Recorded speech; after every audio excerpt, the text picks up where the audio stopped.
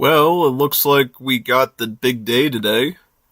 People were starting to actually ping me in Discord of when I was going to start casting up this tournament from Nathan, the 2026 championship for Wars of Liberty. I said, it's kind of funny you start shaking me up today to get this thing done, and it's like, I literally planned on doing it today, so here we go.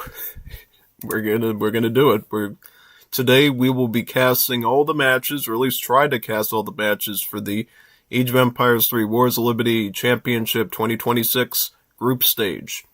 So what is a group stage? Well, if you were around during the PK tournament from last year for Definitive Edition, the group stage is the sort of the preliminary step where everybody engages in like a 4-way round robin to determine who goes into the actual bracket. Yeah, so we're going to get to look at all of those matches. Now, I don't know if we'll get through them all in 12 hours. With PK tournament, as you know, it took like multiple weeks to do that. So if that happens, that's fine. And I did not count my matches as well, just so we can maybe cross the threshold again and done today. But, if we need to take into another week, that'd be totally fine too. We'll try our best. Hopefully you enjoy the matches. They're good. Everybody's fighting everyone, basically, in a best out of 3. And people submit a ton of files onto the website. Yeah, see, that's the thing that scared me today this week. I was wondering, hey, I didn't download these earlier. I hope that he set up a place that I could grab them later. Yeah, pretty much. So, good news is he did create a separate tab to put all the files in. So, yeah, I was able to find them again. Isn't that wonderful? Yeah, because we wouldn't be able to have today without that, trust me. I would only be talking about like maybe 2 of my games, and then we'd, be doing weird bull stuff, but because he set up the site properly, the stream is saved. Very good. So, yeah, we're going to go through each of the best out of 3s. Lot of stuff, treat it just like the PK tournament. Not everybody's going to be skilled against everyone, since this is sort of the knockout round, where you're separating the wheat from the chaff, the skilled from the noobs. This is kind of what this stage of the tournament's all about. So if you see a match and you're like, why would you pair up somebody with that? And I'm like, yeah, that's kind of what this phase of the tournament's about. So after this phase, that's when you get into like the real sort of, matchup stuff, where the seed starts to really match with each other. You know what I mean? The seeding of the players, as it's called. So, yeah, absolutely. Unequivocally. So, yeah. I'm just sharing the stream with some Discord servers. It's kind of what I should do, since this is kind of an official Wars Liberty event. It's not just a regular stream. This is like tournament coverage. So, we want every Bob, Tom, and Dixie, and Jimmy, and whatever here for it. So, yeah. I'm going to put a special symbol on it so people know to show up.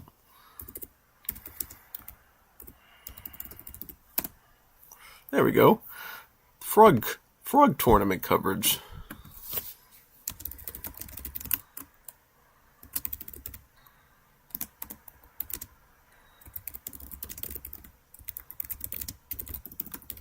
There we go.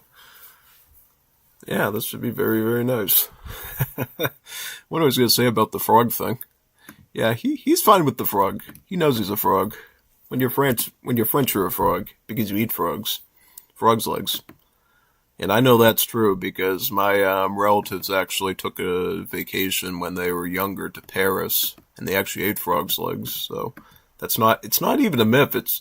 I believe some cartoons from back then even referenced the frog's legs eating in France, but yeah, no, they actually ate frog's legs, and they said they actually tasted good. Tasted like chicken, like a chicken tender or a chicken nugget. Yeah, so they're actually not bad either. It's very similar to crocodile meat. I heard alligator meat. Alligator meat is basically like chicken, but it has a bit of a fishiness to it. So if you want an alternative to chicken, I guess alligator or frog is on the list. Probably, you know what that probably is too. It's probably because we're all somewhat similar species of vertebrae.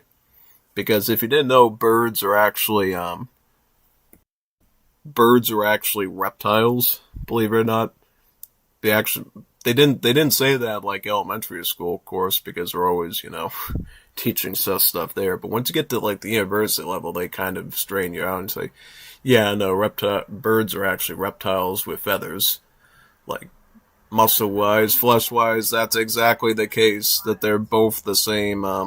They're both part of the same class of vertebrae, and that's probably why they both taste like chicken, because they both probably have similar protein structures in their cells that make them, taste like, chicken, between an alligator and a snake and a well, I don't know, snake. I think you can eat some snakes, but you can't eat them all because of the venom sac inside of them. But I don't know, actually. That's a good question. I don't even know the question that. It's kind of, because I know skunks, for instance, you'd think that they would be smelly all over when you deal with them, but it's just that one, special sac that produces the spray that's the problem, but the rest of the skunk is totally fine. But, yeah, interesting biology stuff if you ever want to study it, I guess. Yeah, and a lot of people do. It's a very interesting field to get into if you know what you're doing. Totally. Oh, wait a minute, I didn't put my stream on Big Sopranos server yesterday. What am I doing? Should probably put it up there in case anyone wants to see Scotland and Romania. Yeah, if you weren't around yesterday, we were actually looking at a new version of Age of the World that only me and I believe a handful of other people possess. That being the Age of the World team, and then I think Iron Kaiser was in the channel as well, so he might do some stuff about, but if he doesn't, then probably the only place in the land that's doing it right now. Basically, Katos completed his Romania civ that he was planning for a long time. He replaced Poland with Scotland, because obviously the official AOE3 team kind of tried to steal his thunder away with the Polish and say, no, we're going to do the Polish. You can sit down now. And he at that point he was like, you know what? If you're gonna do Polish, I'm gonna do Scottish, because you gave me plenty of Scottish material to work with. Now you gave me the bagpiper, the clinker, the lowlander. Gave him plenty of stuff to work with for the Scottish, actually. So he's like, you know what? I think he adapted some things he was gonna do for the Polish into the Scots, and then he just added all the Scottish assets. There was like one weird, eerie thing, though. The bagpiper doesn't make any sound because of some bug or something.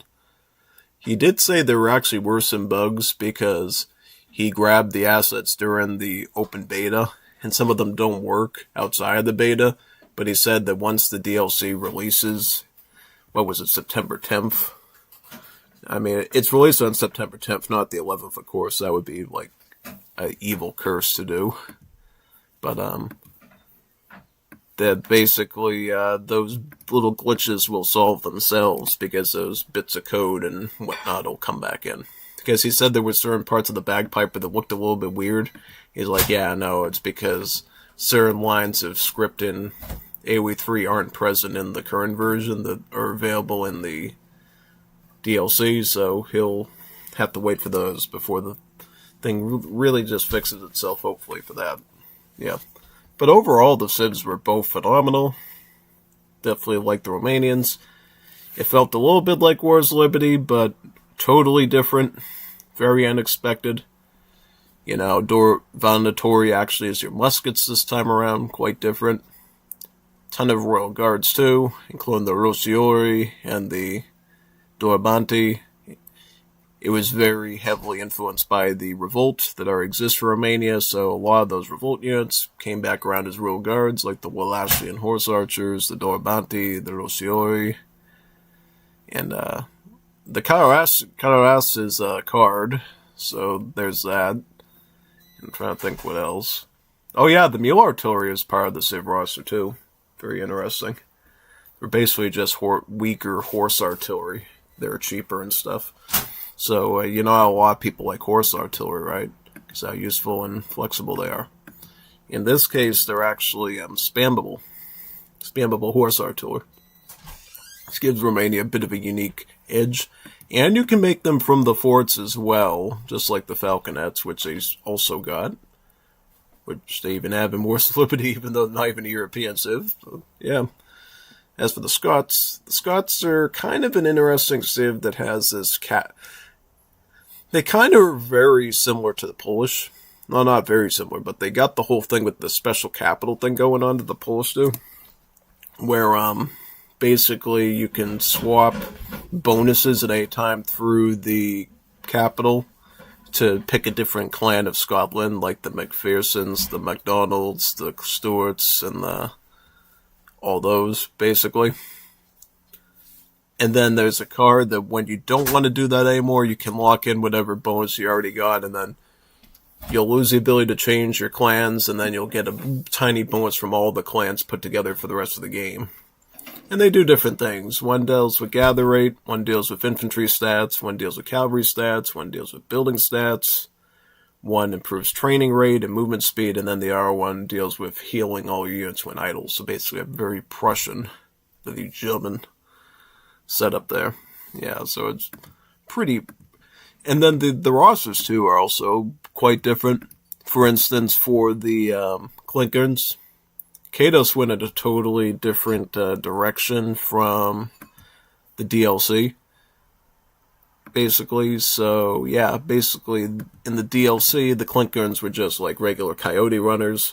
Here, these Clinkerns were still shock infantry, but they have multipliers against cavalry.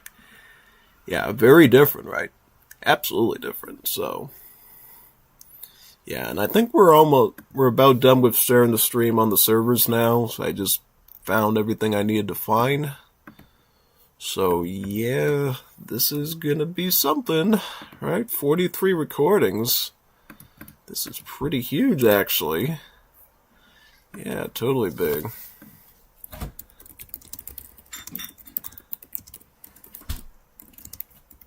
This is gonna be very good.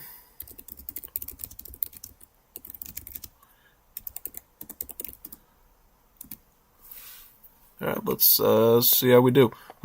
You want me to go from left to right to keep it interesting?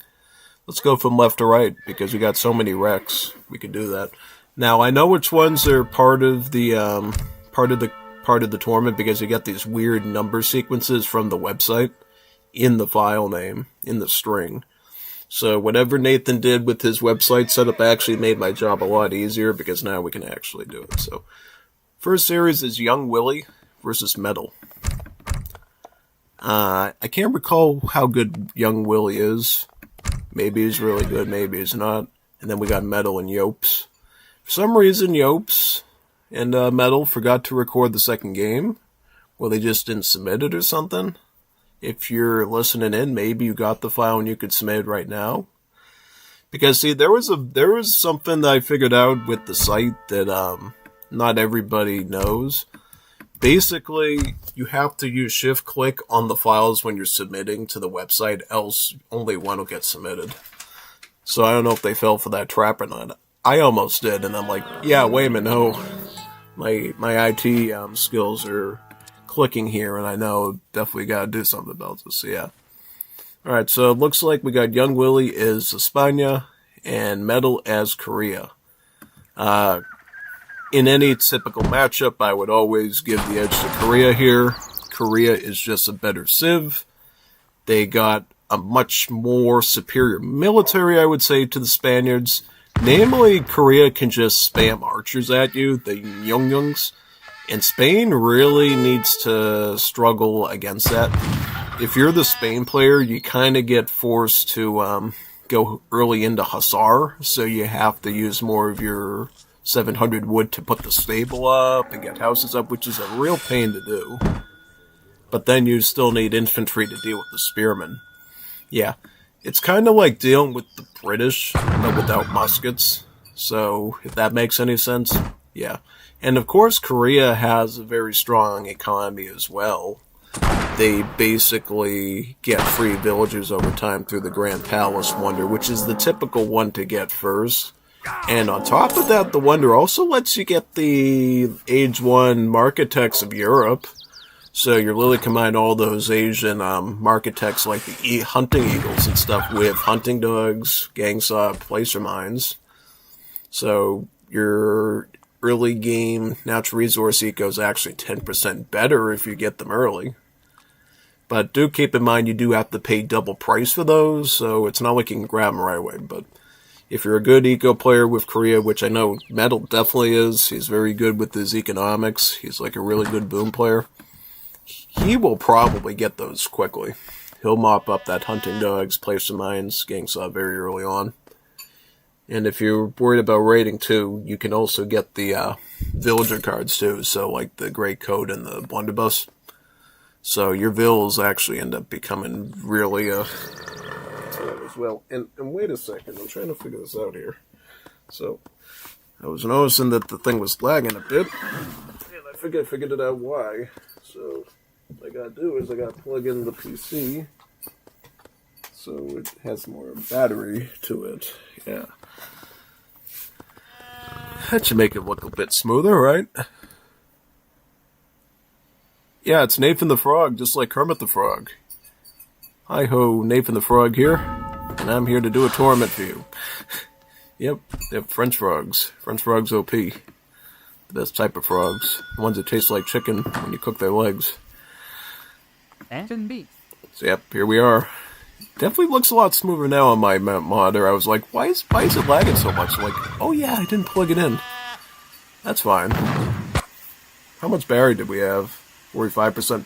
Okay, so we didn't go into save mode yet. Because if it went into battery saving mode, then you would have noticed a significant drop in performance. But yeah, it should look pretty kosher right now. You're seeing everything fine on your screen, right?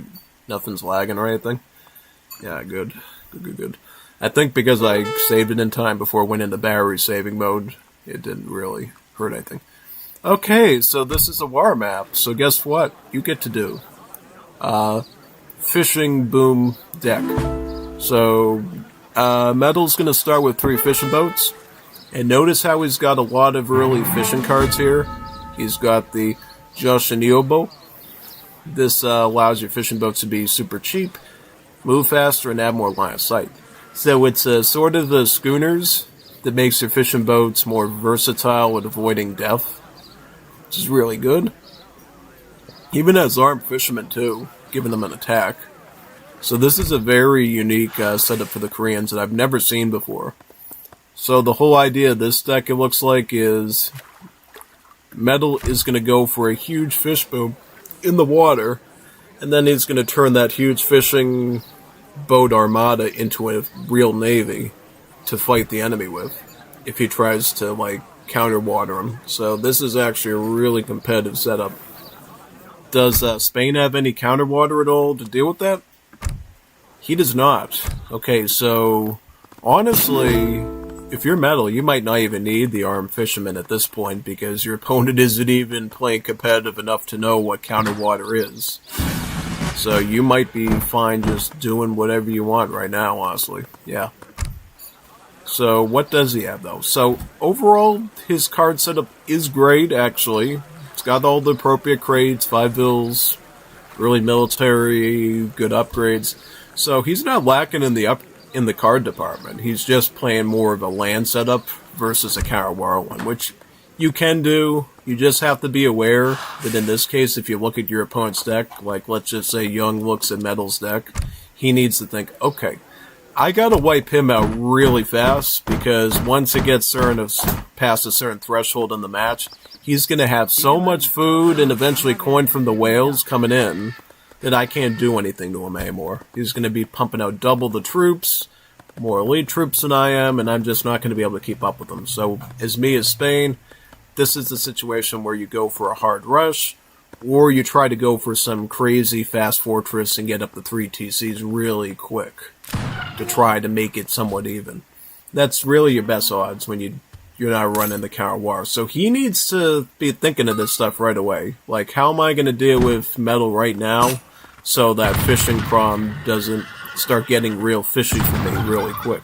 Do I, like, rush him to death at the start, or do I go for some attempted fast fortress, 3 town center setup to try to at least keep my villager numbers equal to whatever fish that he's doing? Yep.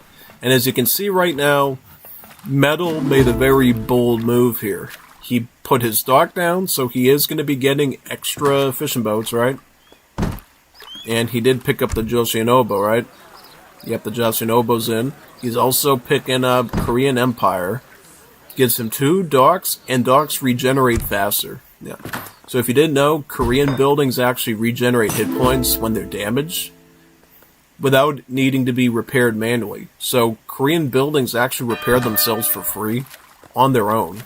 This card will allow the docks to heal themselves even faster. It's a very powerful counter water card. So if somebody's going counter water on you with the boat shipment and they attack your docks and you survive, you can regenerate those docks really quickly and be able to take the next wave very easily. Because one of the main things the docks does for your navy, it allows you to garrison the boats inside, and then the docks will shoot at the enemy naval craft. So pretty much regenerating your docks quickly is a great way to say, you know what, you're not knocking my fishing fleet out of the water. It's staying around for a little while, and we're going to be coming out again. So that's very good. And then by putting down the Hwasong Fortress Wonder here, this fort's going to be shooting at those boats too.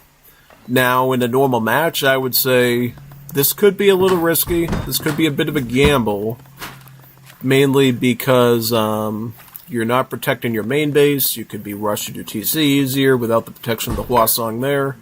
But yeah. And another thing too, you know why he went with this other wonder instead of the Grand Palace? It's because on Florida, you get a European market in your base. So that means he actually gets all those double price European market techs I told you about from the Wonder from this market. Because this proto unit, the European market, has those techs locked onto it. So he's got a bit of a cheat sheet where he doesn't even need the Wonder to get those techs just because of the map they're on. That's a lot of RNG right there in his favor. So it was pretty obvious at that point why he's going with that at this stage. And look at this. 3 queues of fishing ships. This is huge. This is very significant. Being able to have 3 queues of fishing boats at the same time. This is a deadly boom here. Spain does not have a lot of time to try to counter something like this. But he's going to need to get some army out quickly. Does he have any army right now? Yep, he's got some line infantry here. That was a shipment. He hasn't even started training units yet. Does he have pop yet? He needs a house.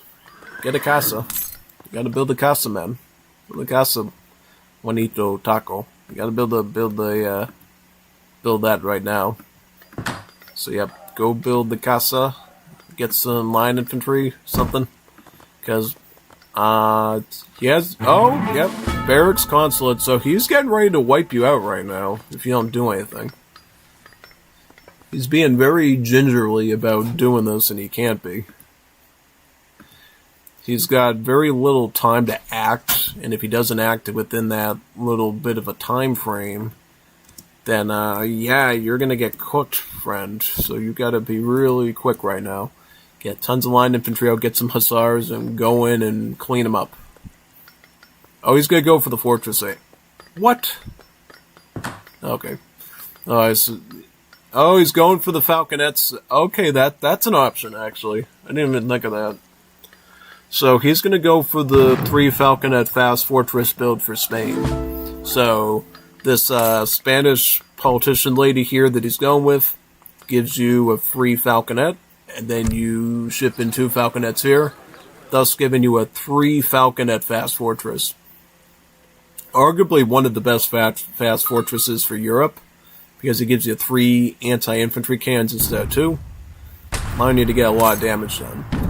However, you're still dealing with these archers, and they do have an insane rate of fire and good range.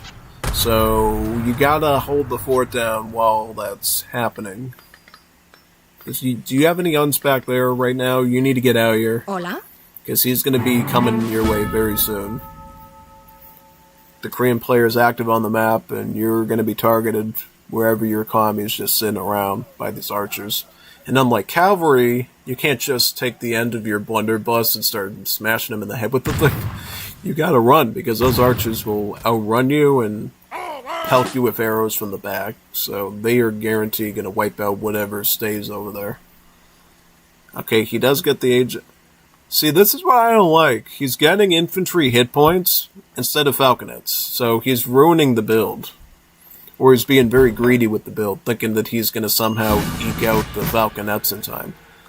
I get that you're Spain and you get extra XP early and stuff, but come on, man, you can't gamble it that much. Because you're going to have one falconet to deal with all this, and it's not going to work. You're actually undercutting yourself bigly, when you could be clearly getting ahead. Because 3 falconets would scare him off. 1 is not going to do anything. 1 might take out a few archers. Yeah, see, he's going to get like 1 shot and maybe a couple. As soon as he gets enough spearmen, he's going to bum rush your can, and then you're dead. So you're opening yourself up to a weakness right now. See, this is the problem, and he's not microing the artillery either. He's giving him enough time to eat up his protective units. So that way, these little bit of spearmen could actually do it. I would honestly defend until I get that falconet. I mean, I'd be defensive around my base until you get the falconet shipment in. Please tell me that's what you're getting. If not, at least get the cuirassiers. But definitely the falconet should be at the top of your list. Also pick up veteran. You got a... Whoa! No, don't do that. No, absolutely not. Don't do that. No, absolutely not. See, you need the falconets, because the falconets are long range and they can punish these archers. If you're going to go for a cavalry solution like Hussar or Cuirassier, you need to get a big mass, and you don't even have food for that right now. You got no comida at all. Don't ever think that that's going to work. You're setting yourself up to fail doing that. You do not want to do that. You go for the 2 falconets with the one you already got, mind you, so that way you actually got a superior artillery force, and then you drive them back and use the line infantry as protective units, keeping the line infantry right up against the cannon, so if his archers come forward to hit the infantry, the cannons will just blast them backwards. Now, you have to use your units properly to back each other up. Right, cavalry is a big investment, and you don't have the resources to afford that, so don't even try to afford that. He's picking up seed drill now. Alright, so he's trying to get food. I mean, honestly, if you did some... Does he know what's on his map? Okay, so he knows there's turkeys here, and he's not utilizing them. I was going to say maybe he didn't scout that, but no, he knows that they're there, and he's refraining from using the hunt, and he's going with farming instead. Big no-no as well. Okay, your falconet's gone, and he's going with 5 hussars. 5 hussars. Now, tell me what the problem is with that. The problem with that is that he's got spearmen, and these will clean those up quickly. Right? I mean, in this situation, if you were going to go stable units, you should at least get cuirassiers, at least get assault, because assault has hand armor against these spearmen. That should be like the bare minimum for you, is to get cuirassiers. Don't go scout, because scout will die to spearmen, assault will tank them and beat the archers with enough micro. I mean, I think honestly Mel's being pretty generous with them too. He could be in his base a lot quicker. I think he's just trying to see if he's going to respond at all. Seeing if he can come up with anything, personally. Okay. And again, these aren't even veteran hussars. This is what I don't like. He basically went Fortress Age, and he barely even capped on Fortress Age at all. No Townsair Boom, no double falconet shipment, no cuirassiers, no upgrades. Why did you go to Fortress Age if you were going to do this? You should have went with Plan 1 then, where you just mass up in Age 2, get a ton of infantry, get a ton of hussars. Then that would be fine, because then you would have the floating 1,200 food, 1,000 coin to make extra hussars and infantry out of 2 barracks, and then you could potentially contest it. Would be risky, and I think I would still not like that, but at least then you're working with something. Because you could, in theory, get the line infantry to hit some of the spears and then smother the hussars around the archers. But what you did here was you drained yourself of resources to go to an age of better stuff, and you didn't even make the better stuff. Now you're going to die for that now.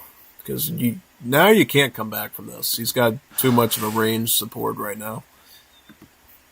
Yeah, he's got a little bit of spearman, but that's still enough to guard against most of the Hussar threat, especially if you don't know how to micro around that, which you're probably going to struggle with here. Skin refridge. Okay, so he's switching into Yung. Alright. Now that's scary because even if you did go Cuirassier now you would still be dead. Because the Myungyungs are heavy infantry that actually do range multipliers against assault class.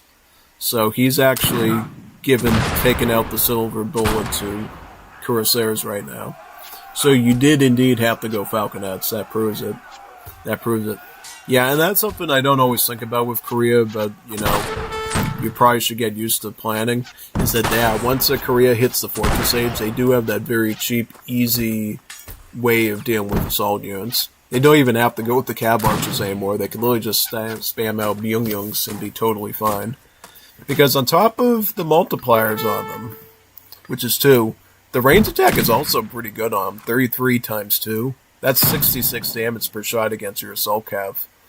And considering Cav has HP similar to this, doesn't take a lot of bullets to actually eat through them.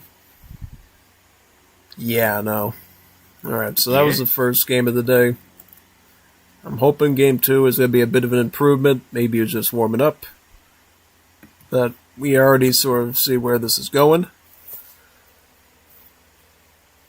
Metal, on the other hand, had a pretty solid build. Armed fishermen fish boom with Koreans. That's something I never seen before. That I was very impressed to look at, for sure. And honestly, if this guy was playing Greeks or something, I think Metal would have cooked him. Like if somebody actually goes Greeks with the free fishing boats, and that's Metal's response to that, he's actually in really good shape to fight him with that, Because he'll just turn all his fishermen into the armed fishermen, and they'll start shooting all his fishing boats. The only problem with Greeks, though, of course, is that they can turn them into the Pyrons and then try to blow his fishing ships up, kamikaze style. So, yeah, that's the one thing about that. But definitely in any other fish boom instance like Portuguese, that Korean build is gonna guaranteed pull off some sort of a win. I like how Jeff's pinging Gormistan and Bondar to do their series for my tournament. We definitely got to keep that rolling as well. Because Chorizo's going to be banking on doing his when we're all set to do ours now. So, yeah, Bondar and Gormistan, if you... Well, they have done their series. They just haven't contacted Jeff yet. So I have to hammer it into him to do that. Gormistan might generally be busy doing work stuff. I know Bondar is definitely more available, though. But that's the thing, though. I don't know who won that series yet because we didn't watch it yet. So I don't know. I would think that Gormistan won that series, but I don't know 100%. So if that's the case, we might be a little cooked. Because then, what are we going to do for the rest of the tournament if Gormistan's out to lunch for God knows how long? That could be a problem, too. So, yeah. Alright, so Young Willie goes Russians, and Metal goes Chinese. This is an easy win for Metal. Few reasons. First reason that's unique to Metal, this is actually his main civ. This is Metal's main civ here, Chinese. I remember how we used to say back in the day his main civ was Argentina. No, it's actually Chinese. He's like the best Chinese player I believe we have right now. Besides, kind of on par with Gormistan's Chinese, actually, so this is going to be a fatal Chinese encounter for Jung. This is going to end rather quickly, I guarantee you. This is going to be a quick death. Quick, painless death for Jung. He's going to just get hit with a wave of units, and he's not going to know what to do. Yeah. Especially Russians. I don't think the Russian Civ has the capacity to deal with a Chinese swarm. Maybe in TAD it would be fine, but not in Wars Liberty. Wars Liberty Chinese gets a lot of better units, especially out of the consulate, and it's a very, very, very fatal setup. Yeah, totally. So, this is going to be interesting, to say the least, but we'll see what happens. Yeah. So, yep. Let's see how Metal pulls it off. Should be pretty fun. Okay, let's see here. Trade Empire. That is a very solid option for Chinese. Essentially, it gives you a trading post rickshaw, so you get a free trading post. Plus, it acts like advanced trading post, making it so that your other ones are cheaper, too. Yeah, and it makes them stronger. So, this is a great card for this map, the High Plains, because the High Plains, as you know, has about 5 trading posts on a route. One after another after another. Yeah. Should be pretty fun. Very fun. Okay, so now let's see what Russia's doing. One thing to note about Russians in Wars of Libya is they actually do train their settlers the normal way, one bill at a time. So they don't have the block training settler thing, which, honestly makes their setup a lot easier. Honestly, makes it a lot easier to do. So yeah, it should be pretty good. What age up the Artisan? That's a 400 wood quartermaster equivalent. Whereas Metal's going to go Summer Palace, right? When he does age up. Yeah, I would assume he's going to go Summer Palace. No reason to, unless he has some fancy build with the White Pagoda, he's probably going to go Summer Palace. So let's see how that looks in real time. RTC. Alright. Okay, he's not chopping any wood right now, right? Yeah. Another little tidbit too for Chinese in Wars of Libya, just so you know. It is pretty common for a Chinese player to chop wood very vigorously in the transition, because what you can do is, for the Chinese in Wars of Libya in particular, they get this cool sit bonus where every village, and I believe Town Center gives you a free villager when you age up. So if you can get like 2 or 3 villages rather than just one, it's effectively covering almost like a 3 settler card. So that is something we might see here. Also, he's leveraging the Boxer Rebellion card too. That's a great card to have. You know why? Because this will allow him to train Jungs that don't lose hit points. Yeah. What are Jungs? Jungs are a specialty militia unit that you can train from these villages. They're not quite like Minutemen because they don't have multipliers or malices or anything. They're just like a straight up spammable, weak, trashy, squishy, spongy unit that you can train. They're like a range infantry. And they don't cost population either, which is super cool. Super cool. They don't cost population, so honestly, you could just be making full Villigo and just be able to start with those and not have to worry about putting down the second village. Very cool, right? Yeah.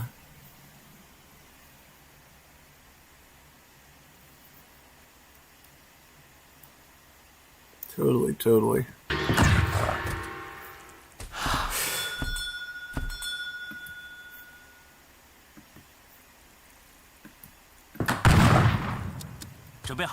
Okay, looks like you're gonna hunt the bison there. Very good. Okay, 700 coins, 700 wood. Very good. So that's looking to be a fast fortress there for Metal.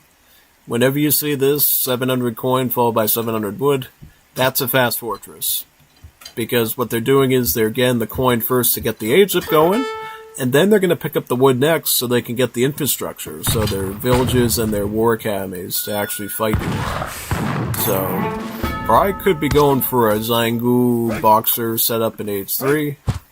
It's totally strong. Can back it up with these big beefy shipments of 16 Boxers, 10 Zangu, Meteor Hammers, or even the Hand Mortars. He also has the Xiang Army option. I wonder why we never see Kanzus here, Kanzu Braves, the Chinese Muslims. The Chinese Muslims are actually really good.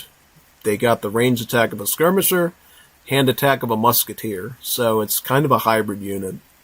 We never see them for some reason. I love incorporating them when I can because they can often be a very flexible unit, but the shipments can cost a bit of food, so you do need have some decent pork fried rice in your back pocket to afford it. Pork fried rice, yeah.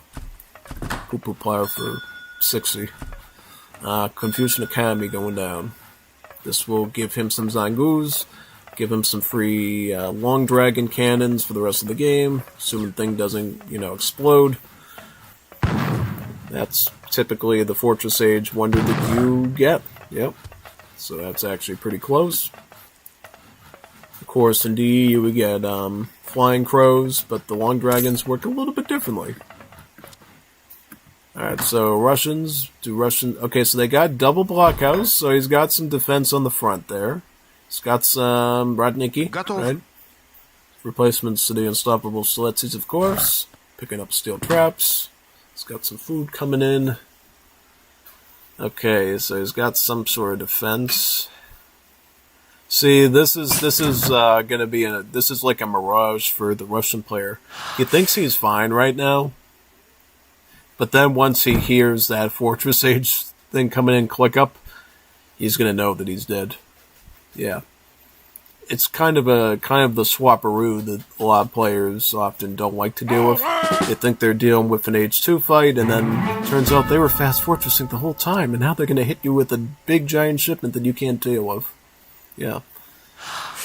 Because he is massing okay. I mean, he's gotten some decent numbers, but yeah.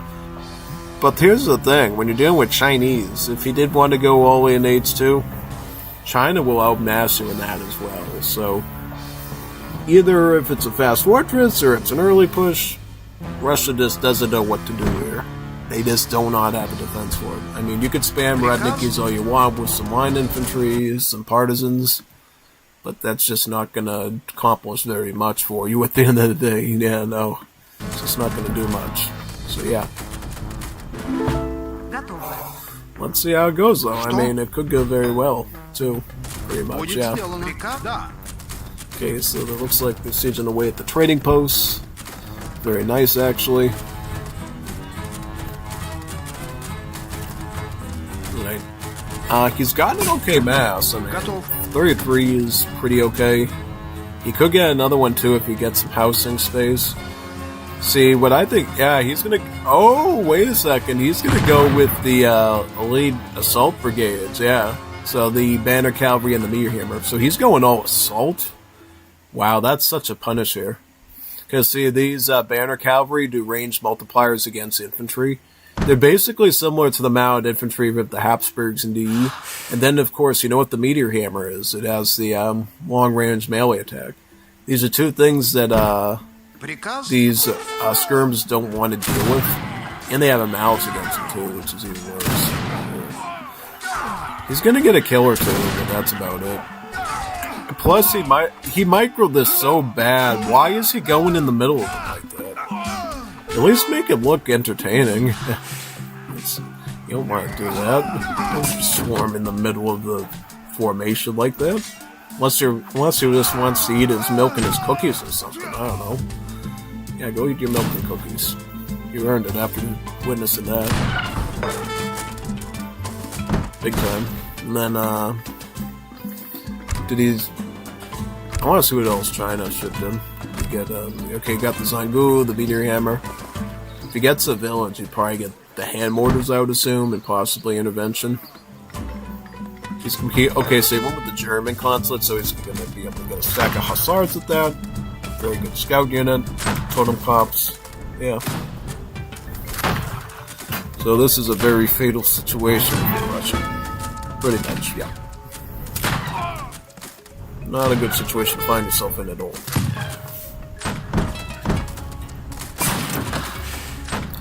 Okay, repelling volleys coming in now, too. This will make them absolutely lethal against the line infantry, because they'll get that counter-infantry rifling multiplier on top of their current damage output as well.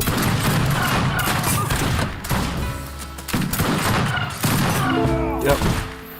The one good thing for Russia, though, is they get the Russian winter bonus in this mod. So look at the little snowflakes under the units here, these little snowy flakes. This means that these units are actually slower once they kill a Russian building for so many seconds, which makes it harder for enemies to advance into Russian bases if they have to siege stuff.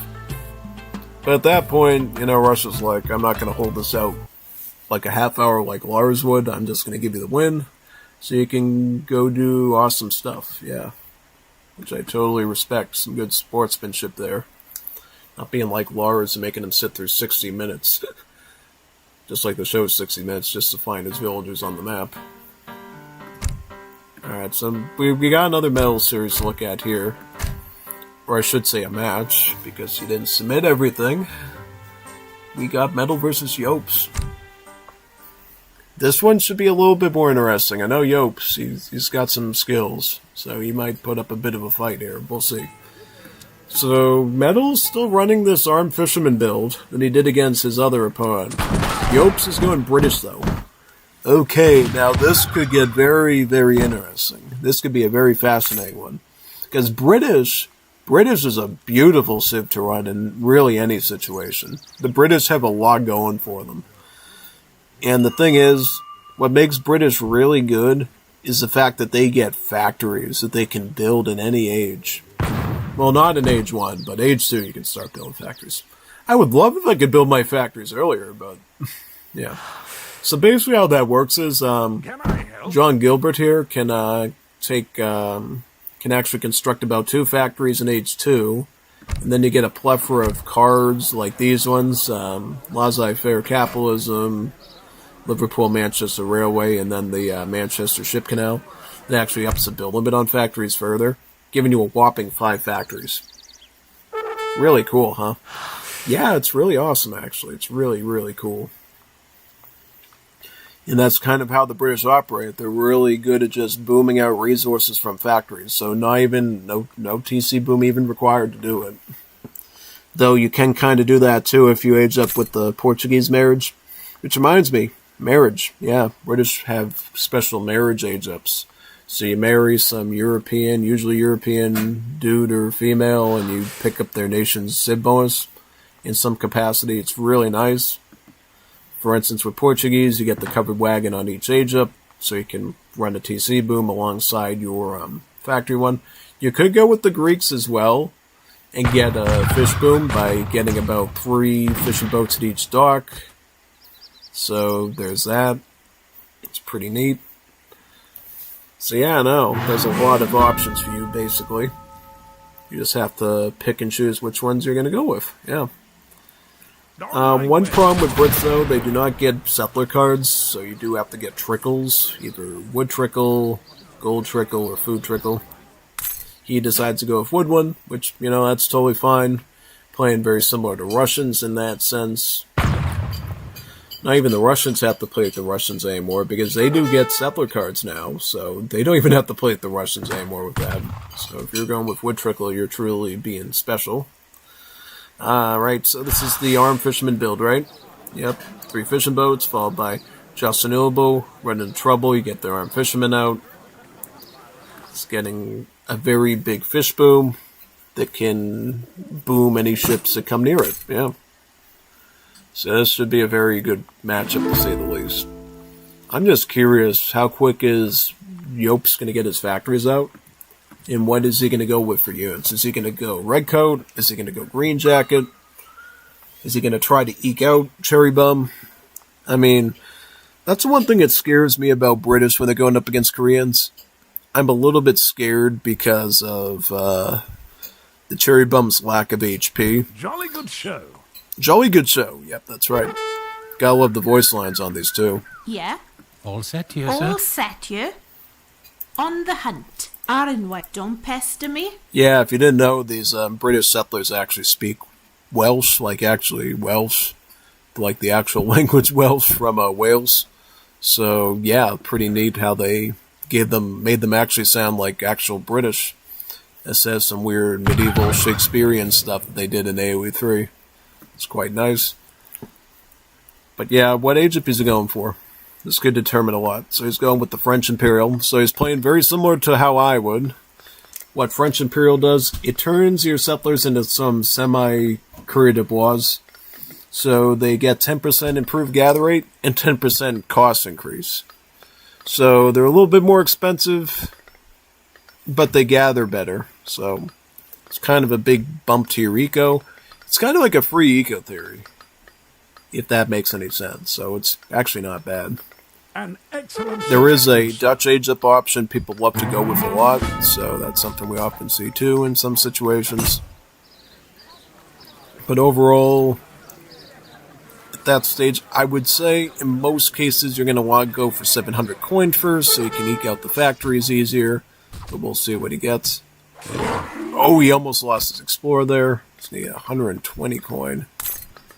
Beautiful. Alright, so he should be able to get his first factory right away, which he should do. I mean, at this stage, he could even get like 700 wood. Focus on the infrastructure, because it's obvious his coin is pretty well stacked right now. Just so he can get his barracks down time and, prepare. Because, Korea's going to be on your tail really quick once they get their stuff going. Okay, he gets frontier defenses. Okay, so he's going to play defensive. He's getting a factory. Great. Frontier defenses is a very interesting choice. Essentially, it's about a 500 wood value, because outposts cost about 250 wood. But they come in as wagons, which means you don't actually have to lose villager seconds to build them, and they come out very quickly. So, yeah. I mean, I could totally justify going with frontier defenses in this situation, because you don't know how hard the Korean player is going to push into your base. So, having a bit of early defense, kind of a good idea. And since you're already bumping your eco up anyways with the factory, you may as well try to figure out your defenses too. Because one of the things that can be very scary for a British player is somebody that takes their spearmen and they go right up against your factory and try to burn one of those down. Losing your factory is just like so dangerous as the Brits. It's so fatal to lose your factory as a British. It's like utterly insane.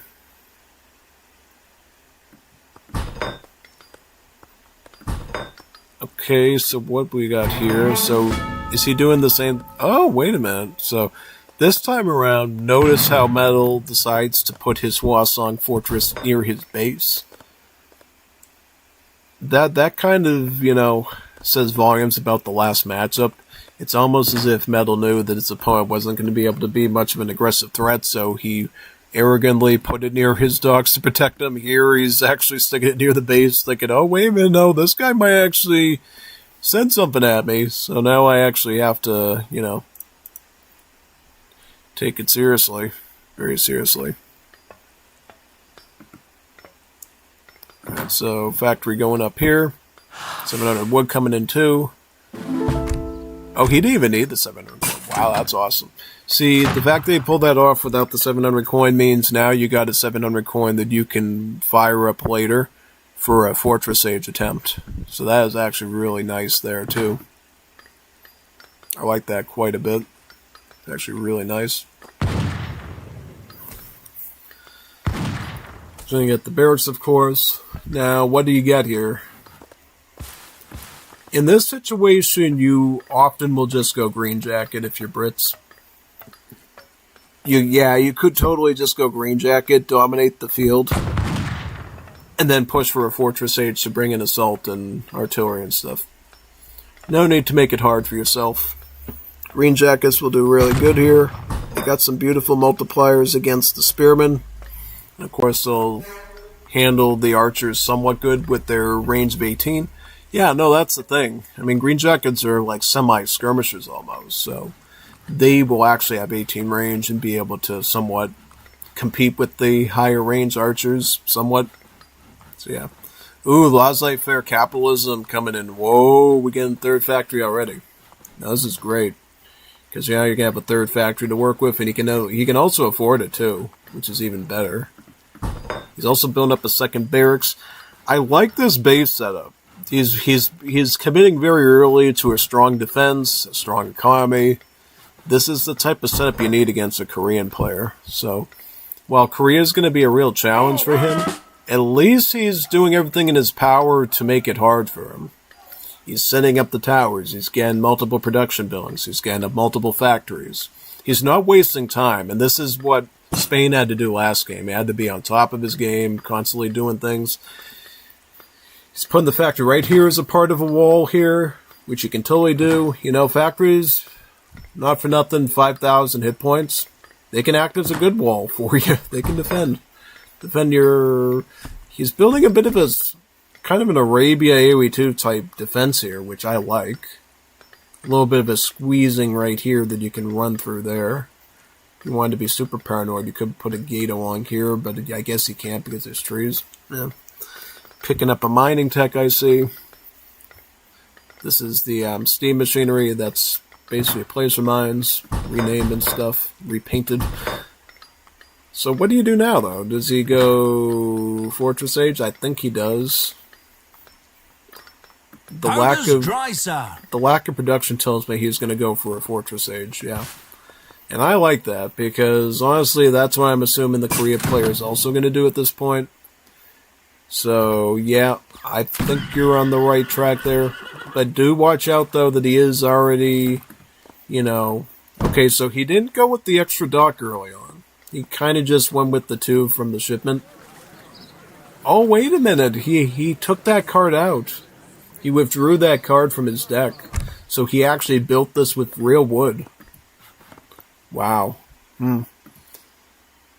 Maybe he felt like it wasn't necessary anymore when he was looking through his stuff. That's possible. Maybe he felt like it was not worth getting a 400 wood value card with fast regeneration, and he thought, you know what, I'm fine with building them on my own. But that's the thing, though. You don't just have to consider that fact. It's also the fact that the wagons will build it for you, too, and do it quickly. So I would say, you do you. If you think you can take advantage of those 2 dogs, keep them. If not, then I guess just build them on your own. Okay, aging up with the Portuguese, right? Yep, Infanta del Portugal. That's great. He's going to get a free covered wagon with each age up, including the Imperial Age, too. And then when you get to the Imperial Age one, your TC build limit goes up to 4. Just like the Portuguese Civ. So, honestly, British actually playing really good right now. He's doing everything right. Getting the factories, getting the Portuguese age up with the multiple town centers, getting the right unit, the green jacket here with a couple of red coats mixed in. This is exactly what the doctor ordered. This is what I would do in this situation. Or at least what I would hope I would do. Knowing me, I'd probably try something dumb and crazy, but if I had my better judgment, this is what I would probably try. Okay, so what does he get now? So, he is going to go with Falconets. Okay, so I'm going to give you a bit of a lesson here about British. Something I suggest, you don't have to do it, but I would strongly recommend you do it if you haven't. There's a card called the Victoria Cross that you can get in Age 3. You ship the card, and then it gives you 2 shipments back. If you're in this sort of a cushy position right now, you could absolutely send that, and then you would have 2 cards to send. So you could get the Falconets, and you could get a fort or a factory. All together. You would be getting multiple things done at once. It'd be like super multitasking. But it's okay not to go with it if you're fine without it. But I think it's one of the better cards that the British possess that's unique to them. Just so you have all the options on your table. But if you want to just run this and you're okay with it, go for it. Okay, so he's got the Falconets. He's got them hitting into the Spearmen. That's smart. Hit the Spearmen first, because the Spearmen are going to threaten your factory. And the factory is the heart of what makes your economy boom as the Brits. So losing a factory is very bad. Now, you can, of course, rebuild them, but who wants to pay 200 wood and 400 coin for that? So, good for you. Now, his coin economy is so good, he can get Schutzen. The Schutzen are equivalent to Jaegers, by the way, the Hessian Schutzen. So the Schutzen will actually be a really good complement to these green jackets. Beautiful one, actually. I'm just trying to see if Korea's actually aged up right now. No, they're not. So right now, you could actually go for a push. You know why? Because Koreans do not get scout cavalry in Age 2. They get maneuver units, so they get the dragoons. So, in that sense, you could push it now and get a huge advantage. Now, I would say be careful because of your lack of redcoats, so if he does get to Fortress Age, you could get surprised and jumped. So be careful of that. Also, you gotta look after your resources. It looks like you're floating a ton of coin, but have nothing else right now. So, unless you want to get a tavern, it looks like he's going with the foundry, so he might be doing this on purpose to get falconets of some kind. They're called foot artillery in this mod. Maybe he's doing that. Okay, so, yeah. I mean, honestly, I'm fine with you just sitting there at this stage, because right now I don't think he quite has the army needed to do anything, so, yeah. Okay. But watch out, he is massing up, though, so you gotta roll with the punches and do the same. He's gonna be going with falconets, right? He's getting 2 of them. Conceivably, he could get a 5th one. 5 falconets would be beautiful against these archers, with a bit of infantry protecting them, including these durable Schutzen. It's actually really great. Yeah, he is gonna get that 3rd falconet out. If he had another house, he could have possibly gotten a 4th one, gotten like 6 falconets. He saw the archers and he's going to respond to them now. Now, does he take any losses here? I mean, he could, conceivably. Okay, he's going to lose like maybe 1. But he responded very quickly, so that's all he's going to have to deal with. Alright, so we got 5 falconets here. This is a huge threat to archers, so yeah. But the thing is, though, Korean archers have such a big range, pool 22 range, that they can sort of get away from this. See that? Look at that. Nice. By the time it takes to go from limber mode to bombard mode, the archers can already leave. So, in that sense, if you're British, you either play passively and defend, hold the line, or you go right for their base and force them to pick a fight with you. Because he can avoid fights as much as he wants as Koreans. He can just keep running away with his little archers and, scurrying along. And he's just going to stall you out more doing that, so don't fall for that trap. Okay, so now he's going to get the Hacienda Temple. Alright, the Hacienda Temple is the Korean wonder that gives you special techs. Also gives you XP crates, too. Now, the text that the building contains is all sorts of stuff. Everything from improved gather rate for rice paddies, the ability to see all trees on the map, the fog of war of all trees on the map, one that improves the attack of your artillery, one that improves your navy, one that improves your, actually 2 that improves your training rate, one that improves the armor on your infantry, one that improves hit points of all your units, one that improves your cav archers. It's a huge variety of techs. And there's even more of them, too, that I'd even mention. So, this is like a big, mega capital arsenal type building that gives you a lot of stuff. Of course, taking it out, though, kind of removes those techs from your access, right? So you can't get any of them. While it's not necessarily fatal, it is going to cause him some problems, yeah. Because he will... Oh, watch out, watch out, watch out. Oh, spearman. Ooh, okay, good though, okay. Alright. Annoying. I think if you played more defensively, you could have avoided that. Oh, but watch out. Get some. Okay, he chooses to get the spearman out. Good, okay, you're clean. Now you gotta hit the archers. Oh, he's got hwachas. He's got the Kim Jong-un rocket thingies. Ooh, no. That's annoying. See, I don't like the hwachas. The hwachas are gonna give him a lot of problems. Oh, man. Oh, he gets one of them, but he doesn't get the other one. I think he's gonna try to gambit and get the other one down. Okay, cool. Do it if you can, but no, he doesn't have enough for it. Okay. So, these changed the fight entirely. Namely because they're basically a machine gun that does crush damage, and it has multipliers against cavalry, too. If you didn't know, machine guns in Wars of Liberty actually do multiplier damage to cavalry. Because that's kind of the way they function in actual wars, where they were able to stop cavalry charges really effectively when you had enough of them. So, yeah, look at these stats. 35 crush damage, 2 splash, 1.5 against heavy infantry, 2 against cavalry, and it shoots out multiple projectiles, I believe like 6 or so. Very, very dangerous. Yeah, very, very dangerous.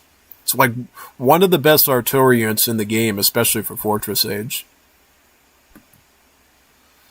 Okay, so he gets a good hit on his archers. Great. But watch out, he's going to be meeting you with more watches too. He's doing Myung-Youngs as well. It's a very early precautionary move by the Korea player, because he knows he might try to pull out some household blues or something. So he's like, yeah, no, I'm going to counter that with my anti-assault. Fort right here. Okay, so you outnumber him in artillery, so if your micro this good, you could do fine. I wish he would hit in the back with these... Okay, he is now, though. Get the watches. Get the watches, man. Get those. Get the watches, you're good. Oh, good. Oh, beautiful. All right. That's really what you had to do, is get rid of the watches. Beautiful shot with that foot artillery. That was a devastating hit. Okay, he loses his artillery, but it's fine. He has won the battle for the most part. Yep, and he could beat out these archers, too, with a couple of Schutzen and Green Jackets. Plus, he's got the fort on his back drop there. He could just get close to that. When the fort comes out, he can scare him off and scurry him along. So that's fine. He's actually doing okay. I mean, for right now, he's holding the fort. He just needs to find an angle where he can excel and then punish him hard and start pushing him back. But this is the preliminary steps of what you need to do to beat Korean. So he's skidding the surface. He's getting there, but he's going to need to do a lot more work to make it actually happen. This is kind of why I wish the Spanish player would have done the last game against Metal. Something more like this. Something well thought out, planned, strategized. This is what you kind of need to go for against something like that. And as far as the rest... Okay, so he does have 4 factory too, right? Or does he not? He can get it, but he just hasn't built it yet. He looks like he's going to build it. Looks like he is going to build that factory. Oh, wait a minute. No, he needs that coin for the artillery. Yeah, that's a bit annoying. He is going to get 2 more towers through the frontier defenses, so he is being very defensive, very cautious about economy and protecting it, which I'm fine with. He also has some good eco stuff, too. He's got gold standard, refridge, textile, so he could get some good late-game eco, which is also good, too. Oddly enough, if he wanted to contest water, he could with the Royal Decree card he has there, because they have a really good tech at that Royal Decree that essentially allows him to have an infinite-sized navy, but it costs population. So if he wanted to, swarm the water with 100 boats, he could if he has the population to maintain them, which is pretty crazy when you think about it. Yeah, he could have an infinite-sized navy, and then he could use siege ships to attack those houses and stuff. But that's really long-term hypothetical. You would realistically never want to have to do something like that, so that's fine. Oh no, he has anti-artillery now. He's got the chung-tungs, those rocket shooting things. Not the chung-tungs. Those will punish your artillery. Ook. Oh wow, he didn't even lose a single cannon to those chung-tungs. That's the one thing about chung-tungs. In small numbers, they're pretty bad, but when you get a lot of them, that's when they start to add up, I find. So, you're very lucky that Korea has some rubbish culverins in that sense. So that's great. Alright, so where are these outposts going to go? So, I'm assuming they're going to cover these hunts in this tree line here. Why are all the turkeys dead? What did you do to the turkeys? Did you blow them up or something? With those rockets? Oh, that's not nice. So much for Thanksgiving. Do they even have turkeys in Florida? I don't know if they have turkeys in Florida. They might have them in northern around Tallahassee, but I don't think they're down in the swamps and the bayous like they're showing here. That's all you would need is having a Disney World lawsuit because a turkey really scratched a kid or something. Most unexpected miracle, I guess. I know they've had gator problems, but not turkey problems. Alright, so more Green Jackets coming in.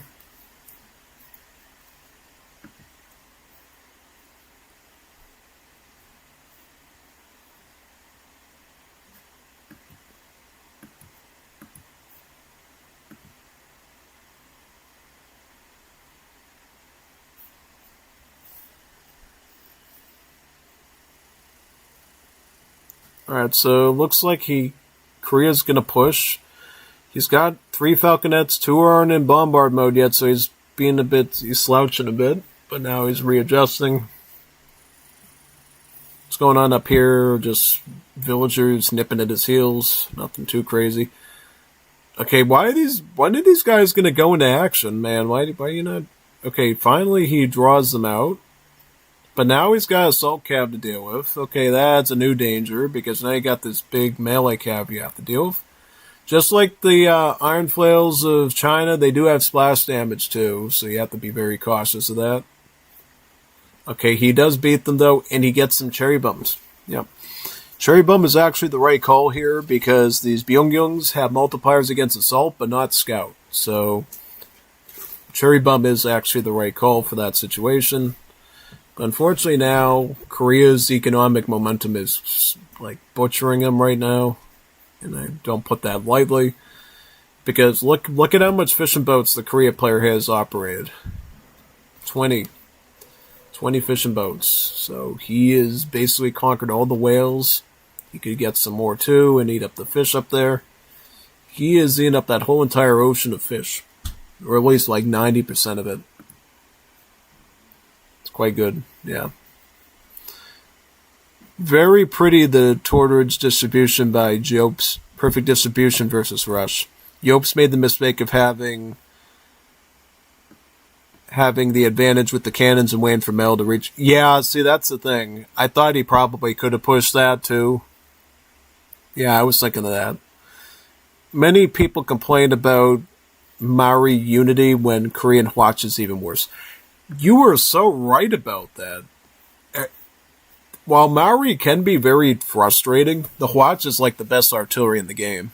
It is. It kills cavalry, it can kill artillery, it can kill infantry, it can kill buildings.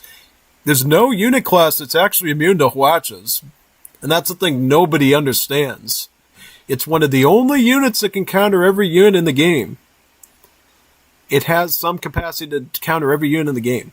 Now, does it counter every unit in the game perfectly? No, but it has the capacity to, if used in a very specific way. The only thing that really threatens the Hwatch is culverins. The only thing that threatens the Hwatch is like culverins and long range like boats off the water, like a Bombarda or a Marder, like shooting them from offshore. That's the only things that the Hwatch has like very little answers against. But even then, if you take all your Hwatches and you run them in the front of like a batch of culverins, you can spray them and kill them too. That's another thing. It's very risky and you'll take losses, but you can do it. Yeah, no. So like, there's very little things you can do about mass Hwatches. Now early on you can deal with them if you're smart, but if you let them get too big, get a big mass of them, then they're a problem. Yeah. Like right now, he could theoretically fight these still. He just needs to know what he's doing. And he needs to be very quick with these household blues. But yeah, the big issue is, of course, is these Hwatches will damage these household blues pretty big if they hit them. So, yeah, I would just spray them. Spray them with the Hwatches. Like, yeah, look how much damage one Hwatch does to this assault unit. It, like, cut down like half of its HP, which is crazy to think about. Yeah, just because its class is a machine gun. Yeah. Totally. I mean, for what it's worth, Korea is actually a bigger threat than Maori, because Korea has a better boom, they got a better military, they got better artillery, they can of course play heavy water like this, just like Maori can. I think they even have better stats on their boats, if I recall. Yeah. If I remember correctly, they have better stats on their boats. Because the way the Korean boats work is, the more military buildings your enemy has, the stronger they become. So their navy is actually somewhat better. Stacks over time, basically. Plus, he's picking up Joseon artillery combat, so Watch is going to gain even more stats.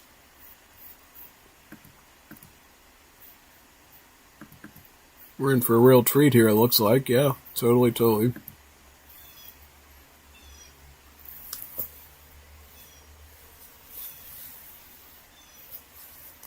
Cherry bums. I guess that's the one good thing for Yopes right now, is that cherry bums actually have an inverse cost, so it's 80 food and 120 coin. So the fact that he's floating corn right now and as well as food actually makes it perfect for cherry bum production. So that's, I guess, the one thing that he can count on here. Also, you're going to want to get veteran. Did he have veteran on these yet? No, you're going to want to get veteran on these too. Because cherry bums don't have a lot of hit points. You gotta upgrade them appropriately, otherwise they're just not gonna work. Alright, is he at least get one Hwacha down? He gets one down. Does he get the next down? Very good.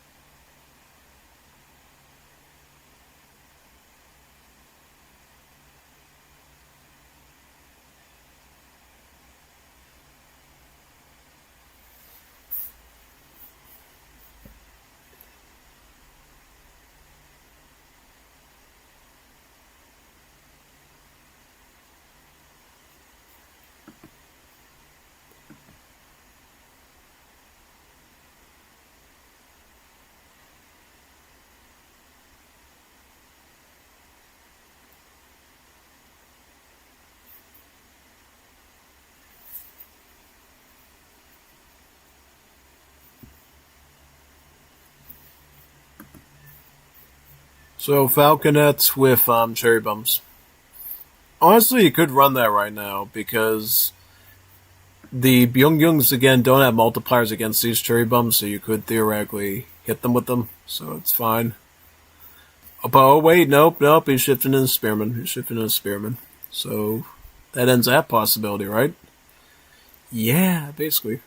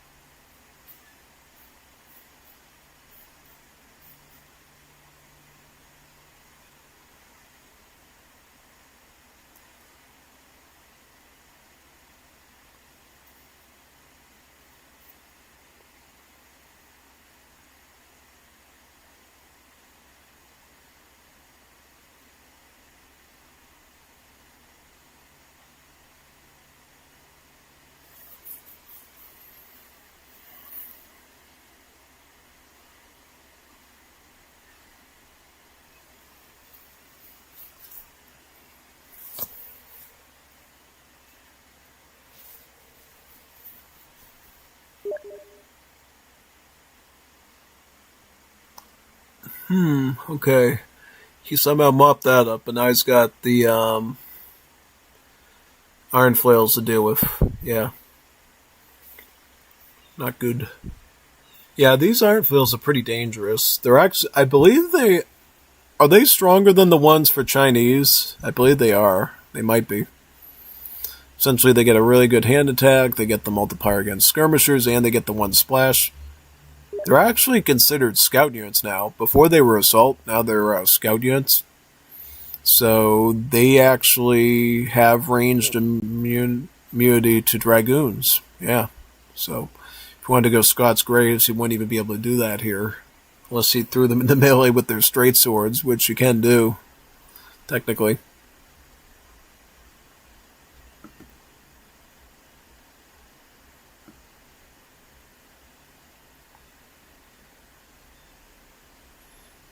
Big boom there. And now we're seeing Yopes picking up those eco cards I was talking about. So the refridge, the gold standard, just trying to get his eco up as much as possible. But still, look at this though. With all that being done, he's still like 100 points behind Metal. 100 points behind Metal. That's very big discrepancy there. Yeah, that's pretty serious. Like, that's like really, really serious, man. When the discrepancy is that big. That's a big gap to be dealing with right there. Yeah, no, it is. It's a huge gap to be dealing with, right? 100% on that one, totally.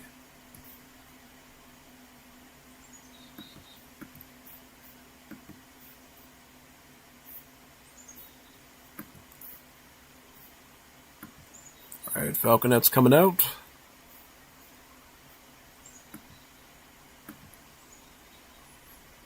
I think the main problem is because, see, now he's 3 TC booming. Once he gets to the point he hits Industrialists, I think you're cooked. Because then he can pick up Flaming Barrage, he can pick up Gung or whatever. That gives his archers more range, and then Flaming Barrage will add a 1 multiplier to the watches, so that they'll actually do multiplier damage to the skirmishers now, yeah. A lot of fancy footwork by Metal there.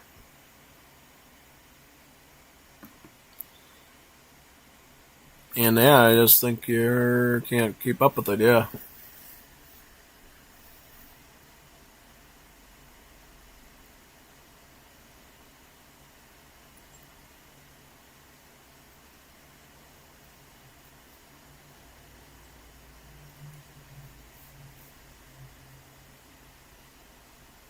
Alright, he's gonna lose a stable, it looks like, too, which is not good. Not the end of the world, I guess. If you can recover ones in the back. So at this stage, it's just green jacket spam, right? Green jacket, green jacket, green jacket. You do need some red coats, though, to deal with the iron flails. Find some space to fit them in. Because if not, then you could run into some serious issues there.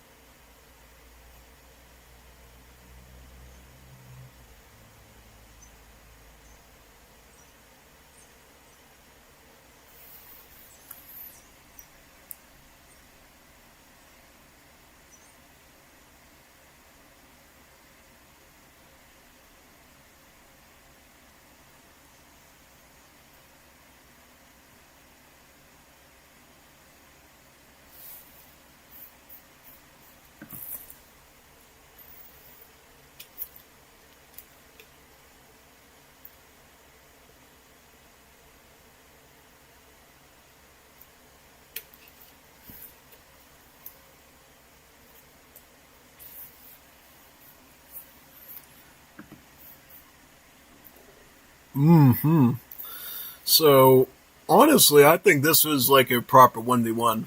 This is like a really good one. This is like the type of 1v1s you want to see in these tournaments. Ones where there's a lot going on, a lot of features being used. This was pretty okay. But it still shows Korean superiority in 1v1. Yeah, no. Korea number 1. Well, they used to be number 1. Probably Korea is still like number 2 or 3. China and possibly Saudis are still probably better. Yeah, probably. Maybe Zulu, I don't know.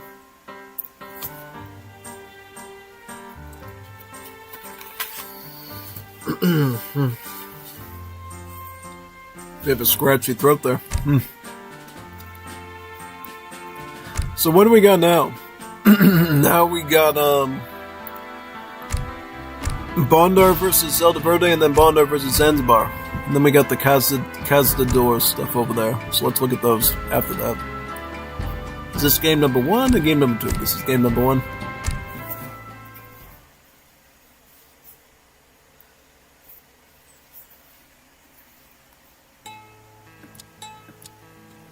Bondar is Chinese. He wanted the lazy way out. And then Zelda Verde is Koreans. Kind of also looking for the laziest way out. Yeah, they decide, you know what, we're not going to play interesting civs, we're just going to play the easy Asian civs and win. Win a nice waifu to take home with. So, there you go. Korea versus China. So, in the past, I would definitely give it to Koreans here, but now, it's a dead even matchup. Korea versus China is like even Steven, basically. They both got their own things that they do well at, and yeah, it really comes down to skill. So if you lose in this matchup, it's totally a skill issue and nothing more. So yeah, that's one good thing. It's one good thing. They're both evenly matched. Now, how did they operate this match? I don't know. I would say for Koreans, your biggest thing would be to get your archers and spearmen out quickly. Try to compete with the Chinese against their banner armies, but who knows? Maybe get that Grand Palace out for extra vills. There's a lot of ways to fry this fish. You could even do what Metal did with the Armed Fisherman setup. That's another option, too. I don't know. I mean, Metal's more of a rush player, so I'm assuming it's going to be more aggro-based. Oh, Gator. Later, Gator. He was biting you. What treasure is that? 105 coin. Don't lose 105 coin to China. See, that's bad. Like, if he lets China get 105 coin, that's like another standard army for free from his war academy. That's very bad. You don't want to give him that free standard army, because then he's going to have extra Nien Riders and True Canoes knocking into your base early. Not great. Not great at all. Or it could work towards his Fast Fortress, too, which is also not good. So, okay, so it looks like Zelda Verde goes 3 vills first, and if he's still around in Age 1 for whatever reason, he does have the Holy Refuge to get the monastery. Now, that's kind of important because churches in Wars of Liberty, much like the 5th edition, trickle UXP. So, there is a reason why he's shipping that in. It's not just for show, it's so he can add Lilligan XP trickle for the rest of the game to bring in more shipments very quickly. So that should be very, very good indeed, yeah.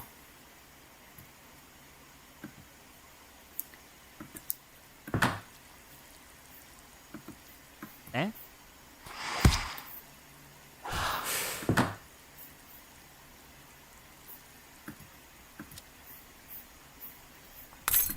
什么？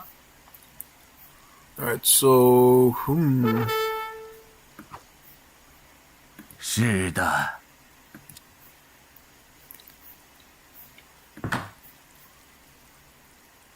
let's see what wonders they get. Metal might just go Porcelain Tower like he did last. Oh no, this isn't Metal, this is Bondar. What am I saying? What am I saying, Pilgrim? What am I saying, man? Why do I think this is Metal for some reason? Oh, because we've been watching Metal all day and playing Asian Civ, so I'm assuming it must be him. Okay. So he is going to just play normal Summer Palace. Totally cool. Gives you free banner armies. It's very awesome wonder. It's usually the standard one to go with, actually. And Zelda Verde is also going to be playing the pre-standard. He's going with the Grand Palace. Grand Palace, free villagers, access to those European market technologies as well. Though, you could technically research those at this market because it's a European market that you get spawned on the Florida map. So, he does have that option. Yeah. That's definitely something where... And wait a sec, he's actually doing it! Look at this. Hunting dogs. So he actually is researching the hunting dog from it. So he actually knows that fact. It's not a dummy, he actually knows that. So that's very smart of him to do. Right? Now, he did have to pay an arm and a leg for it. It cost him like 100 wood and 100 coin, which is super expensive. But hey, at least he's got hunting dogs early. If he wants to get like his Korean market as well, he could get hunting eagles and the baiting with it too, which is even better. Into an even more insane food rate. Okay, he's up. He's shipping in 7 archers. It's good to see that he's already getting a head start in military. You definitely need that against the Chinese. So, that is very smart. Now be careful, because China, what they often do is they open up with Nian. Especially if he knows your Korea, he's going to open up with Nian Riders. Nian Riders, multipliers against the skirmishers. So that is not good for you. Oh, he's going with wood. Okay. Alright. Well, so he's going to set up infrastructure then and probably just go bear armies. Plus, you got this going on too from the Wonder. He's going to be getting free blue banner armies. They're going to give you the Nian Riders with the Chukunus. So that should be very good. War Academy is up. And what is he going to train? He is going to train, I'm assuming he's going to go standard army. So he can carry your archers. Yep. Yes, he is. Yes, he is. He's going to go for counter archer. So Nian Riders kill your archers. Chukanu kill your spearmen. This is a pretty anti-Korea setup. Plus the wood has arrived. And now the Nian shipment is coming in too. So he's doubling down on anti-archer. Any spearmen yet from Zelda? Ready? No. Oh, no. This could be very bad for you because you're deploying so slowly and he's deploying so quickly that you're opening up a dangerous window for yourself where he's just going to trample you down with these. I would get these out here until the spearmen are there to protect you. What you're going to do is you're going to get too close, he's going to have the Nian Riders there, and then you're going to lose all your archers for free and you're going to be dead. You're taking it too, you're risking it too much. You're taking too much of a gamble, man. You can't gamble it like this. Don't gamble it like that. Don't throw the match like that. No. Don't do it. Please, no.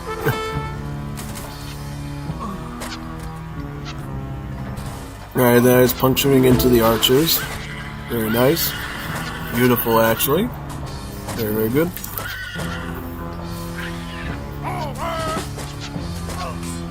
Oh, yep, this is what I warned you about. I told you. Told you what was going to happen. Didn't want to listen to me. Nobody ever listens to my casting, and this is what happens. You did, son. Because guess what? Nians actually have good siege, too. Decent siege, 15 siege. And they're not that bad against buildings, either. Yeah, no, they're actually really good against buildings. And now you got this little thingy here, and he still has Chukanus to spray your spearmen. Okay, I think you can fight those, but still, like, imagine if you could have saved those archers, you would have a much better edge against the Chukanus, and you could have actually done some stuff. But even at this stage, I feel like you're in big trouble now, because you don't have enough spearmen to actually fight the Nian Riders. There's just so many of them. You could get swarmed in very, very easily here, which could be a big problem.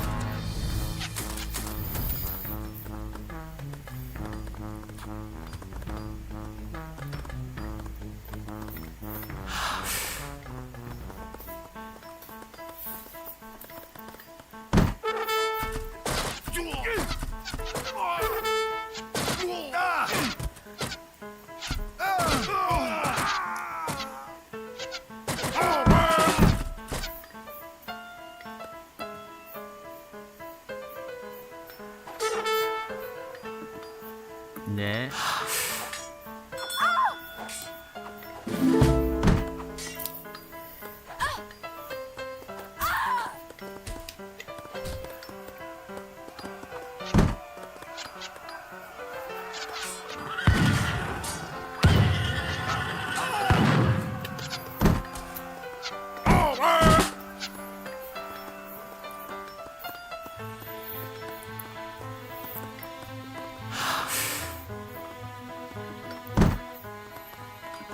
예?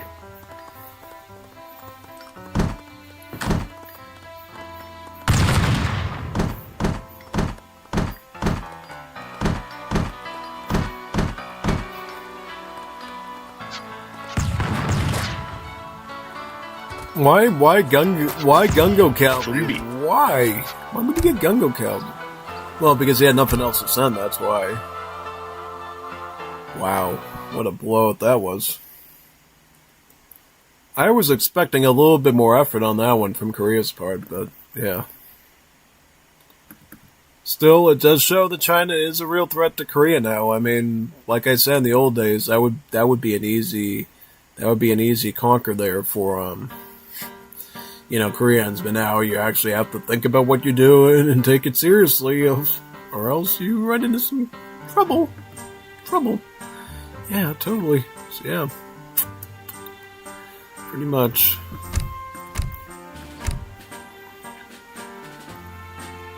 So, oh wait a minute, no, wrong section. What am I doing? This one now, game number 2. This is the one on high plains. Totally land-based map. Alright, Bond are playing British, trying to secure an easy win, you can tell. So the Verde going Afghans. Ooh, good. This is a historical matchup too. Now, I would say in this situation, this could be a very tricky one. You know what I mean? Afghans and British are actually both really, really good civs. You just need to know how to use them both. Yeah. So for the Afghan player, what your main chore is to try to get as many Giselches out as possible. Try to overwhelm the British position with your infantry. Because the thing is, I believe Afghans have the better infantry. They just have to know how to use them. Their biggest threat is actually dealing with the British economy. Yeah. But of course, Afghans have their own ways to boom as well. They got the blue madrasa text. They give them free villagers. So yeah, that's that part of it. You gotta build your madrasa, friend. Madrasa. Salam. Sozanda. Madrasa. Sozanda. Sozanda. Build that madrasa. You gotta build the madrasa. You can't be behind on your age up either. Because that's... Salam. Sozanda. Okay, fade out eventually. Because the thing is, the quicker you build the madrasa as Afghans, the better it is for you with your age up timing. Because you already get 100 wood out of the bag to be able to get the first madrasa tech, the blue one, for the free villager. So you have no excuse not to build the madrasa as quick as possible as Afghans. That's like your biggest job. It's such a shoo-in. You gotta do it. Okay, so he does have the Badakhshan Lapis Lazuli mine. Great. You're gonna need that. So send that in now. What you typically can do is you can get the blue madrasa tech first. Once you get the madrasa, then get the yellow one, the first yellow one for 250 food. And then you can pick up the first red one for 250 gold. So yeah, pick up Nedmastia, get your free villager, and then you can get the yellow tech and get some free coffee bushes, and not coffee bushes, but poppy bushes. And then get red, and then you can get your free Malik, your explorer, and then you'll be aged up. Let's see where he puts the Lapis Lazuli mine around here. He will put it right over here. So why ship in a mine when you already have 2 of them, right? That's what a lot of people might not understand. So basically, the reason why he's bringing in this Lapis Lazuli mine is because the card actually allows you to mine from it 50% faster. Yeah, so it actually gives you like a profound gather rate that's even better than like your 2 standard market gather techs combined. So it's like really imperative that you get it. Ooh, he actually goes with the red one first. Okay, that's fine. Tribal dichotomy. And then he just needs 1 more madrasa tech to be researched, and then he can age up. That's how Middle East works, by the way. So instead of like normal aging up at a TC, you research technologies from your madrasa, and after you reach a certain number of them, then you're automatically age up. So, yep, once he gets a 3rd tech, then he can, get that age up going. This is his 2nd one. Whereas British, I don't think there's a lot to talk about there.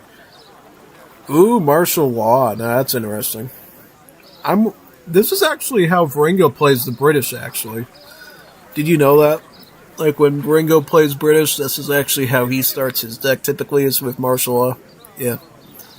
It can be a good option because it makes your town center do more range damage, and then you can call out a second batch of even more Minutemen.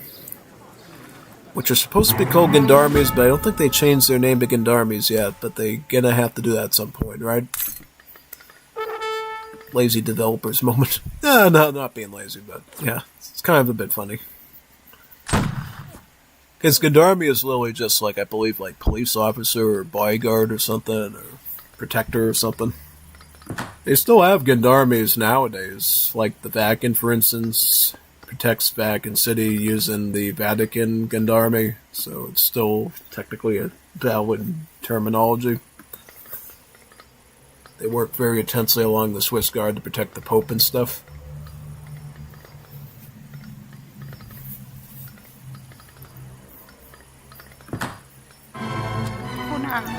Okay, so he goes with the Dutch age up. Hey, that's the state that I live in. Cool. Yep, this is where I come from, yeah. So he goes with the Dutch age up. It's a little bit different than the French one that Joop's got. So the Dutch age up gives you access to the slaves and the Hindustani laborers. And what's cool is that these villagers cost coin instead of food, so if you're out of food, you can still get villagers. And they mine 30% faster from mines. Pretty cool, right?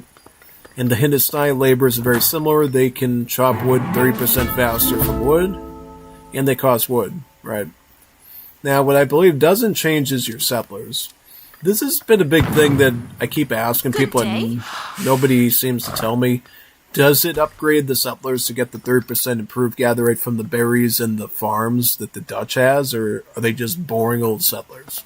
Because if that's the case, then it does definitely, make it not the worldly definitive option to go for, but if it does, then it's probably the best option you could get for Brits. But because I don't know that for sure, and it definitely doesn't say that it does, then I kind of assume French is still totally valid too. Especially if you care more about food and stuff, yeah. I mean, the other downside too is that if you don't have floating wood and coin, it can make your economy slop over quite a bit, so you gotta be ready for that as well. Alright, so he ships in cherry bombs, he's already on his second factory, he's got barracks, it's working very quickly. Okay, Zelda Verde goes Giselci. Okay, good. Now, you're gonna have to throw some Sabarzin in because I think he saw those cherry bombs. He must have seen those. So, to deal with that, you're going to have to throw some Sarbazin in. Totally fine. Should be an easy include. Giselci will be great snipers against his regular. Ooh, he's got to go out to that shipment. That'll work in a pinch. So, just run those at them. Should be good. Very nice. Inshallah. Inshallah. Or. Try to snare him. Yep, snare. Oh, he almost snared him. He almost snared him in. Oh, man. That's a tough one. Okay, but he has Sarbazin in 2, which is great. Right, very nice. So, if you didn't know, Middle East doesn't have normal houses. They have mahallas. They're like these houses that cost the same as a barracks, but they offer double the population. Have obviously double the hit points, pretty much, so very cool. Oh. They also contain all your capital technologies, too. And your church technologies, so they're like very versatile buildings. And they can levy Minutemen as well, called Il Jari, which is quite nice. Okay, so he is getting his Madrasa Tech Blue there. He's going to get some free villagers. That's awesome. About 2 free villagers. Oh no, he's swooping around and causing problems. No. See, this is the good thing about Afghans is instead of having to garrison inside the TC, you can garrison inside these mahallas as part of their symbols. Good save there. I think he did pretty good protecting there, so that's awesome. He's stacking up the Giselci is very good. I like that. He's got a couple of Sarbazin too. He could chip in some Sarbazin as well to cap it off with as well.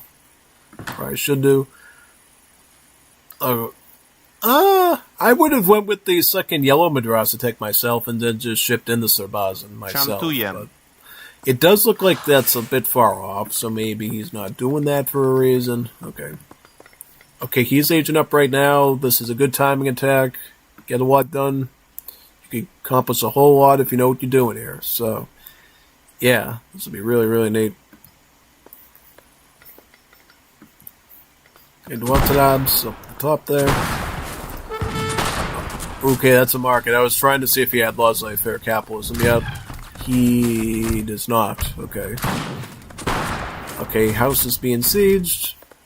He is picking up his second Red Madrasa tech now. The, what's it called? The Torbawali.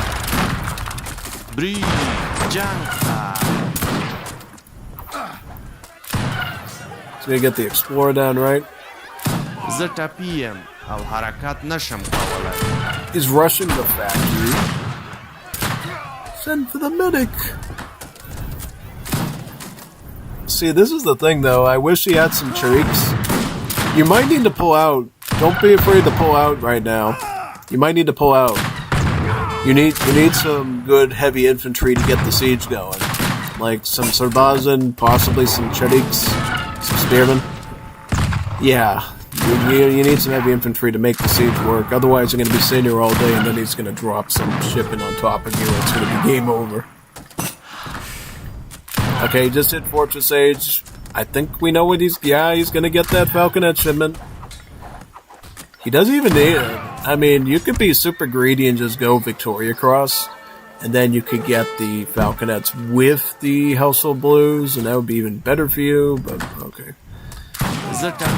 This is a very poorly executed rush. This is not what you want to do. Don't rush a player's base until you have enough heavy infantry or artillery to start sieging them out. Because while you do... See, this is the thing. He could rush his base, but he cannot siege him yet. And if you're going to siege, at least siege for an external thing like a barracks here that you can pull out of easily. Don't go for a factory in the harvest. You're dead. Falconets. You're dead right now. Your momentum is dead. Okay, at least he's getting Madrasa techs. It's not over yet. If he wasn't doing that, I would say good luck. It's at least accomplishing that. He is picking up architects like Salukis to get his hunting rate up. So I just think he could have saved those troops for the next fight to come. And that would have been great for him. Because now he has to build almost from scratch. I mean, it looks like he was stacking some Sabazan for a while, which is great. But, yeah, having those extra bit of Sabazan and Jazelchis and Dualtabs would have been a great add-on. Now, without that, you're going to be working a little bit hard to get things done, I feel like. Which could be a bit annoying for you. So, yep, it is what it is. Is what it is. Totally. Alright, so falconry coming in. That's the second hunting tech. This is the tech I wanted to get earlier, the agrarian communities. Because I saw him flowing some food. Looks like he's finally getting it now. If I had to put my money on the table, I believe this is the one for Fortress Age for him. So... Oh, but he's going to pick up the rubies. You don't need to get the rubies yet, man. You could still get a unit shipment. Yeah, I don't know. That's what I'm thinking, like. But maybe he needs the coin, so... Yeah, alright, he does get the Fortress Age. And now, this is my question to you, is like, what do you accomplish with the Fortress Age? Do you pick up your Midfas? Your Mudafa? Do you get a Citadel? I would either get a Citadel or I could get the cans at this stage. Because the thing is that you're dealing with the British economy now. The only way you're going to beat them out is with multiple town centers, multiple citadels. Yeah, if you didn't know, for Middle East, you can't just build other town centers at free will. You actually have to ship them in. These citadels, the Kandahar Citadel, the Ghazni Citadel, and then the Herat one. So, yeah, you actually have to ship in your TCs and plan that out appropriately. I see he is picking up some maneuvers, some Kodazbas. The Kodazbas are Afghan Dragoons. And they are pretty good. They're similar to Reuters, but they have something called the Jazel attack. and I should have brought that up to you earlier, but I will now since we're going to be getting near to a fight. The Jazale attack is a civ bonus that the Afghans get for all their gunpowder units, or at least the ones that they get from the gunsmith. So, Bale. essentially, the Jazale attack is an extra range attack mode that they get that's 2 extra range beyond their normal range capacity that does extra damage. So, essentially, it's sniper mode. So, Salam. if you can, like, shoot a unit from 14 range, you're going to actually be doing more damage by doing so. So, it's like those sword fighting games where some players have more damage at the tip of their blade instead of at the middle of the blade. Kind of like that. So you want to try to damage units at the tip of your range of the Jazale attack rather than at the standard range. That way you get the most maximum damage. And it's pretty big. I mean, 26 versus 23. That's a big jump. So, yeah, and it obviously stacks even more with military upgrades. So, yeah, it would be very good if Zelda Verde could cap on that Jazale attack and make it work. But you got to know how to micro, though, to do it. You got to micro really good to pull it off. He's going to get a Citadel now. He's getting his 3rd Citadel. Alright, so he's actually getting really good defense. Really good Vil Boom potential.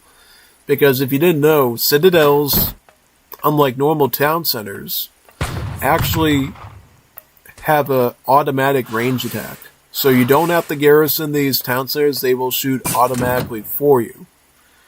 Right? The only problem is, of course, that they don't increase range damage when you garrison. So they're almost like inverted towers. They also have more hit points that increase with every age up as well. And their attack range goes up with every age up as well, too. So these are like little mini castles almost. Hence called citadels. Just like, a lot of Middle Eastern castles in the day had citadels at the base of them, pretty much, yeah. And they are thus more expensive to replace, too, so don't try to lose them. 750 wood is a very expensive replacement cost.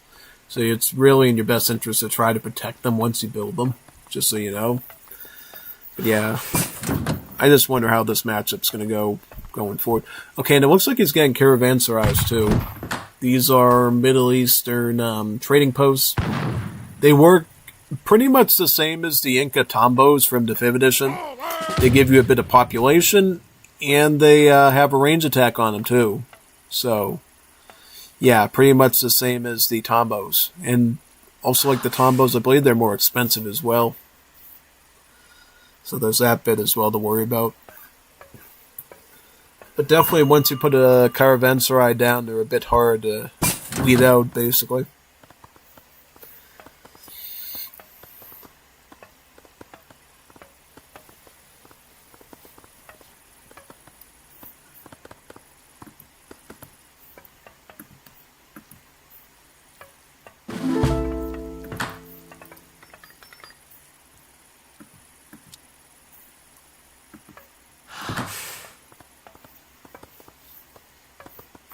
I'm just wondering how this fight's gonna go when it really... Okay, so the Household Blues have arrived, but thankfully he has Kadezbas, though, to counter them. The Kadezbas do also have the Jazale attack, so if he attacks from the range of 14 with these guys, they'll actually do a bit more damage. Though, unfortunately, because they got warrior level stats, you don't even see the range damage difference until you get to, like, the guard upgrade, which is super sad. I think they should give the Kadezbas more range attack so that the Jazale attack is a little bit more apparent, personally, but what can you do? Or they should just make their Jazale attack more exponential so it actually appears on there.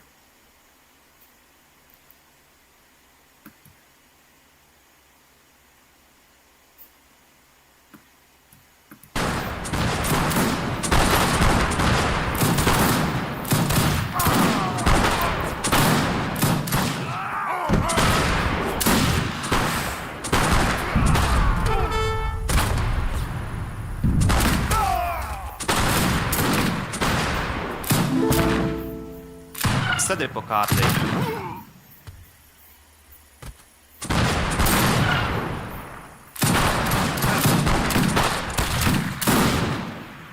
بله حمله سلام خواهم کرد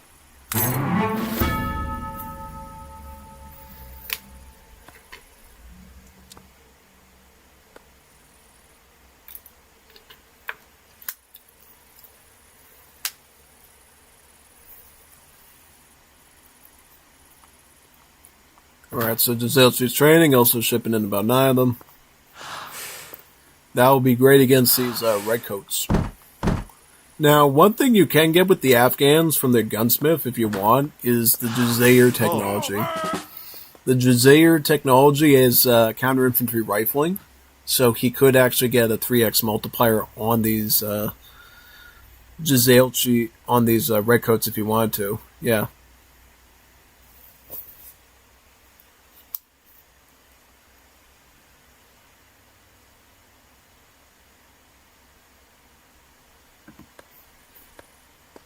بله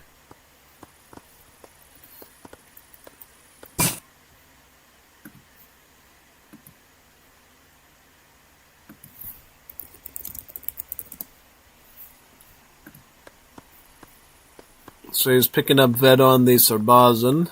Here he is on the Jazailchi, so he is upgrading, which is great. Honestly, right now, things are looking kind of okay. I also love how Zelda Verde is queuing up all of his citadels. He's taking full advantage of them. That's also good to see as well. He is starting to bring in some fountains, too. He's got one for food and one for gold. This is how Middle Easterns do their farming, by the way. They don't use standard mills. They have these fountains that produce bushes, and then you gather from the bushes all the time.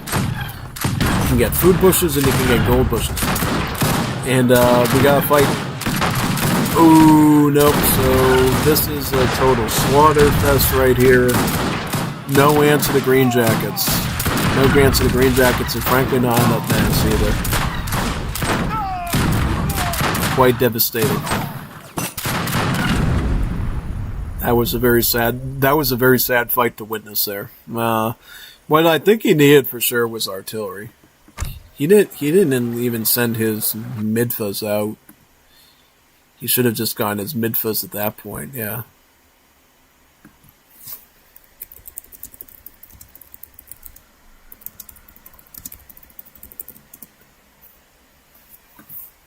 Alright, so let's go to the next match right now. I was wondering if he was going to be able to come back from that one. I was a little curious. I was like, But then I was thinking, like, he's going to need something to punch through that infantry of the Brits. And he just didn't come up with it at all, unfortunately. Yeah. Sadly, no.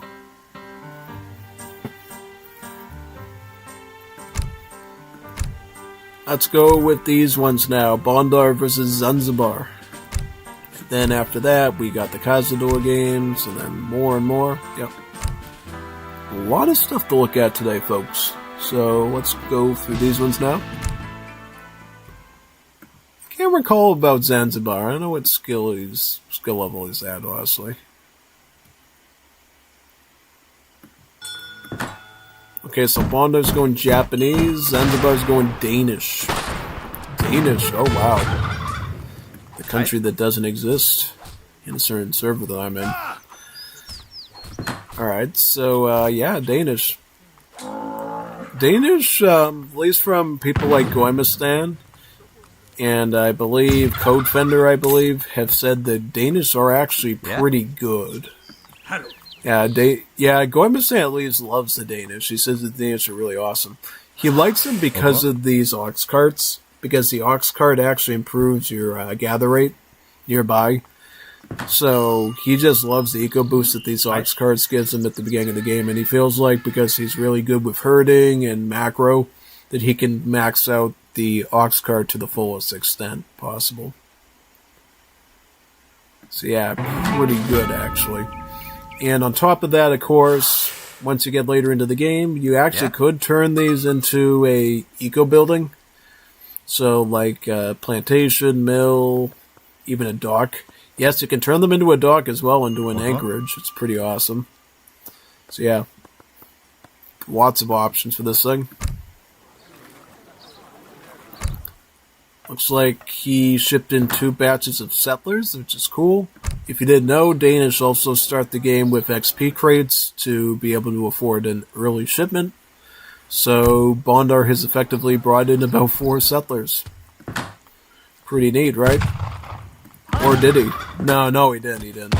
I was like looking, I'm like, yeah, no, he didn't. This is his first shipment, and then he's going to send another one subsequently to get even more settlers, so. Yeah. I think the only thing it does really, it guarantees that you might have like 1 extra settler by the time you age up. Yeah, basically.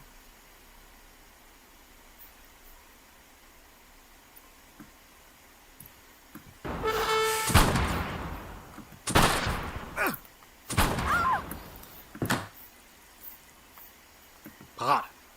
Fremad, slå satanerne ned.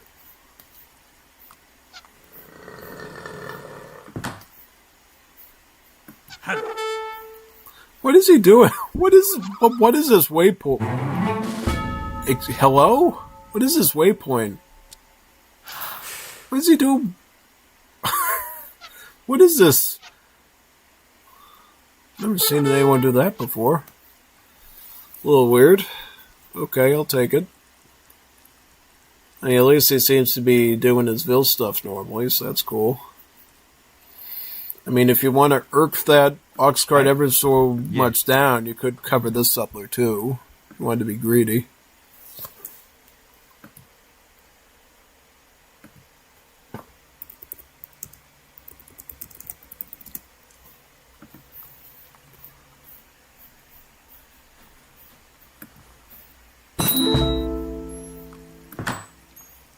So he ages up with the core master, right? Oh, the enlightened philosopher prince.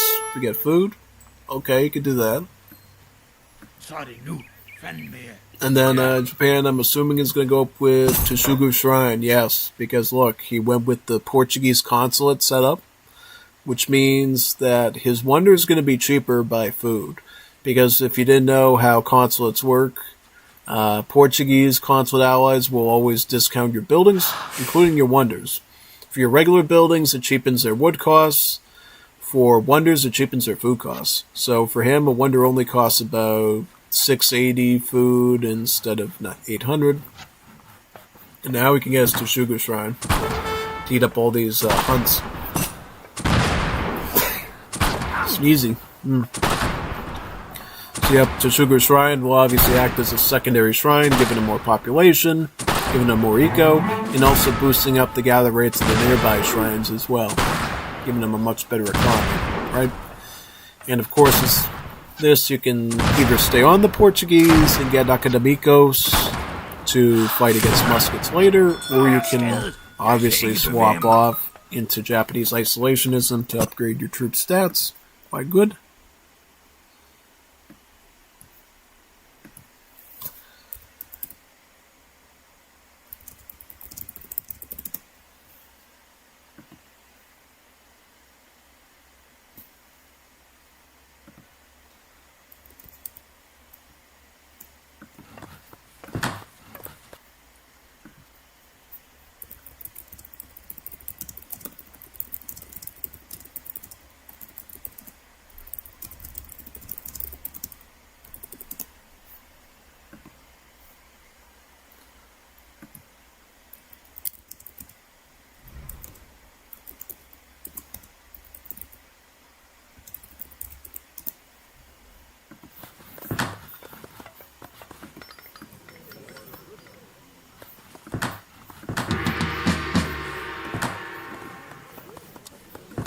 Alright, so 600 wood, cool.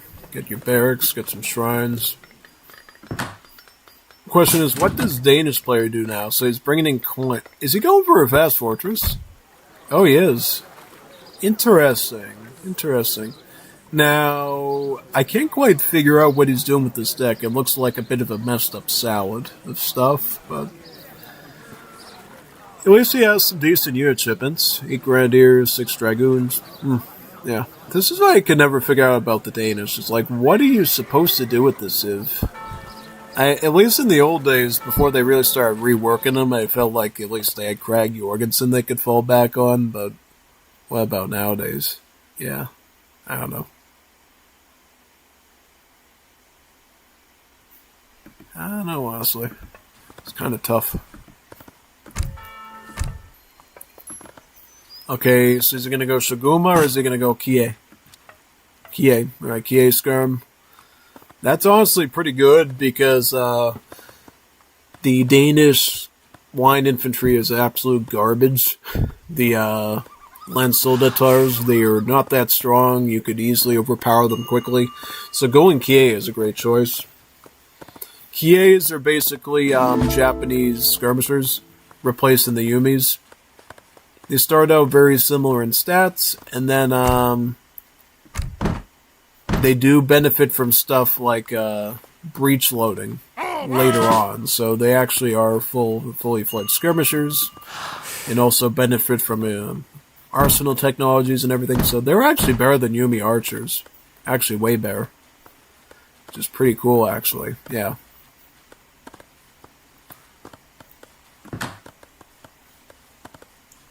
Looks like right now he's going to train in some more villages, right? Yep, very good.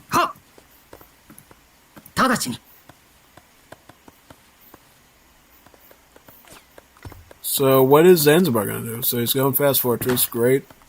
He could get Skirmishers if he's doing that, so he could like fight Skirmisher with Skirmisher potentially. So yeah, pretty much. Ja. Giv mig en kommando.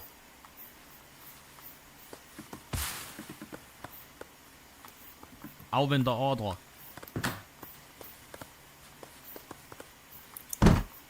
Giv mig en kommando.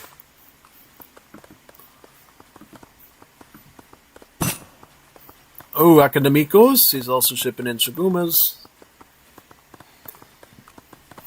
See, this is weird because he's got a fast fortress, but he's running with this little tiny weenie army of pikemen and skirmish there.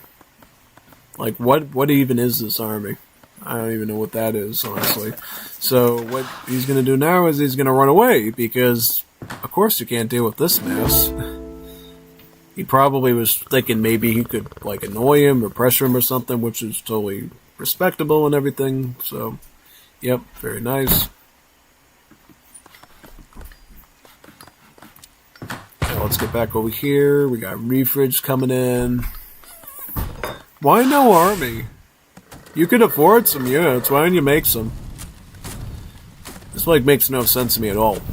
At least the young guy made some like units. He's not even making anything. I would get skirms. Like get some skirms, maybe some cuirassiers or something. That way you have assault skirmish.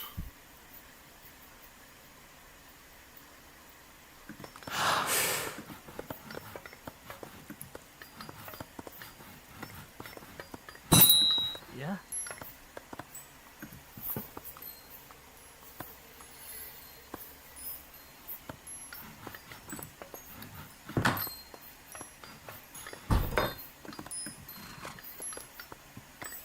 Ooh, whoa, he actually listened to me. He's going cuirassiers with skirmishers.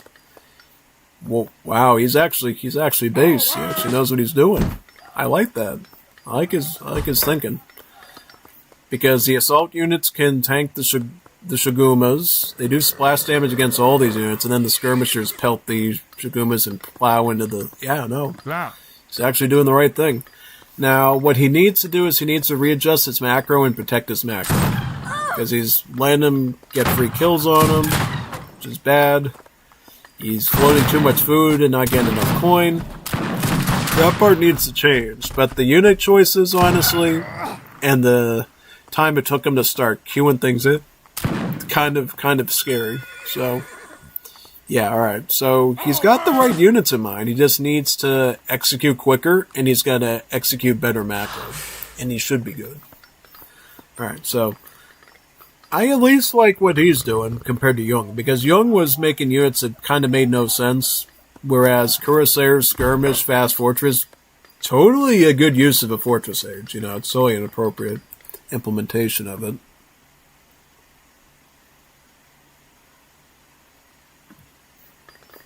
Yeah, so it is a bit tough, actually, to say the least. I don't know, I mean... Also, he's nipping at his heels, too. Look at this. He's not even flinching. He's not even flinching. He's letting him kill his economy for free. It's like it... I know how to... It's like, when you're trying to access a banking website from Starbucks, and it takes like 5 minutes to load. That feels like what this dude's brain is doing right now. He's doing the right stuff, but he's doing it within an echo chamber, like 5 times slower than the average reaction time. So his mode of thinking is right. He's just suffering from severe APM deficiency. It's all APM. If he could fix the APM problem, he'd probably do okay. Like, the build is good, the unit choice good, just need to work on the APM. But, I can't say much about that because, you never know, could maybe, I don't always like to complain about players' APM because some people are just naturally slower, and it's okay if they want to participate in games and play in multiplayer. I think it's great, and he definitely shows a knack for learning. He clearly knows his stuff, so, yeah. Definitely work on your APM if you can, like learning to leverage your keyboard and your mouse better to get things done faster, and I think you'll do great. This was very promising, seeing with the units that you picked, and I think you can do really good if you use this as your foundation. And honestly, you ran a Civ like Danis against Japan too, so Japan really had the advantage. So the fact that you made such good choices against a hard Civ like Japan, kind of respectable. I mean, can't complain too much about it. Because to me, at least, Danish are like a pretty horrible Civ because they just don't have a lot going for them. So if you can somehow eke out a fast fortress against a skilled player like Bondar, and at least get there and start thinking about doing Cuirassier skirmishes, that's okay. I mean, it's not... I can't complain too much about that sort of stuff, you know what I mean? Totally not. Looks like Samrev's streaming now too. Very, very good.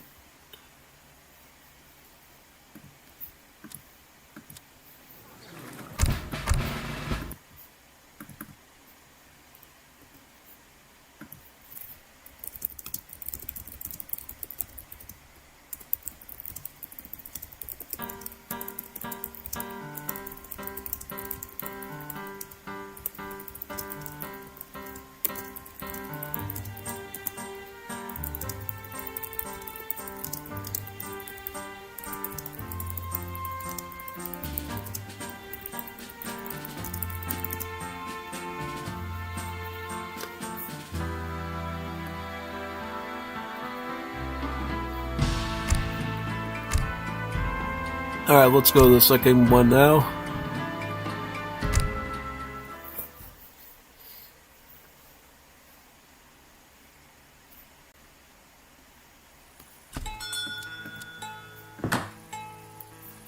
¿Qué me ordena? My day, got.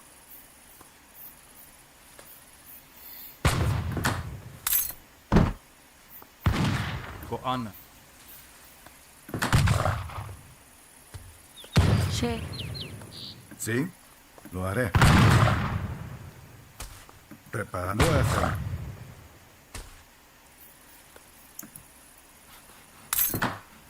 Sí, sí.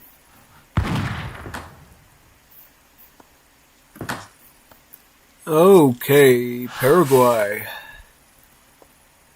That's a good pick. It's a really good one, actually. It's actually one of my most favorite civs.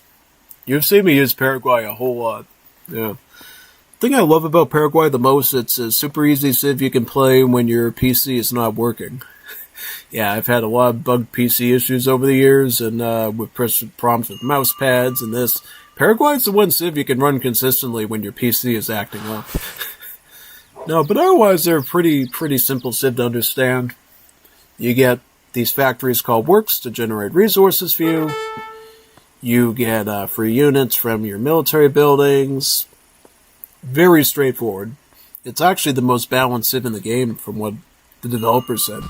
It is the most balanced civ in the game. It is. It's not too OP, not too hard to use. It's very simple. Preparado. Very, very simple. What is Zanzibar again? Spain? I would say in general, Paraguay is going to be having an easy time against Spain.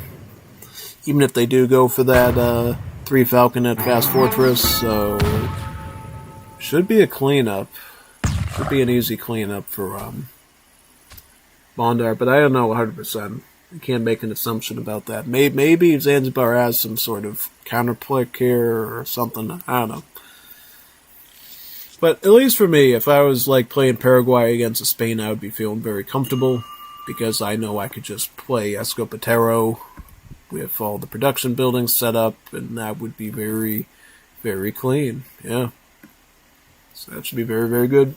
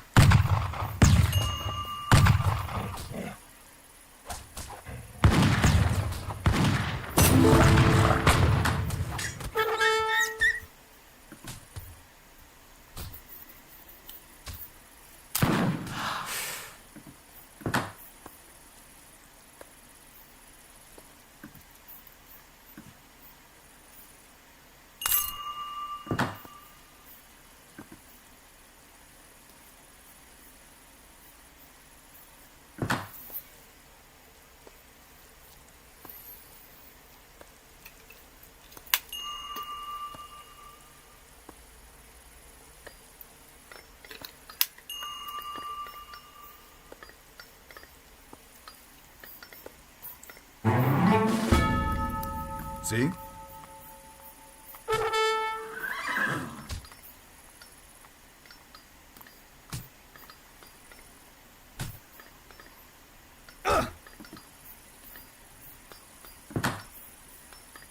Preparado.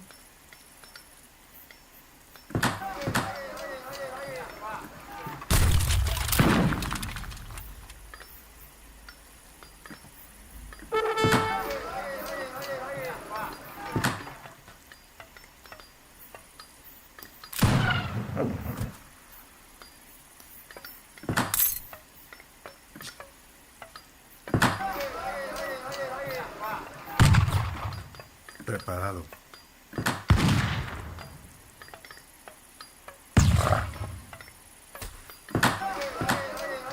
Sí, voy a hacerlo. ¿Qué me ordena?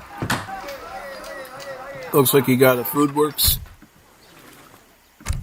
Okay, so what he sent Mizahe. He also has Samarateca. Now that's interesting. I've never seen anyone get Mizahe on High Plains as Paraguay. That's a bit new to me. I guess you can do it if you feel confident enough about your map control. I would personally prefer to get the Food Works shipped in, so that way you have 2 of them, and then when you get the French, you can pick up bakeries. But to him, I don't think he's thinking again Ameriteca early. He's just going to get it later. And thus, he's going to pick up bakeries right away, get the 2 Food Works, and then he's going to have 3 of them. Which, you know, it's a mini-winnie version of what I do, so I guess it's fine.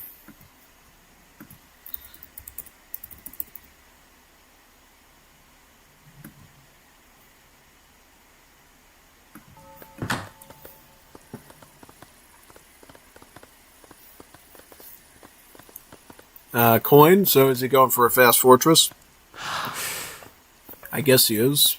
How about back in Zanzibar land? Anything he's getting? So he's got no production buildings. Now I kind of don't understand what he's doing. He's got Idlevilles. He's chopping wood. He's hunting. Seems like his macro is really off. Did he ship anything in? What? What is this deck? What is this? What is this deck? Come on, what is this? What is this deck? What? What is this deck? No, absolutely not. He just... What is this deck? He must be a long... Oh, no. This isn't good. It's running a standard deck. You're not supposed to run those. Covered wagon? Advanced artillery? Team cheaper barracks? Oh, no, you're cooked. I can't believe he's running this garbage. This is garbage. He can't... He's not even shipping anything in. Why is he not shipping anything in? What is wrong with you? Why would you do that to us? Make us witness that.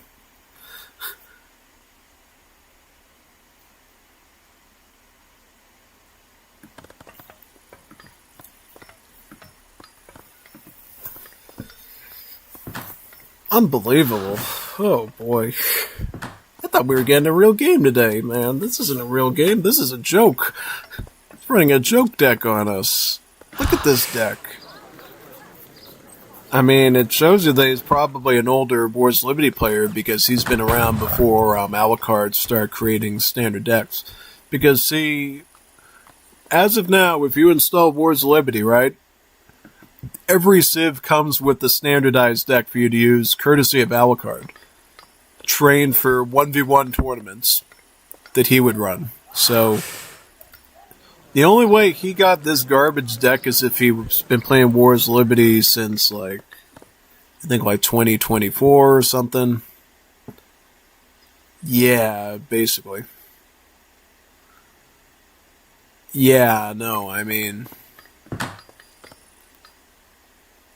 That's the only explanation I can think of, like, yeah.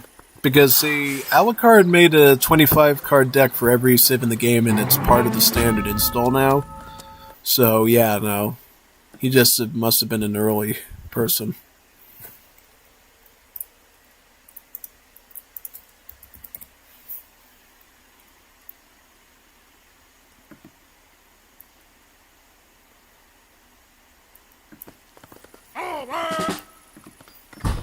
Preparado. Preparado, sí.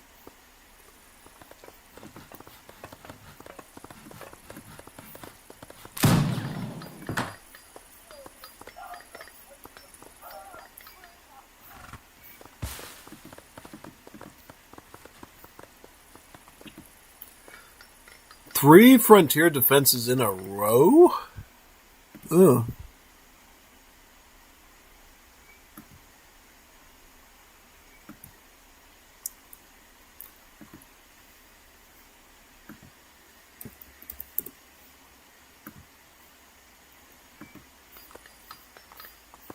Sí. Yeah. Okay, I mean, I guess you could do that, but still, it's a little weird. I think Bondar's just deliberately playing slow because he knows his opponent's kind of slow, which is fine. Yeah, I mean, when you like check your opponent's deck and you see that, you're like, this isn't going to be a normal game. It's not going to be a normal game at all. It's not going to be a normal game. It's over. It's so Joe over for him.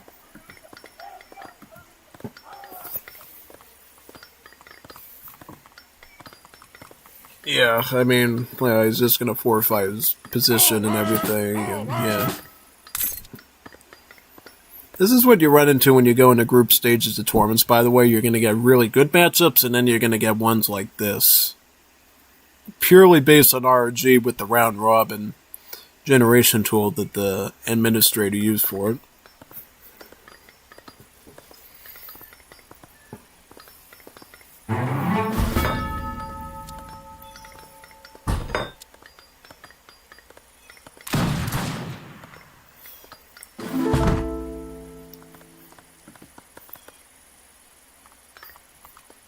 ¿Qué me ordena?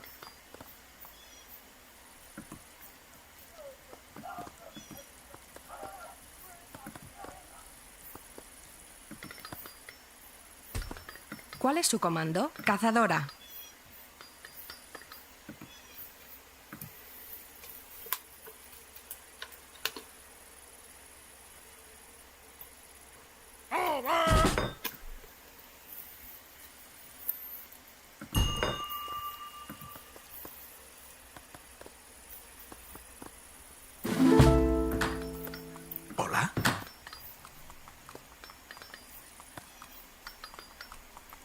Preparado.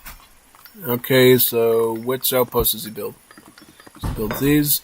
And unfortunately, because outposts have an odd number of, What? Why did he do that? You could have kept the wagon around to at least scout the map with, you silly muppet. Really. That's what professional players do all the time with Japanese with their extra cherry orchard rickshaw.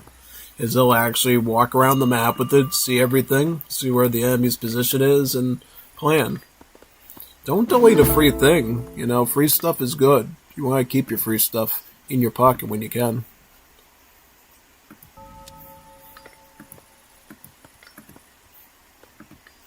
Preparado. ¿Sí?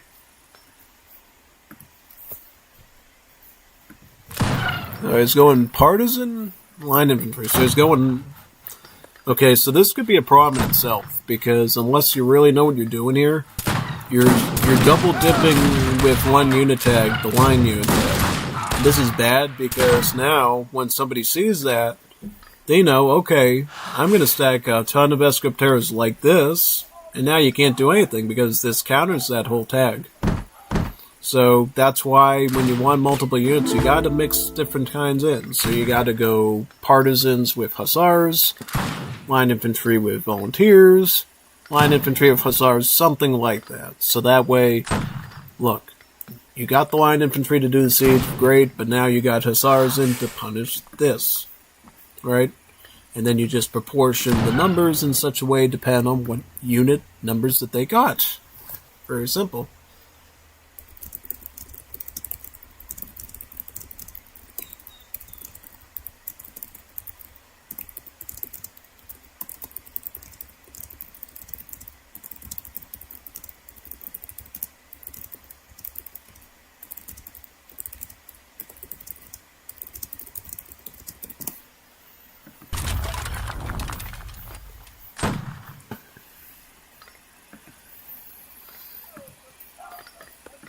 Preparado.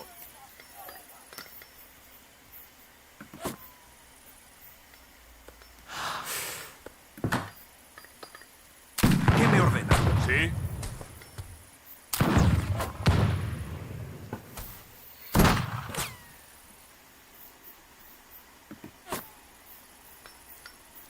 Preparado. Sí.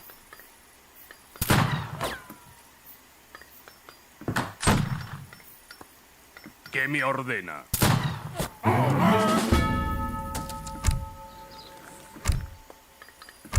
At this point, all you can do is just send 300 food in a constant chain. I've done that. I actually did this a few times accidentally when I was playing Canadians. It's like so funny.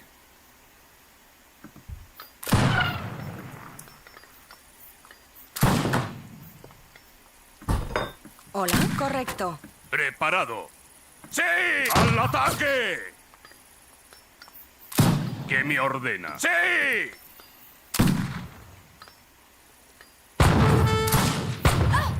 ¿Sí? ¡A las armas!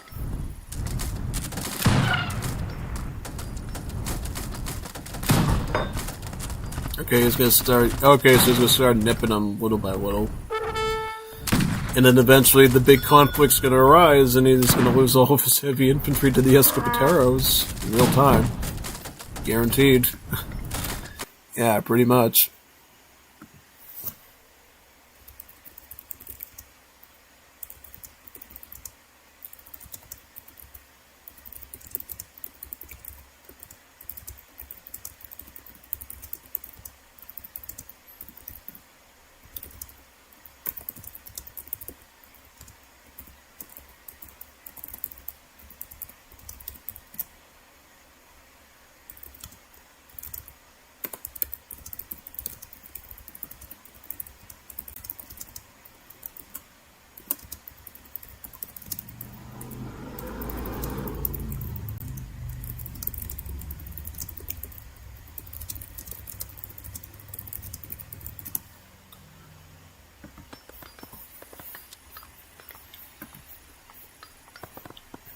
Preparado.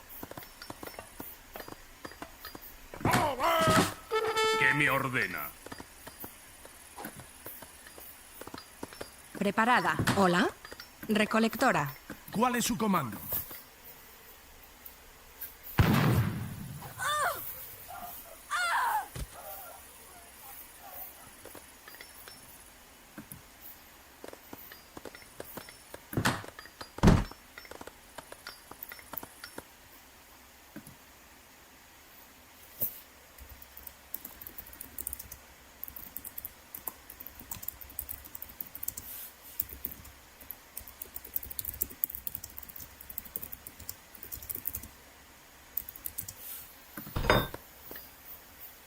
Sí. ¡Al ataque!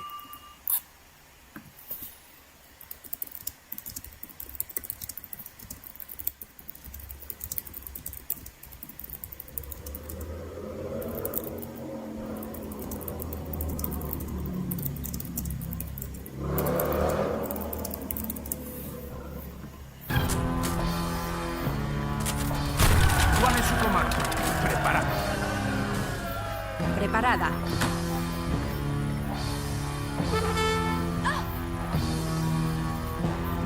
¿Cuál es su comando?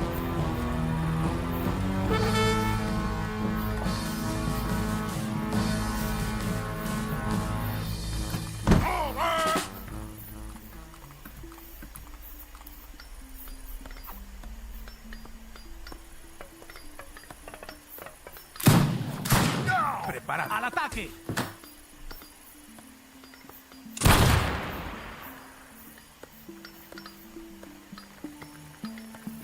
A mill? He does have a hunt back here that he should probably use. Just saying. Because see, what's going to happen is he's making all this line infantry, but because he's got these Escopeteros here, he's just going to line them up, and then Splash Attack's just going to cut through the whole formation, yeah.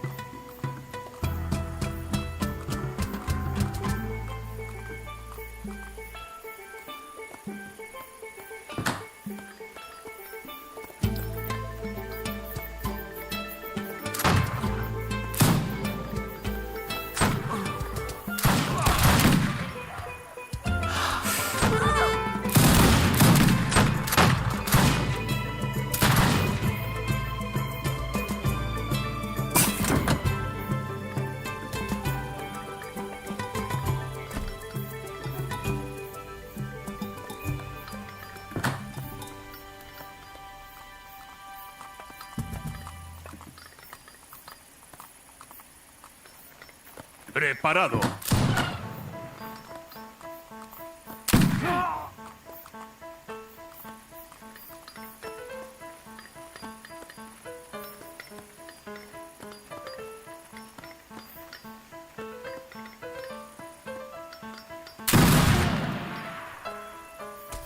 ¿Cuál es su comando? Sí.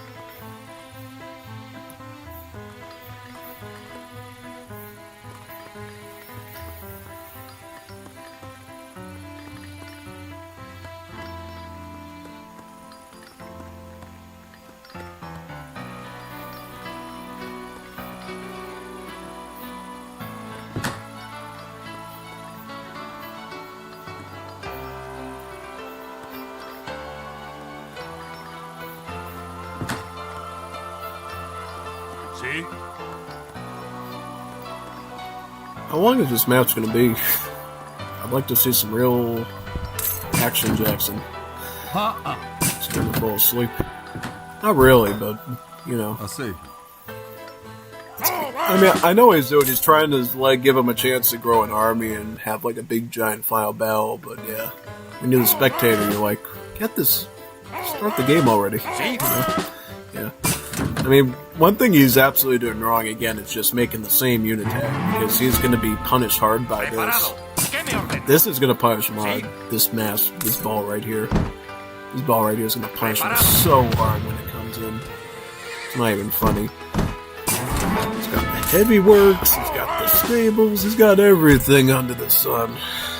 This is not good for you at all, man. No. He's picking up infantry combat and the native combat, so... And he's got all the natives, too. He's got the Cheyennes, he's got the Comanches. He's not in great shape right now. Far from it. He's in Fortress Age now, with the political exile. That's the quick age up one, too. So what do you get now? Do you get like a town center and a fort and a falconet? That's how cringe this is. You've literally got like 2 falconets available to your civ, and you still send the 1 falconet because you didn't go with the normal deck, yeah.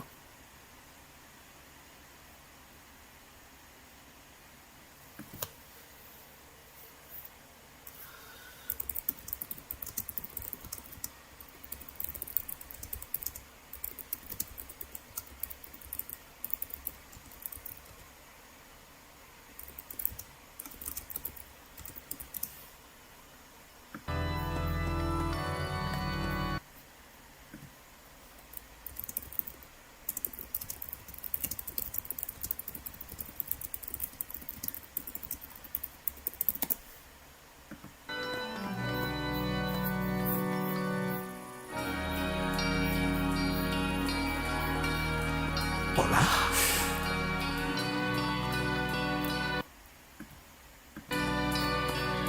¿Cuál es su comando?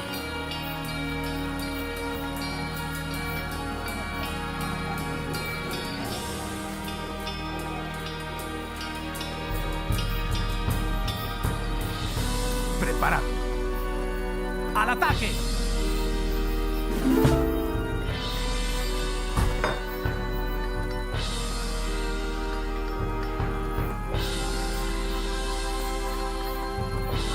Hola.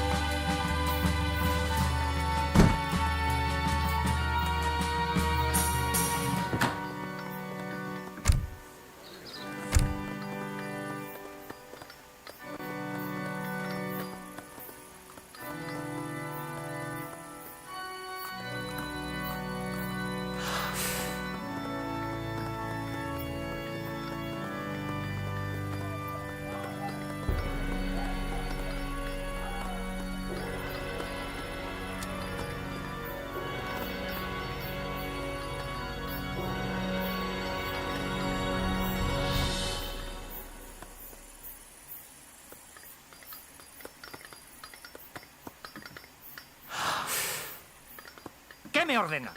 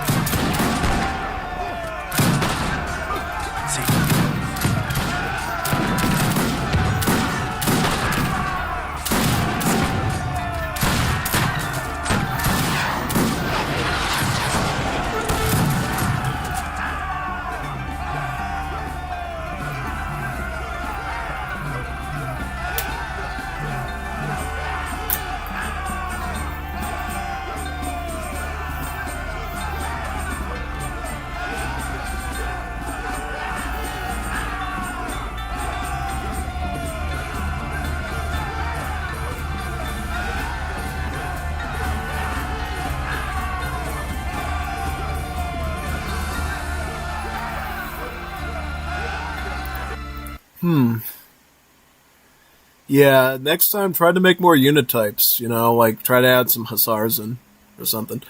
He probably still would have been cooked by those Cheyenne cavalry, but at least he would have put in a bigger effort. Yeah, pretty much. Yep, pretty much on that one. That's all I could say about that.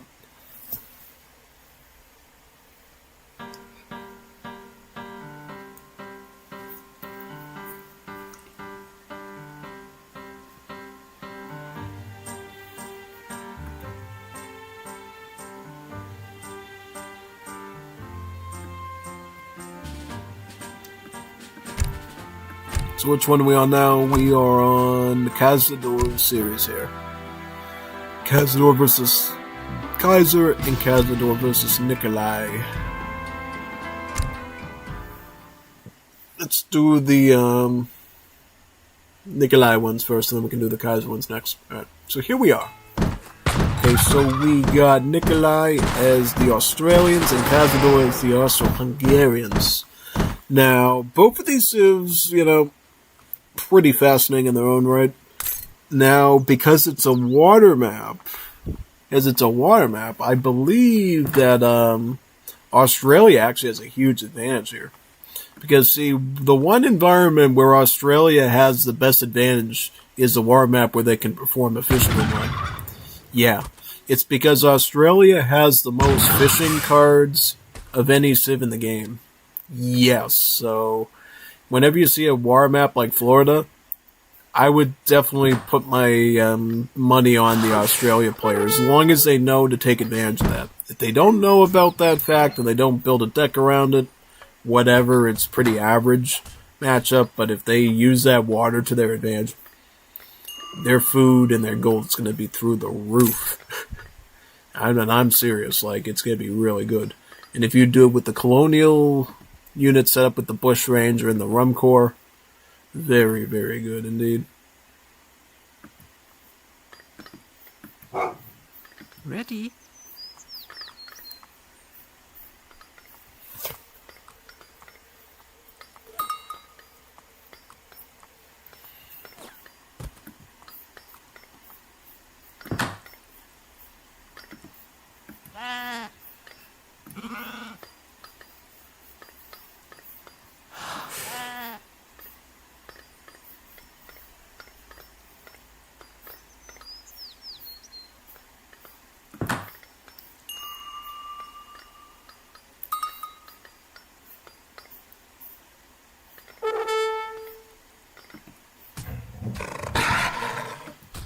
120 coin.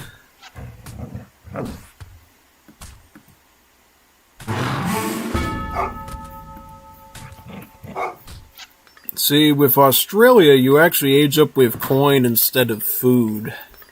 Yeah, pretty interesting, right?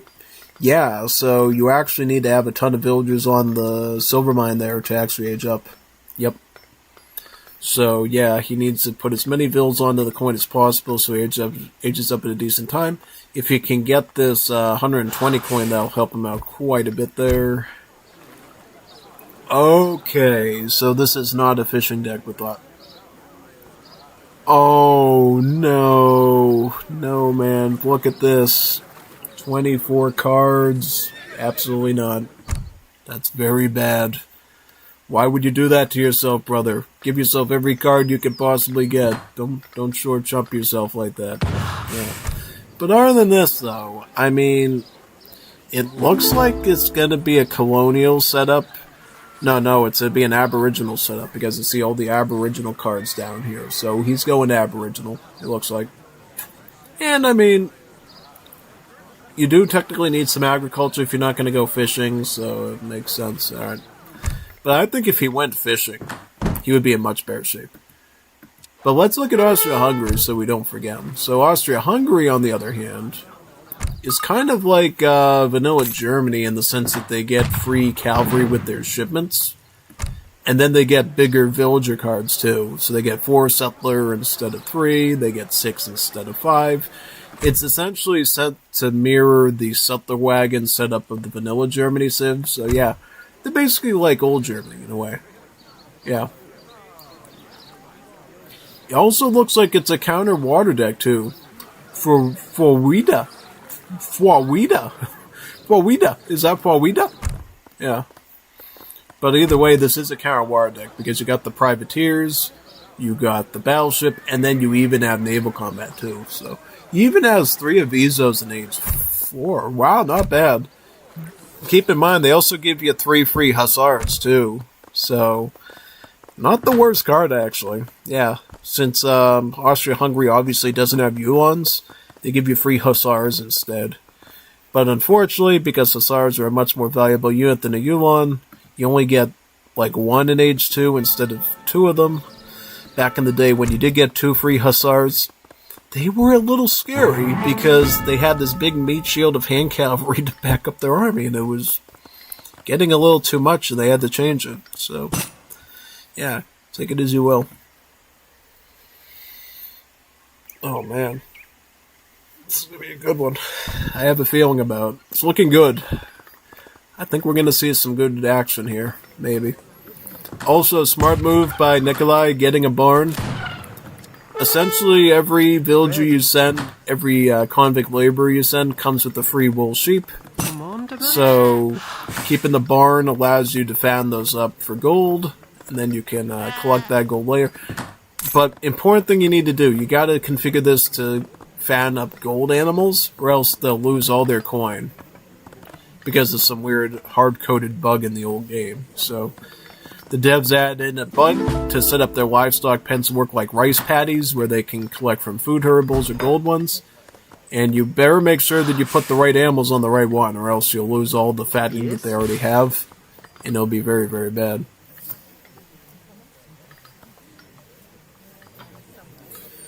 It's a very archaic method of setting it up, but they didn't have much of a choice, really. Oh, no. Oh, good. He fixed it. Oh, he didn't do it quick enough, though. He lost some of the coin on some of the sheep. That's a shame, man. You screwed it up. You didn't screw it up totally, I'll give you that, but some of these sheep over here definitely suffered because of it. At least one of them did. Commandment! Okay, boomerangs coming out. Boomerangs are basically skirmishers, but they do hack damage. Yeah, so a little bit of an alternative unit. They theoretically, can do damage against a lot of different unit types pretty easily, so yeah, they're pretty good. I like boomerangs. Yep, 10 hack damage. So they do about, I think like 7 damage to scout units, which is not totally bad. I mean, especially when you mass them up, they're pretty decent. And then, of course, they're going to be good against other things, too.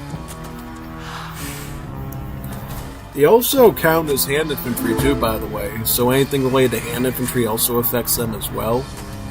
So, yeah, pretty cool, right?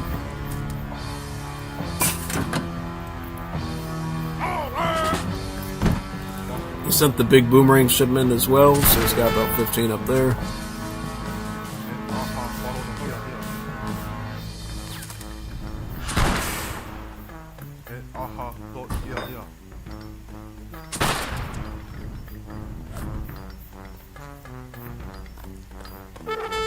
Ready?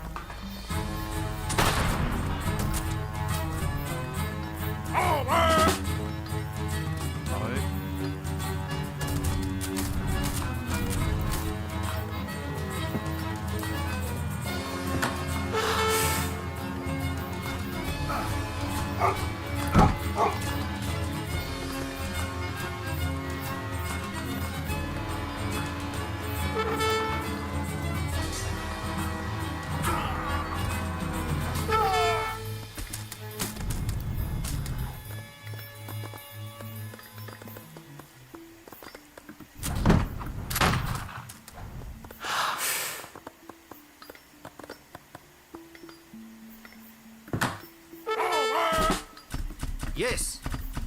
Yes.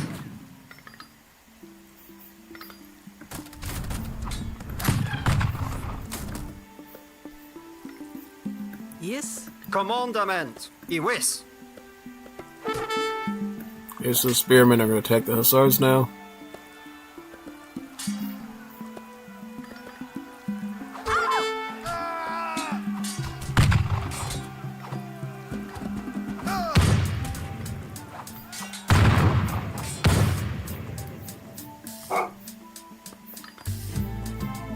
Yes. So more spearmen, right? Yep.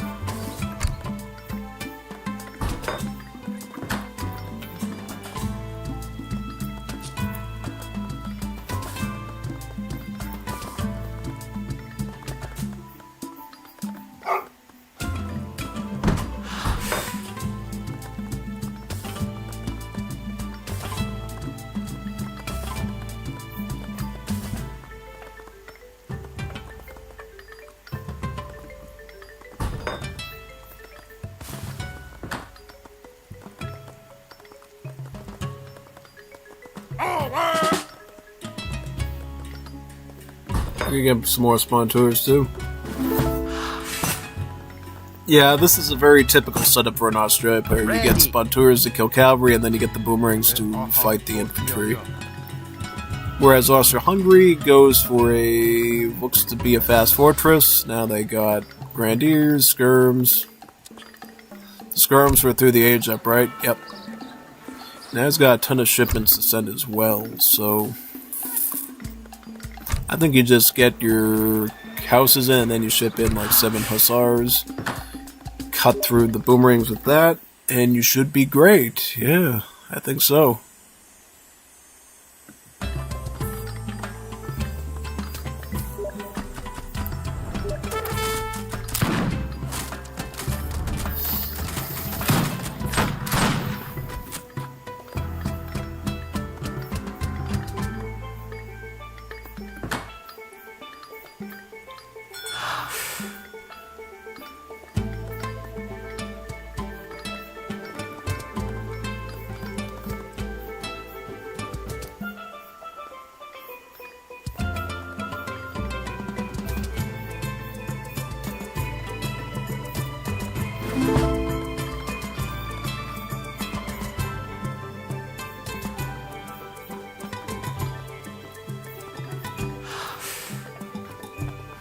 Kan du göra något för?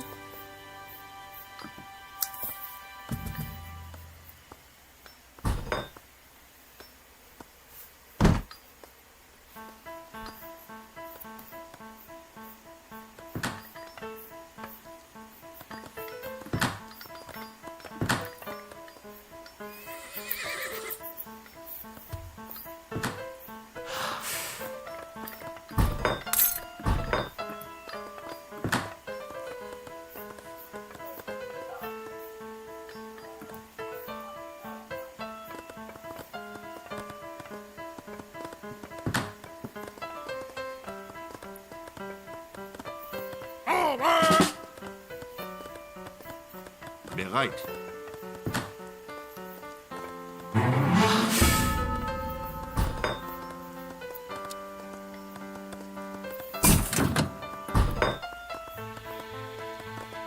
Oh, nice spam of skirms. I like it. And then in line infantry. You might need to add in more line infantry, though, TBH, to deal with the, I don't know. Well, in theory, as long as... Oh, he has a stable, though. That's the problem. He has a stable. That's the problem, folks. That's why he needs line infantry, because he has light cavalry. I knew there was a reason why I was thinking about line infantry.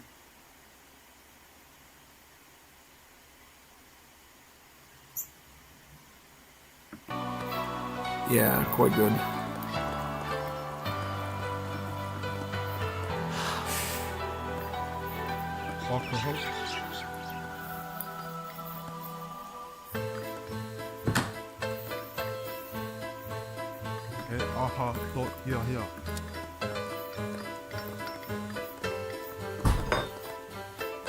Ja?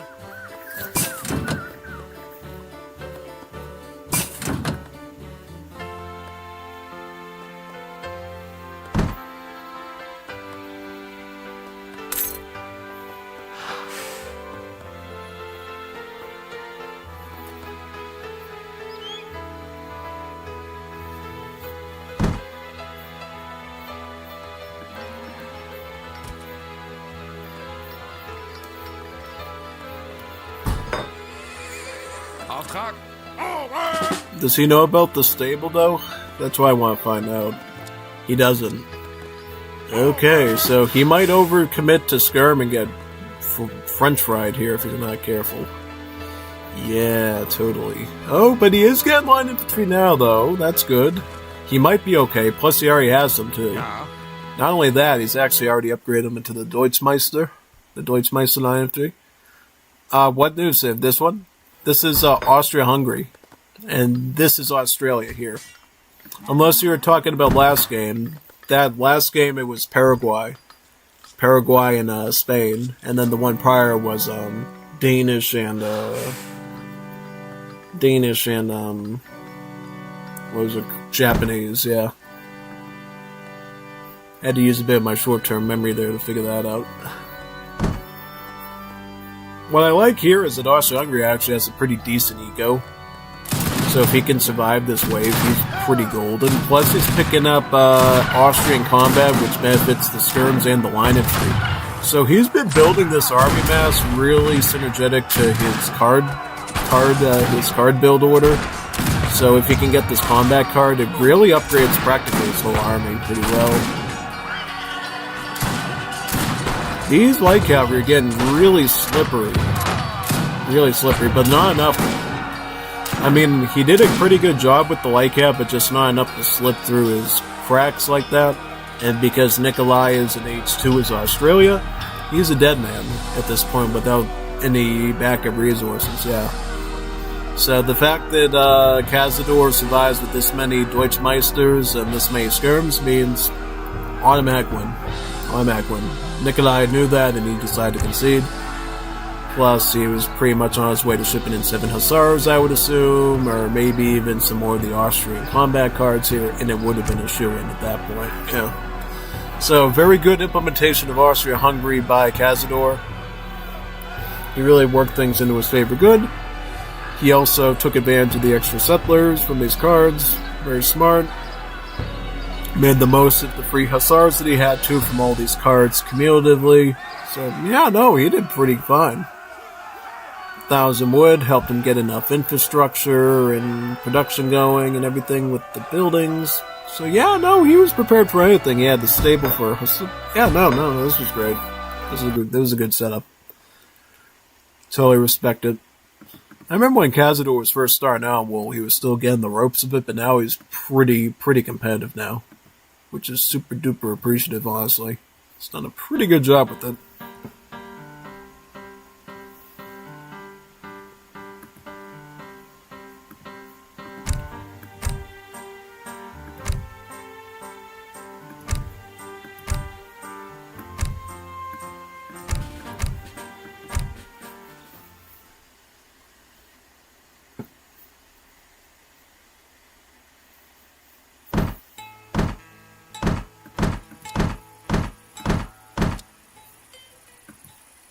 是的。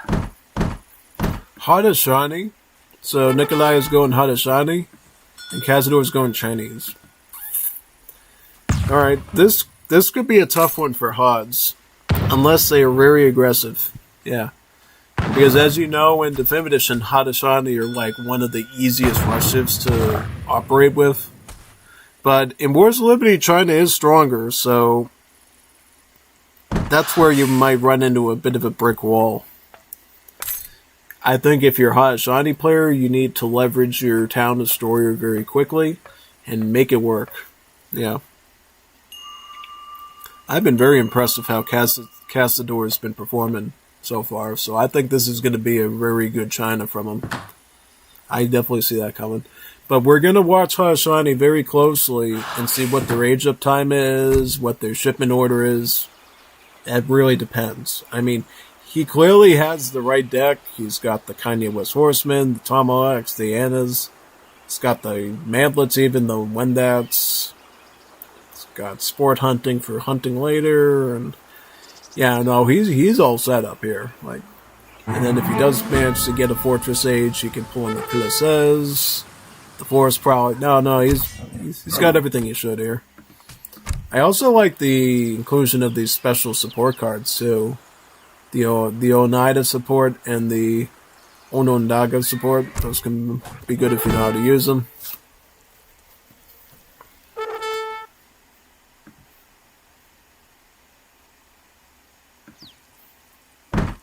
waktaharin.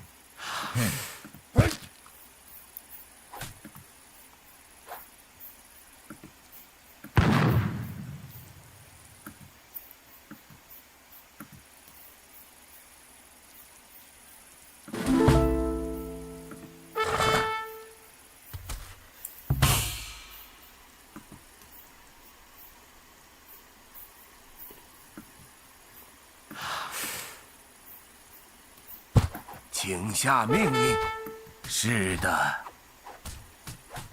准。是的。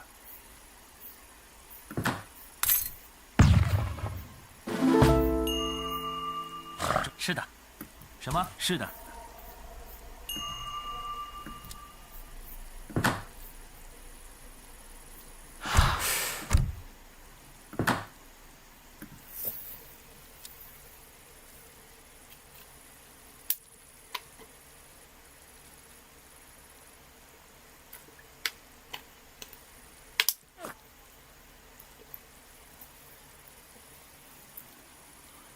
Shipping in 300 wood too?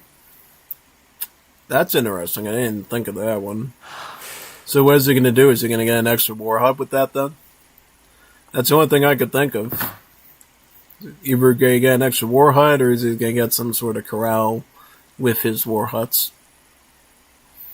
Yeah, that's what I would think. Alright. Yep. Okay, so China is getting pretty close to aging out probably with their summer palace. I believe Haudenosaunee, is he going to go with, yep, Messenger, good. He's got to pick up the wood, though. He's got to pick up the wood, though, to get advantage of that, so that's good. Yep, got that. Very nice. Great.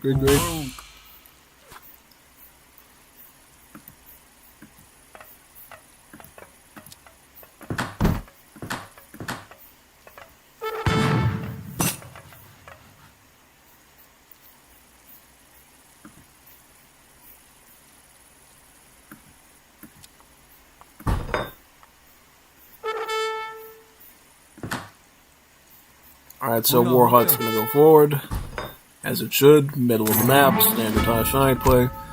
Kanye West Horseman, yep, perfect play, that's right, that's exactly what you want to do. Ooh, Porcelain Tower.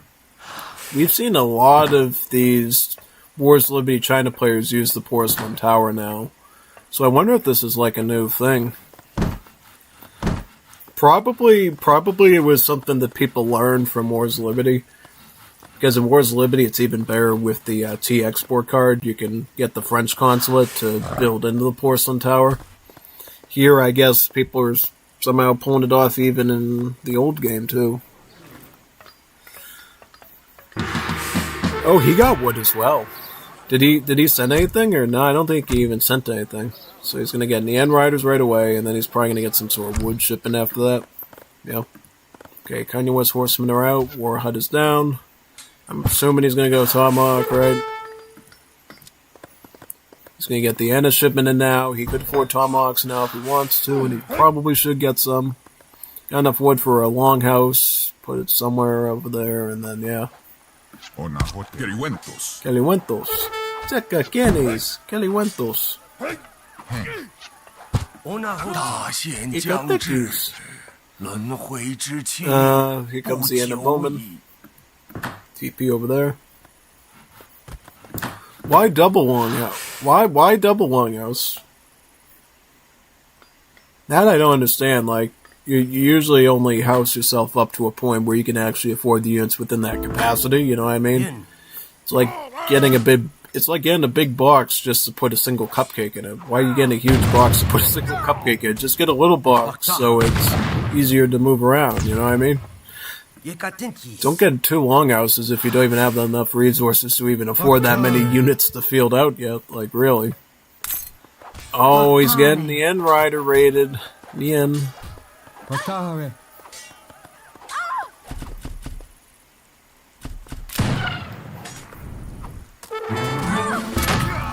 Queriwentos. Onahoten.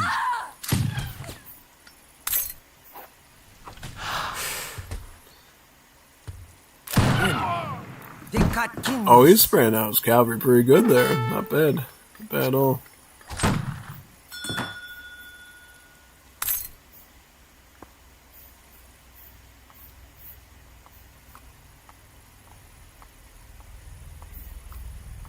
So it's got about over half the trade route captured. That's what I think Nikolai is doing really good with, is making sure he gets the trade route secured. Because if he can get an early stagecoach on that trade route, you should be in pretty good shape then. Yeah, no, he'll be in really good shape if he does that. So, good move by him. I just hope that China doesn't outmass him early and punish him hard for that. Because then that could be pretty sad. Also has a decent amount of Viennas, so he has something to actually fight the Tigerman with.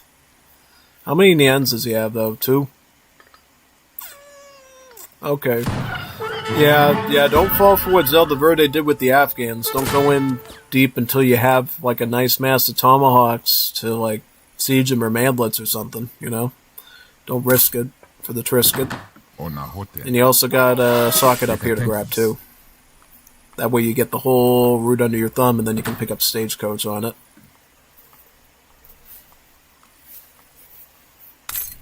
Yin.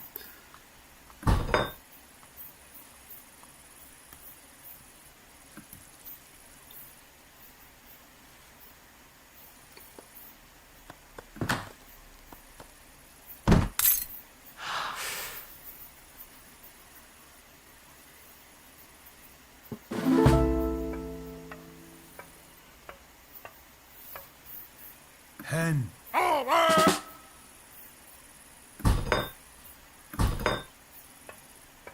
Alright, second war hut. Down. Alright. I mean, it's okay to build extra war huts, because war huts, of course, have a range attack on them, so as long as you moderate it a bit, it's kind of a decent idea, honestly. So that should be pretty good.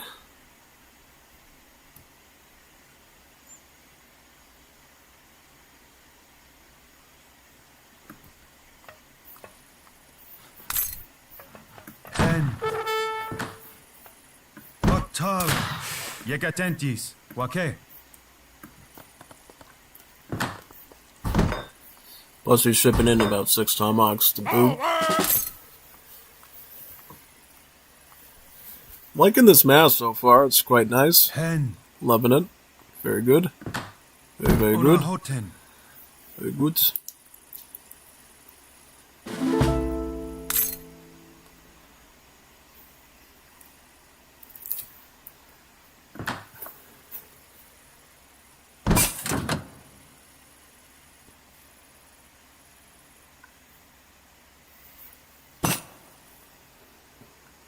I'm liking the mass we're seeing here.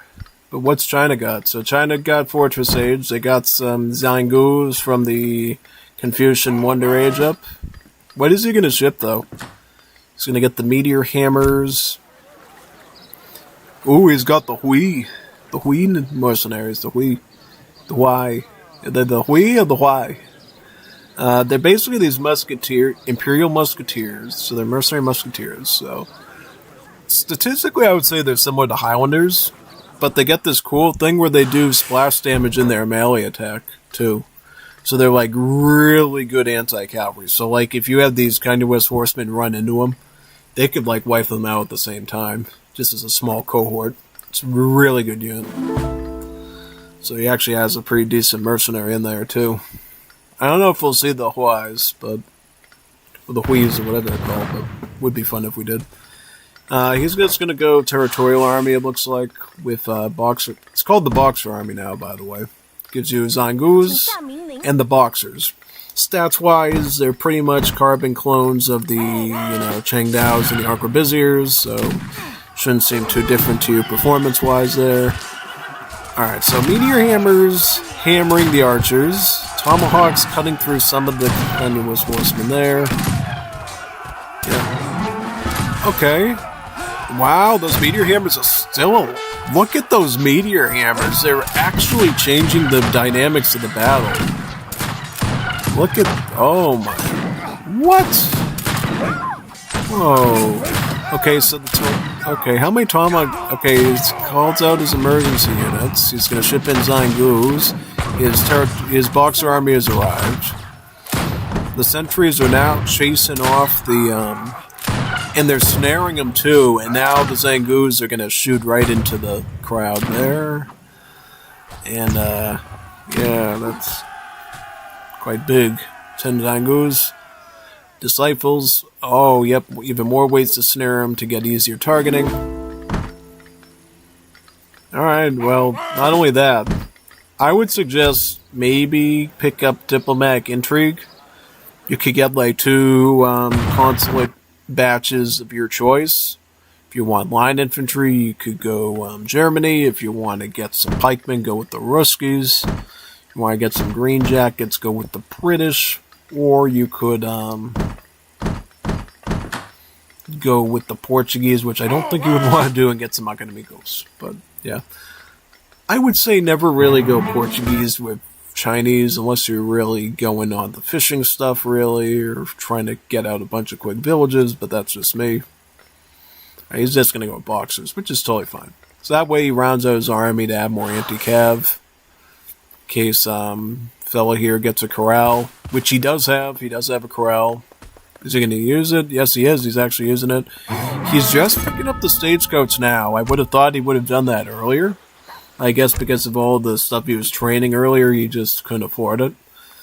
So now you're in a bit of a pickle, because now he's just starting to cap on that stagecoach now, which means he probably missed out on all those potential resources he could have accumulated by now, right? Yeah. It would have been good if he got a Fortress Age, I think. That would have evened things a bit more. Because at least you have the Forest Prowlers to go toe-to-toe with the Zangus and probably beat them. Now it's going to be a bit harder, because now you got a big ball of Tomahawks, and surprise, surprise, he's already got a big army of Zangus to counter you. Does he have Repelling Volley, too? Yes, he does, okay. There's some decks of people that don't include that for some reason, and I don't know what's wrong with them. It's like such an obvious card. It's also going with the Green Standard Army as well. This is the big one, the big boy one that gives you Meteor Hammers and Banner Cavalry. Meteor Hammers, you've already seen them. Banner Cavalry, basically your House of Habsburg mounted infantry. Ranged cavalry with multipliers against infantry. Yeah, and heavy cavalry too, so not light cavalry.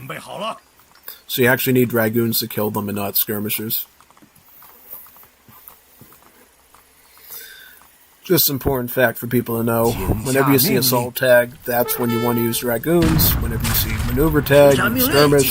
Whenever you see scout tag, fight them in melee with dragoons or use muskets or spears or something. It's a bit more of a complicated cavalry system, but it does make it more interesting too, I would say.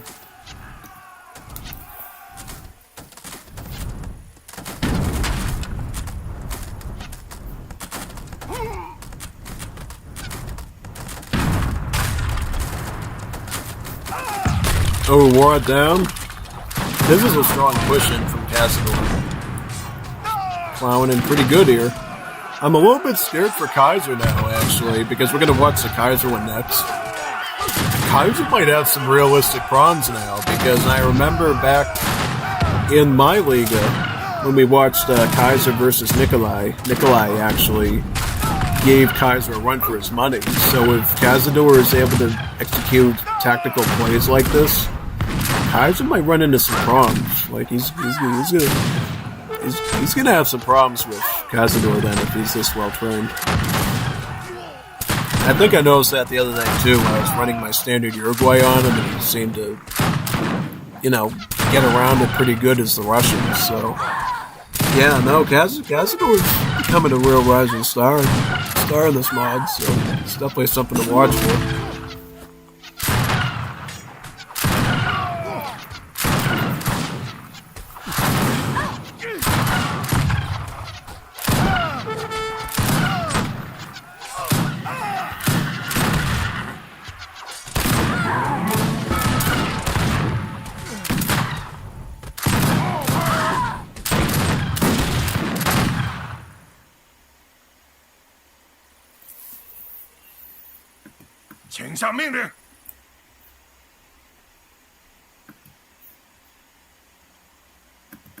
Let's look at the Kaiser versus Cazador one now. That should be a good watch. I mean, that series was a very good one. Got some good fights in there. This next one's also going to be very similar, I assume.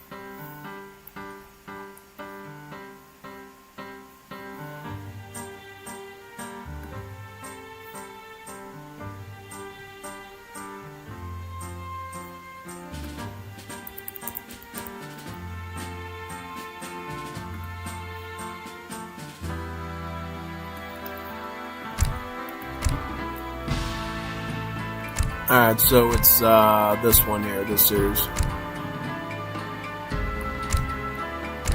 Let's check these ones out. I just wish we had more people participating, and then we could have had probably 2 weeks of this stuff. We could still have... We might not get all these... Well, what time is it now? It's 1 p.m.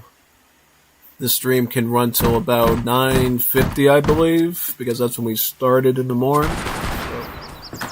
So, who knows? Alright, well, here we are.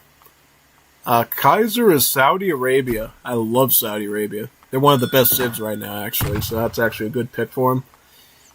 If he happened to look at the Cazador versus Nikolai series, I would assume he probably picked Saudis out of fear of his opponent. And he's like, yeah, I better run them. And then Cazador is running Germany, jawohl. So Germany and Saudis. Okay, so I have a feeling of what we're going to see here from Saudis, and it's not what you expect. It's likely going to be M1. So he's going to go with the Sambuk Kalasi push, because this is a war map, Florida, so he can ship in those Sambuks. Park them right over on the beachhead over here and just start running in Kalasis at him. I would most certainly predict that that's what he's going to do. If you wanted to bet like a roulette on it, that would probably be it. Alright. Yes. Yep, we're going to get the Sambuks. Predictable. Alright. Now... It's still going to be tough, though, because obviously Cazador has shown some really good discipline with his herding, with his just macros, been pretty phenomenal. So I think in this case, Germany is going to give him a real problem. Now, where Kaiser's going to have the advantage is the fact that he's going to have 2 queues to work with between both of the Sambuks, and then he is going to have the range advantage, because sailors, as you know, naval infantry have a range of about 16 to 18 on average, so They're skirmishers. They're actually classified as skirmishers. They get the skirmish tag. They're naval skirmishers. I call them naval skirmishers. Some people call them sailors. Some people call them marine infantry. I call them naval skirms to emphasize that they're skirmishers. So they will outrange Germany's line infantry, potentially forcing them onto volunteers, aka crossbowmen with rifles, and then, or possibly hussars, which could also counter it, and that could be tough. And it's also hard because they can queue up 2 queues of them, so up to 10 units in a batch. So, yeah, it's really tough. Very tough. Alright, so he's on the blue Madrasa tech. That's the problem with these caravans, is it doesn't show up in here, so you actually have to physically look at the caravan itself to see which one he's on. So, at this stage, he either has to pull up a second yellow tech, or he has to pull up a red tech. He is mining onto the silver right now to do that. So, yeah. Okay, looks like Germany is going to age up right now, so... Okay, it's looking a bit good for him. I was going to say if his age up is a little slow, that could be an issue. Oh man, this could be a problem. You see, Germany is aging up actually at a pretty decent time. He could totally get his barracks up, and then be able to, get something done. So what Kaiser does, he gets the second blue tech, and the blue Madrasa techs for Saudis give you free Matawas. The Matawas, as you know, were skirmishers. So he's going to use that to pressure the settlers a bit here. Oh, he's injuring them pretty good there. Look at that. Wow. Now, statistically, Matawa have similar stats to Strelets, so they actually don't do a ton of damage, but they're very cheap. 30 food, 20 war. That's like really affordable. It's a very affordable unit. And I think they're even cheaper than Strelets because they have less multipliers since they're based off of crossbowmen, stats-wise. So... yeah, they're even cheaper than your unstoppable Steletsias, folks. Take that home for a bit. Alright, so now he's going to get the Sambuks. He's going to start pulling out Kalasis, and then he's going to have a little bit of Matawas there to support them.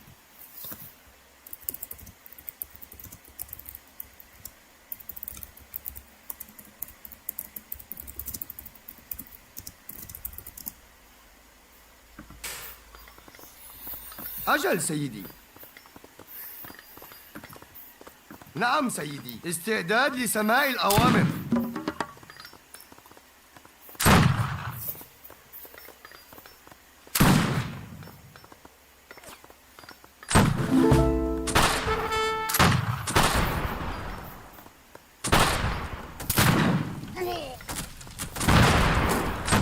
هيئة اللواءات.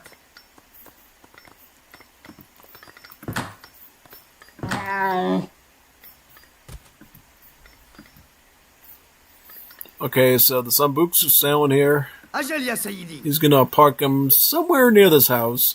He'll probably attack the house first or start pelting some of these hunting villagers. Yep.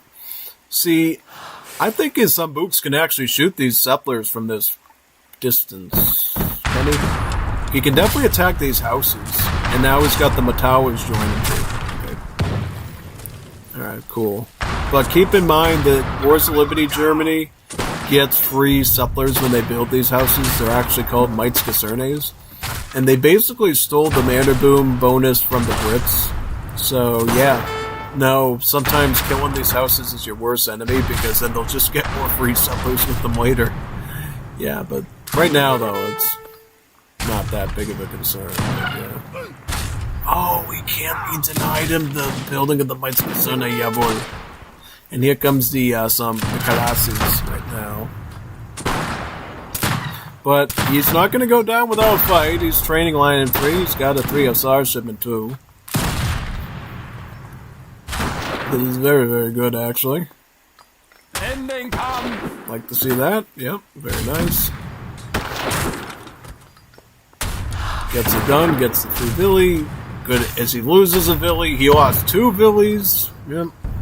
This is why this Sambuk build is such a good anti-Germany build, because it's like... So it's so easy to poke out his villager advantage with those things that he gives him a real struggle, right? Okay, Hussars cutting into the Matawas. Then he's gonna try to kill as many Kalassis as possible, force them into the boats as possible, yep. I think Cazador knows now he has to get a stable. Yep, he has to get a stable. Okay, and this is what makes it... He can't deal with them permanently because they just jump into the Sambuks. It's like even worse than a blockhouse push because... Yeah.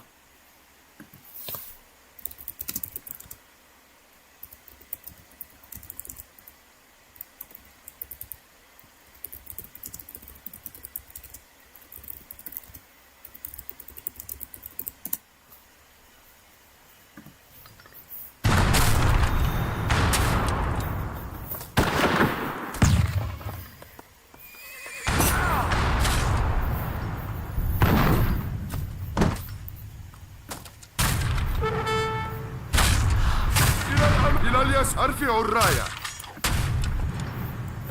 قيد استعدوا سر. سيدي استعدوا للمعركة. أجل. Pick up some more classes. Eventually what happens is the Saudi player will have to start building a gunsmith caravan and start adding in Jundis to deal with these Hussars. But for right now, he's still applying some pretty decent pressure with the Kalassis alone.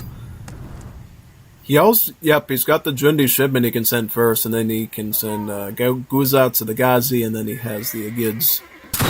Quite a bit there.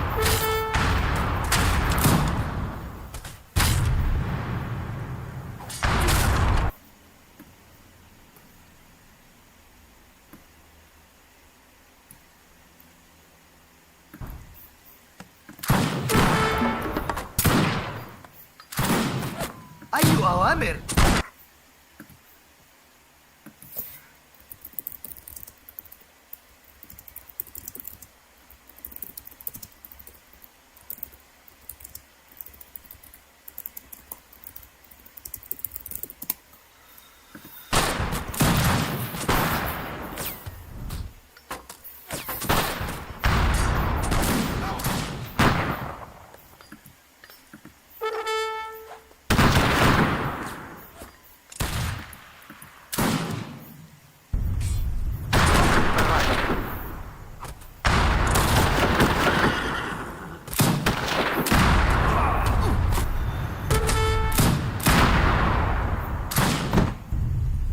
Auftrag. Verstanden.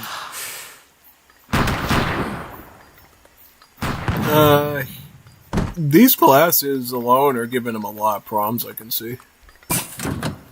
So what you gotta do is Germany if you can. Yeah, see, this is good. Get as many mites concernes out as possible and, like, conquer this turkey hunt with as many settlers as you can.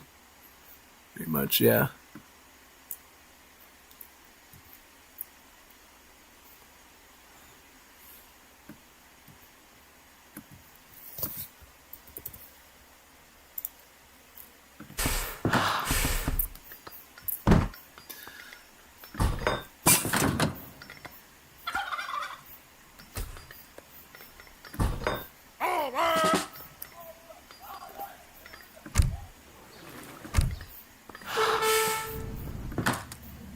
Bereit.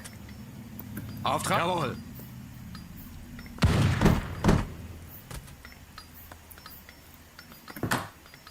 Auftrag. Ja.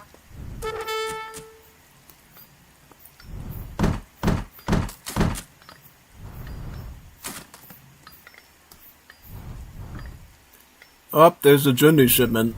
That's gonna be the turn point in this direction. Okay, so that will fight Hussars.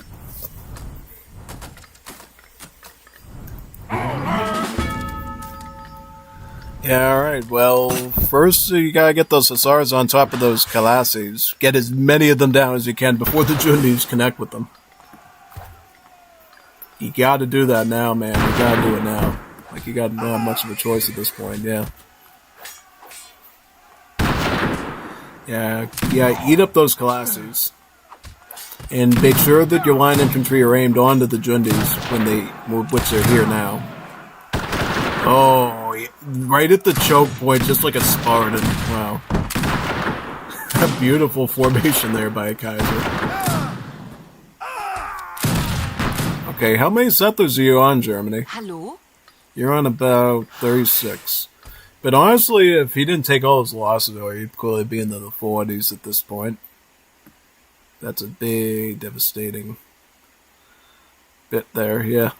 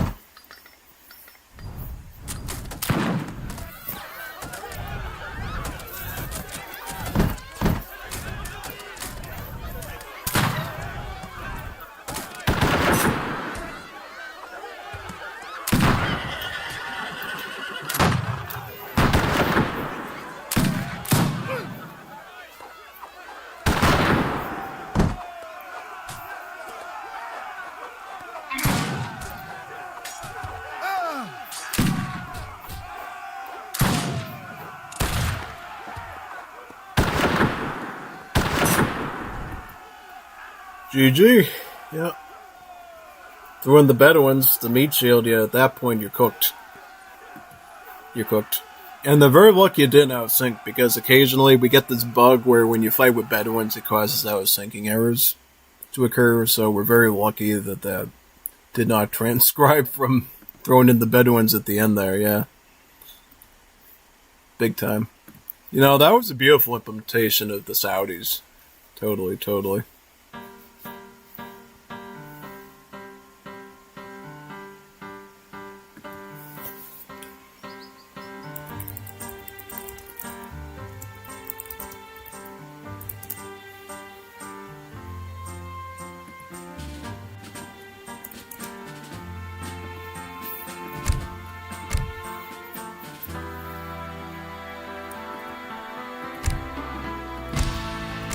Game number 2, the second one. This is the one on the land map. So no Colossi pushes for Kaiser allowed this time, unfortunately. So you'll have to be a bit more creative. Lakota. Wow. Good way of bringing one of the worst civs in the mod. China versus Lakota. What might he have planned for this? I don't know. What are you planning with this? Lakota versus China. I really don't understand this one at all. It's like, what is he going for here? Do you know? Like, I'm trying to figure this one out myself. Like, I really don't understand this one at all. I mean, not for nothing, I think Lakota are one of the worst civs in Wars of Liberty right now. Just because they've been so short-chumped. It's like crazy. Yeah, no, absolutely. Absolutely cooked. Mainly because the bow riders are like kind of useless now. Because they don't even do the range multipliers against Hussars anymore. Like half their purpose is kind of nullified at this point. So yeah, it's like really, really tough, I would say, yeah.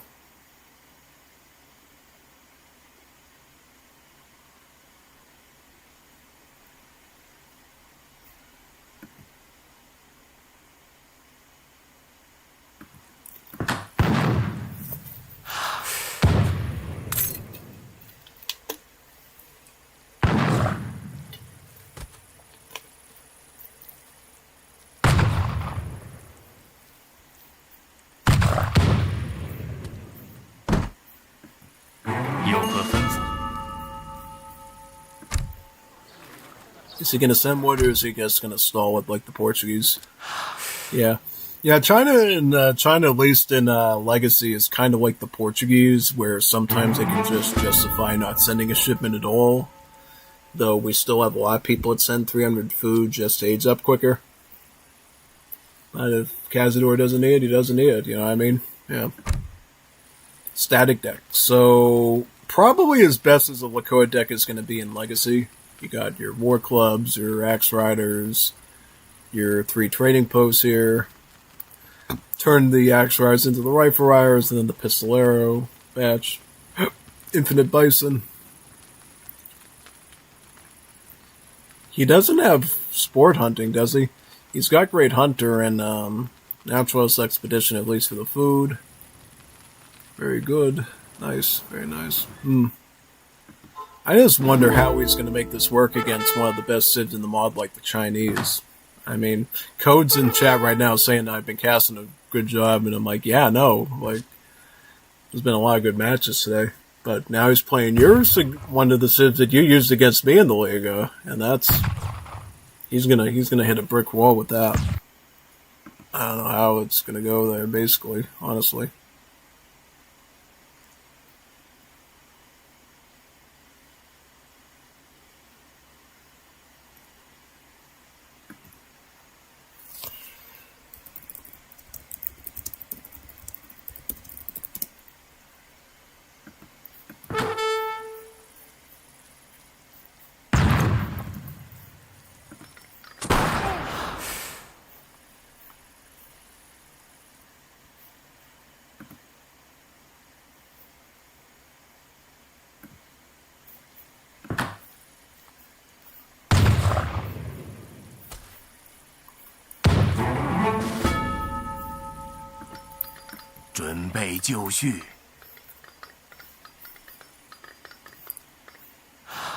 Porcelain Tower. Oh, Summer Palace. Okay, so he's going Summer Palace this time. Probably because he knows he's dealing with a more potentially aggro-friendly civ like the Lakota. He just wants to have those banner armies, which I totally get. He just sent the wood too, so he's going to have enough wood for his war cami. Is he going to get a village too? Yes, he is going to get a village. Great. Because if he can get that village up before the Wonder is done, he's going to get a free... See, I would try to get those built quicker, because if you can build them fast... Okay, I think he'll be fine. I hope he'll be fine, because if he misses one of these, he'll miss out on a free villager, which is kind of sad. But nope, it's good, because now he's going to have like 70 population, and he's going to have 3 free villagers, so it works out for him very, very nicely. Yep, that's good. I think what he sends is 700 wood, right? And then the End Riders? Probably. So, what do you do is, so he's going to open up War Hut, he's going to probably go C10 War Club. Not nearly as good as it is in DE, by any means.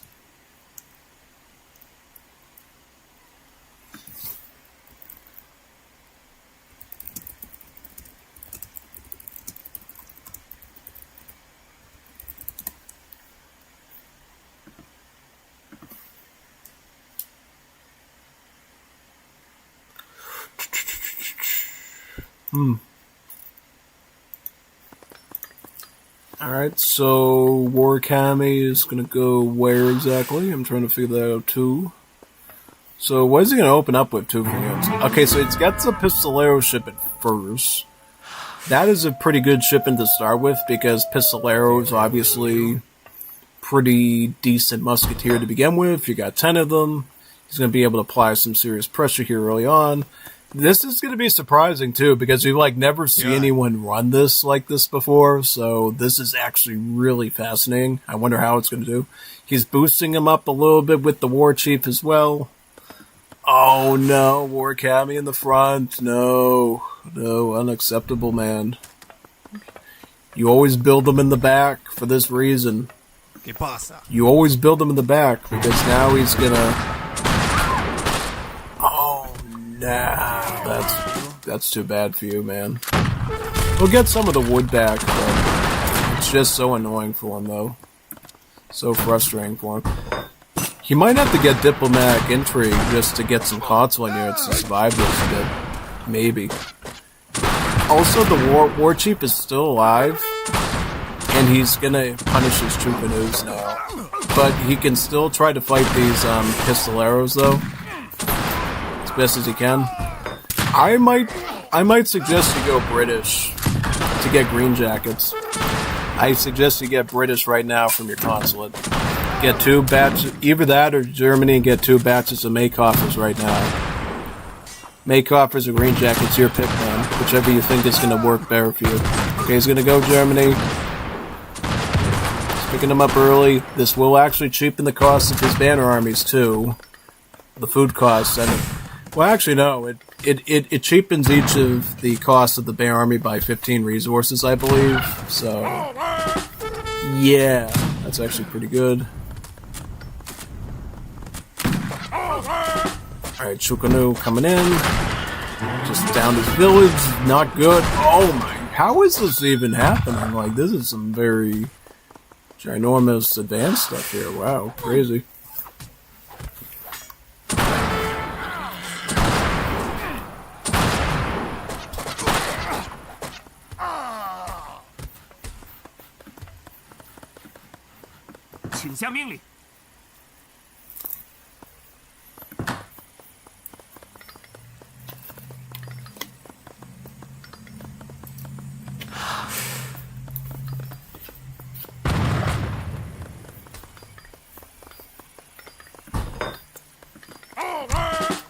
Alright, so Hill Castle coming in, very good.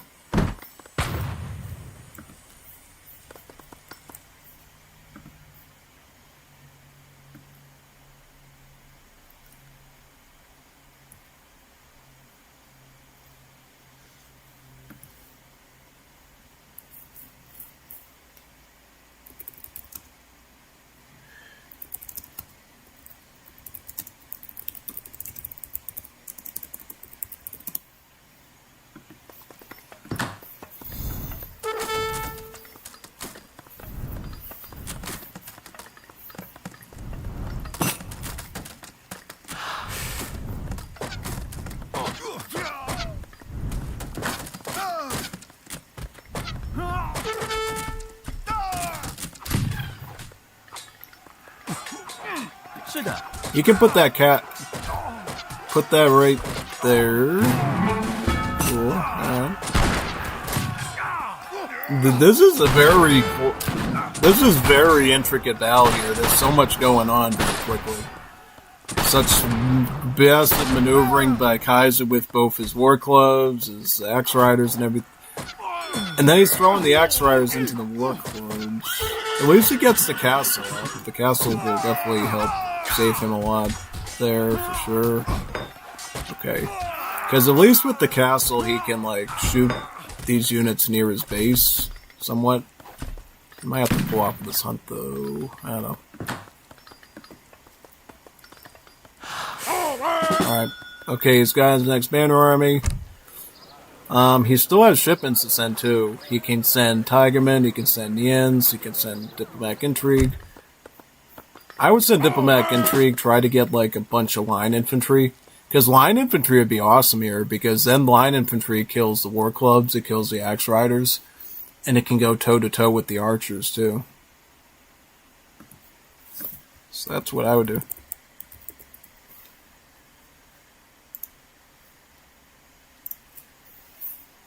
That's at least what I would do, probably.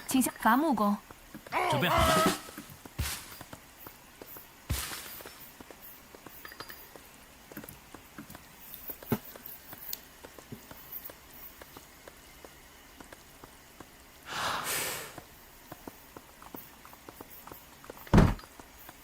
是的，出发，开战。是的，准备就绪。好的，是的，攻击。是的，是的，准备就绪。Alright, 10 Chukanus. Not quite enough to be in the safe zone, I would say, though. That's what Kaiser's been doing early on, is really prevent him from massing up in the levels I would say he would need to feel safe. I still don't know why he's not sending things in. Okay, sending Diplomatic Intrigue in, great. he can send some line in, get some Makeoffers in right now. But he needs housing space for that. He lost a village earlier, so that kind of made that kind of tough. Okay, he's building one now. Great. Because you're going to want to get like 2 batches of line infantry. You get like 7 Makeoffers, 14 Makeoffers. That will hold the line against all that stuff. And it'll work with the Chukanu very good too. Yeah. Yeah, definitely Kazuo is still doing alright. I mean, that's how good China is, you know. All that sort of weird stuff with the pistoleros and he's still holding dry. I mean, that shows you how well-tiered China is here. And the fact that he's actually doing pretty good with them, too.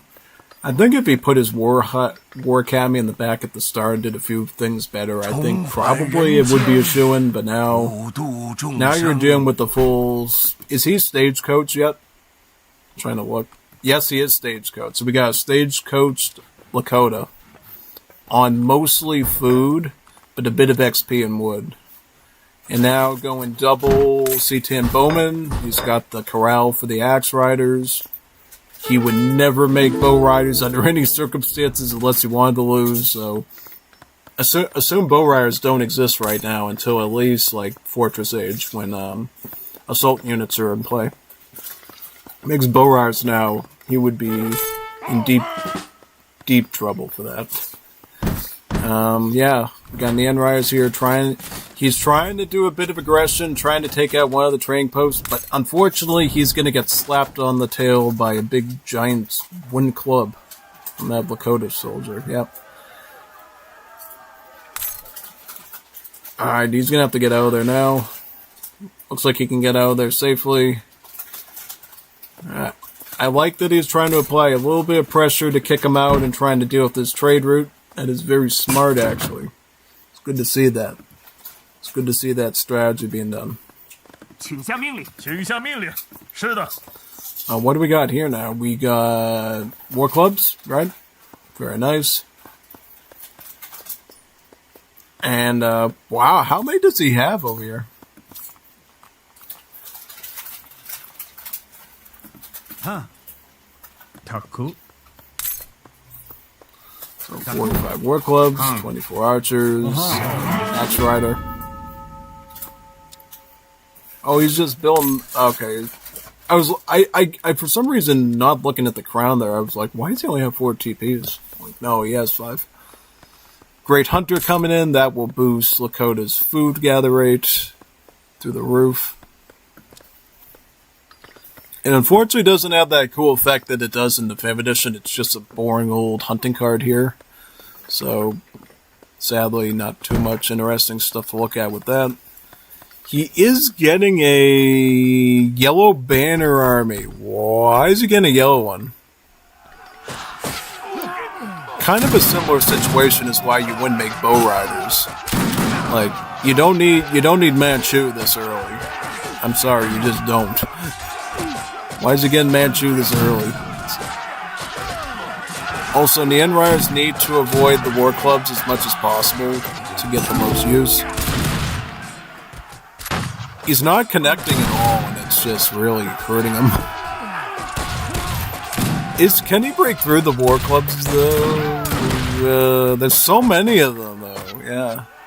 So many war clubs here. And then he decides to pull back. Decides to jerk back with it.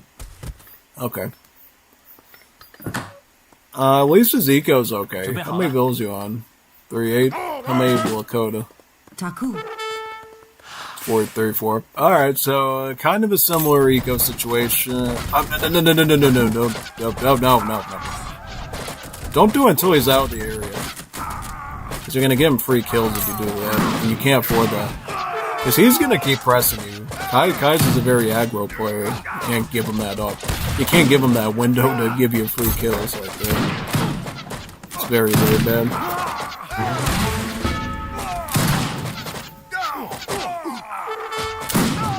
Yeah, he's going to keep puncturing into him now, it looks like, right? Yep. Absolutely. Very, very good. And now he's shipping in bison, too. That's the one thing Lakota could definitely enjoy, is that they don't have to venture out too deep into the map to get hunts at some point because they can just get all their bison in their base, yeah.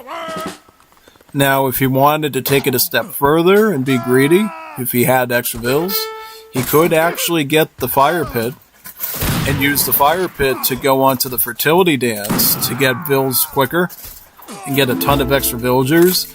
And then he could put on the gather raid dance to start trickling XP to bring in even more bison. Yeah, that would be like really, really smart, I would say, for sure.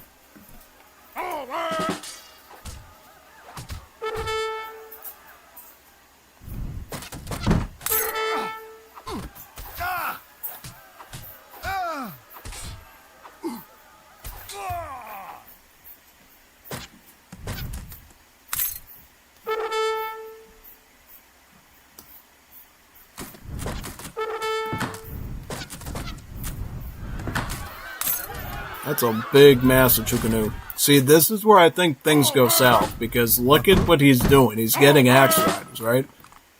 He's getting axe riders. He's gonna punish this Chukanu stack really hard. He only has 6 Makeoffers in there, so yeah. I think what you could do now if you're...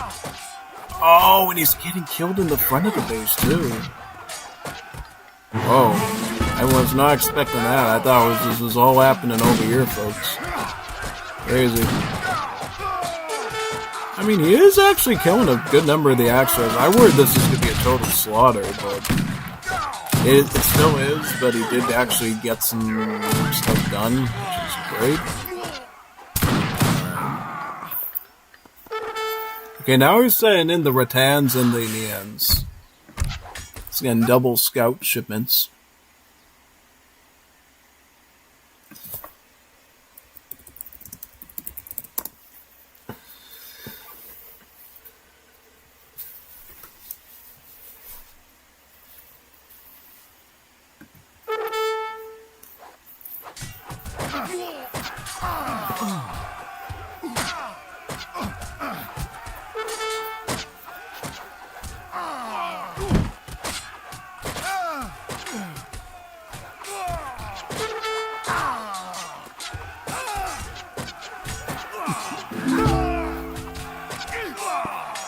Yeah, I think he's kind of cooked right now, honestly. Not doing too good.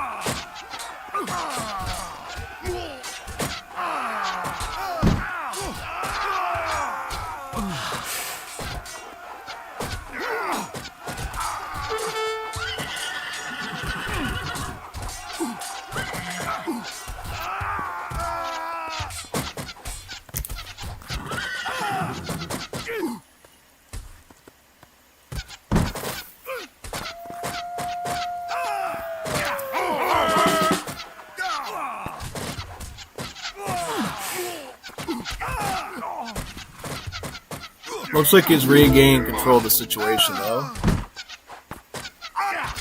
Very nice. Oh, look, we got another batch of axe riders coming in, and it's gonna be over. I think it is. He should try to put these Manchu into melee, though, to try to get as much damage into the axe riders as possible. Yeah. How's Kaiser doing eco-wise? So he's throwing double Corral Axe Rider, double Warhide War Club. That stagecoach is like fueling him so much. That's why you need to know how to capture your trade routes when you can. Because if he wasn't using the stagecoach, I think China would have absolutely won this very quickly. But utilizing that full stagecoach is like really, really good there, yeah.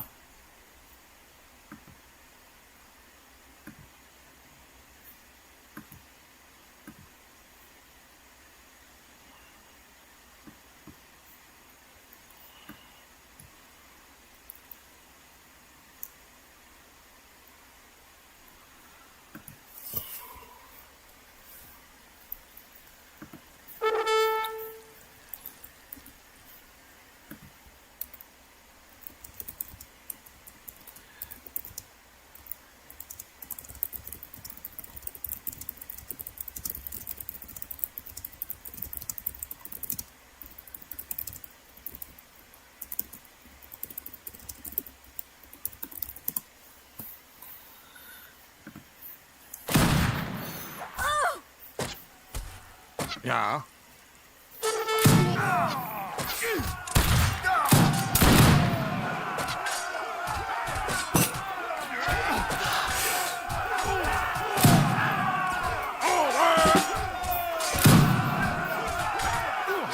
是的，是的。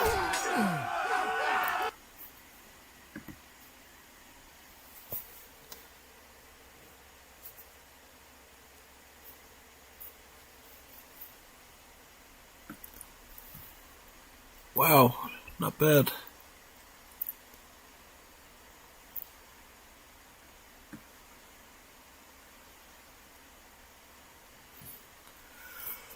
Whew. That was a crazy fight there, man. Wow. Unbelievable. Alright, let's go to the next series now. A lot more series to go today, folks. Hope we get some good ones. Hoping we get some really good ones.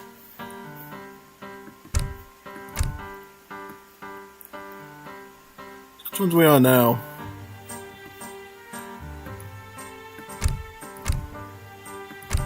So we got Code, Eldrer, and Zelda Verde, and then we got Code versus Montero.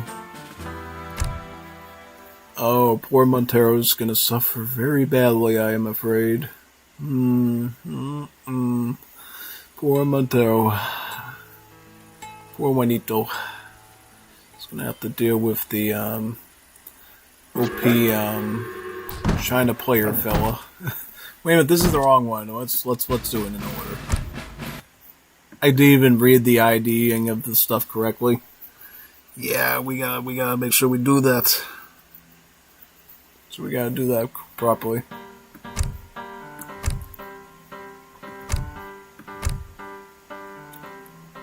Let's get back to this one. This one. Alright.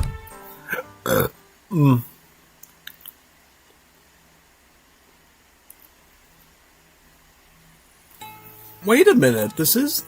What? Did they submit the wrong order? You silly dogs, you fooled me. They're tricking me, man. This is heresy. They just committed heresy against me. They tricked me. Unreal. How dare you do that to me? What did I ever do to you to deserve that? Make me think I'm crazy and you sticking the wrong indexes in your file names? Really? Unbelievable. I didn't expect that type of tomfoolery today. Well, let's do it then.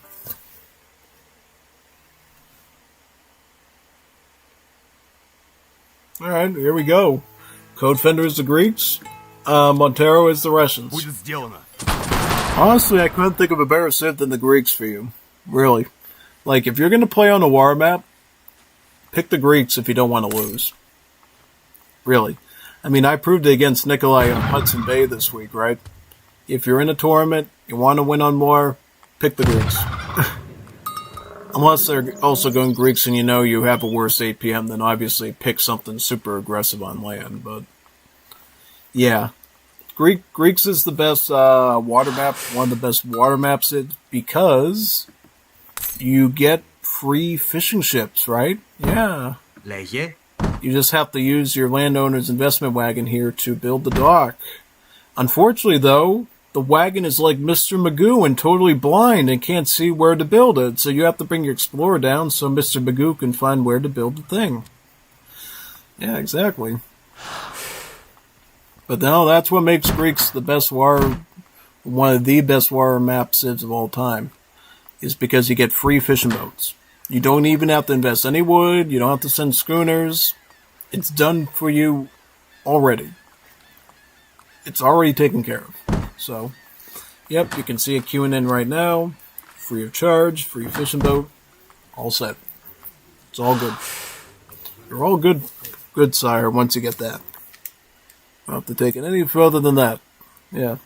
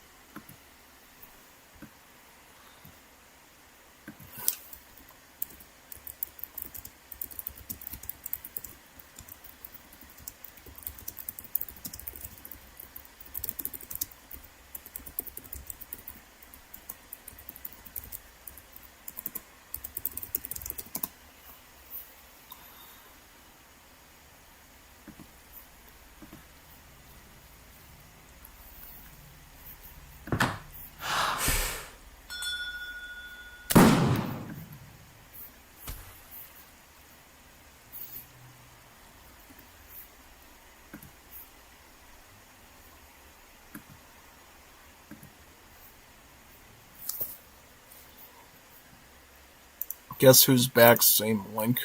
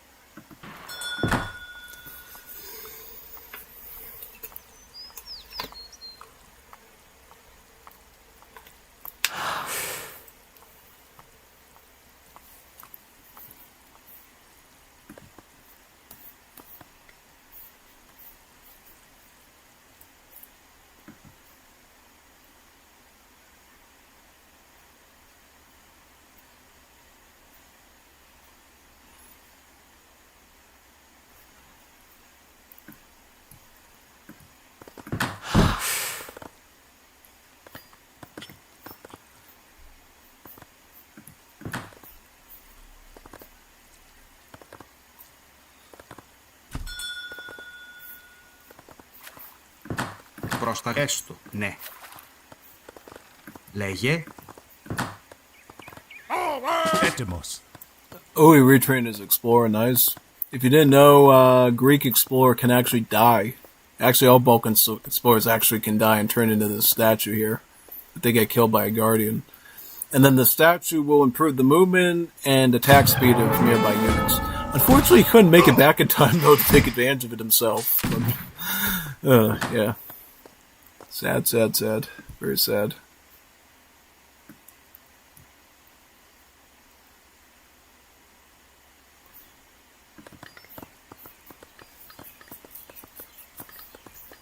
Πρόσταγμα.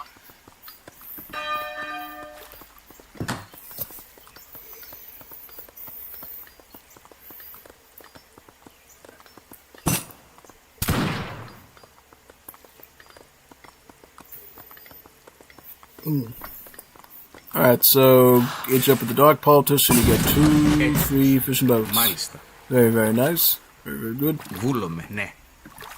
Πρόσταγμα. Έτοιμο. Μάλιστα. 700 wood. Very good. Comes with barracks. Very sweet. Πρόσεχε. Πρόσεχε. Πρόσταγμα. Πρόσεχε. How's Montero doing, by the way? I just want to check on him. He's getting a blockhouse. Cool. Deck looks pretty reasonable. He's got the Ratniki, Kozak, Kates. Looks okay. Now, I think in general here, Greeks do pretty good because their skirmishers, the Klapes, end up outranging the Raietovois, so clearly going to do better there, probably.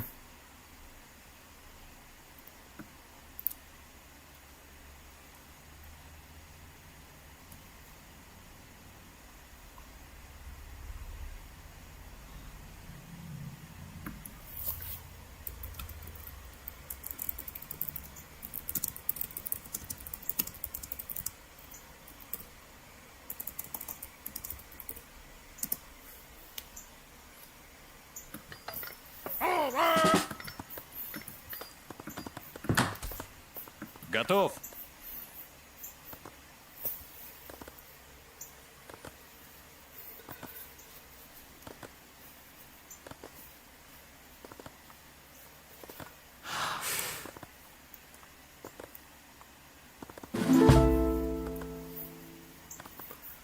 Приказ?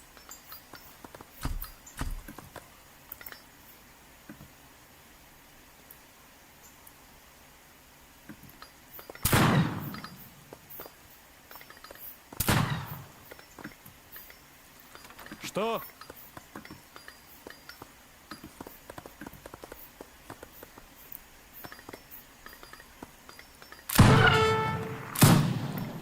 Might lose a bill there.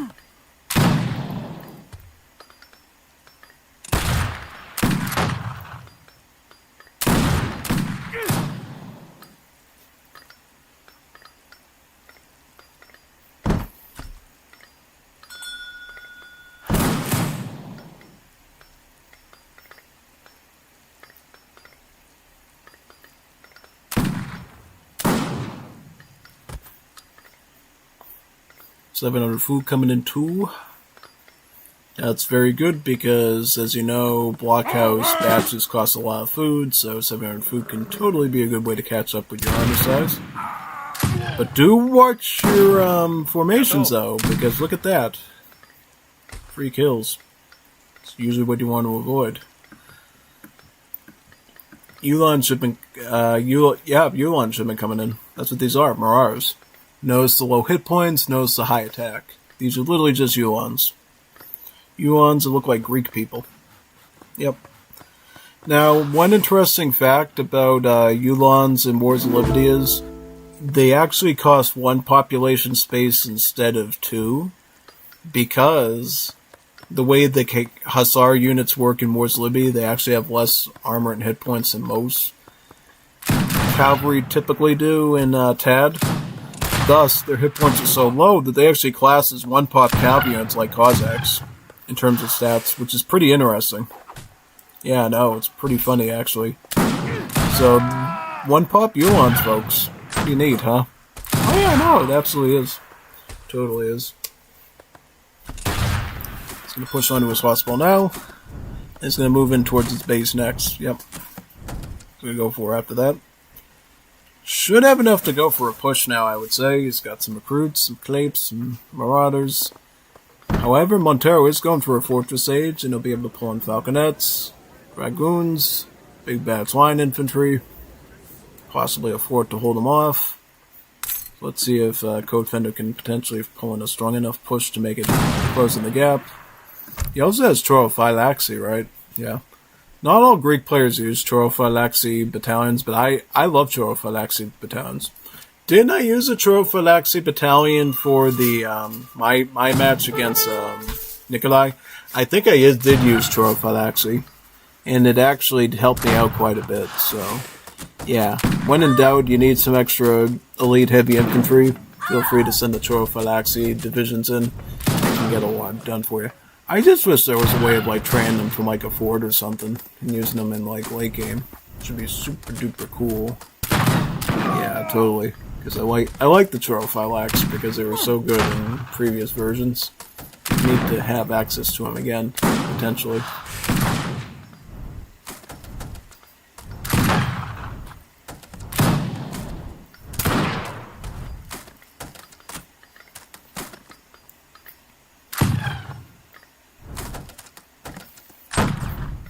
I was going to start sieging the blockhouse.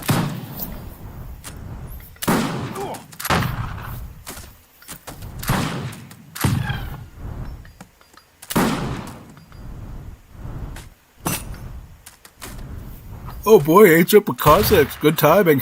Yeah, no. But watch out. Now that means he's going to get better rate of fire on his recruits. Could be under your undoing if you're not careful. Would have been your very worst punishment if you're not paying attention. Yeah.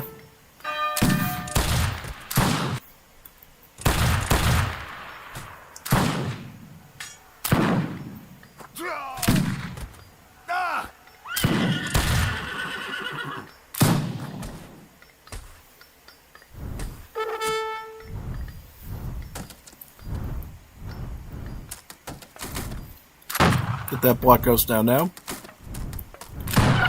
He's aging up at the blockhouse.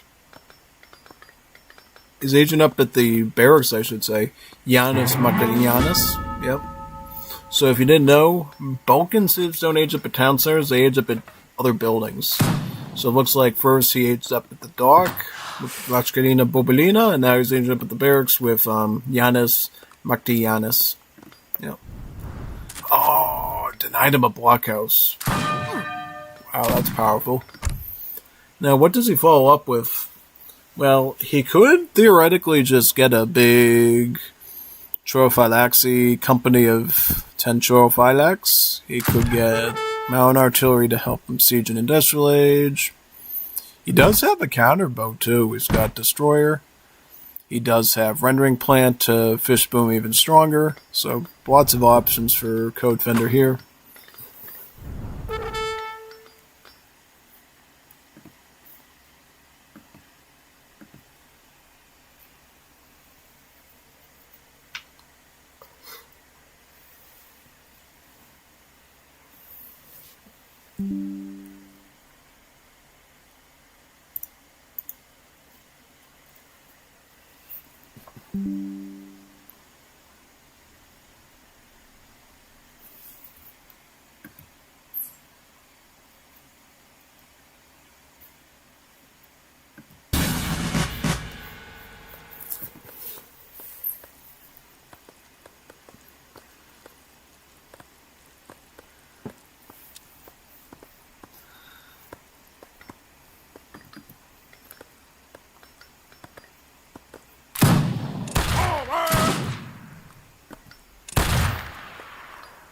The good thing about recruits is for the Balkan civs is that they have a abnormally high damage output.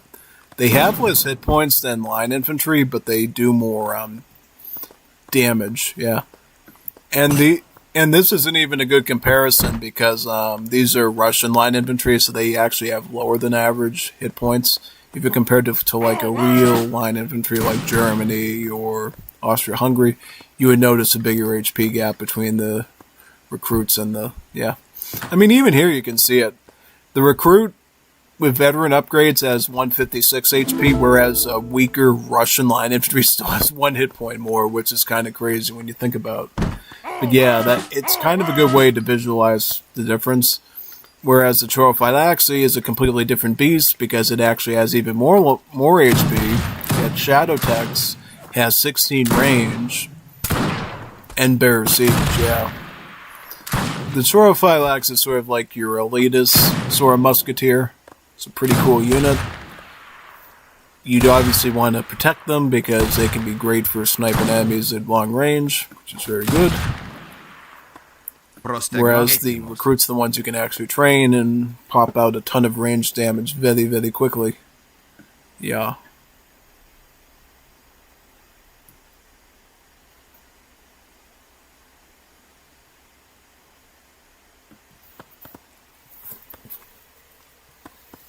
Ugh.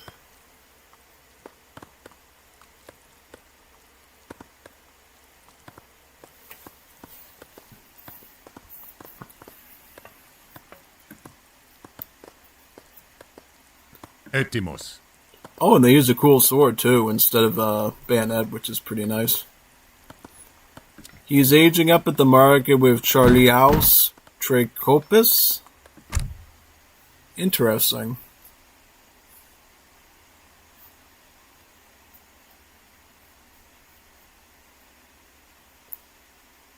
It's kind of weird. He's trying to synergize with the cards very much. Because if you really know your Greek cards very good, you can synergize the politician choices with the Greek cards that they get the boosters for. Yeah. Right, so. And he doesn't have Pythagorean theorem. What's up with that? I would have Pythagorean theorem to get my artillery range up, which would be super duper good.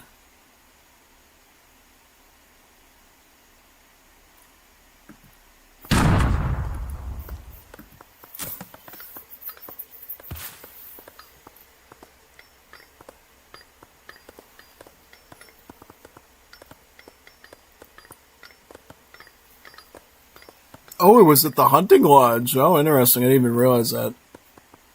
Oh, no, it was at the market. Why did I think it was the hunting lodge? I was thinking of the upgrades, yeah.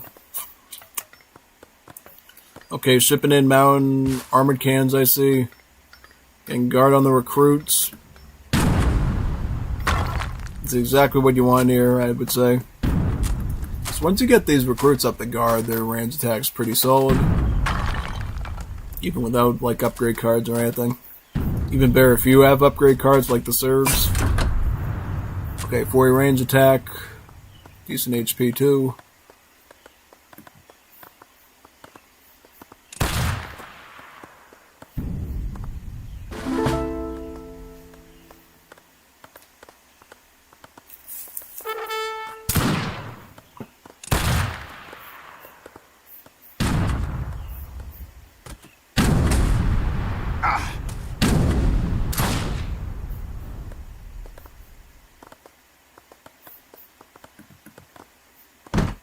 Etimos.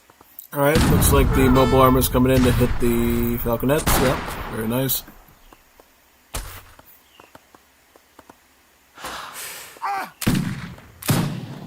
Good maneuver by Montero there, taking out the artillery before it became a threat with his own falconets, his foot artillery. It's actually a good tactic, because now he downed his artillery. However, he's coming in with another batch, so this is probably going to be where the challenge arises, probably. Yeah.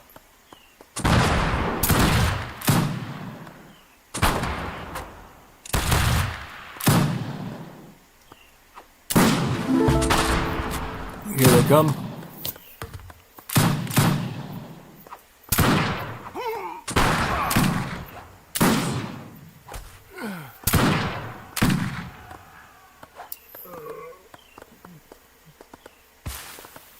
Good defense there by Code Fender acting as goalie there with his infantry and cannons.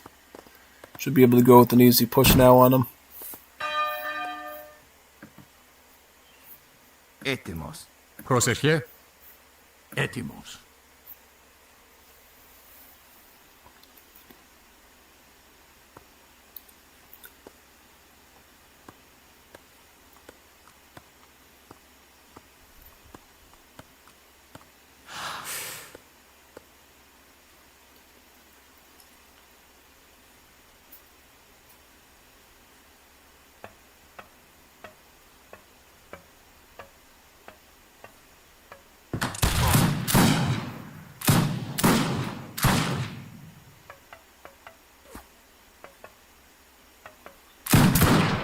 Should be an easy cleanup.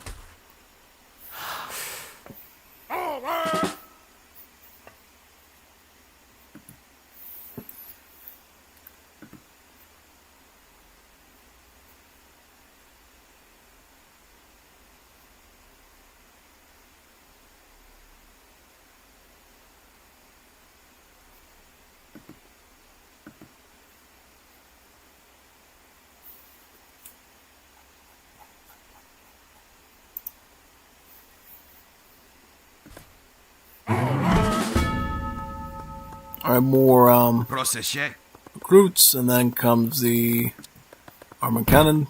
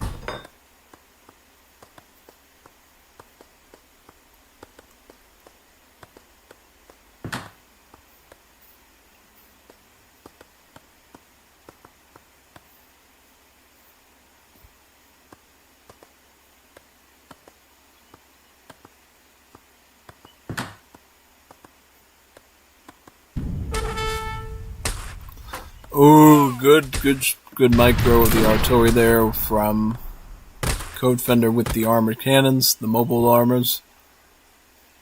Basically, mobile armors are, or Farpanzers as they're called in German, are a more durable and faster shooting heavy cannon, basically.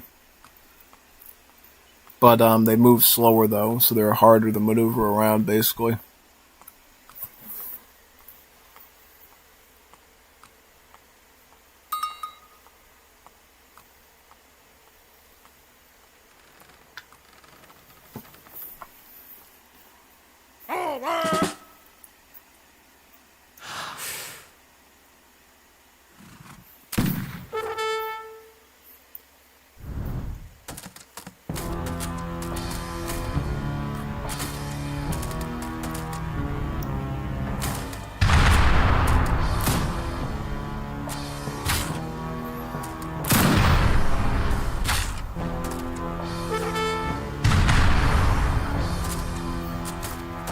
I can push towards the TC, which would be great.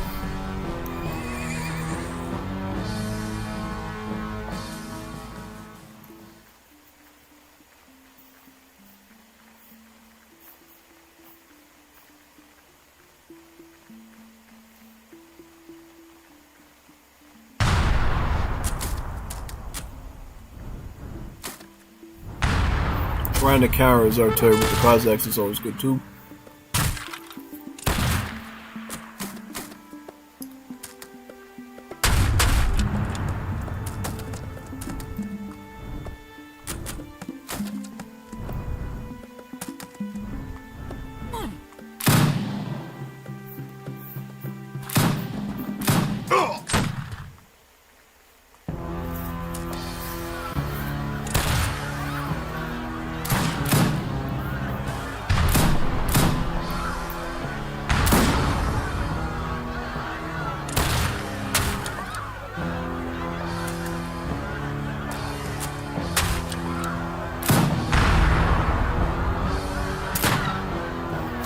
TC will go down, then you can finish him up with the rest of the base.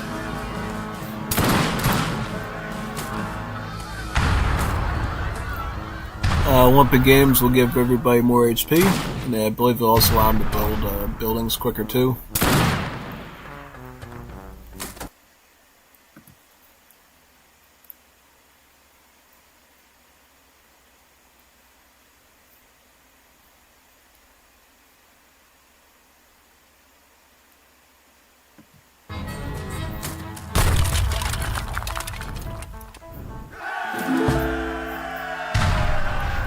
Oh, he got the Russian winter on now, so he can't even move that quickly until it ends.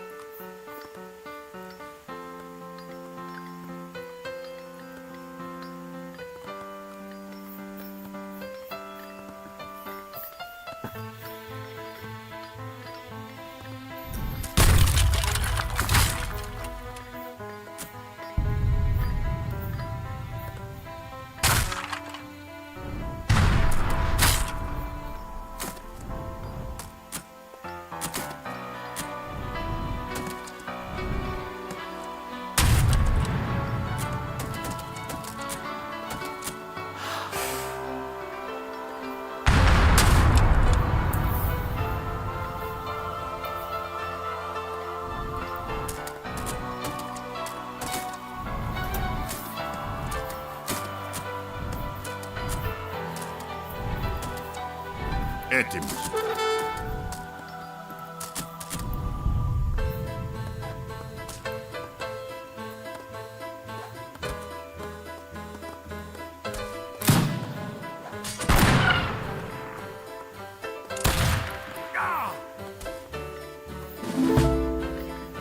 Should be a quick cleanup.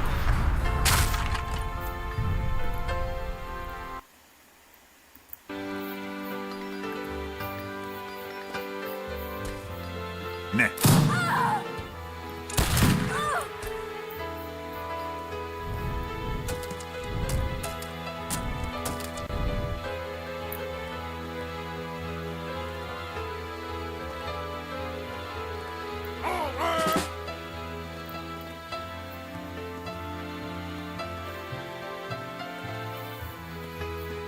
Έτοιμος. Μάλιστα. Εισβολή.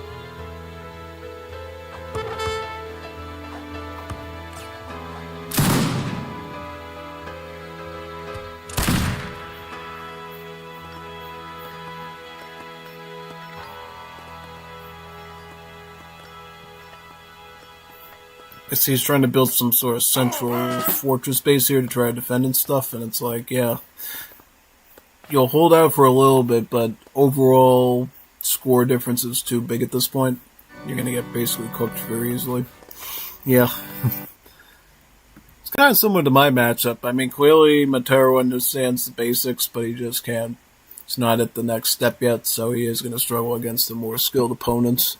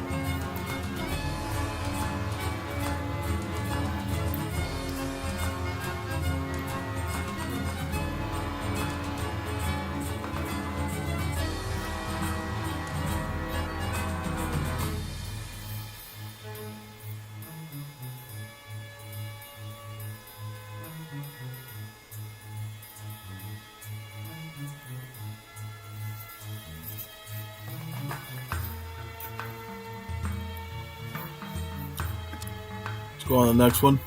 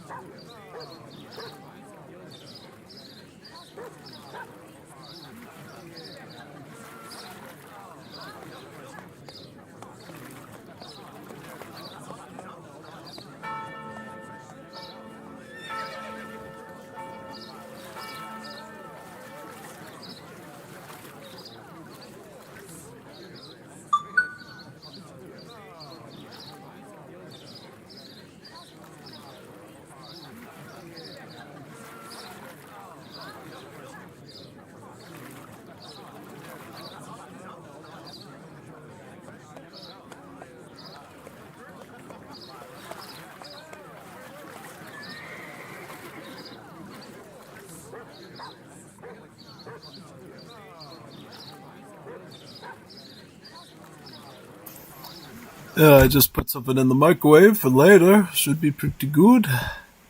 Yeah, very nice.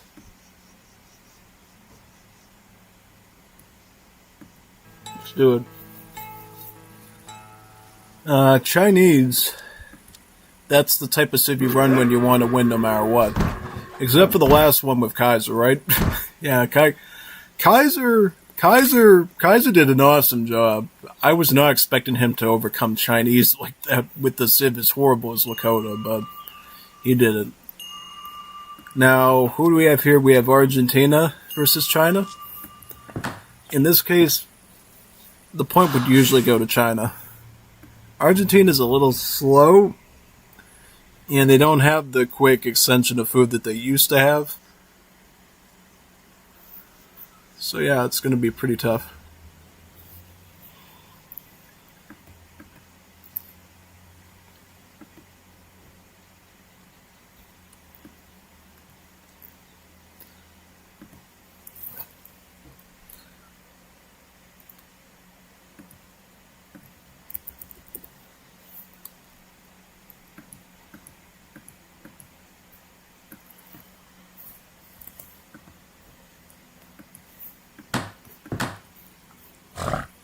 So in general, for this matchup, I would say probably your best thing to do as Argentina would definitely be to go Patricio here, possibly some Escopetero mixed in.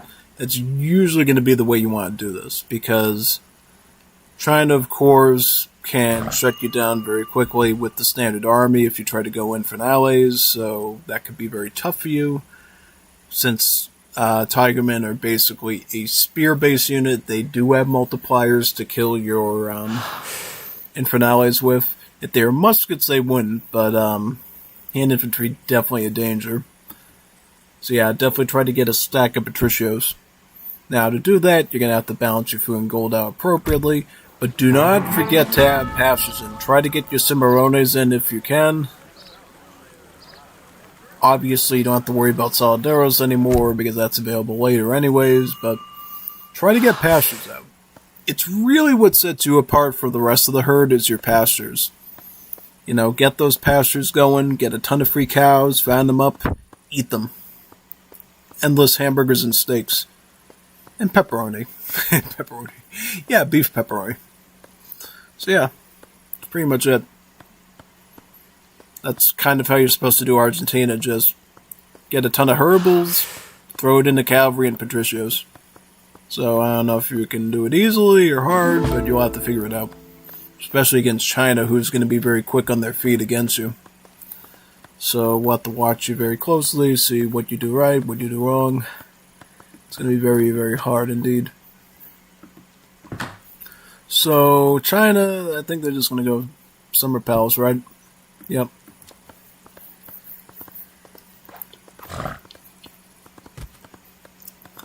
That's basically it.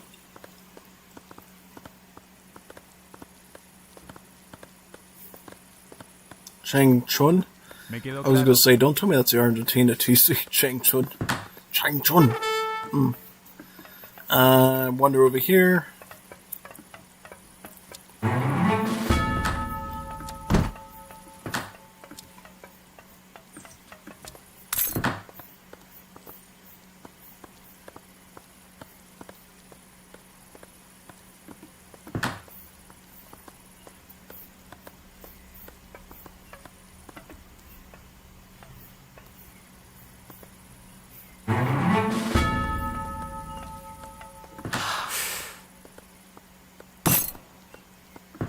Alright, so you're going to age up with which immigrant?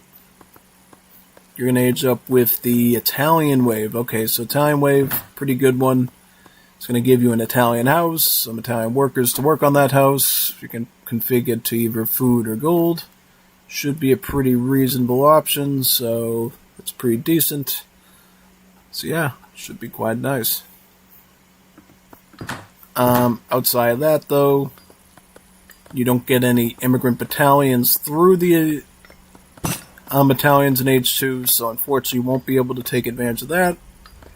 In fact, the only way you can even really get any immigrant battalions in H2 is through the Polish, So if you want units, you'd have to go Polish for that.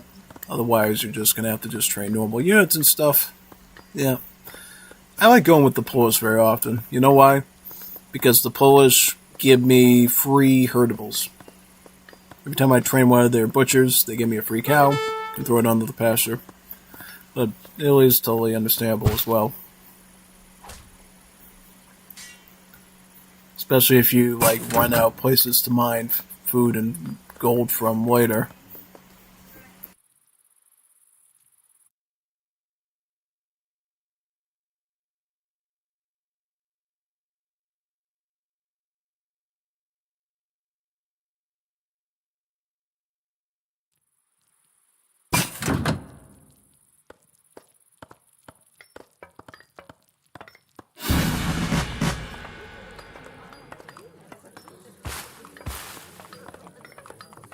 Alright, so now the Italian colony is coming up over here.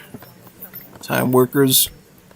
Important point about Italian workers, you're going to want to take them off of the wood and throw them right onto the house. It's because Italian farmers have a really bad gather rate from wood, as you can see in the description here, but they have a really good gather rate from agricultural buildings. So you either want them on some sort of a farm, a plantation, or an Italian house which functions as a secondary farm to use them. He looks like he is going to open up Infernales though. Just make sure you mix it in with some Patricios then if you're going to do that. While the Infernales are very good, what they do, they'll fall short against heavy infantry somewhat, so be careful. So here they come in right now. You'll see early on how good they are. If he can connect to these disciples, though, he'll get a really good butchering of these units. He'll basically take them out for free. Also, they got a charge attack now, too. I forgot to mention that. Yeah, they get a charge attack now. I actually forgot about that fact. This is my first time seeing it. So the charge attack is 37 damage, and the regular hand attack's 25. So that's actually really cool. I wasn't even thinking about the charge attack they had in the latest patch, because I haven't used... If you can try to use the charge attack on these Tigermen, please do. It'll really help you out a lot. Yeah, no, take advantage of that charge. Take out the Tigermen and then go full in on the True Canoes. Yeah, no, totally. I completely forgot about that fact, about the charge attack. It's such a recent change that they had a month ago that it just slipped my mind. I didn't even think of that. Oh, that's why he's going in for now, is because he knows he might be able to out-micro him with them. Yeah. So, how much is the cooldown? Is the cooldown about a minute? 60 seconds like the Grenadiers? That must be about it, really. Okay, you gotta be careful with those charge attacks, though, because you just wasted on a Vil.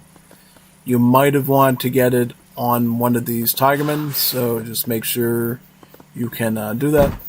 Now, what's interesting about Definitive Edition is, AoE 3 Definitive Edition is, in the DLC, they actually are going to add a feature that lets you turn off the charge attacks, so you don't screw it up. If you want to use that unit normally for a while, you can, and then just execute the charge attack when you want to do it.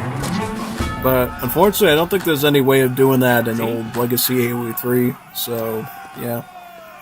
Kind of unfortunate. Pretty much, yeah.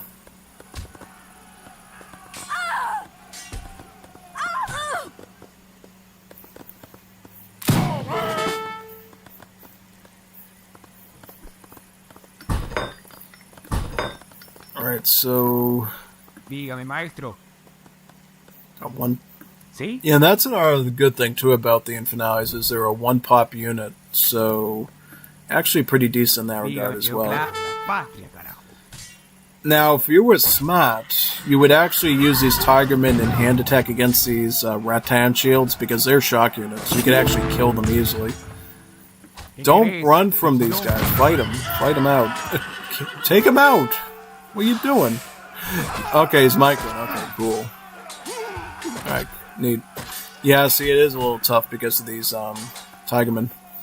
if you can get another charge attack going, you could potentially counter them with, yeah. See, I should probably get back into Argentina gameplay just to see how good these bola throwers are. How skilled they are, basically, yeah.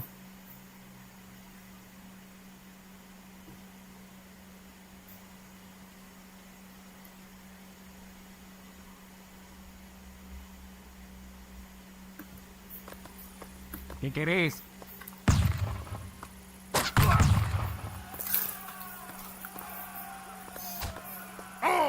Va. Guerra.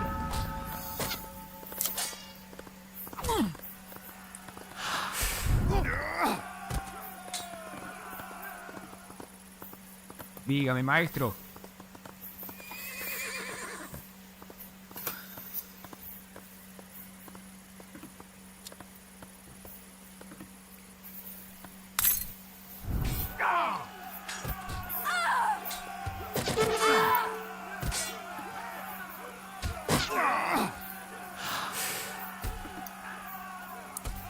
¿Qué querés? ¿Sí? Dígame, maestro.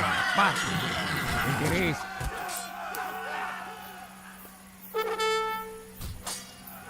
Dígame, maestro. ¿Sí? Ya voy, che. ¿Qué querés? ¡Qué quilombo! Dígame, maestro. ¿Qué querés? ¡A la guerra!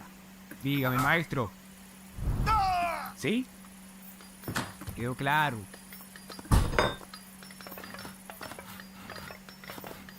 ¿Qué querés?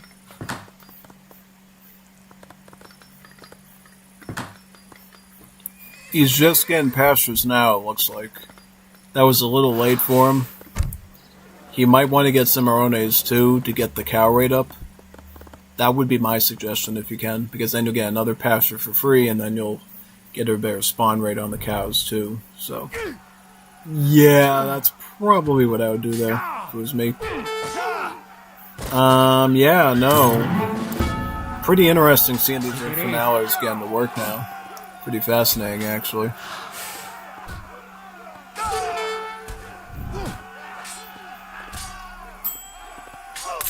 What I like about it is it sets them apart from the other mounted pikemen in the game, like the Cheyennes and the Watchmeesters of the Dutch and stuff.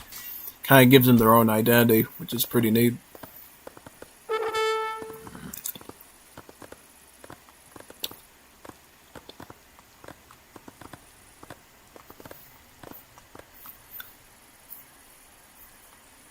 Dígame, maestro. Ya mismo voy. Ya voy, che. ¿Sí? Quedó claro. Ya mismo voy.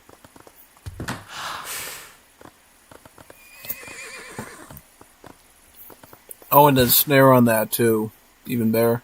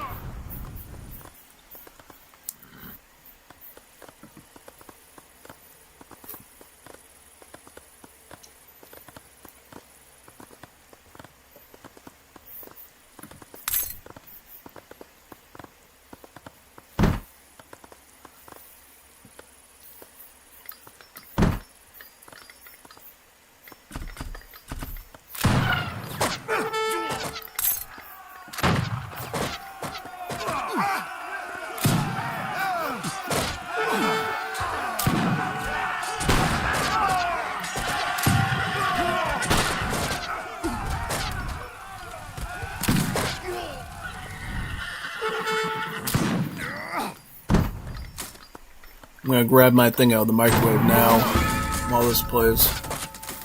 Basically, bro's getting cooked. And he's gonna ship in some Patricios too to help.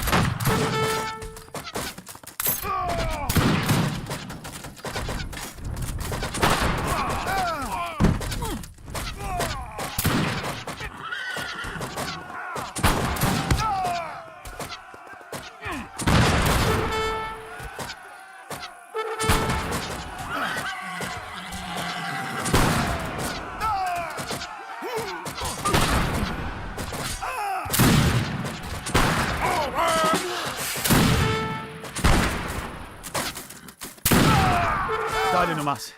En el horno nos vamos a encontrar. Parou.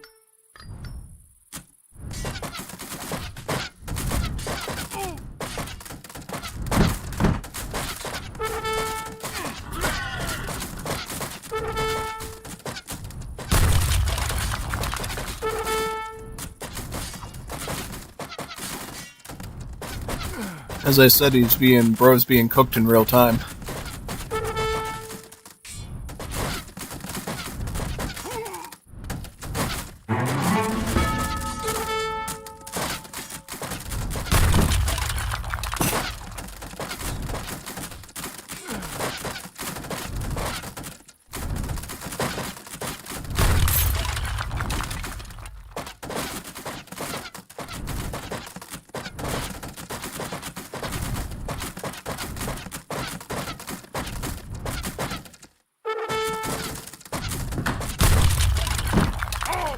Yo nunca me he de entregar a los brazos de la muerte.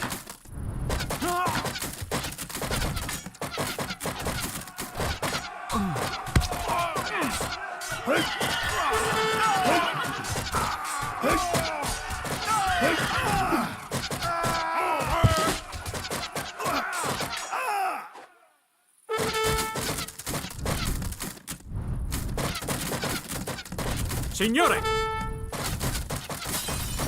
Signore!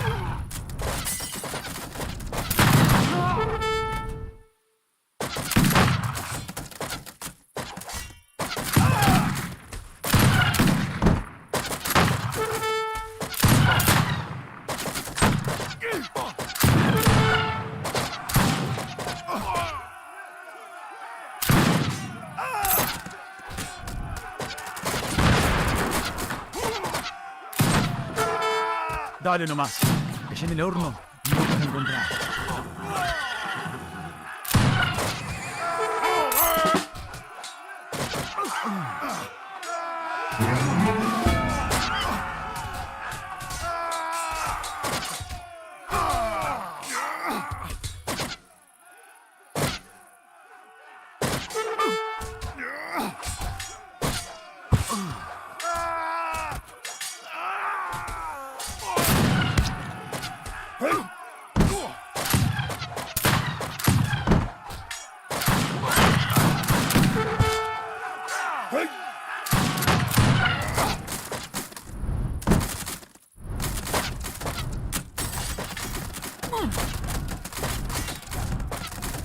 大限将至，轮回之期不久矣。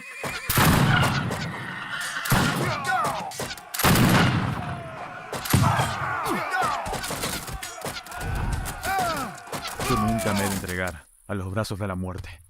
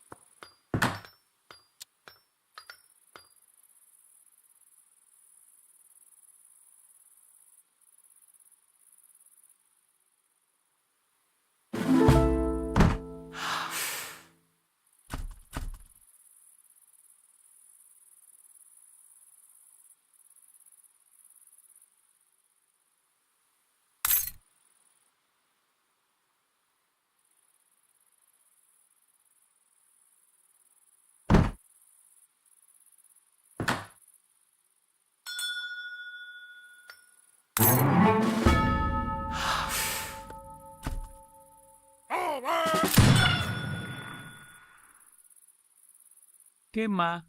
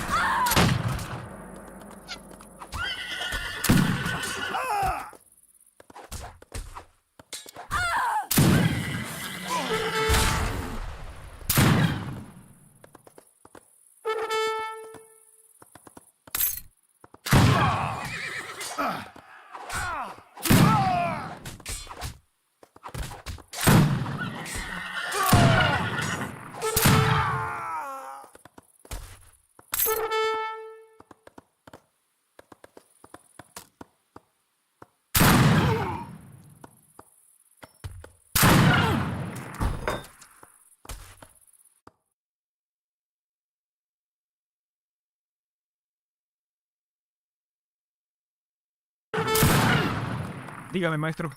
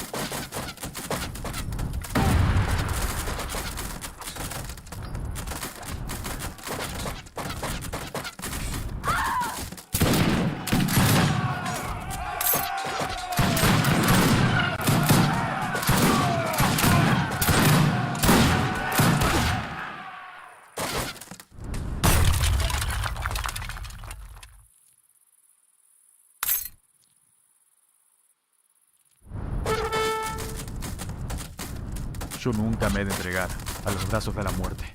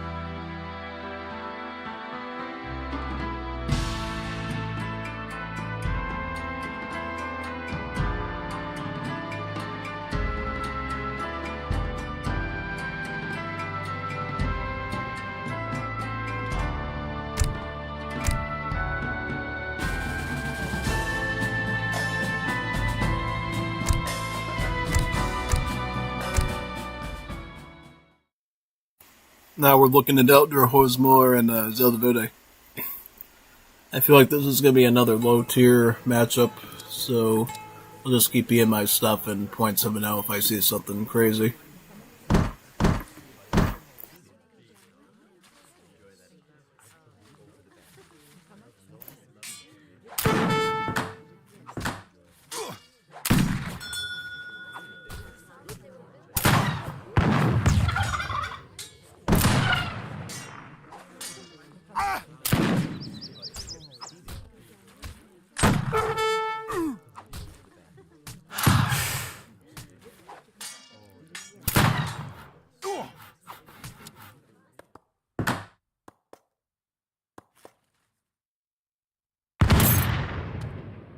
¿Cuál es la hora? Leñador, leñadora, leñadora, leñadora, leñadora, leñadora.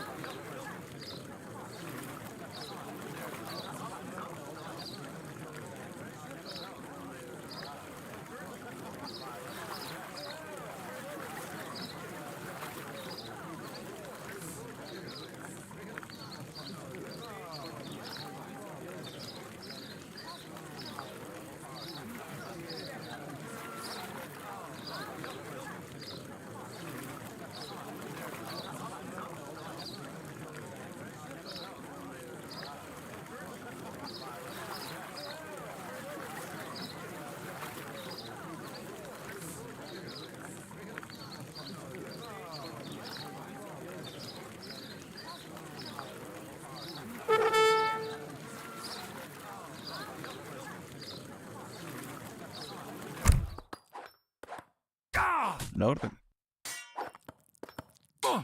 ¿Qué pues? ¿A guerrear? ¿Qué pasa?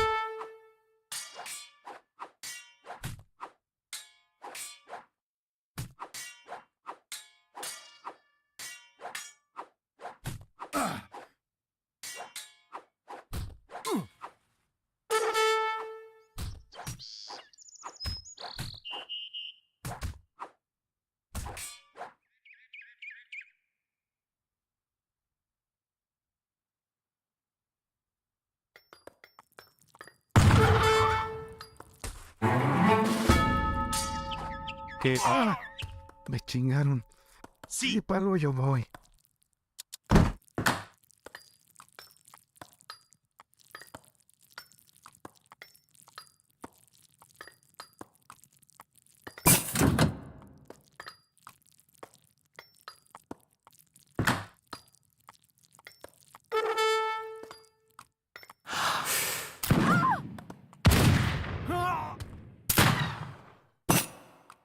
¿Cuál es la orden? Sí, cazador.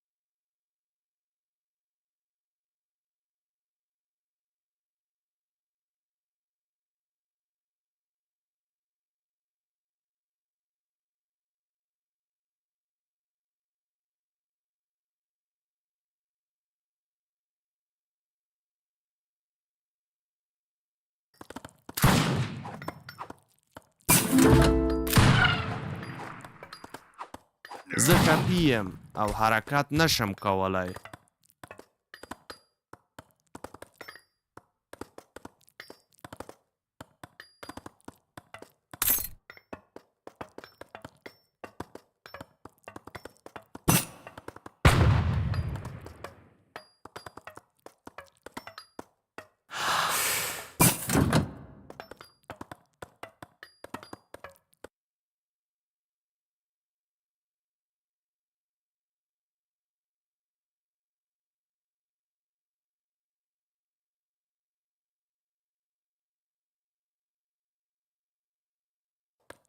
بله. سلام. خواهم کرد. انجامش میتم. آماده هم. انجامش میدهم. بله.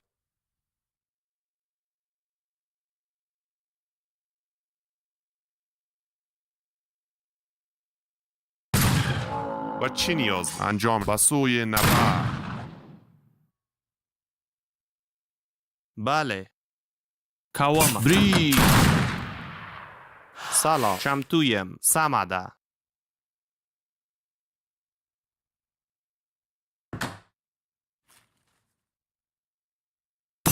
بله.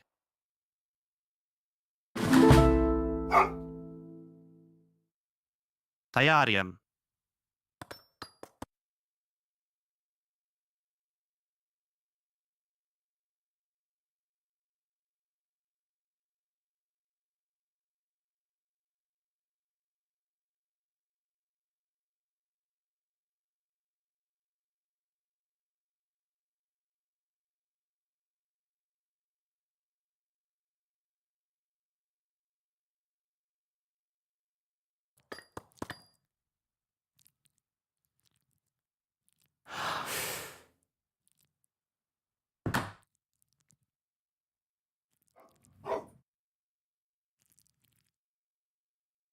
بله.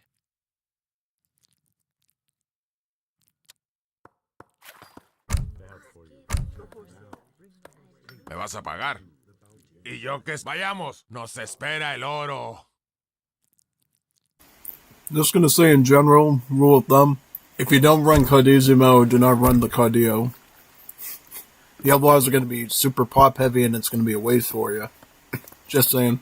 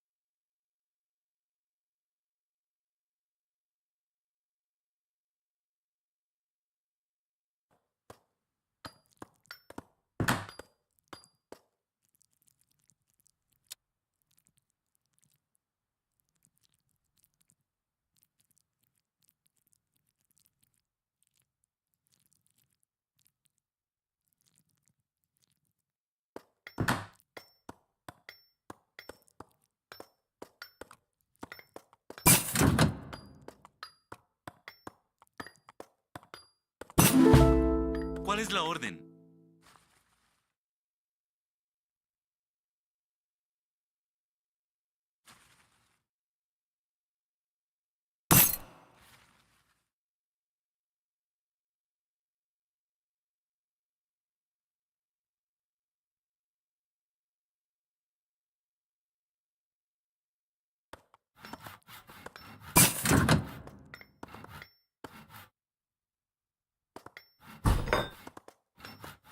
¿Qué hace falta?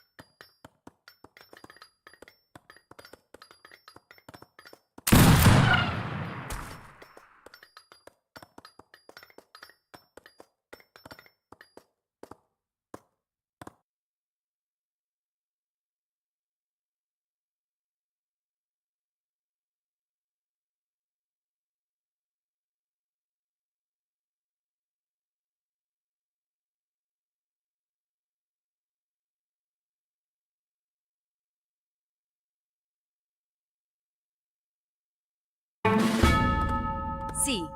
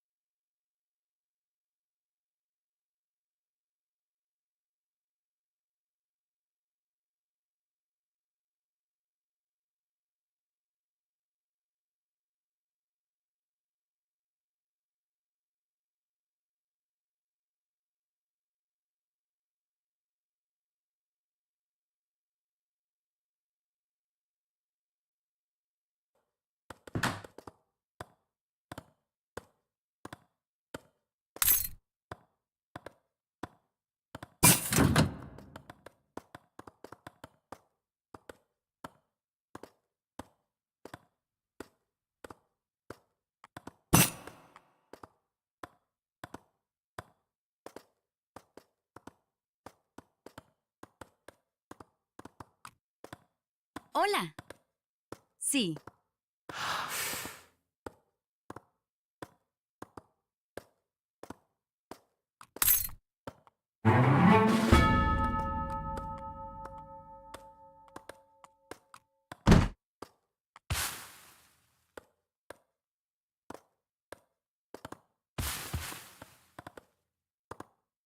Sí.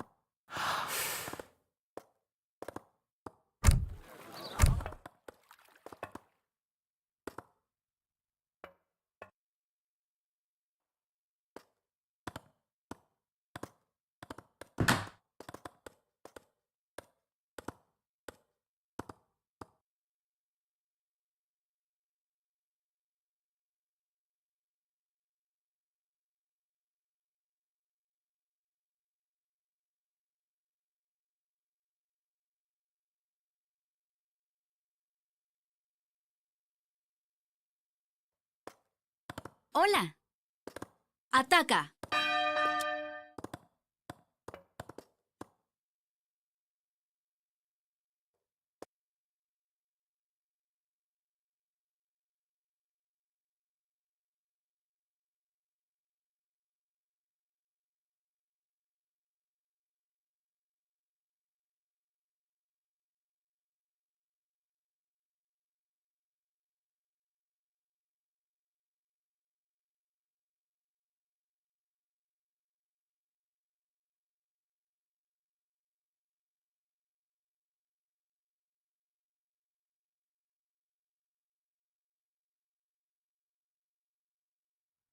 Sí.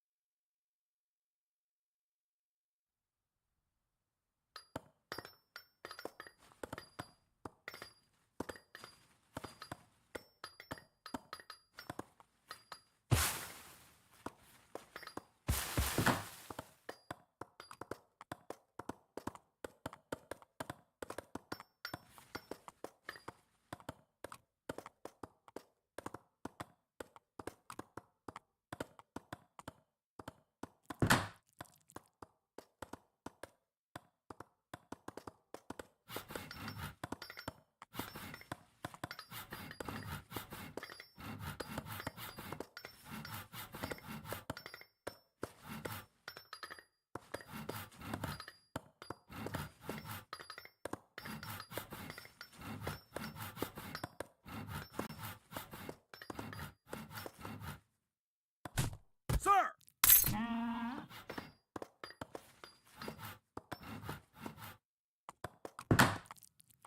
¿Mande?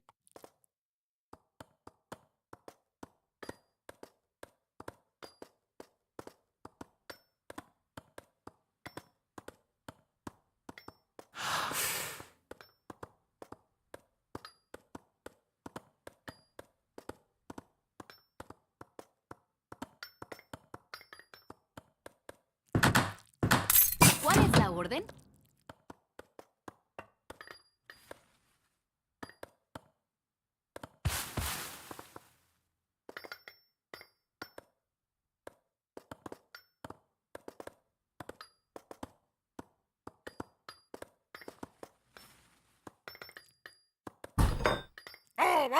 ¡Atención!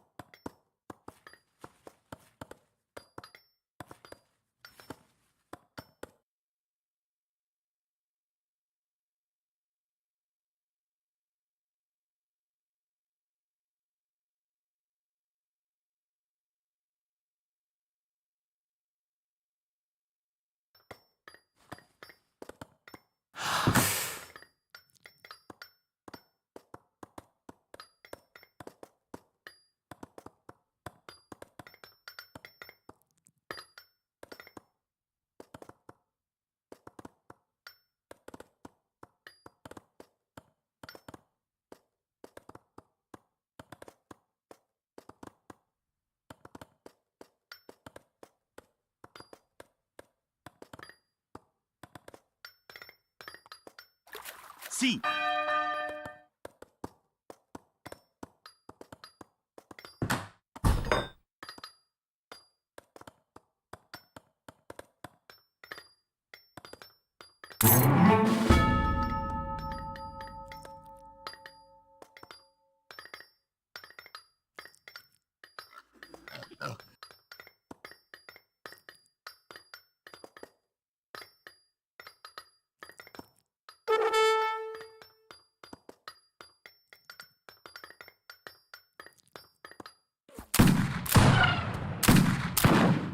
¿Me vas a pagar? Veamos, nos espera el oro.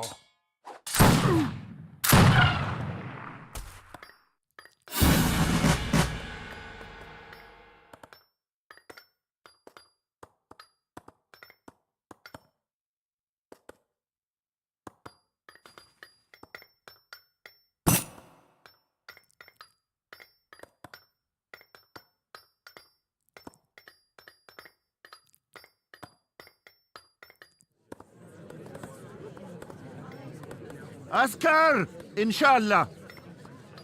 آماده هستم. سلام. آماده هستم.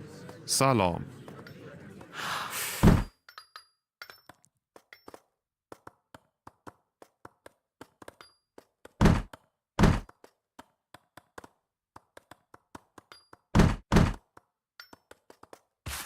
بله. انشالله.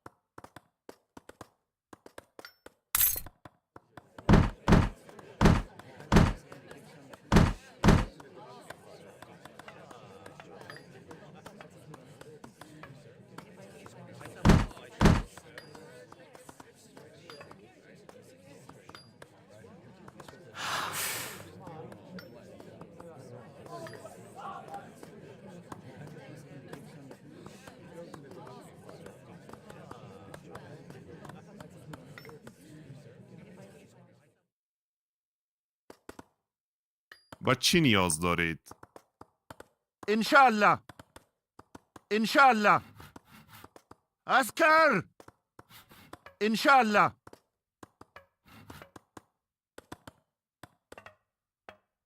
جنگ تا.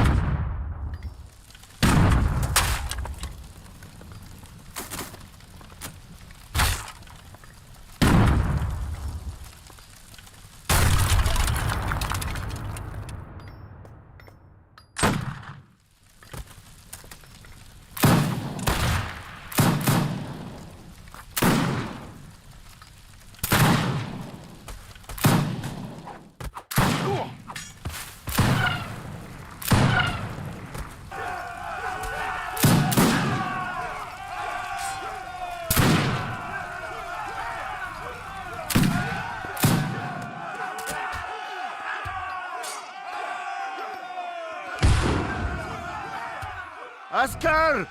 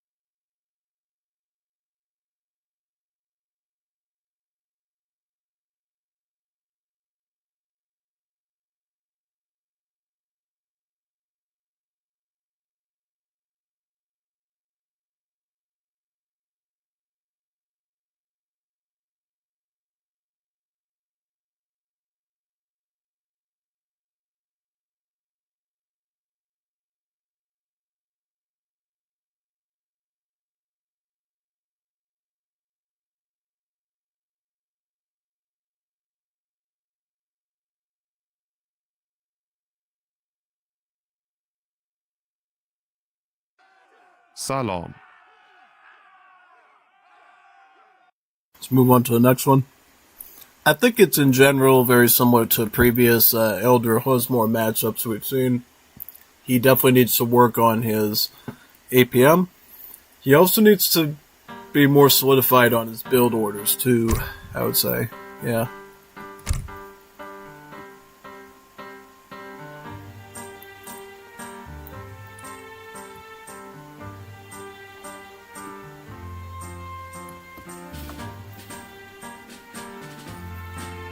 Which one are we on? I'm trying to find it. This one, alright. There we go.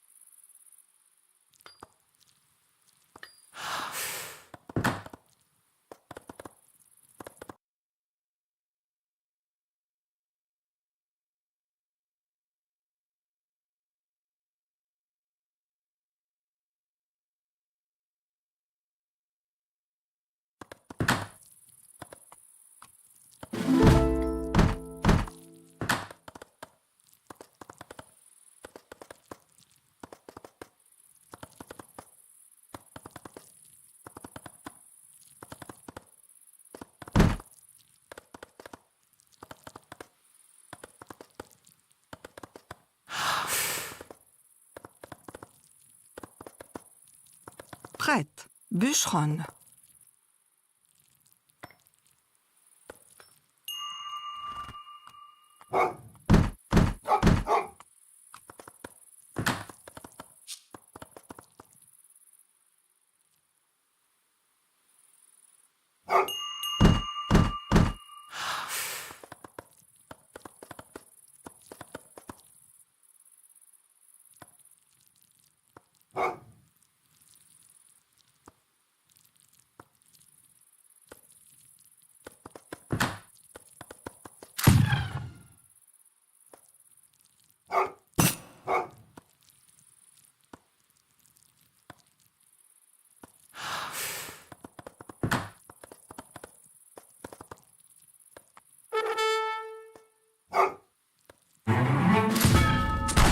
Prêt. À l'attaque! Oui. À l'attaque!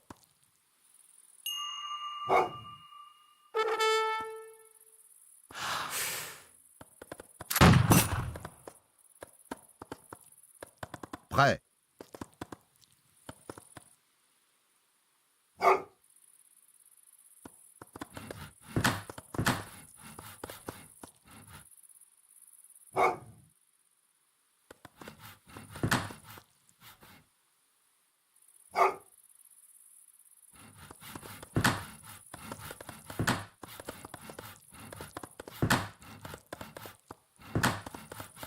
Bonjour, bûcheronne.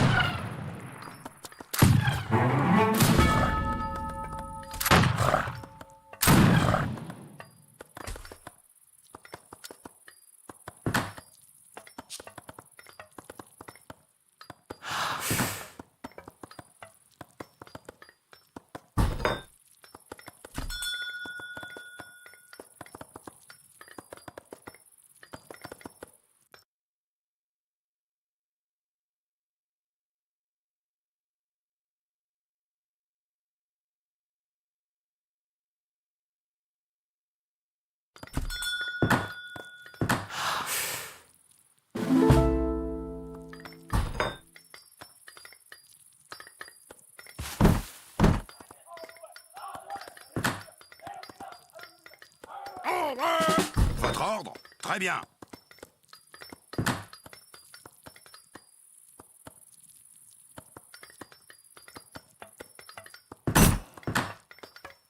Prêt.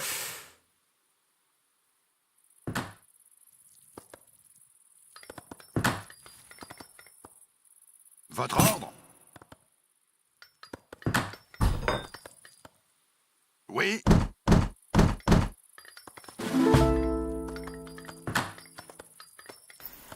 Solid pick for Canada. Actually pretty shocked we haven't seen this yet during the event. Canada's definitely a good 1v1 civ, for sure. I mean, and since Elder, of course, has a slow, like, APM and build order and stuff, Canada will be a quick and easy kill for him. Look, under 10 minutes and he's already melted them, look at that. Oui. Very good. Prêt. Votre ordre? Oui. Je le ferai. Prêt. Très bien.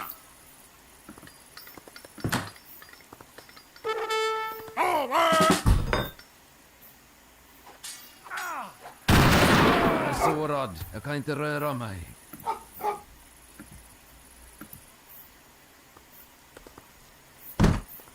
Oui.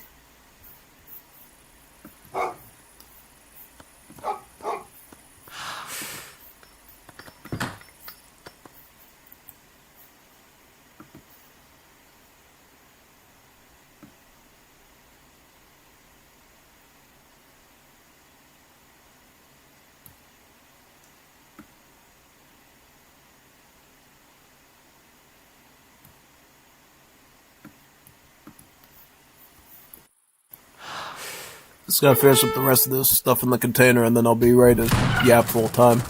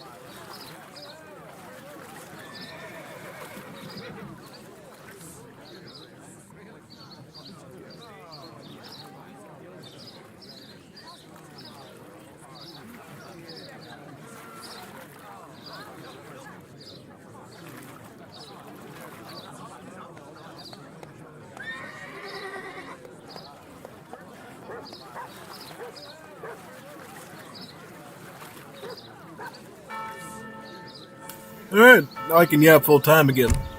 Bet you like that, right? Alright, so let's see what we got. Well, so what's the next series we got here? We got Jeff versus James and the Giant Peach. That's a good series. Let's give it a go. Very, very nice. Awesome.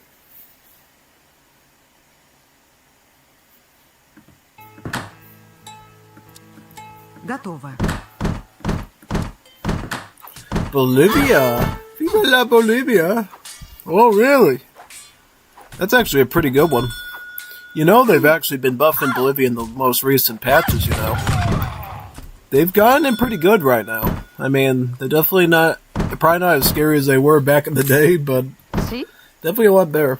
So, should be a fun watch. Let's see what Bolivia can offer against a civ like Russia. Totally. So yeah, if you didn't know, Bolivia is sort of like the ultimate native civ of Wars Libby. Even more so than even the Belgians, right?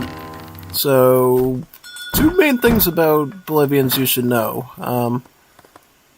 Mainly, they get a ton of villagers. How many villagers do they get? They get about 150 villagers. You might be asking, why did they get 150 villagers? It's because they get a large roster of navians, right? And they get all sorts of natives from across. Yeah, they get bonuses for all the natives they capture too. So you're really supposed to just spam native warriors and not do much else. Yeah. Well, maybe a little bit of pop space for artillery, but mostly just native spam. So you get all sorts of natives. You get Keoruna, which is your grenadier. You get the what's that one called? I'm trying to remember. Oh, the Illimani, right? The Illimani, the anti-skirmisher. There's some cards you can send to unlock natives in your native embassy as well. These two, the Guarani that gives you a skirmisher, and then Aymara that gives you a maneuver unit. You also get these natives too. They're sword musketeers with a range multiplier against Cav. So it is pretty solid, you know. It's very solid indeed. So yeah, that's kind of what the Civ focuses on, is just native spam, native spam, native spam. Yeah. I think more recently they actually did a change to their ultimate building that removed the thing. It doubled the build limit of natives with their ultimate building, and they replaced it with a hit point buff, I believe. So I think the main reason they did that was so that way the ultimate building could have its effects stacked properly, whereas it wasn't working before with the build limit thingy. So yeah, bit of interesting tips and tricks there. Because before there was like no reason to go full age up Japanese to get a second Sociedad Folklorica, because the build limit jump wouldn't take place a second time. So they're like, you know what, we're scrapping that. Just making it a simple HP buff, so people actually want to use the ultimate building twice. Now, I'm assuming that's a pretty big buff, right? If it's some dinky little 10% buff, it might be a little bit shrimpy, but 10% is still 10%. I would have to look at the files to figure it out. I would say, yeah. We'll see how he does here. This is the card I always send to direct contribution. This one allows it so that your villagers will actually trickle coin while they work. Yeah, isn't that pretty cool? Yeah, it actually is. So let's just say you're working on food, you're chopping wood, you're still going to be generating coin, which you can see right here. The more villagers you got, obviously the more powerful the card is. And since you don't have any normal villager cards, it's probably the best thing you're going to get, right? Totally. Yep. But the most important thing for your Civ is Bolivia is these, the mining camps. Mining camps are these buildings that produce free villagers over time for free for you, in groups of 2. Yeah, more recently they changed them so that they're now permanent, they don't just randomly dissolve. All you have to worry about is making sure you have enough housing space so they can pump out the group. And also, if you are missing some population, it will pump out 1 villager rather than 2. So, it's not a total loss. You'll still get something, but ideally you're going to keep your housing space up so you get the 2 full villagers. Yeah.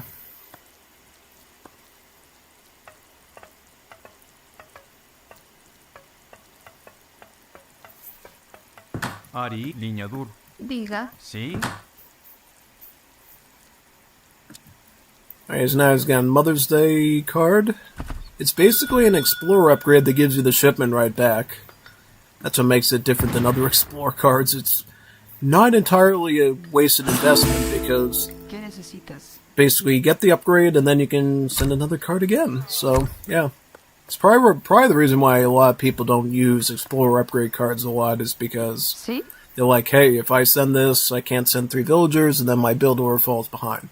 But for Bolivia, Mother's Day card was great because you can get that Explorer upgrade to make treasure acquisition easier and fight a bit better down the road, and still have that shipment left over to do something else with it. So it's pretty sweet.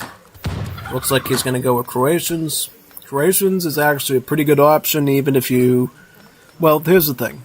At face value, you might not like the Croatians because they don't give you any immigrant units till Fortress Age, so it can feel a bit weak. However, they give you 300 wood, so it's already as good as Core Master almost. And the techs are actually not bad either. One gives you extra churches that you can trickle XP with. One gives you a gold mine and allows you to, I believe, mine faster from coin too. So it's all pretty solid, actually. It's all pretty good. Alright, it looks like he's spamming him with line infantry and Ratnikis on his Croatian settlement. And now Jeff is also going to pull down some frontier defenses, put some towers down. This is a good thing to do if you don't have a production building up. Just turtle up like crazy, and you should be all set. Now, obviously, you got a bit of an advantage here as Bolivia, because if you do lose some bills, you can get them back for free. So if you either out of food, you're not out of booming. It's going to follow up with 700 coin. See? Could this potentially be a fast fortress setup? It could. What would he send? Well, he's got, Padreros, he's got a big batch of Maquettes, which is actually very cheap. Look at how affordable this is, 500 coin. For about 18 muskets, that's not bad. Especially if they have a ranged multiplier against the cavalry too. And it looks like the towers will be going up right now, yeah, very good. Cossacks coming in from the side. Ajá, cazadora. Diga. Ajá, enseguida.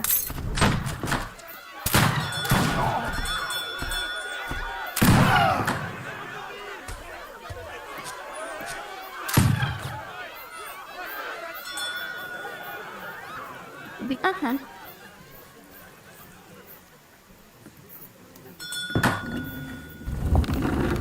Alright, 2 more villages coming out here, right? Very good.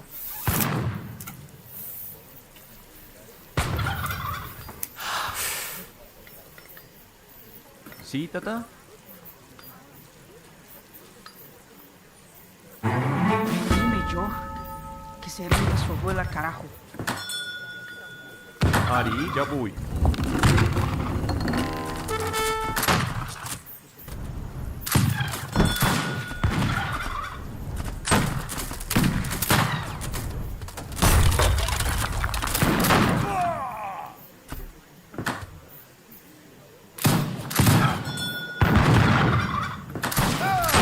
What is he aging up with versus the time wave?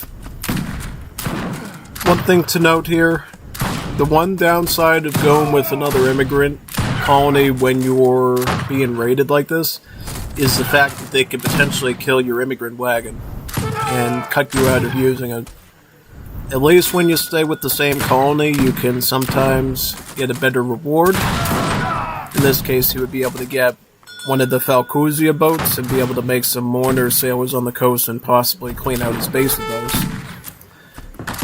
But if this Russian player is smart, he can micro quickly, take out his Italian wagon, then he loses the opportunity. Yeah.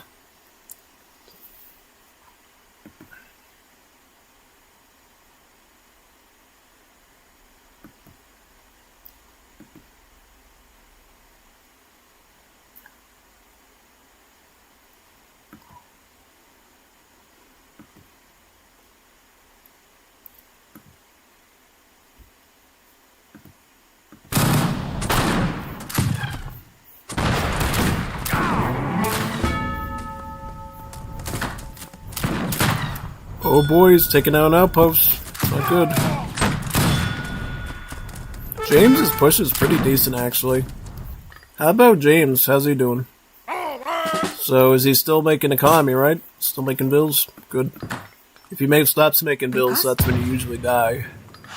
If he can keep build momentum going, gonna be in good shape. I also like how he has counter water available too. It's always good. Oh, if he denies this colony, that's pretty nice. Boy! Radako! Boy!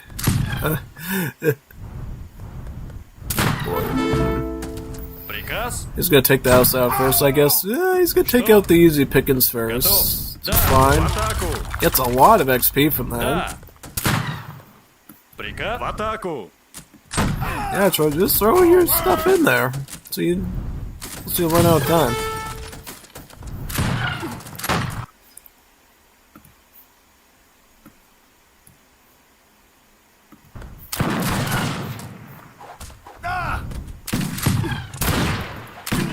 Правильно. Готов. Сделаю. Бой. Ах, мне возвращается сила.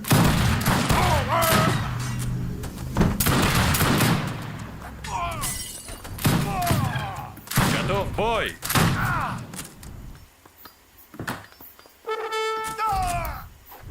Приказ? Что? В атаку. Здравствуйте. Приказ? Что? Да. Готов. Приказ? Что? Сделаю. Готов. Будет сделано. Что? Сделаю.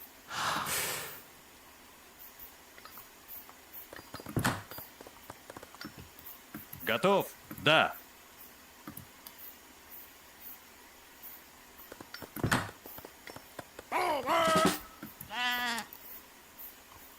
Что? Сделаю.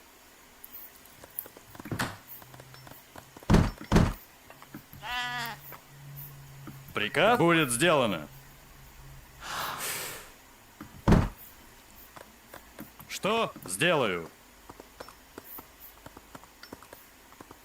Приказ? Готов. Будет сделано.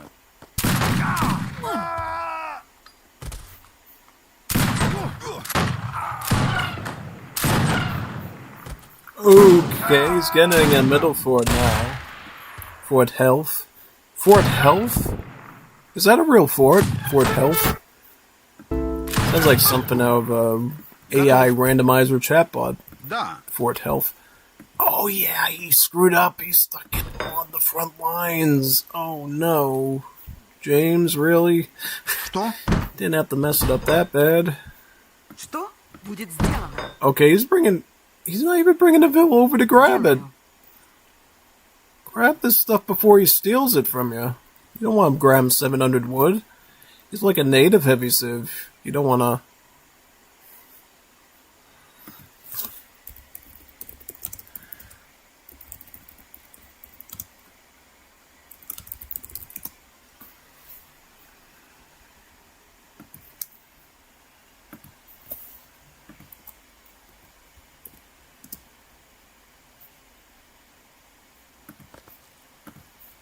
Приказ?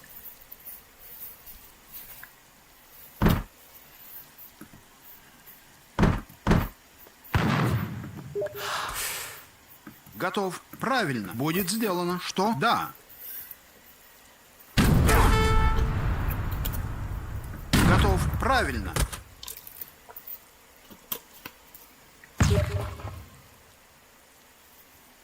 Что? Приказ? Готов. Да. Что?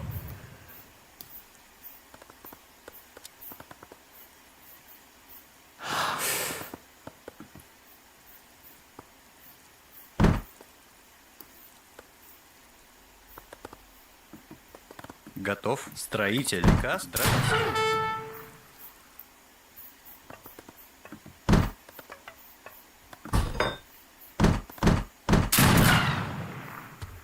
Готов. Будет сделано. Сделаю.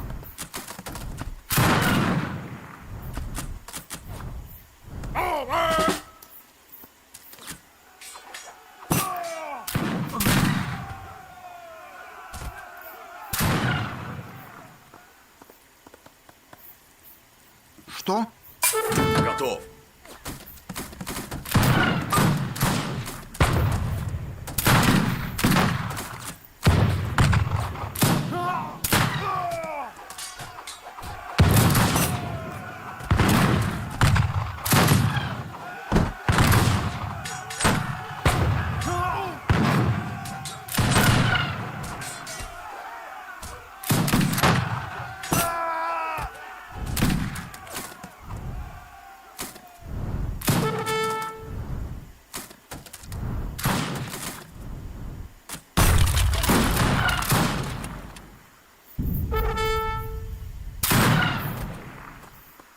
Приказ?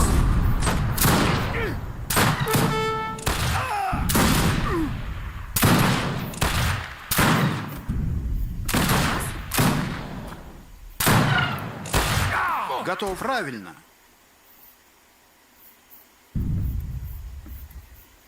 Приказ?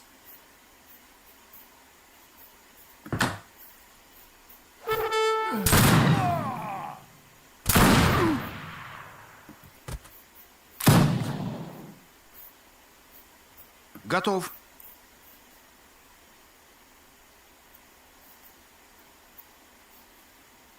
Что? Приказ?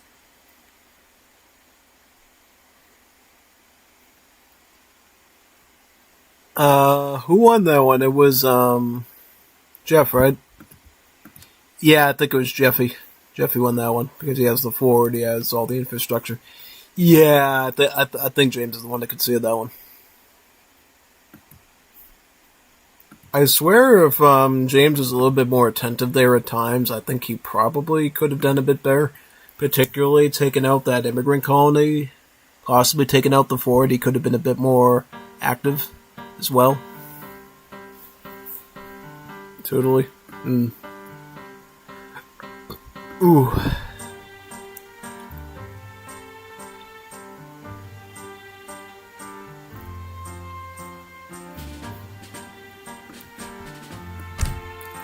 Let's go to the next one now. Which one are we on? Jeffy. This one. This is the land map. See how they do on this one?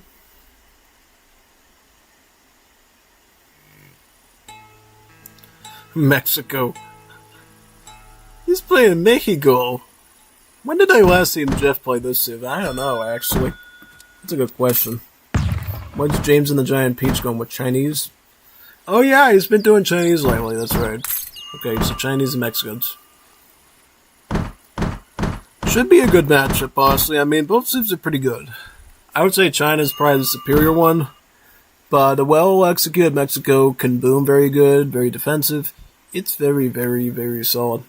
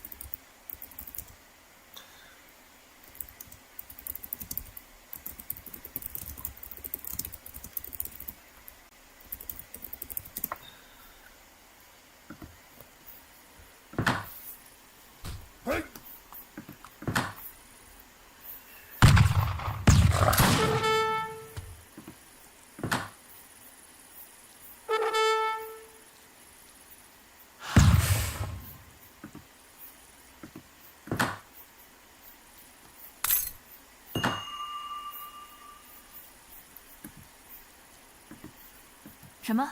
是的。伐木工。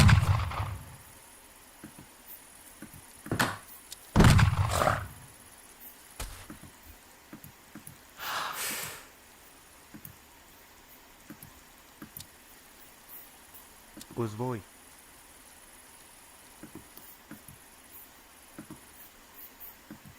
¿Qué pues? ¿A guerrear?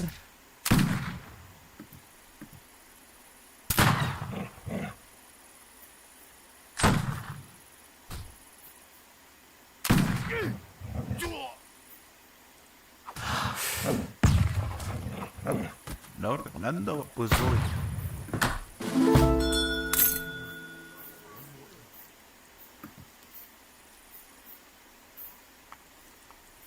Sí. Sí. Así será.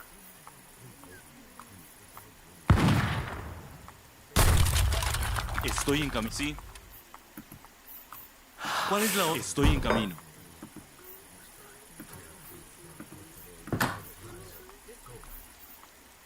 Sí, cazador. I like this herding by Jeff, too. Beautiful herding here. Bringing in that bison hunt right into this area. Very, very nice. I'm not always the best herder of herdables, but he did pretty good here himself. Well, good, actually.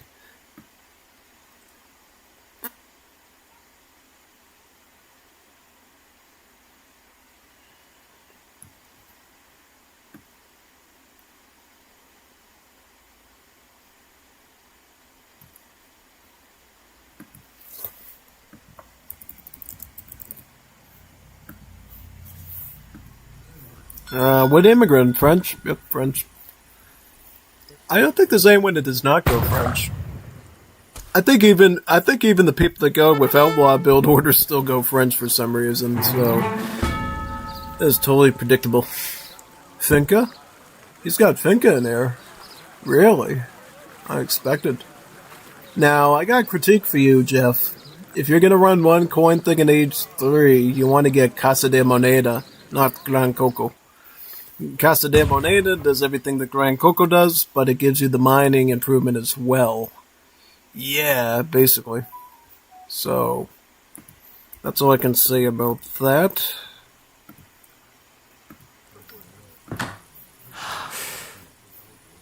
Looks like we got a Grizadil here.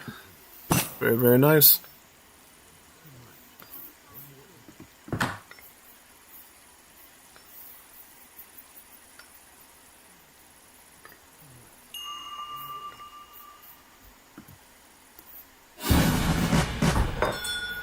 Oui? French calling by the mine, good. How about James? Oh, so James is going to open up with the Boxer Rebellion, turn the Youngs into units that don't lose hit points, and then he's going to push them with Youngs from a village. That's pretty smart. It's actually pretty good, because you don't even need a military building to make those. You can just train them out of here.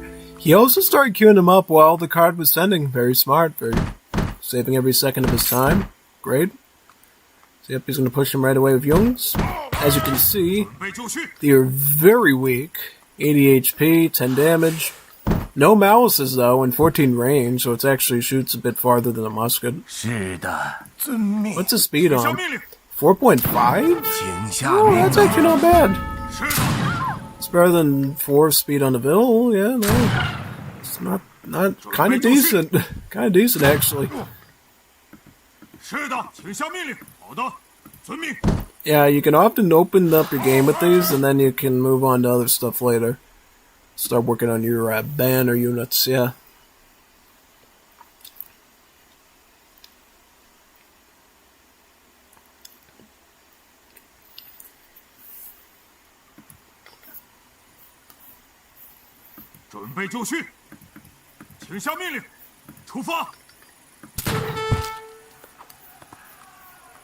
大限将至，是的，轮回之期不久矣。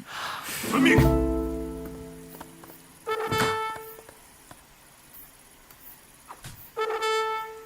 准备就绪。是的。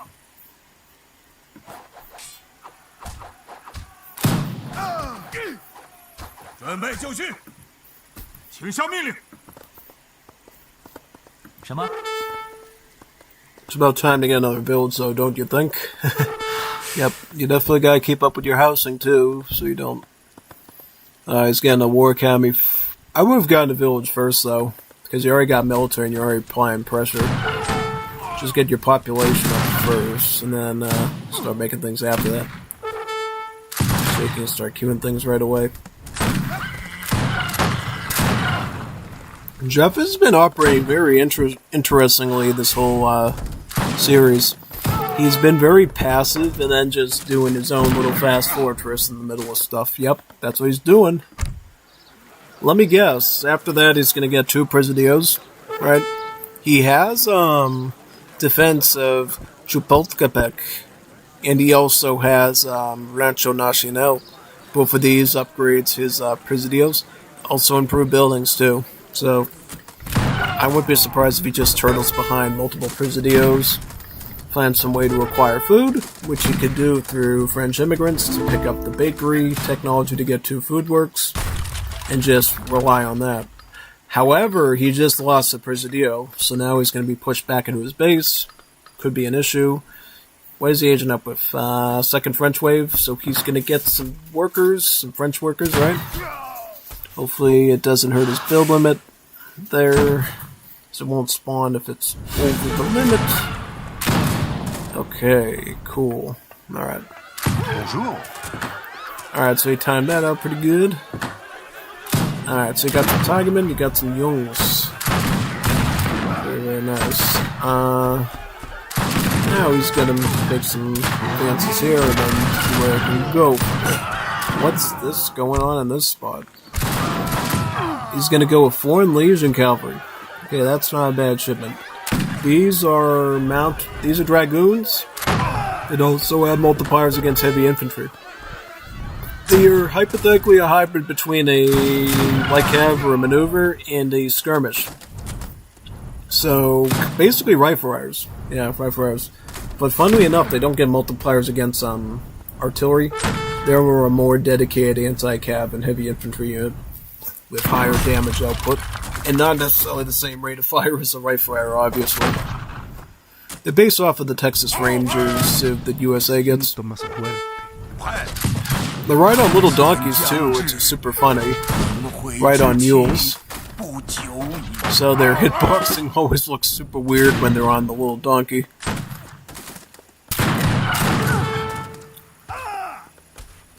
As you can see, Texas Rangers, these guys do a lot of damage output too, so yeah, pretty awesome, right? Yep. Wow, look at those Nien Riders coming in. Very scary. It's got Solidia. Oh, those are his. Juanitas Bonitas. Las Solidielos. Juanitas Bonitas. Very, very nice.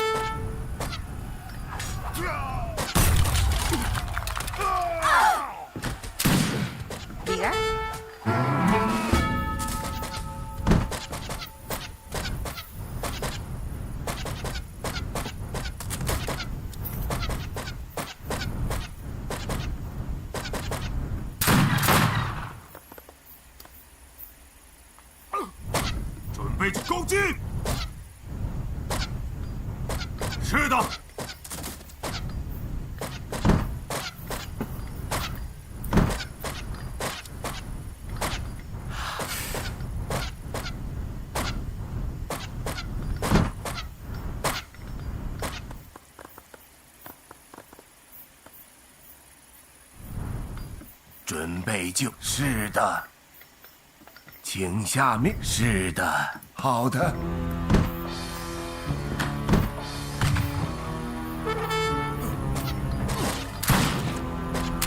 凡人间，普度众生。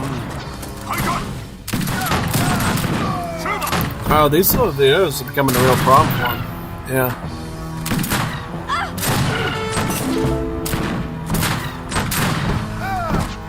Look at those stats though, they're like really strong. Very strong Juanitas.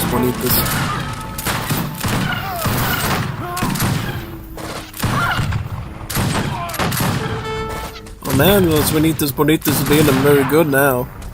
Watch out for them.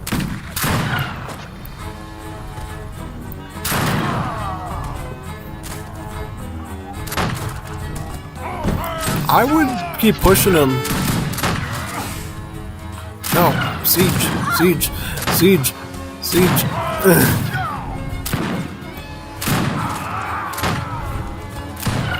you don't siege this, you're dead.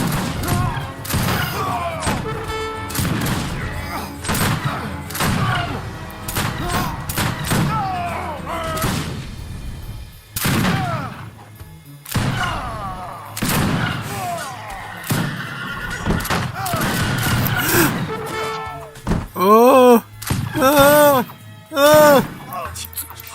No! Here! No! Here! Here! Do it. Good. Good. Good.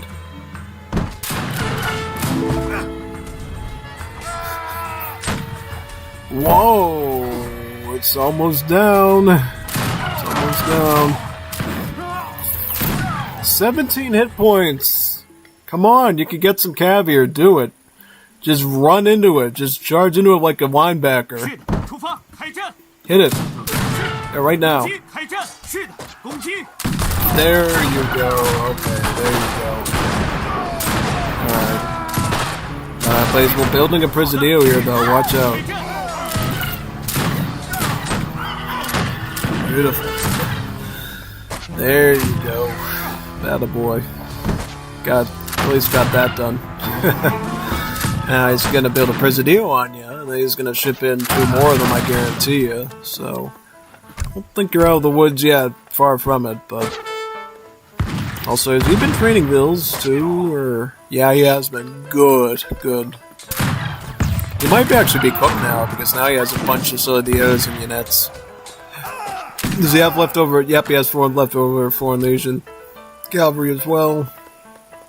Or just Legionnaires. They call them Legionnaires, they're Foreign Legions. Foreign Legionnaires, but... It is what it is. Yeah, the same guys. Define the Mexican-French intervention 2.0. Yeah, right now he's in deep trouble, because now he's got a big batch of maneuver units, skirmish, and he doesn't have much troops to hold them off with, so he's going to have to try really hard on this one. And here comes the leftover Legionnaires he's got. Yeah, these Soldiers are really strong. Really tanky. But he's going to come up on the side with Rattans, run them right into him. See, Rattans are actually pretty awesome in Wars of Liberty because they're scout units, which means that the Dragoons actually have to fight in melee like this just to counter them, which makes it a lot harder for them to focus on other targets that they might need.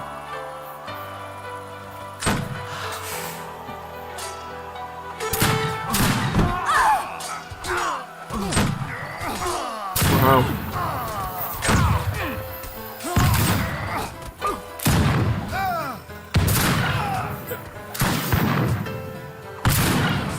Good work from Jeff there, turtling up that whole game and then turning it around.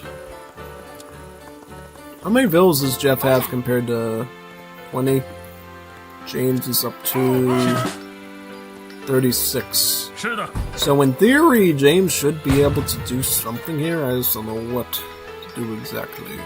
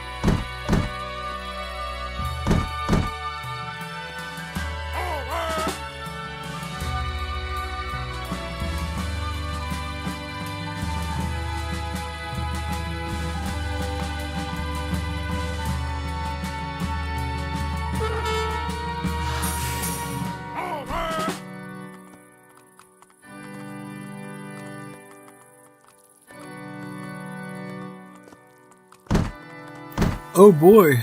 Might have a Taco Bell emergency, but we'll see. At least get through this part.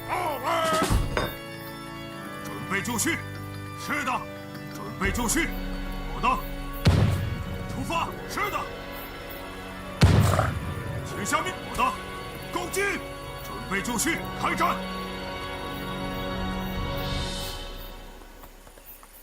请下命令，准备就绪，准备就遵命。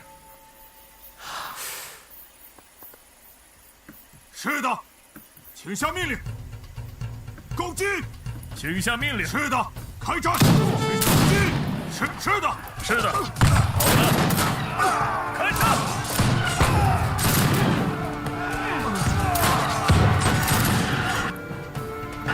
Does he have I wanted to check. Does he have a Pantheon? He doesn't have the Pantheon. Really? Unbelievable. Well, looks like a GG for him there. Wow.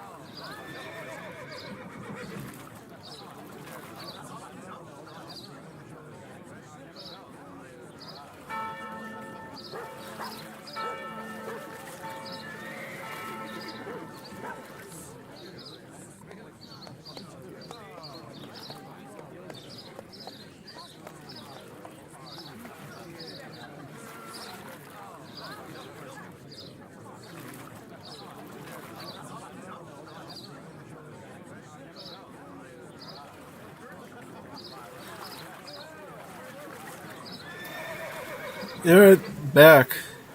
It was a real Taco Bell emergency, people. So yeah, should be good.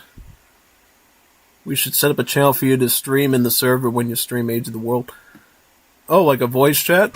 That'd be pretty cool. We could theoretically just use the, we have a multiplayer voice chat and a general one. Could just use that.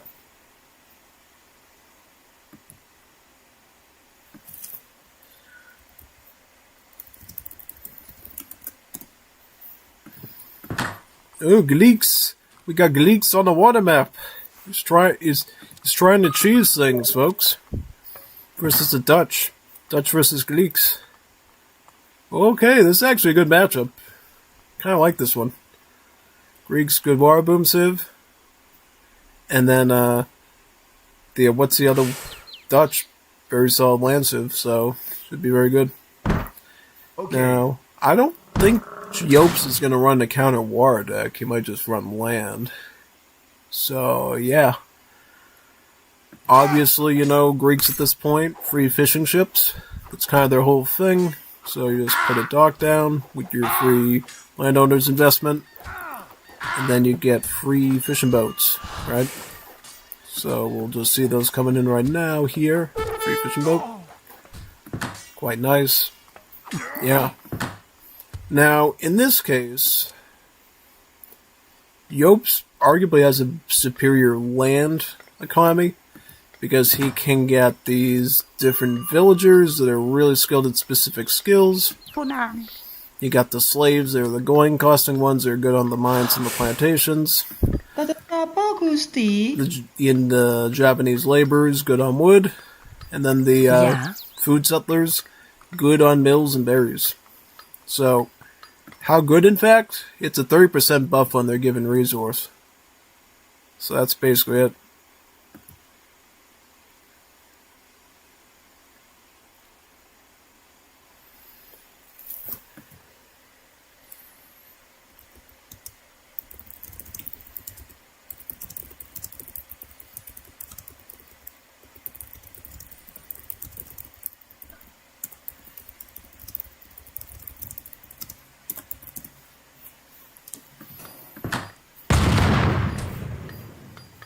Commando. Hallo? Commando?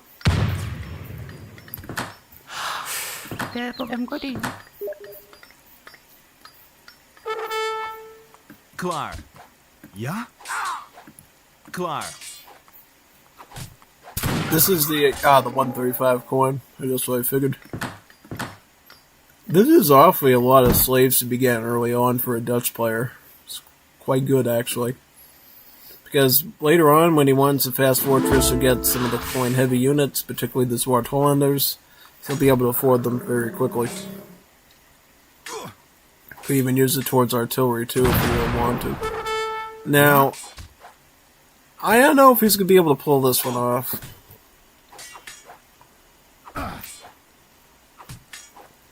He might lose his Explorer. This is really going to be sad. Probably gonna lose it. Yep, he's gonna lose it. Oh, good. Alright. 135 coin. Beautiful. I think he's gonna get the burger, right? burger. Yep, 4 for a coin. Gives you 4 silver coin crates with 110 each. Whereas Gormistan going up with Lascalina Bobolina, the dark politician. 2 free fishing boats. Another important fact too, when you research politicians from the dark for the Greeks, it also ups your fishing boat build limit by 5. Note how Greek fishing boats started at a measly build limit of 10 to prevent them from taking over your entire population. In order to get it bigger, you gotta invest into the dock. You either have to get dock politicians when you age up, or you have to research fishing upgrades. So, yeah, quite good. Just by getting Lascalina Bobolina, you could, in theory, increase your fishing boat build limit to 30 on that alone. So, usually that's pretty good. If you need any more, obviously age up at the dock again, and then you can go up to 35, 40, 45, yeah.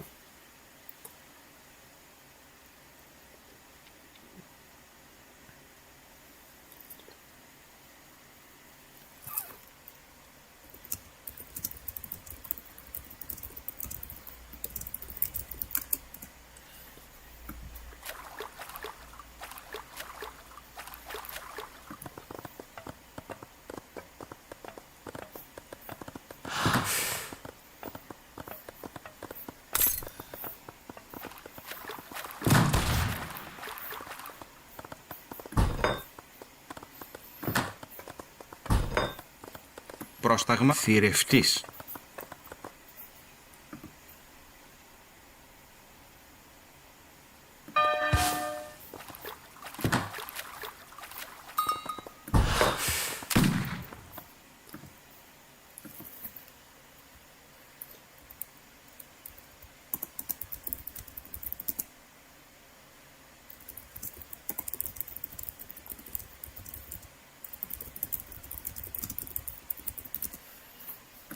Πρόσεχε, έτοιμος. Alright, Clapes are out.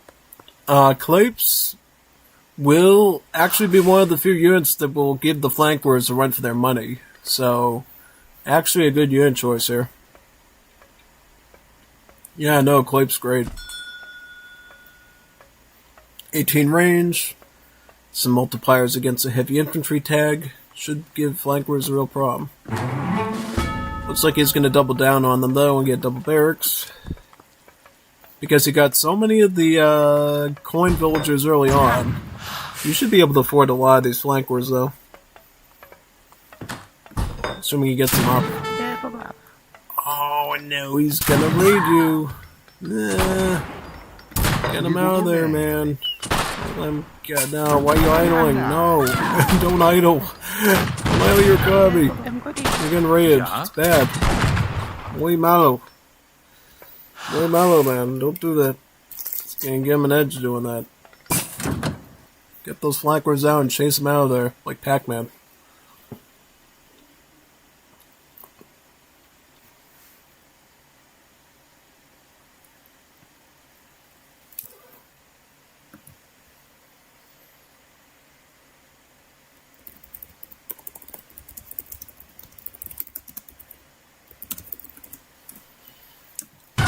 Commando? Aanvallen!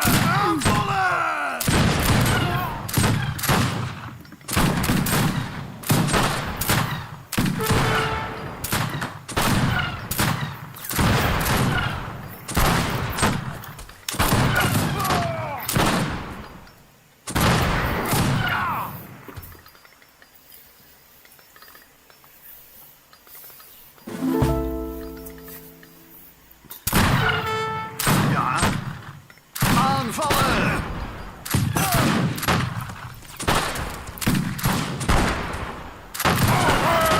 Flankers?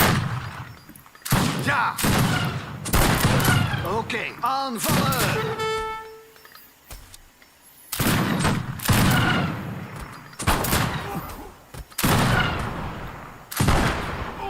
Klaar.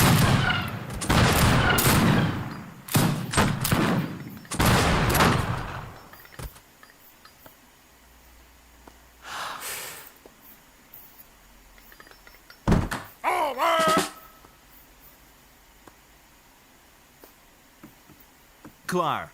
Aanvallen!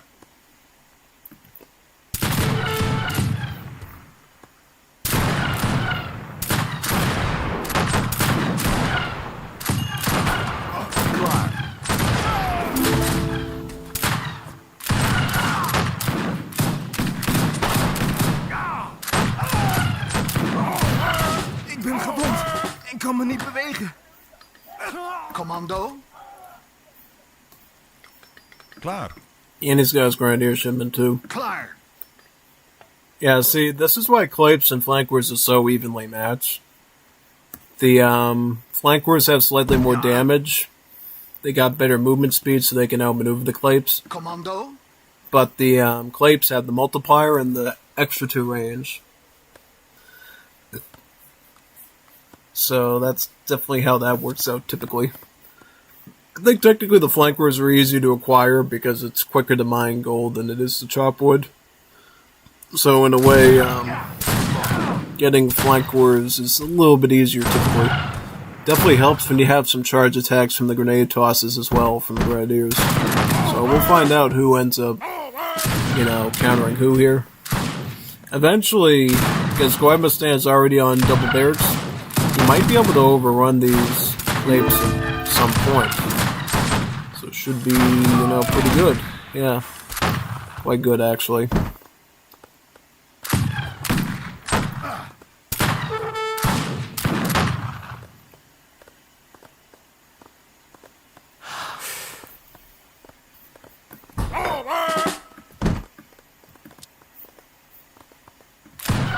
Klaar. Ten oorlog. Yeah. See, there's one little problem here. You gotta get this Grenadier detached from your formation because he's actually slowing you down and letting you take extra hits from the Klaips. You might want to either get him killed off in the front line or, separate him. Oh, you're switching in the Grad. Is he switching in the Grenadier now, or is he going full flanker? Looks like I see some Grenadiers here. You might want to get Hussar now. This is when you add Stable. Because he's not making any recruits or Scythemen. You could throw in some Scout there. It's probably going to be what you want to do there, I would say, for sure. Get a Stable down. Do you have wood? You sent your wood. You got food, though. If you could get a Stable down, you would have a nice, solid 700 food to throw into Hussars. Oh, man, he's getting Scythemen now, though.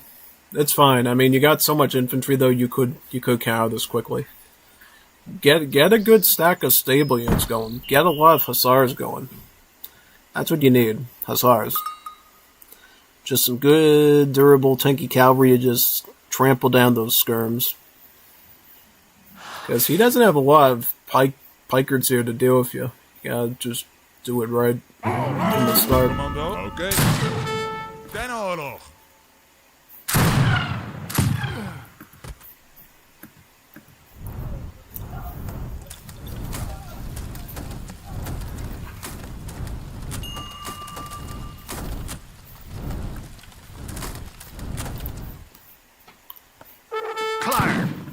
He's going right after 2C now.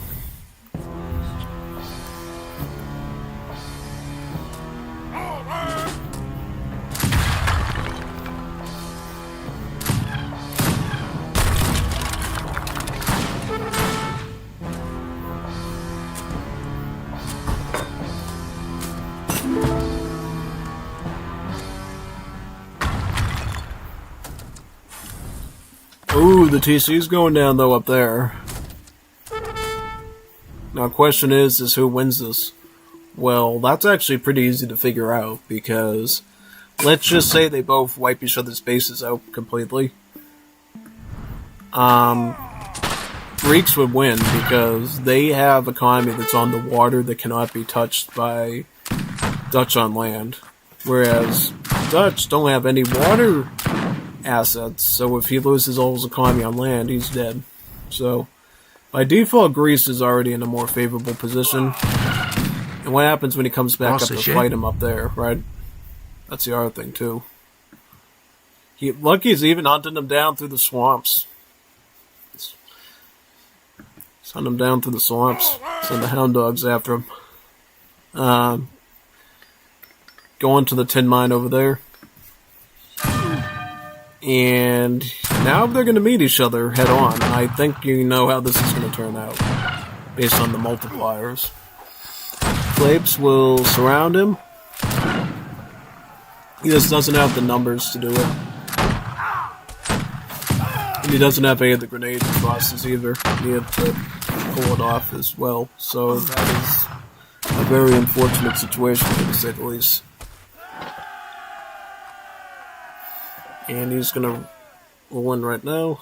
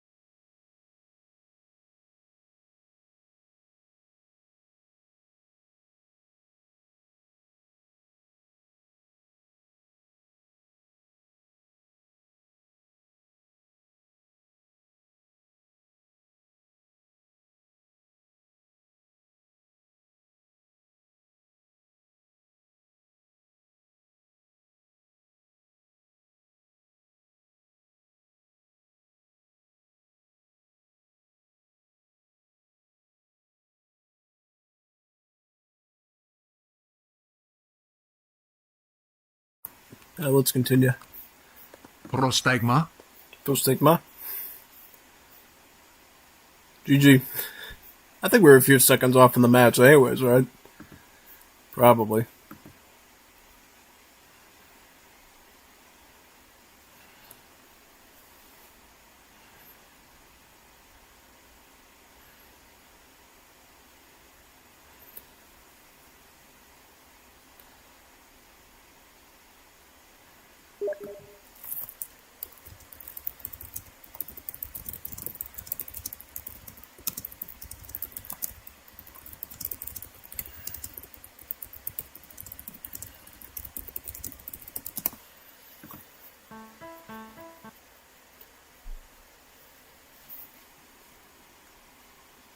Let's go to the next one.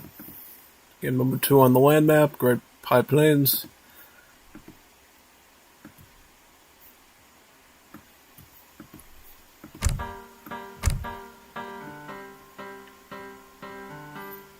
Which map is this? This one. I wonder what civs are gonna do for us this time. I would love to see Yopes Iran. He plays Iran, you know. Be good to see a Middle East civ. Verstanden. Alright, so we got Yopes is Serbia, and Goemistan is Germany. Honestly, a good matchup. I like that one. You got a good mana boom civ with Germany. Serbia, one of the best infantry civs in the game because they're special booster when their units die. Good combination. So, It really comes down to skill at this point. I would say, though, I'd rather be Serbia sometimes. Because I feel like unless you really got your APM down and you're herding and all your skills with the macro, it's sometimes easier just to go Serbia. Because you steamroll those line infantry with your higher damage output, assuming you can get the troops out. That's what I think is the better one of the two.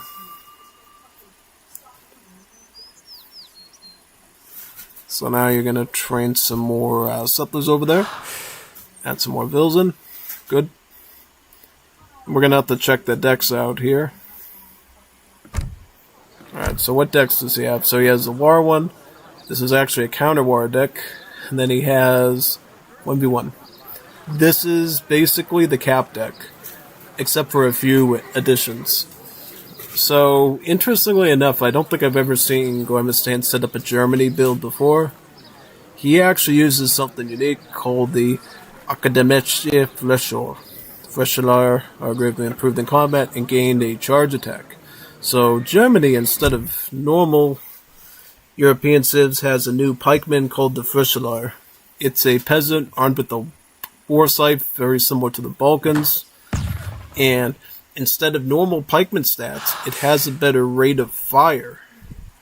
And essentially, that's supposed to give you an advantage, and particularly against cavalry, because it means you can snare them easier and do a couple of other things easier. So, yeah, we just don't see them all the time, because traditionally, most standard Germany play is going to be around line infantry, right? And spamming out tons of line infantry, whereas the Fusilier is going to be your polearm in very specific niche situations where you need something that's a bit more dedicated against cavalry, yeah.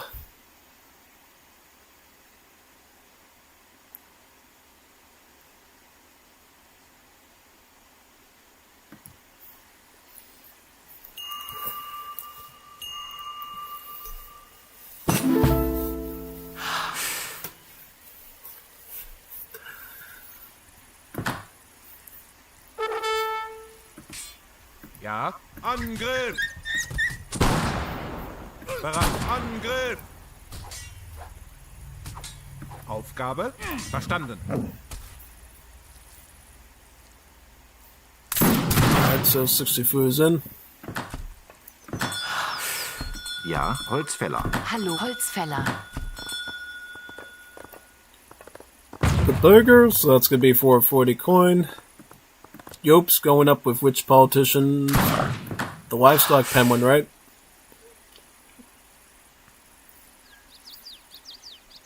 Pavle Nenadovic. I think that just gives you herdables, right? I don't know about that one. I usually like to go barracks. Get the 3 HUD juicy. That's typically what I want.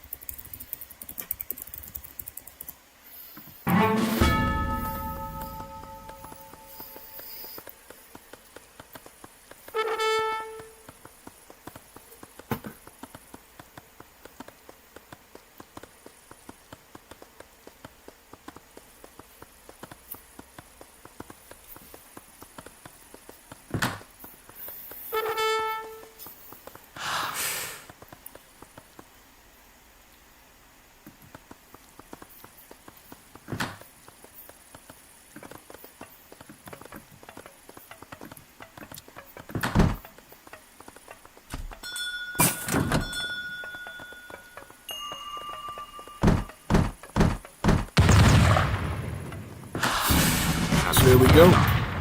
I'm assuming we're either going to see line infantry or we're going to see Fusilier volunteer play from Gormistan. As it does look like he does use the Academic Fusilier for that. He uses Neilgun, right? Spandau Arsenal. This, yep. Very cool.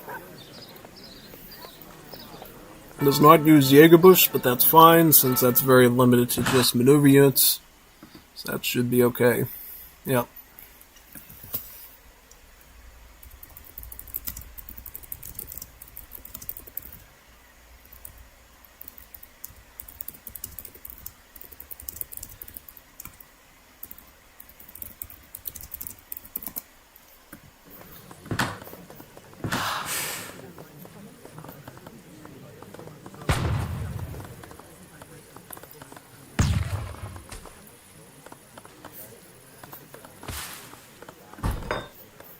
Ja.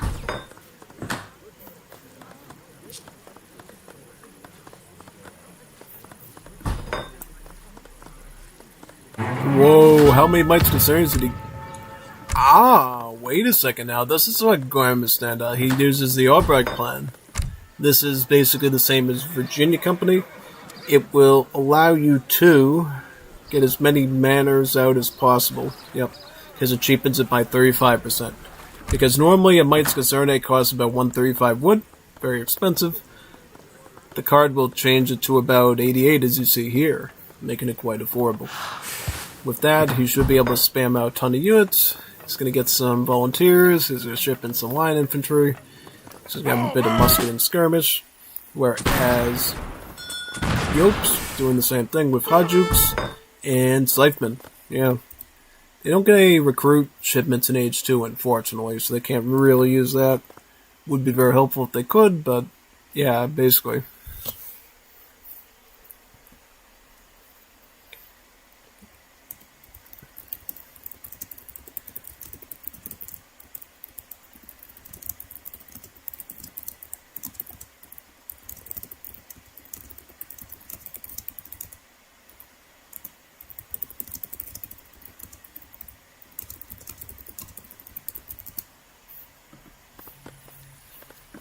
Спреман. Наречение. Да? Разумел. Спреман.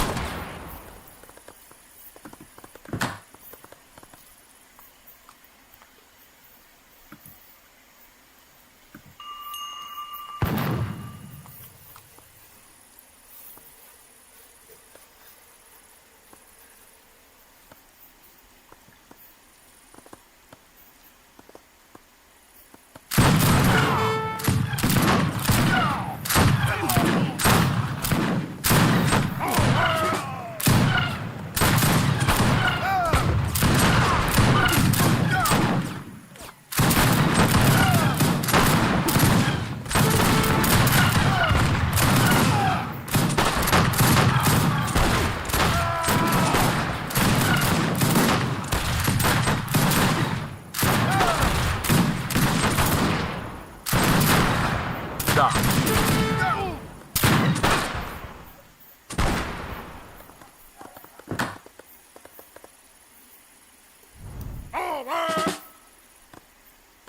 Наречение.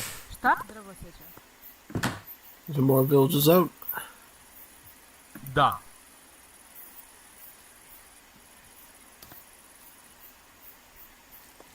Разумел.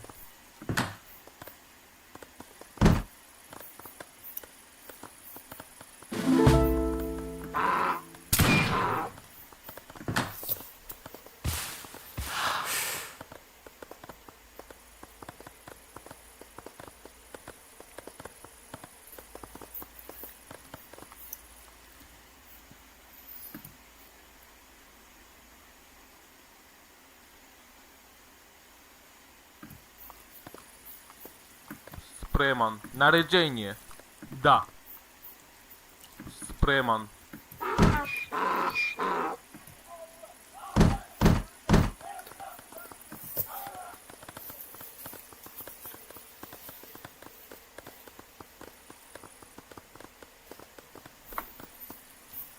Да.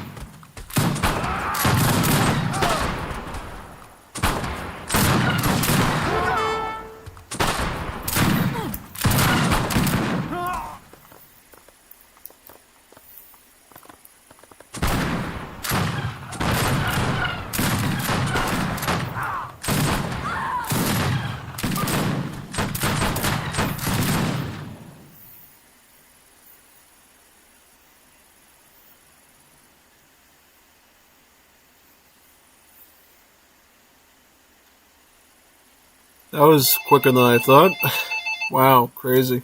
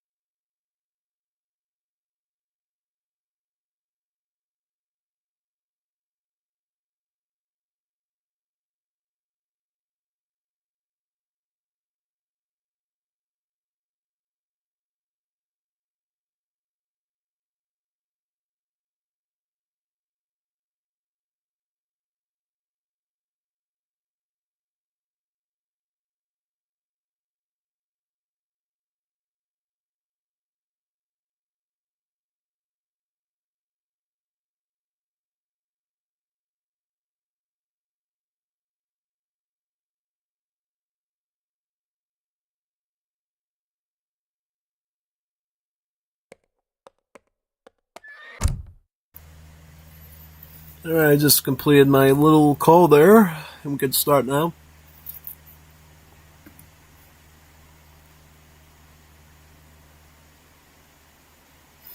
Oh, Cazador, yeah, you'll have to rewatch your stuff there.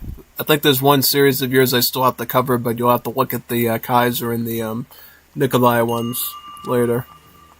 Alright, so here we go with the Greeks. Gormistan loving to use those Greeks on water map. I can't blame him. It's like the easiest option you got in the tool belt. You may as well use it. If people don't like it, of course they can ban it in the draft. Whereas we have Metal running Korea. Now this I want to see. This is what I was looking to watch. So we got a Greek and a armed fisherman build from Metal that we saw at the beginning of the day today. Wouldn't it be something if Metal actually ran the armed fishermen from those fishing boats on Gormistan's fishing fleet? That would be great. That would actually show the build implemented properly. I would love to see that. I'm sure you would too. That would be really phenomenal. I would love to see that. I would absolutely love to see that.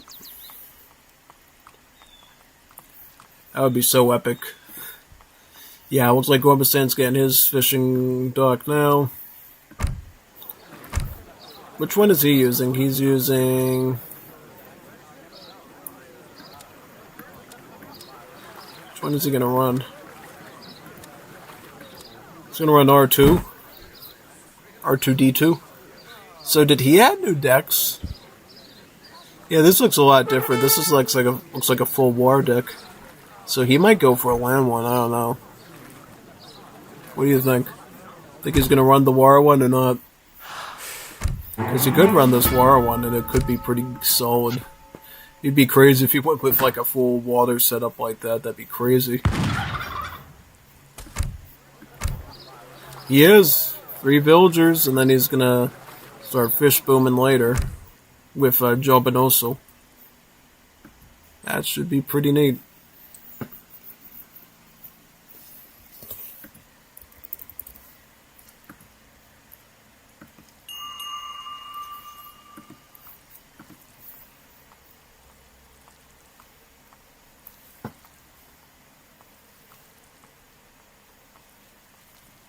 But we'll have to watch when he gets the dock in, though.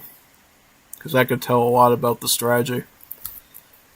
Because that's one thing the Greeks have over Metal in this situation, is the fact that they don't even have to do anything to pay for the dock. They just stick it there, it's done. Just let it do its thing, you know what I mean? And as I said, even if Metal does go with armed fishermen, Gormistan could turn his fishing boats into pike repirons at any time, explode them using Greek fire onto any of his fishing ships, and just blow up like 5 of them at a time. Actually, I don't know what the earth effect is on it, but I know it could theoretically damage 2 or 3 vessels. Loscarina Bobolina, so he's going to get the dock politician, it looks like, yep.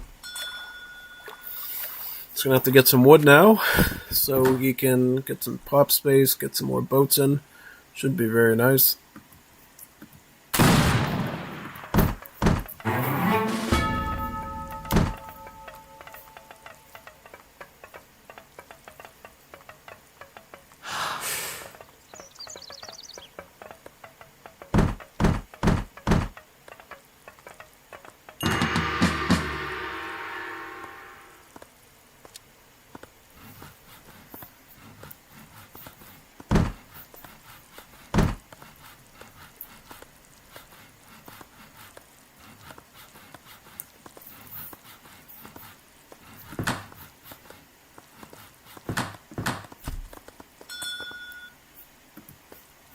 준비, 사냥꾼. Here comes 2 docks. Korean Empire. I'm assuming he's going to pick up Jalsanobo after that, right? Yep. This way he gets to quickly building docks, so he doesn't have to send any bills over there to deal with that. He can just focus on his land setup for right now.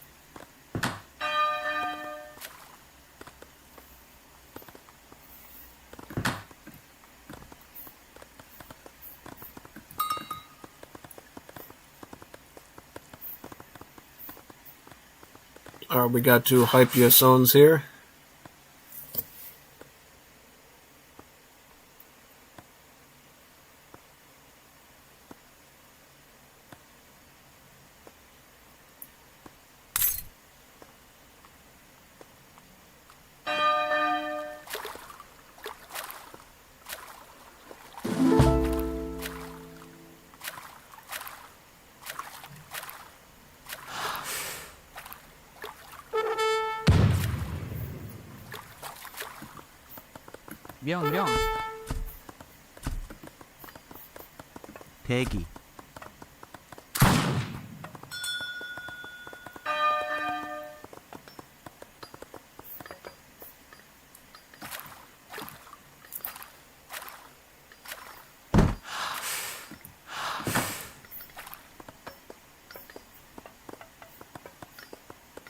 저요?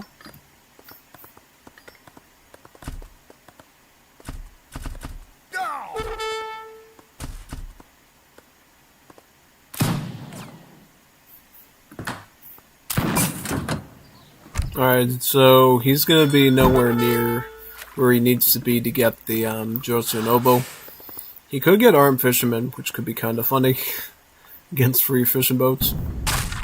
But then again, he already has the Hopia zones doing that for him, so maybe not. Probably now you have to focus on the land side of things. Yeah, see, that's the issue. I don't think he has anything to do with land. 저요? He can get like a couple of archers and that's it.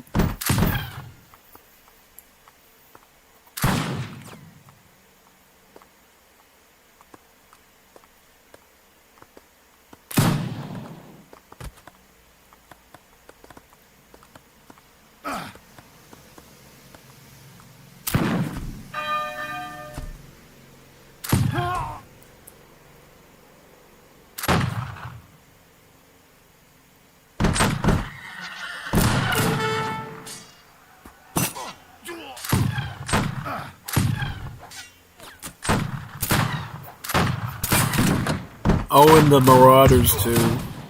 That as well.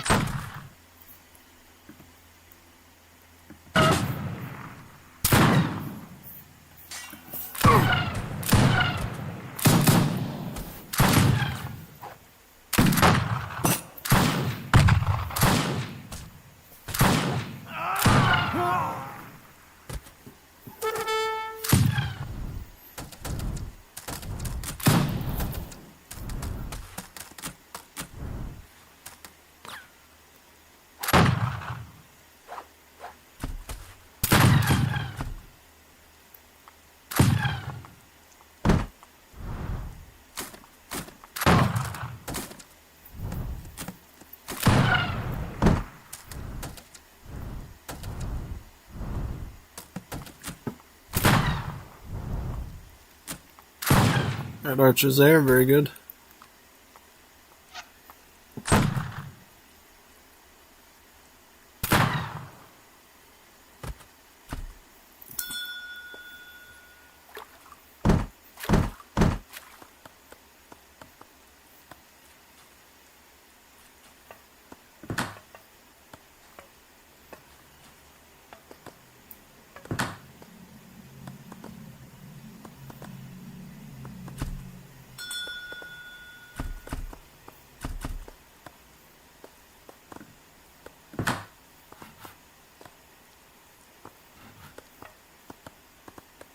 Yeah?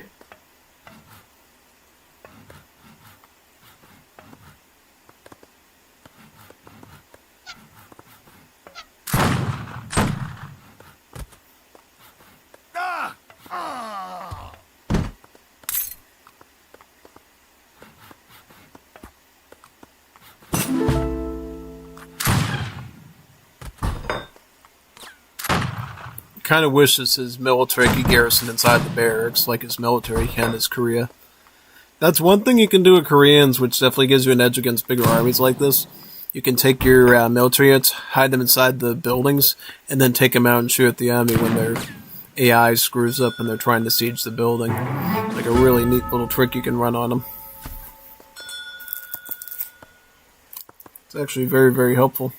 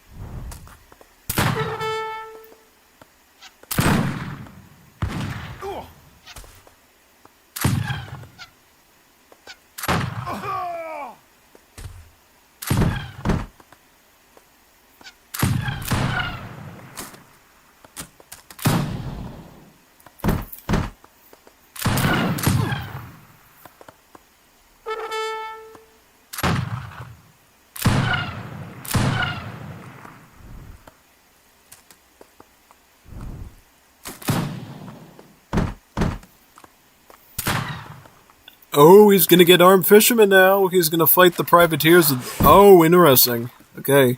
Got the Goemistan's counter water in play now, and he's gonna have to arm these fishermen up to fight them.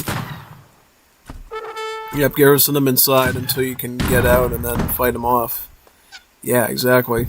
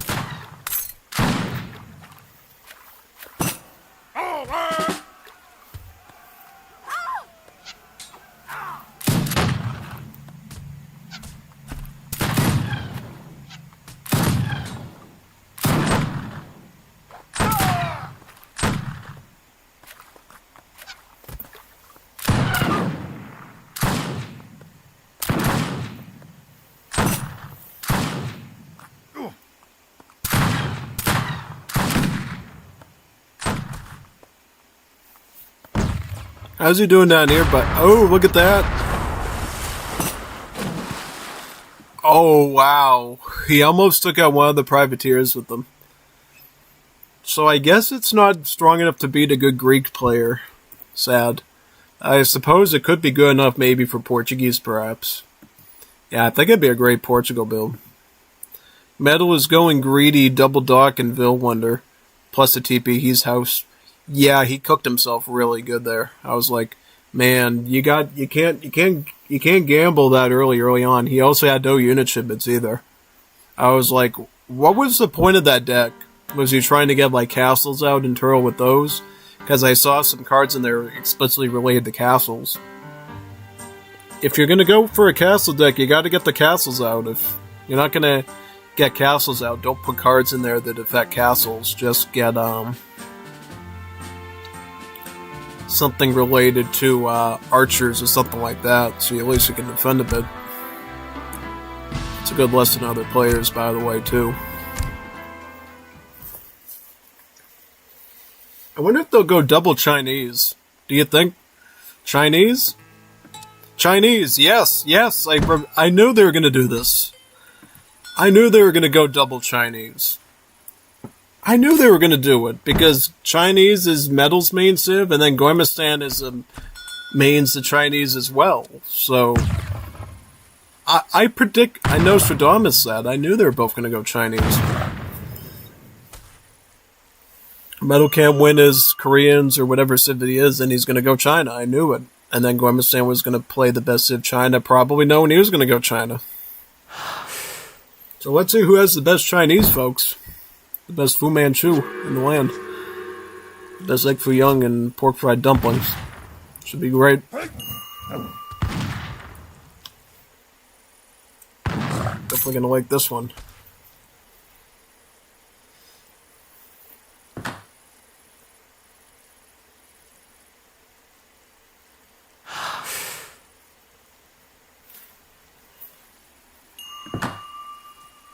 Let's see it through, man.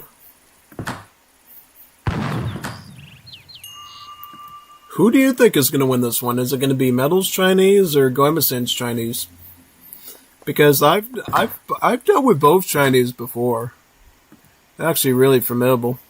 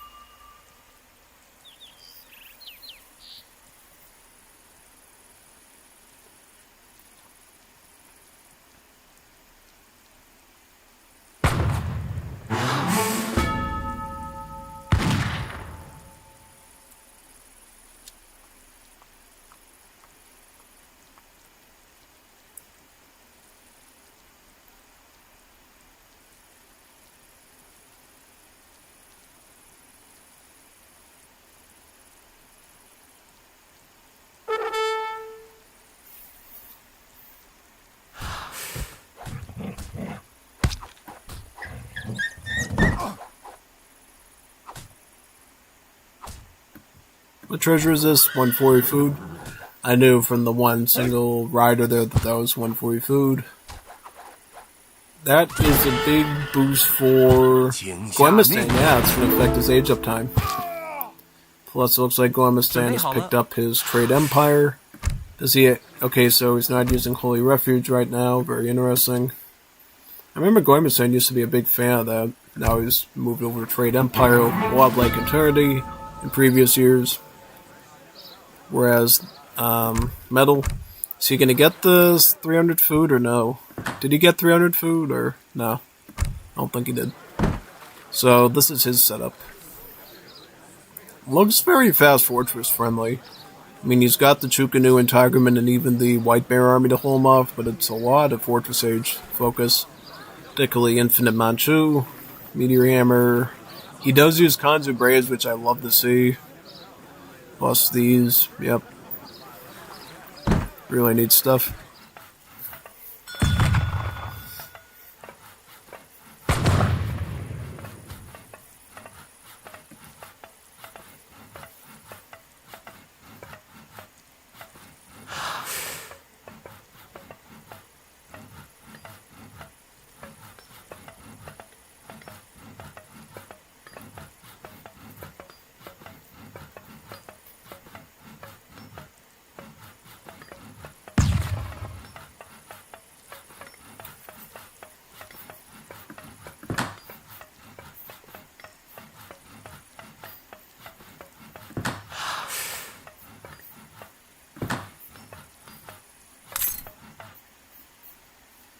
准备就绪。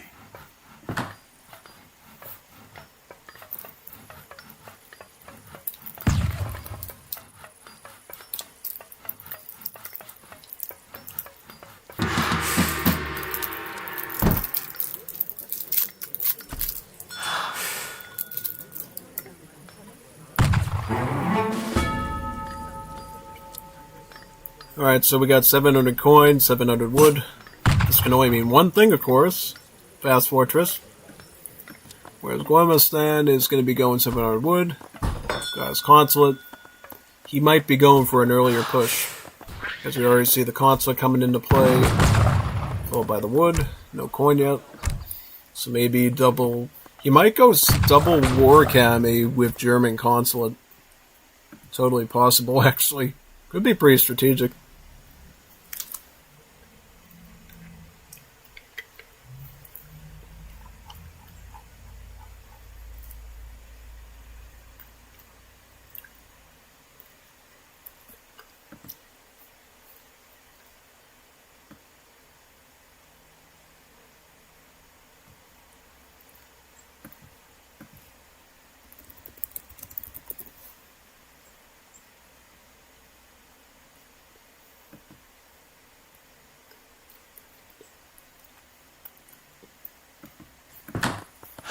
Right, so yeah, I predicted that piece. He's definitely getting German Consulate.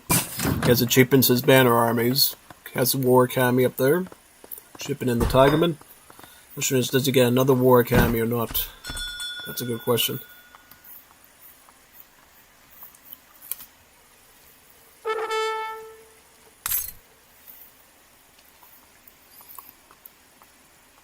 Also bringing in a Blue Bear Army too. A little bit of everything, which is great.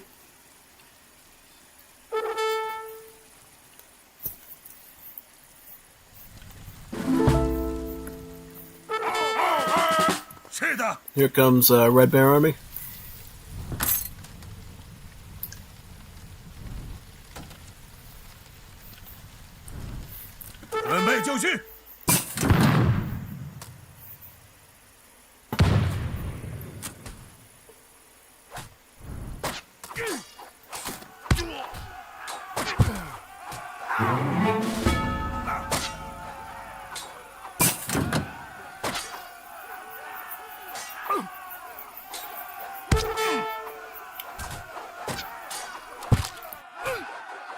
大限将至，轮回之期不久矣。准备好了，请下命令。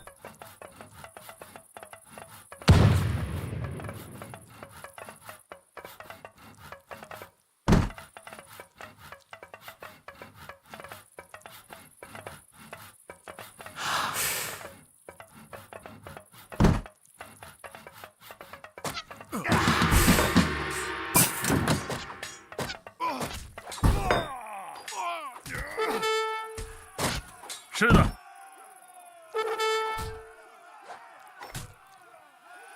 请下出发，准备好遵命。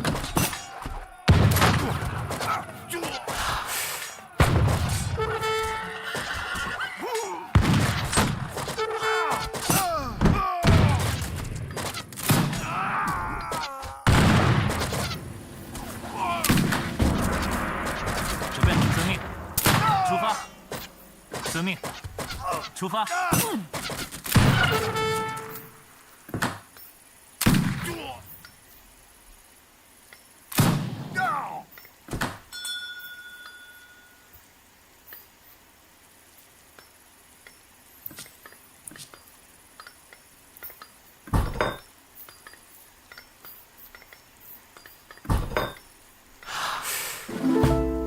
准备好了，遵命。请下命令。准备好了。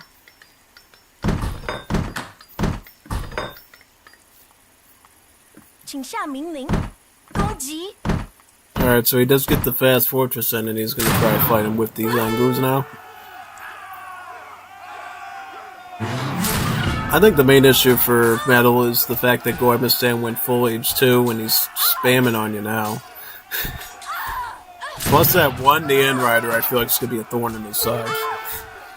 Dealing in those multipliers. As you can deal with Tigerman nipping at your heels, but having that one Nean Rider puncturing into 30 damage spread, that's what hurts.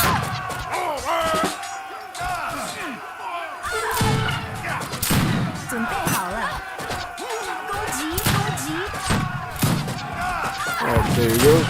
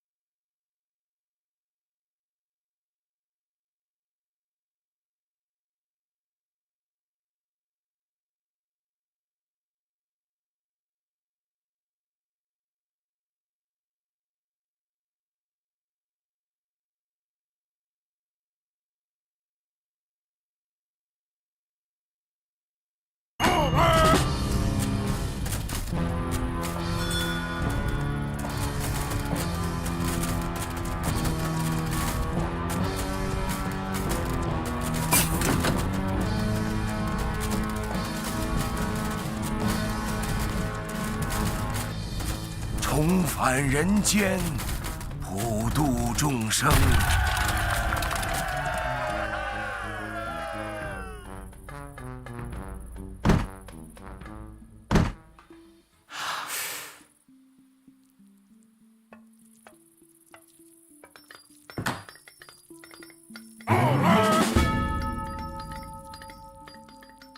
是的。请下命令。是的。什么？是的。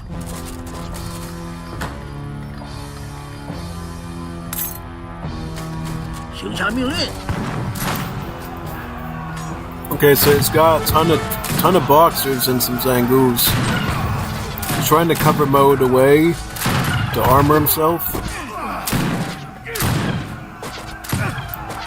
Yeah, he's gonna have to try to play defensive if possible. Very tough indeed, I can't blame him. I wouldn't want to be in that situation either with the light guard. It's like crazy.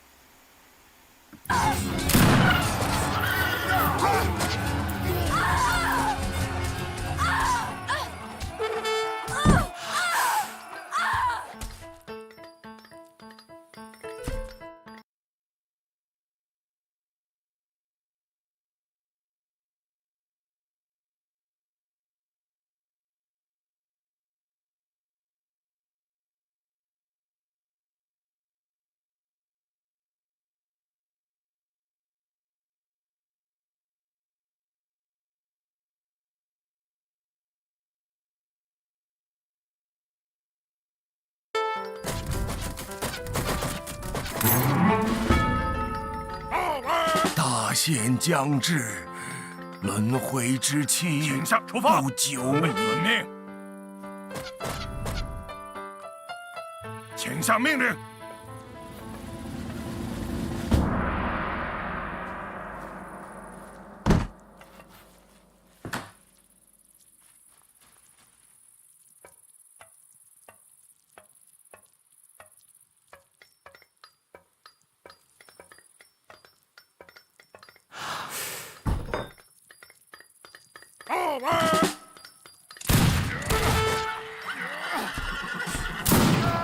Yeah, right now he's just outnumbered. He's got good units, but he has no backbone to back him up with.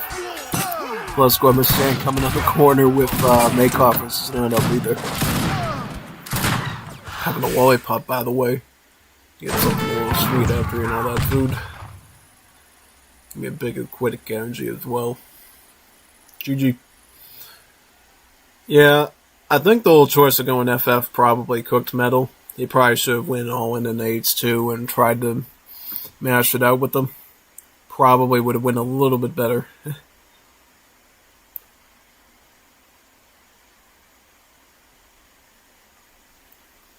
So what would they discuss?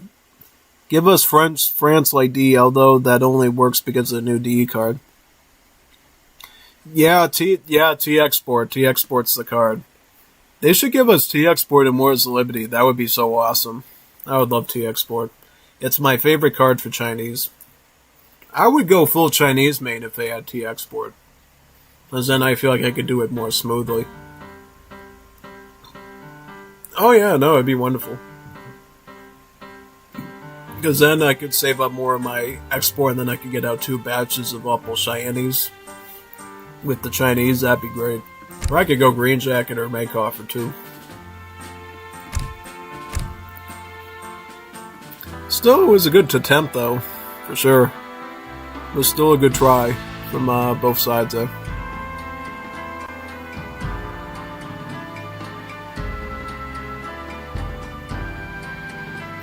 Yeah, that's the thing, though. He had himself in a bit of a pickle, so he wasn't able to do that.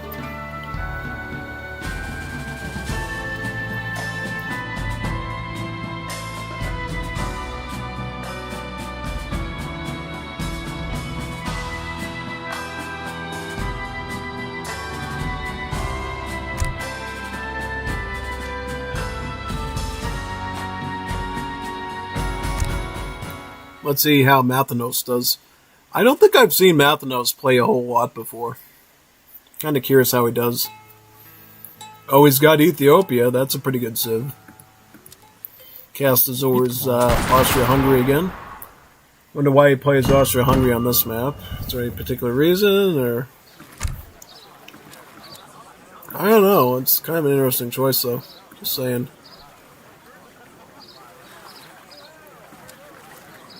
Florida? Oh yeah, that's right. Florida. This is deck Florida. So he's going to run this one again, I'm assuming. Well, he has this stay in its name, yeah.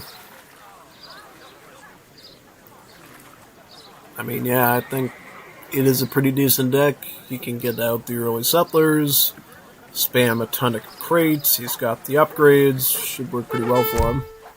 Why doesn't he have the team card, though? Team Magyar Combat. Unless he doesn't care for Hussars and Grenadiers as much.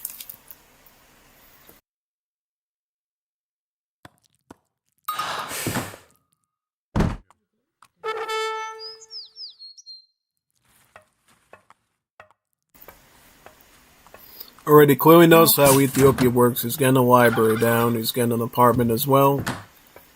Very good. Yeah, also make sure you don't idle your villagers, whatever you do.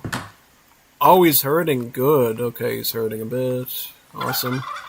So he's trying to herd it around here, I guess. Totally cool. Alright, I kind of get what he's doing. Pray the best for you, man. If you show some good stuff, it'd be pretty impressive. They'll tell me how your other two series go as well, probably.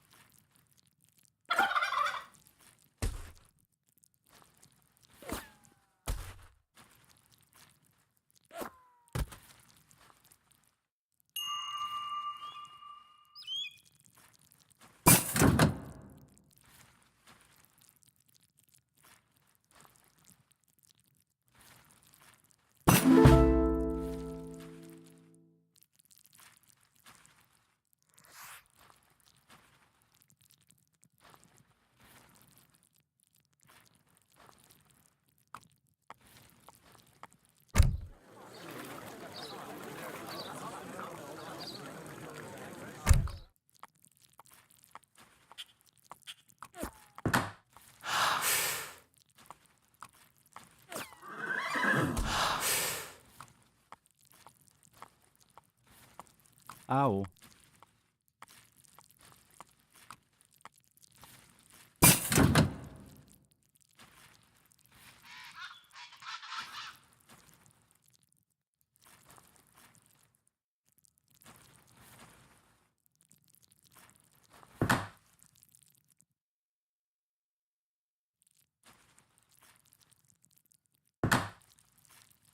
ተዘጋጅ አደን ይሄዳለው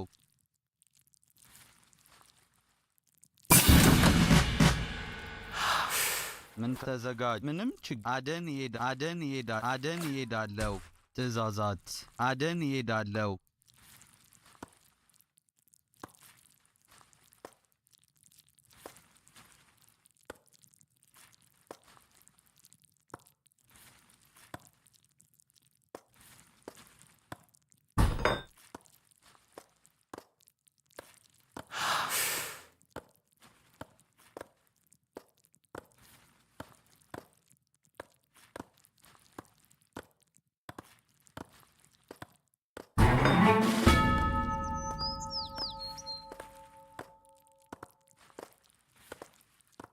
Hello.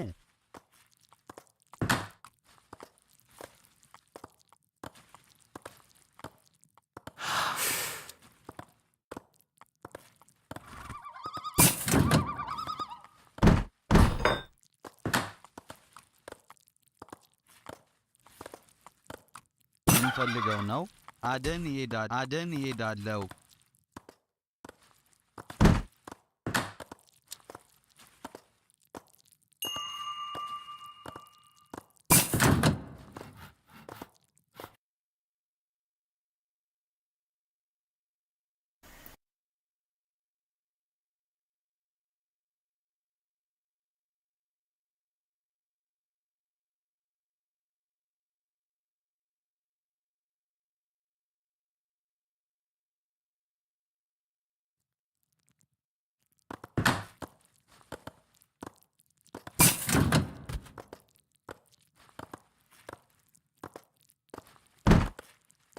Peteten que comelo.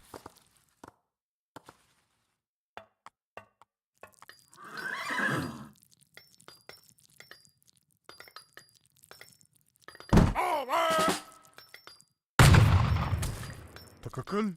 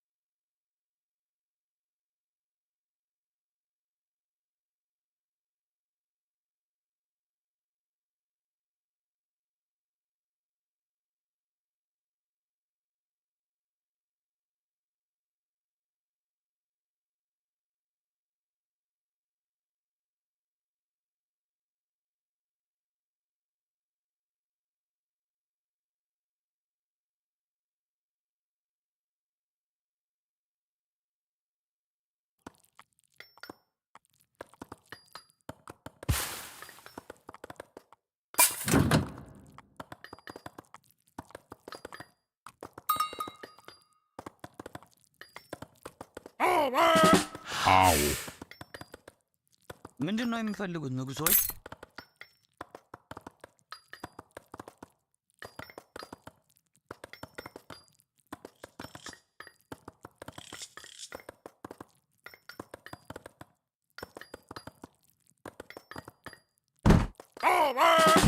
ምን ፈልገው ነው?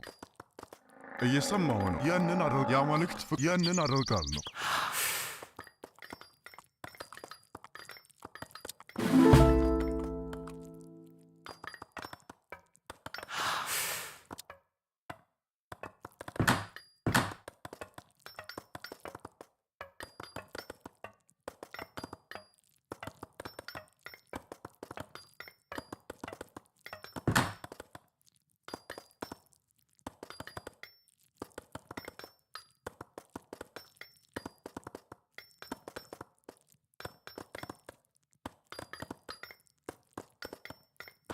ትእዛዙ ምንድን ነው? ዝግጁ ነኝ። በተጠንቀቅ ኮሜሎ። ትእዛዝትን የጠበቅኩ ነው።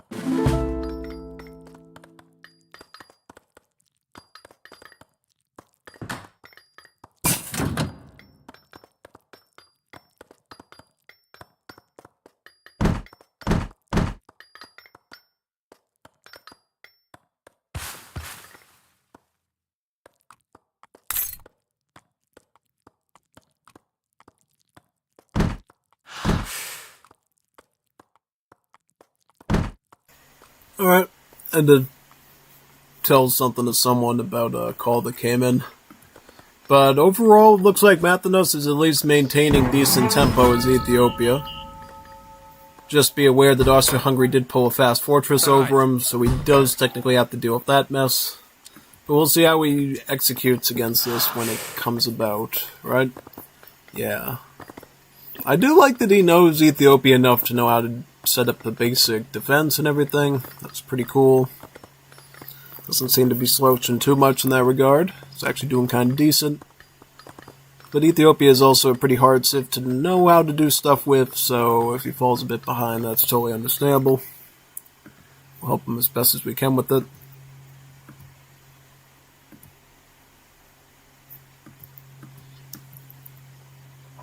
Guy just looks into more with arrows.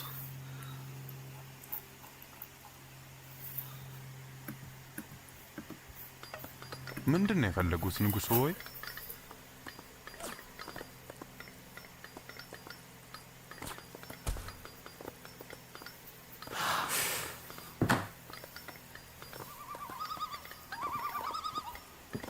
አዎ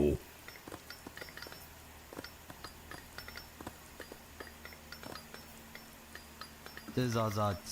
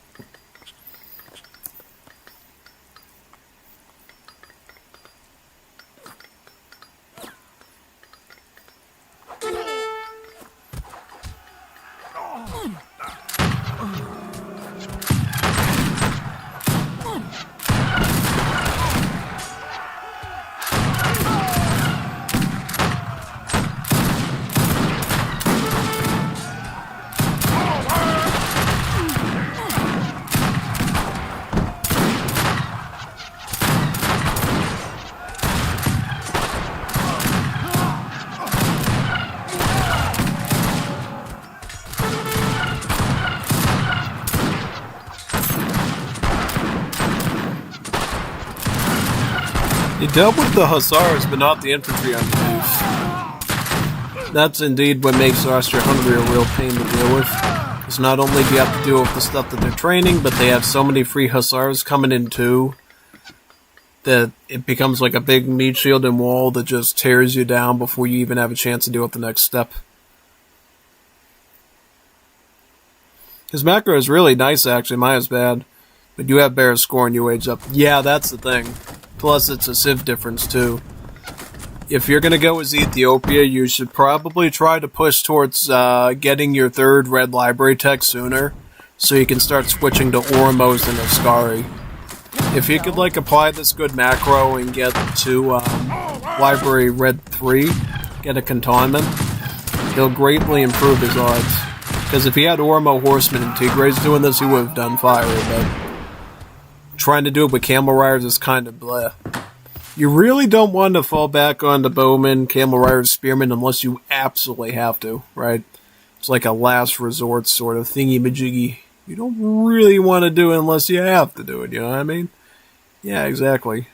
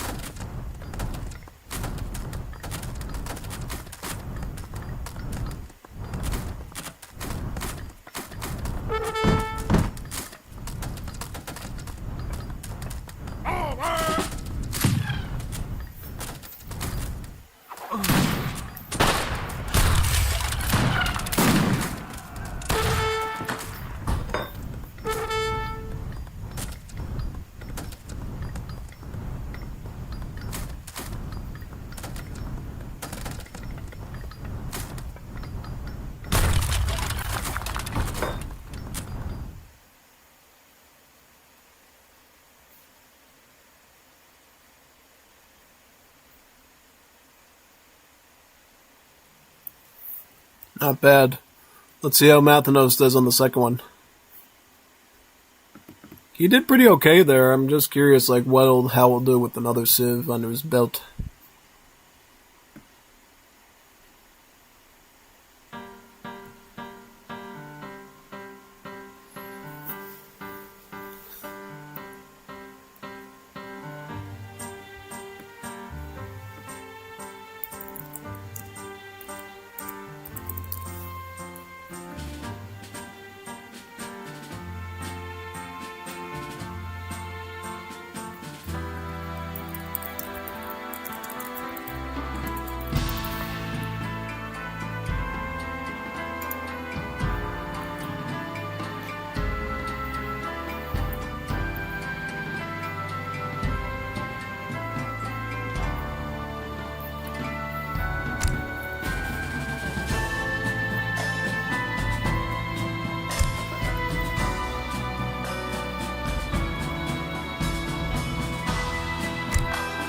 And then we'll check out how he does against Kaiser and Nikolai next.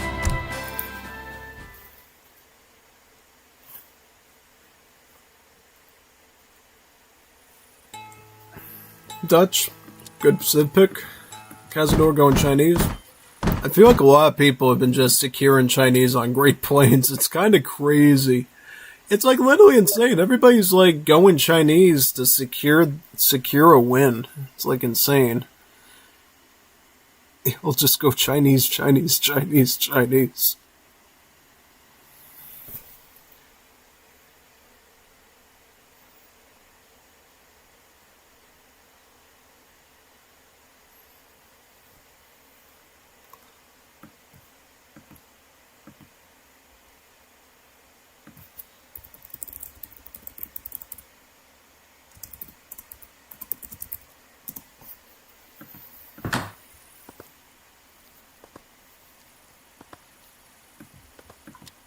Now, I noticed that he's idling his Vil there for a little long, so I don't know what he's doing there. I noticed that the previous game, too. Did you notice how he idled, like, one single villager there for a long time? I don't know what that's about. It's like a weird little quirk. Don't know what that's about, actually. Bit strange, but we'll see what happens out of it.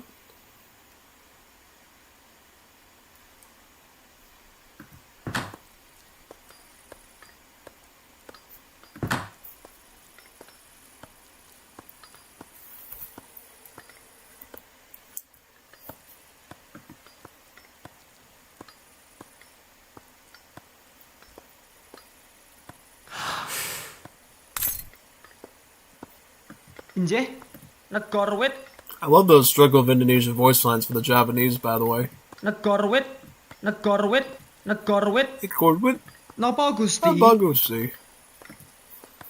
glad I'm actually the one that told the World Team to use those. I ripped the files right from my Struggle of Indonesia install and I gave it right to them. And then they applied it. It was like such a good transfer of knowledge.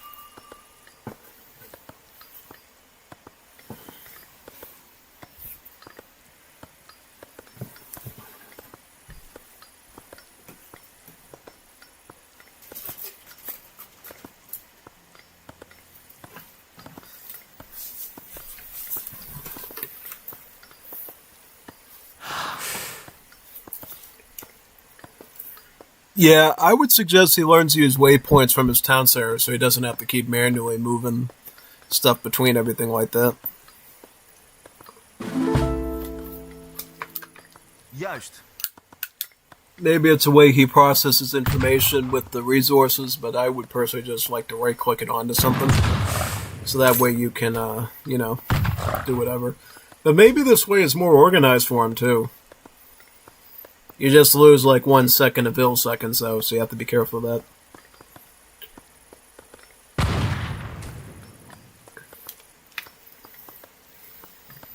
My hats are always off to the people that don't play China on this map, because it's like, just try to play something other than China, please. Please, don't play China again. I'm tired of you spamming Chinese every time. Tell me about it. That's why I'm glad, Nikolai didn't play Chinese. Kept it real. Kept it real as a deal. Yeah. He went Germany instead. A good civ, but not China. So that at least gave me a bit comfort that he wasn't going to just spam Chinese again. I don't know. Does Nikolai even play Chinese? I don't even know. Is he going to even get one bear? Nope, he didn't even get one crony bear. It's really sad.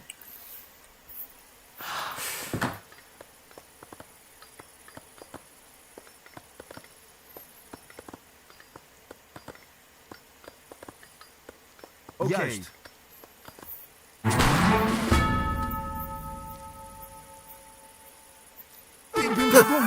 Ik kan me niet bewegen.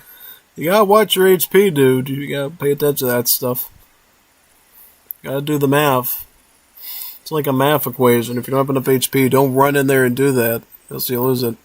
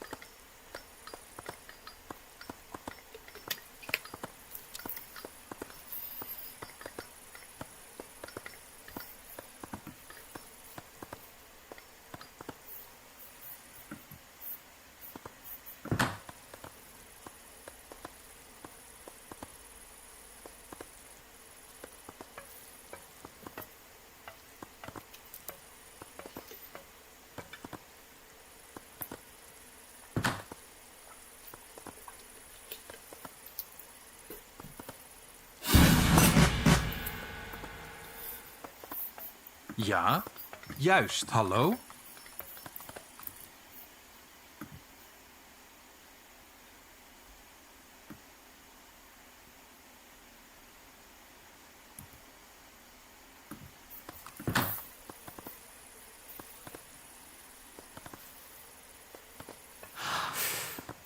Gingaziza.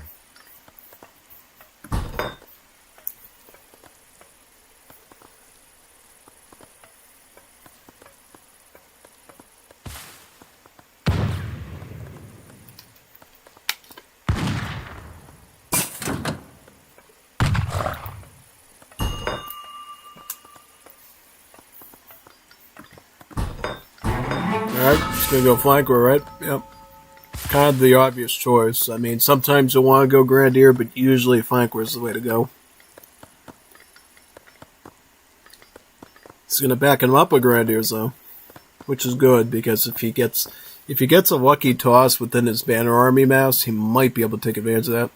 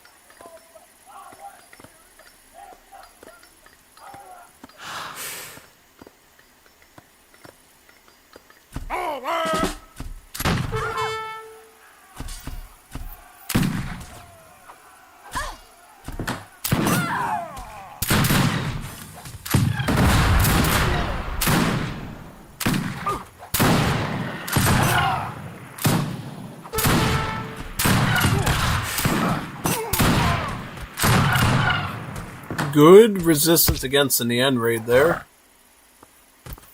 He also seems to be trying to use his villas on their specialty as best as possible, which I like.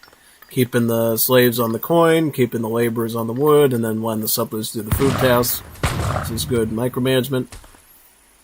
Eventually, when he does need mills, he's going to have a pretty good gather rate on those too. I also like the inclusion of eco cards. Reef Ridge, Royal Gold Standard, even sawmills. Just makes those different villages work even better in their given tasks.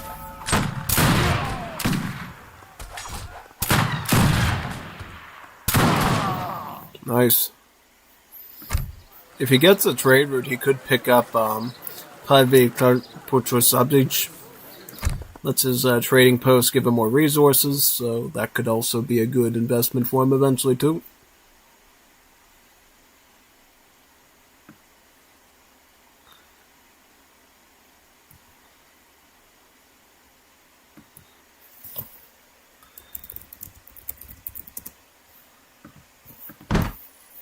Ja.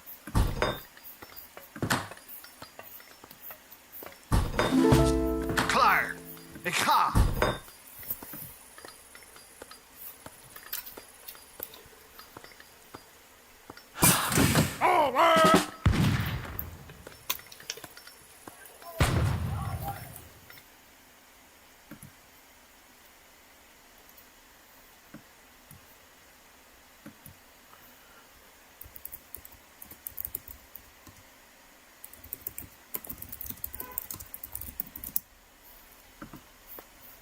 Commando?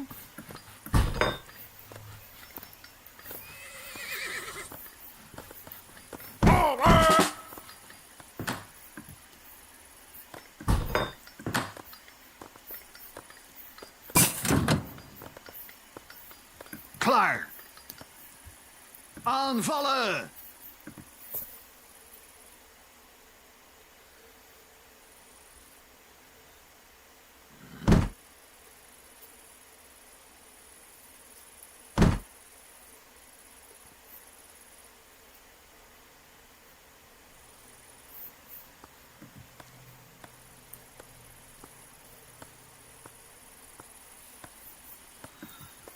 Ja.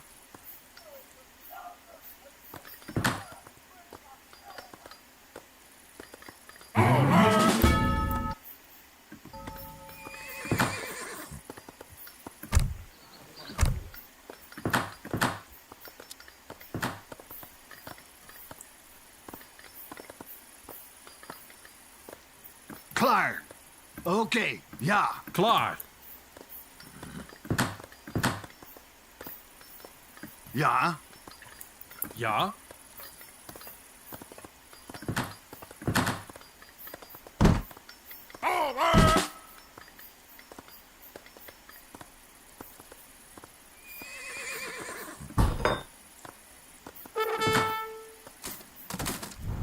Commando?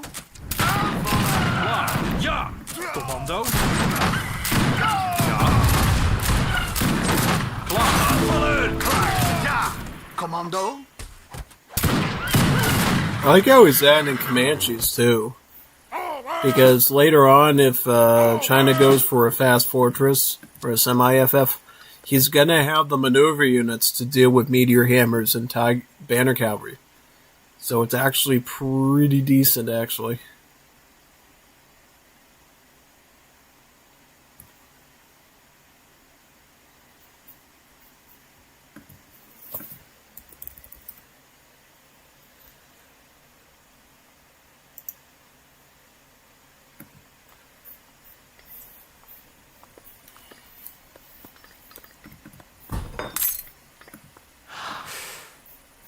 Ja.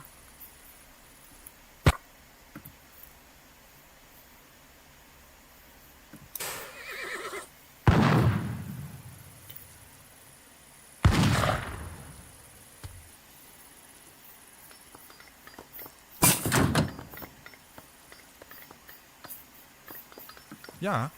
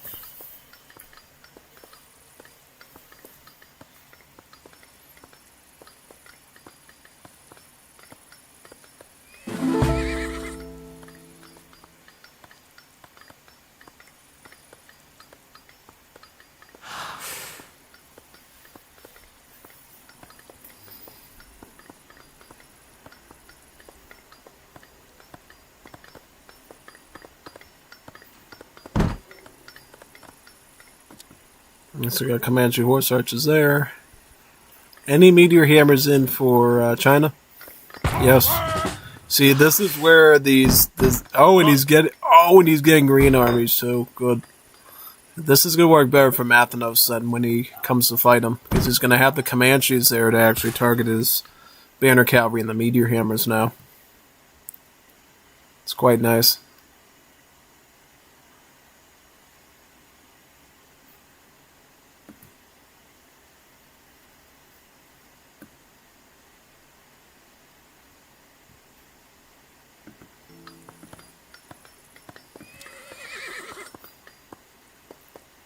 Cornet, so he's going to get some free hussars. What does he get from there, though? Does he get cav combat? Does he get infantry combat? He's got different options.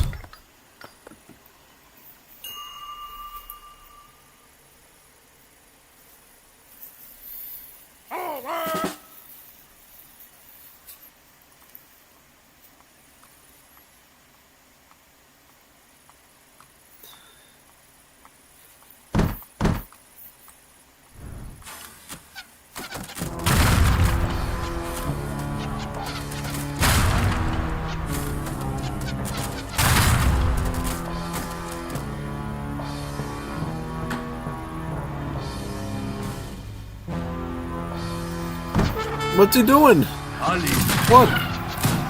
What is this? What's he doing? Why is it? What, did he lag out or something? What was that? Must have lagged out, I don't know. If you know what you're doing, try to micro down the assault units. Right now. Like right now. Like micro down the assault units if you want the best odds, man. Yeah. Absolutely, that's what you want. Go for the assault units. Get the assault units, you'll be alright. If you don't get the assault units, you're kinda cooked already.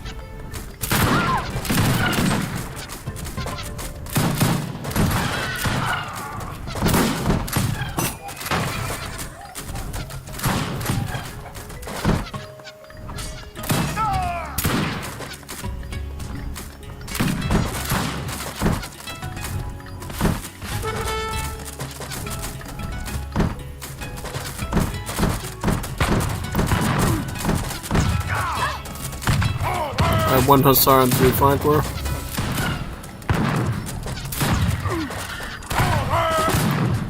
I know what happened in this one, truthfully. I'm not exactly the best expert at Dutch versus China, but I don't know if he could have fit in maybe a fast industrial and pulled that off.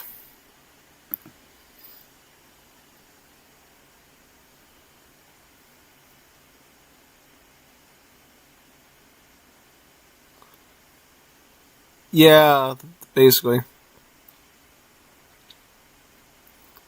I'm back. I'm gonna eat watching video. Good. Gonna leave, Gringo. I'm going to eat. Awesome. Trump, China. Yeah, exactly. China. He used to call it China. Like, China. Like that.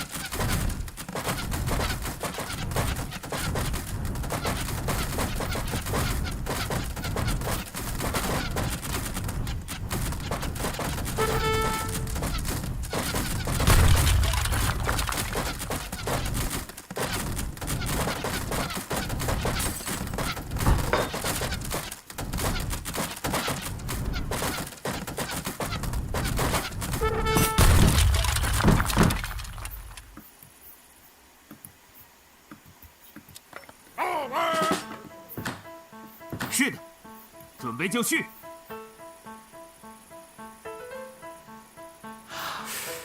I see he's retreated down to here now. And told me he's going to pull a Lars on him again. Yeah.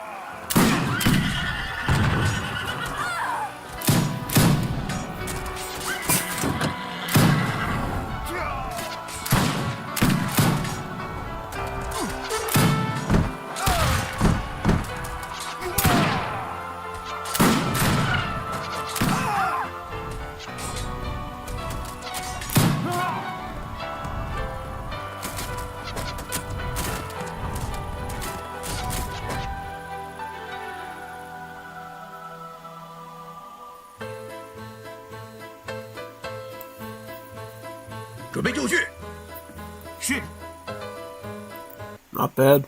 Let's see how the other two series do.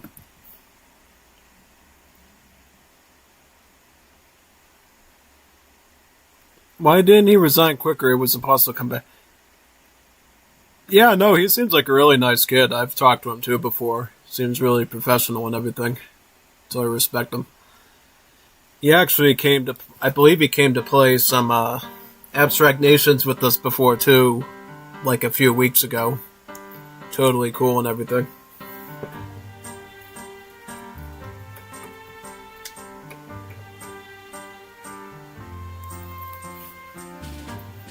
Let's go on to the next one now. How many series do we have left? 2, 3, 4, 5, 6, 7. No, not 6. 7, yeah, there's 7. 8. 8 series left. Can we get them done in the amount of hours we got, or what do you think? Probably.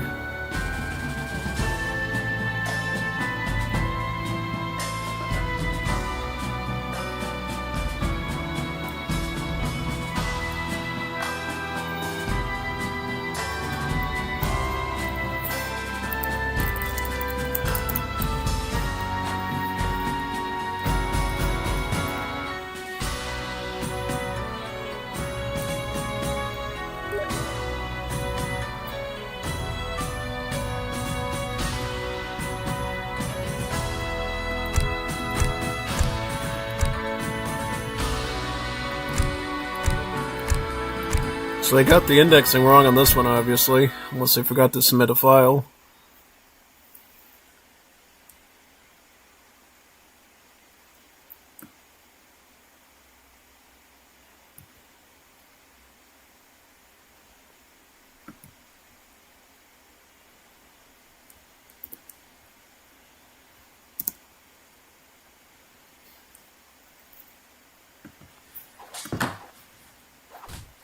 So he's keeping up his Ethiopia stunt.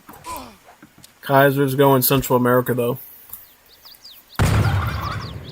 Let's see how he does against Central America. Central America, I think, would be exponentially harder for him to deal with than an Austria-Hungary fast fortress.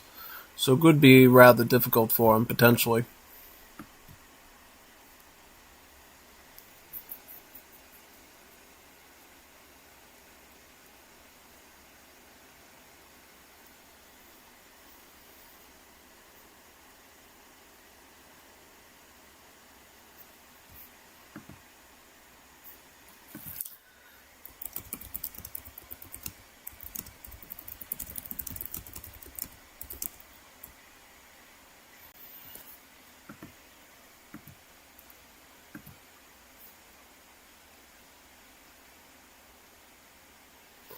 Hyrule Conquest Reborn now has its own ModDB page. That's so awesome to hear, man. Cool. Can't wait till they release Kingdom of Kana. That'd be great.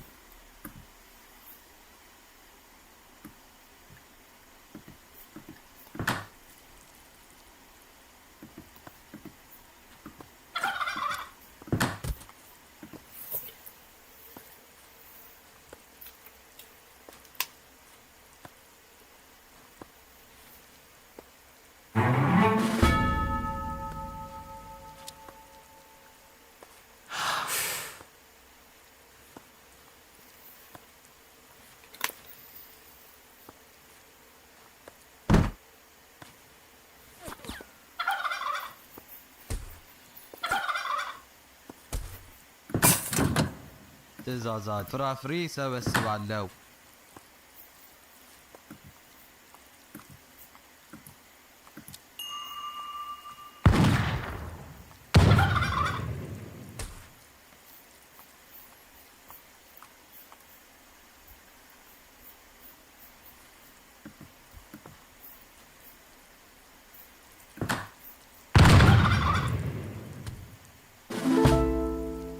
Puedo hacer por lo que ordene, señor. Dígame, don Casar.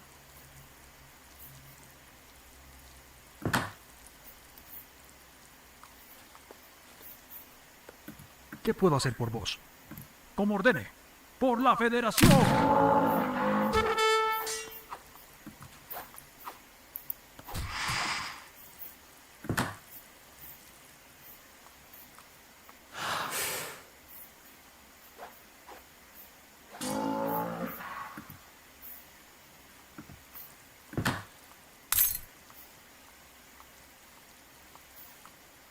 Going CA, right? Yep.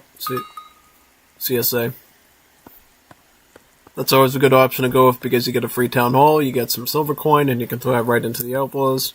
He's going outlaw push, right? Codizimo. Why don't you have the Livingston code in there? Why do people miss the Livingston code in their outlaw decks like that? I would want my Cartaricos to be 1 pop instead of 2 pop. Why not you?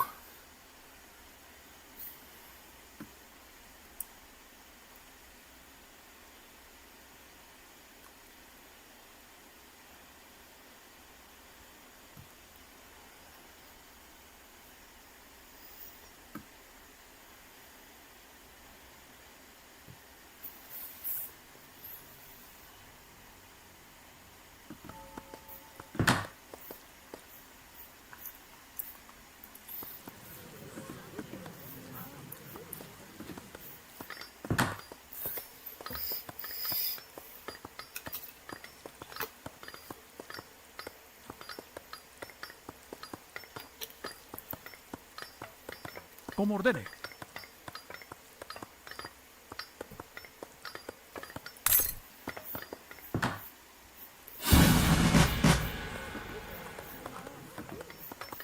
Yes?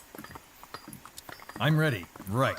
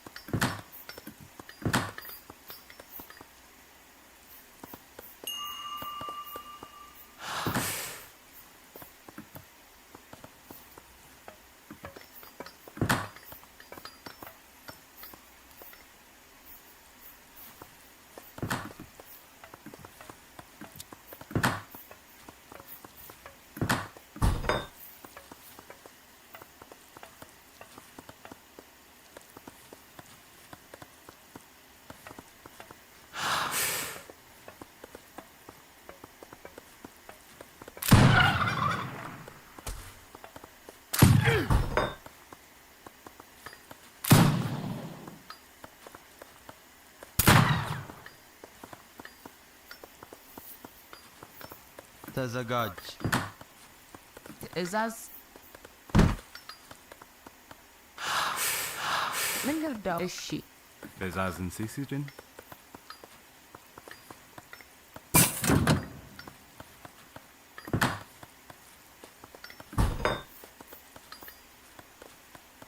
He's going Neftanya, I see. Those are muskets. He's gonna get punished hard by Kochiriku because these are Renegado level skirmishers. Bad play, man. Bad play. No, you're cooked. You're so stewed right now. Look at this. 24 times 2. 48 damage per shot. And how much do these have for 140 HP? So let's do the math. 48 times 3. 124, right? So add another one to that. We're looking at only 4 Kochirikos taking out 1 Neftanya. That's like crazy, man. Also, the range deck in general is pretty good, so he can turn around and start shooting at you too once he... Yeah, look at this. He's fighting back. Takes out 1 of them. It's pretty impressive. If he's not targeting right, though, he's gotta target them all. Alright. Yeah, I screwed up the targeting a little bit there, and he paid the price for it. Yep, unfortunately.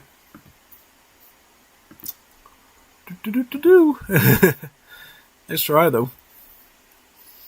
Yeah, you gotta understand these builds. If you know they're going Central America, you gotta prepare for, like, Manyoso, Kochiriku, and Lepero. So, Spearman, Assault Melee, Skirmish. Camel Riders could have been good there with some, like, Bowmen or something. That way you can deal with the Spearmen, you can deal with the Bowmen are actually pretty good against Manyosos because they're early game skirms, so they do full damage to them, and then have the Camels be the front line, to go after the Kochirikos with.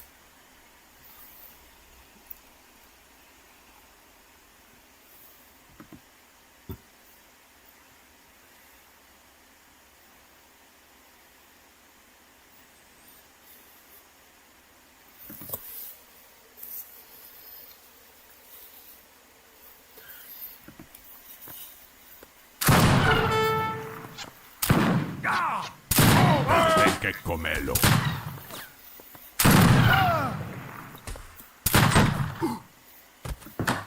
Hello.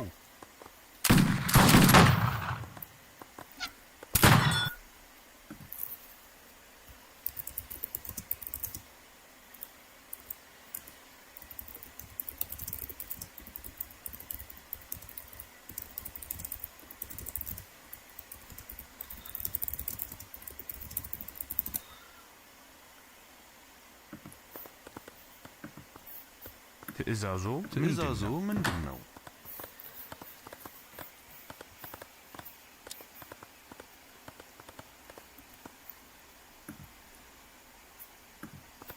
ምንድን ነው የሚፈልጉት?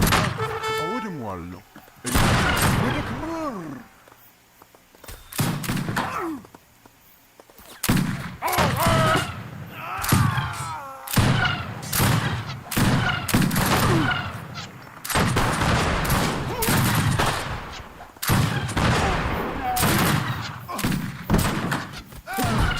መንቀሳቀስ አልችልም።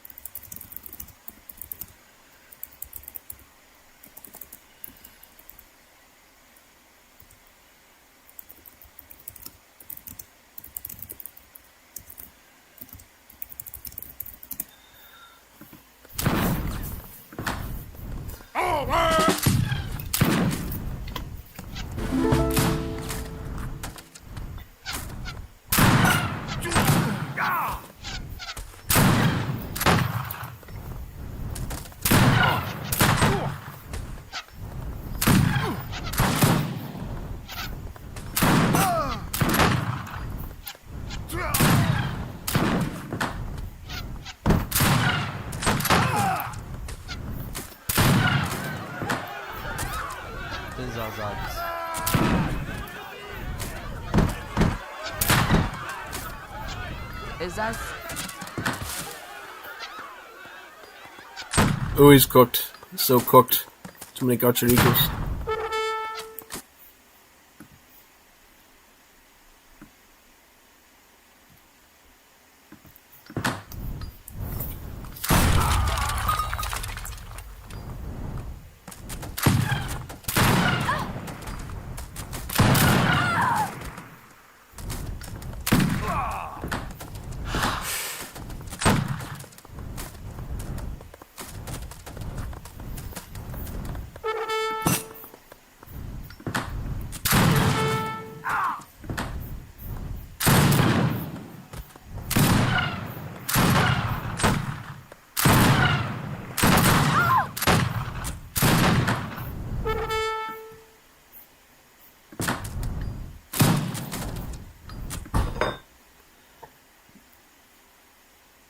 And let's go to the next one.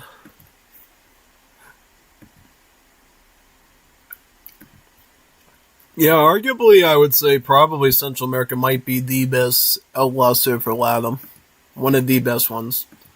Close second might be Uruguay, perhaps. Mainly because they get so many upgrades for them. Yeah.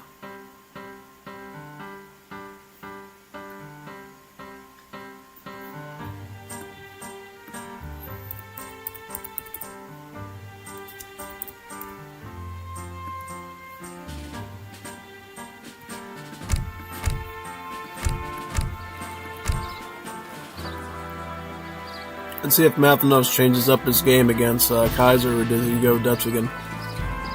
Double Dutch. Double Dutch. I'm gonna do double Dutch.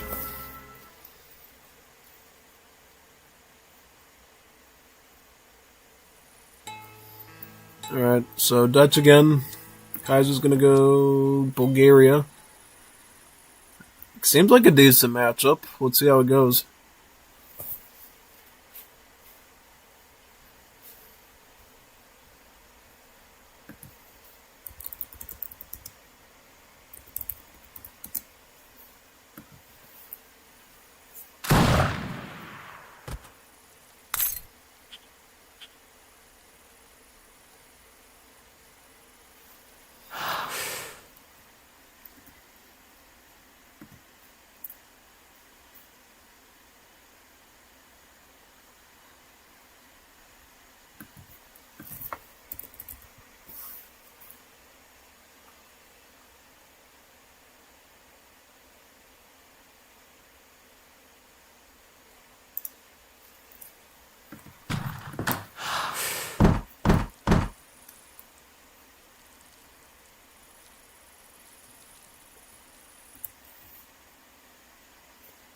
Well, now we're trying to figure this out. So, basically, in this situation, trying to figure out the calculations. How do you think Flanker's going to do against Opel-Shredded Infantry if he can get Bezatzma Kazarma out? That's a real question. Because if he gets Kazarma out, Kaiser's going to have like 100 population. I'll show you the card it is I'm talking about. It's this one. Bezatzma Kazarma. Basically turns your barracks into a 40 pot building. But it caps them at 5. Which honestly doesn't matter because you get so much free housing space. It's way worth it. Especially if you start the game with the barracks too. But it looks like Kaiser goes with the livestock pen, the hunting lodge, get 400 wood. So yeah, should be pretty good. That's kind of the idea of the whole thing.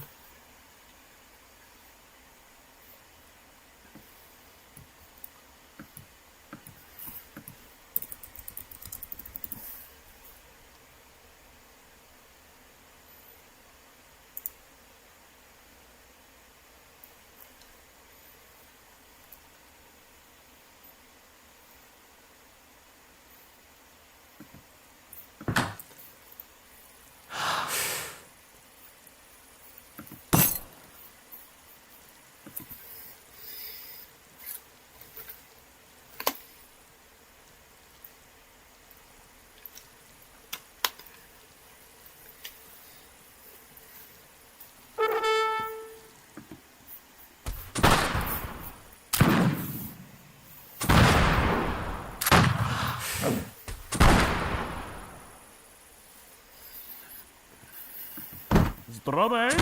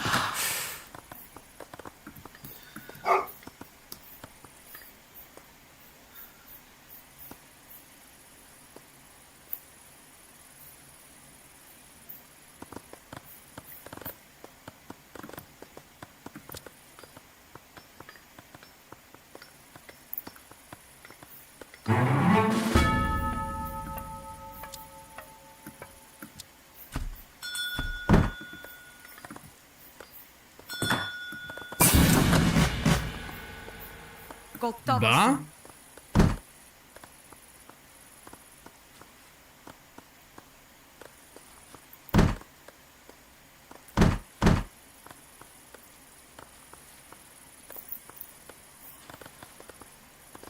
Powielete.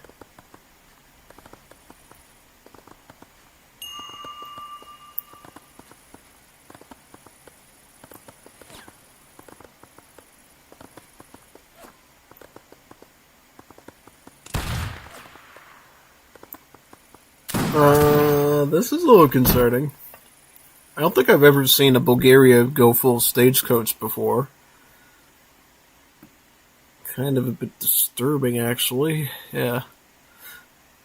I don't know.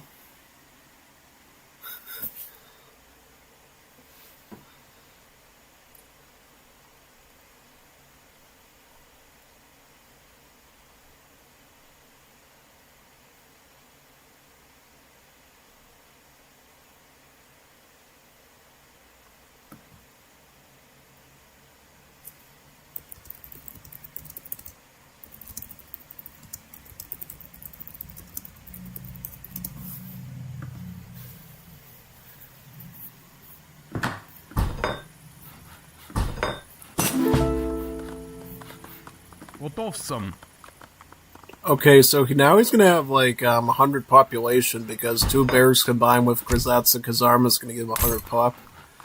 So he effectively doesn't need houses for the rest of the game. Just spam, spam, spam Opal Shenet. He can go on to silver, he can get a market and start getting his mining upgrades. He's got the hunting lodge where he has the hunting under his belt. Really in good shape. Also gonna pick up Partisan attack to get the attack up on the Opal Shenetzi units.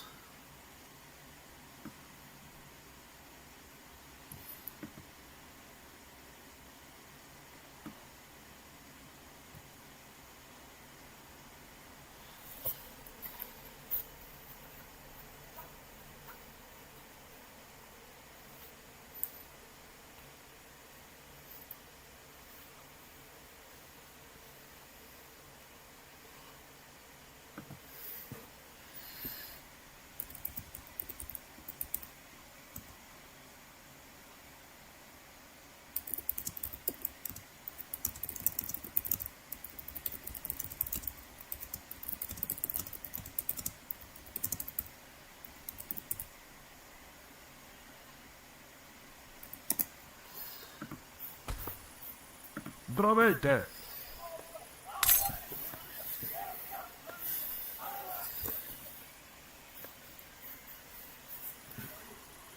Само кажете здравейте!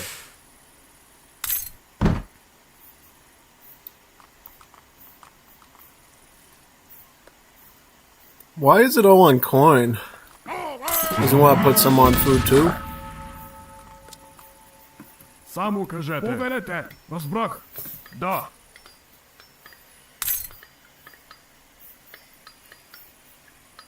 Now, the flanker is actually arranged the opposite, so if he micros like really good, he could fight them, but he has to know what he's doing though.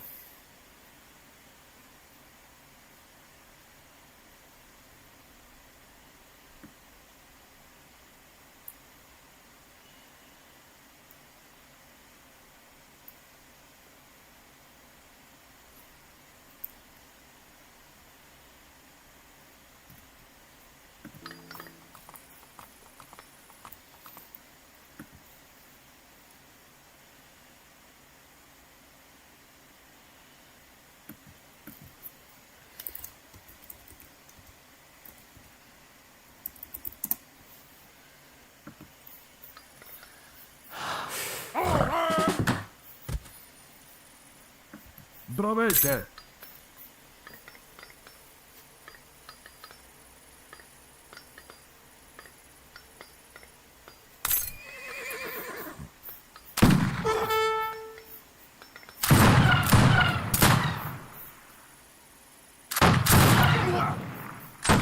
Сам... На уражие!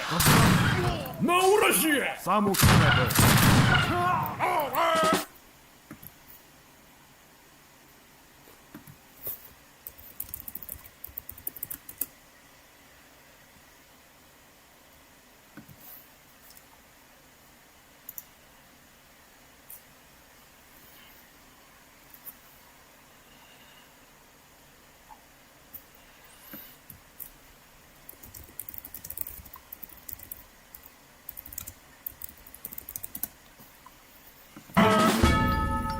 Повелете! Да! Бой! Повелете! Само повелете!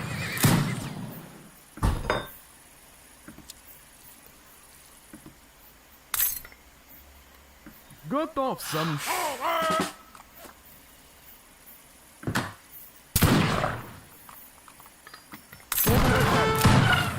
За майка България!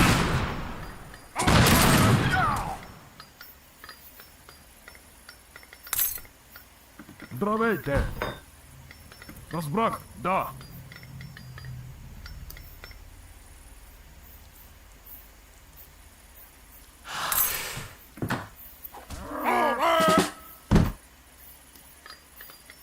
Само кажете. Бой!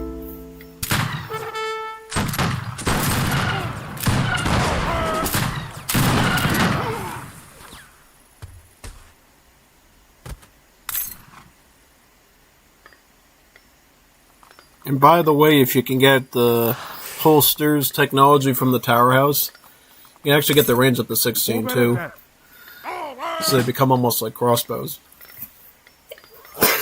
Oh man, my nose. My nose! But see what happens? You get so many of them and then they become an overwhelming stack.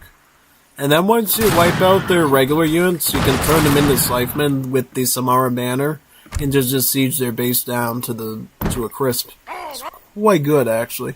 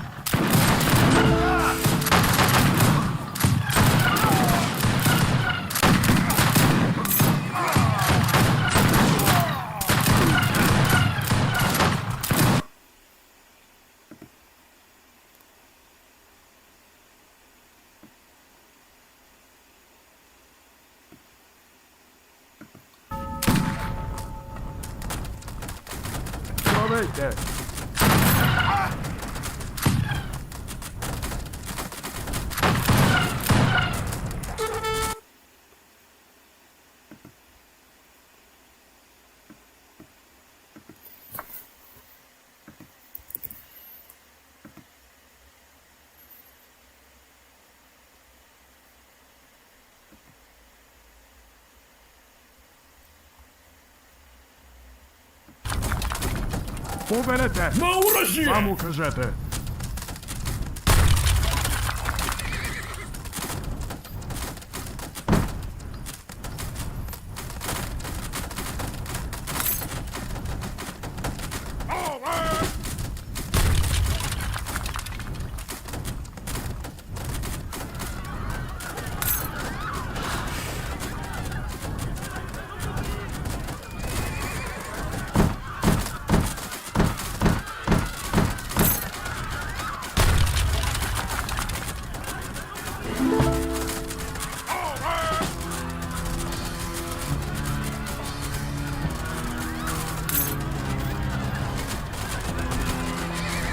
Yeah, totally getting overwhelmed by these things. It's pretty crazy, actually. Oh man, real dude. Quite scary, actually. I mean, he's trying his best there with flankers and the SARS and everything. It's just not budging. This is what always happens to me when I run into this with Kaiser. It's like these awful Shenets it's so difficult to find a way to pound them out early.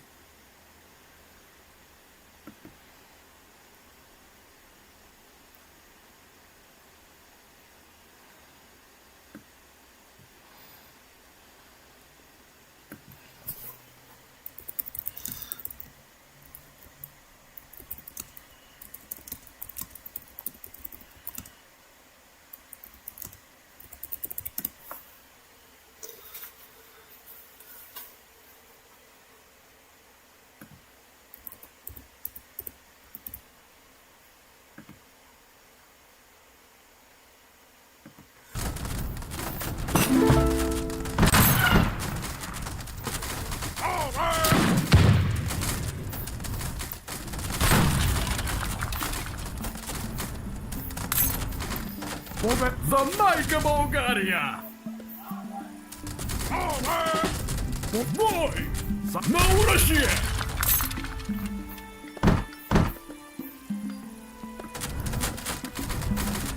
Поверете! Розбрак!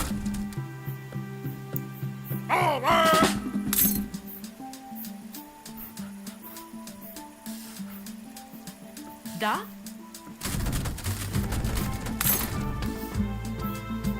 Саму кажете! Повелете! Здравейте! Да! Бой! Поверете!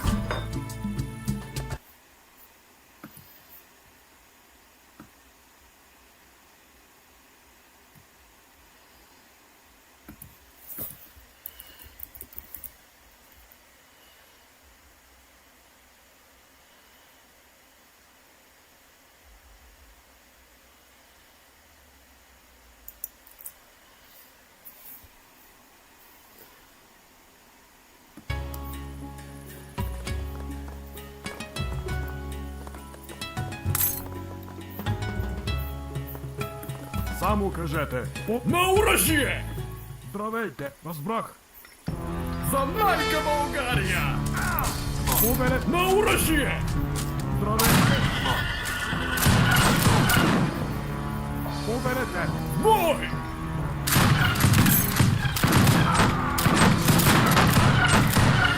Саму да!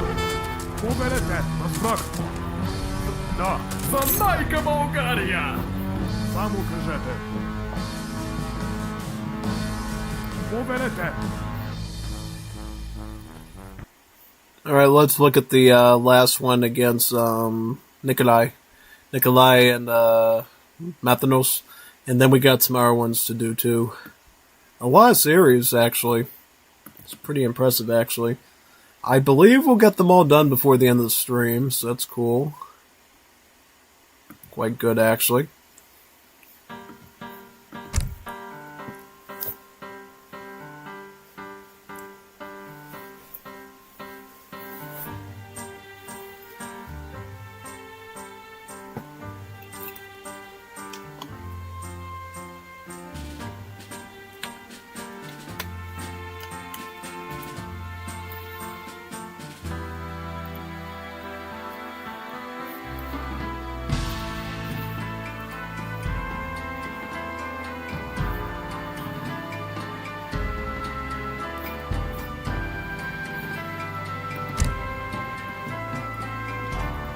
These ones, right? And then we got all the Nathan French Froggy ones. Got the James Sagawai one here, and then we got the Zanzibar ones, yeah.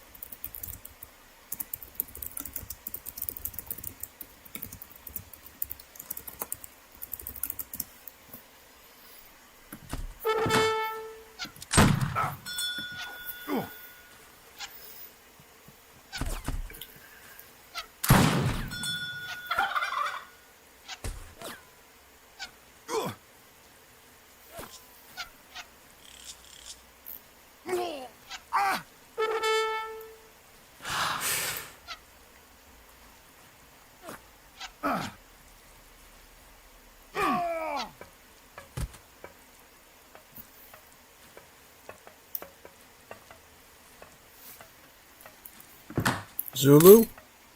No, Ethiopia. I thought it was Zulu for a second. Oh, they're doing an Ethiopia mirror. They're so cute. Doing an Ethiopia mirror.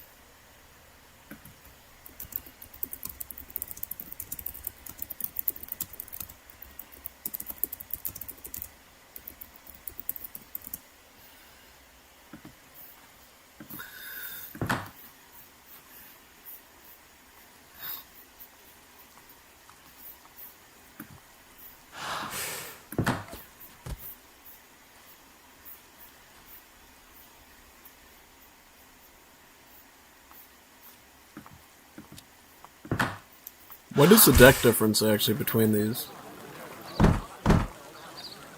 So clearly Nikolai runs something very aggro, with the big emphasis on water. Because the Ethiopia has a bit of a similar dilemma as Japan, where they don't get a super strong 3 villager card, or actually any villager card at all. So if they want to get like gatherers, they have to get the Paroke fishing boats. On the water, yeah. Pretty much. So he's getting there right now. It's kind of funny how it's Paroke, but it's one taken from like the 2000s. Guy clearly wearing modern like clothing and stuff.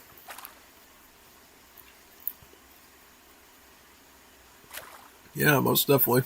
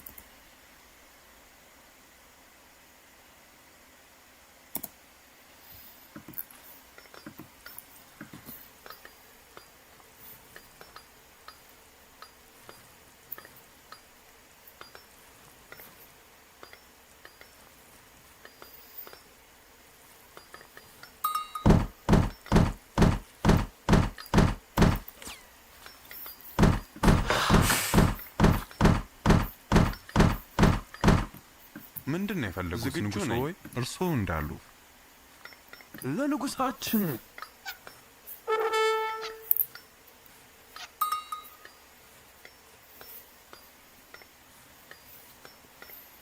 ምንድን ነው የፈለጉት ንጉሥ ሆይ?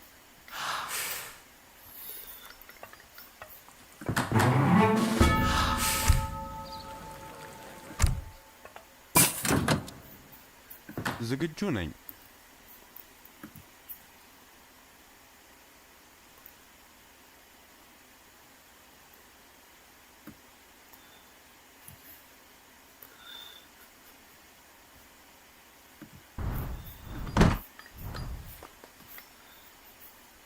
ምን ልርዳው?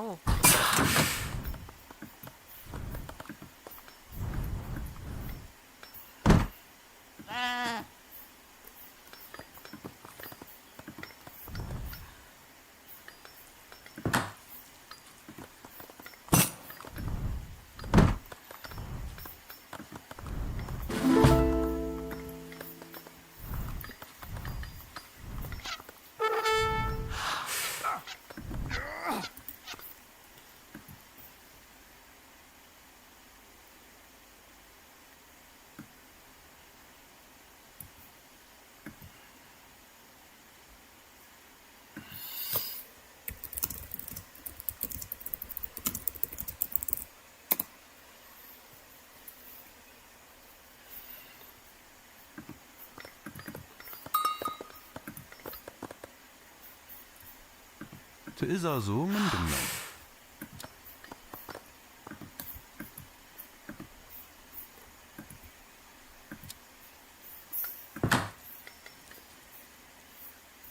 ምንድን ነው የፈለጉት ንጉሥ ሆይ? Well, obviously you can tell that the 8 Paroques clearly gives Nikolai a huge eco advantage here, because look at the food difference in the score difference. It's like by like 30 points. It's pretty big, actually.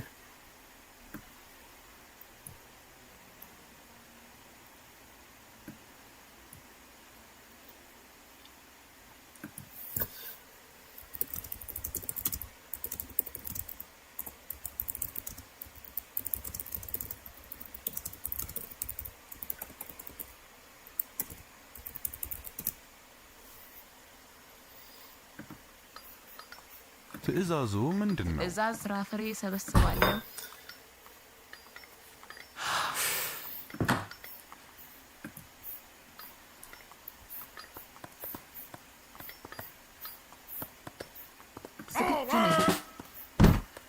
ምን ፈልገው ነው?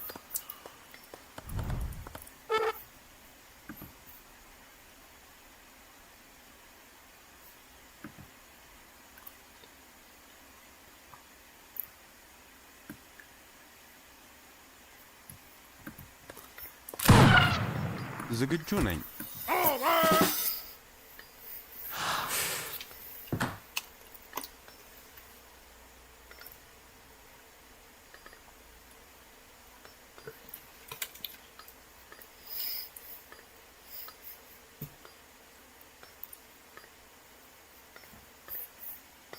ዝግጁ ነኝ።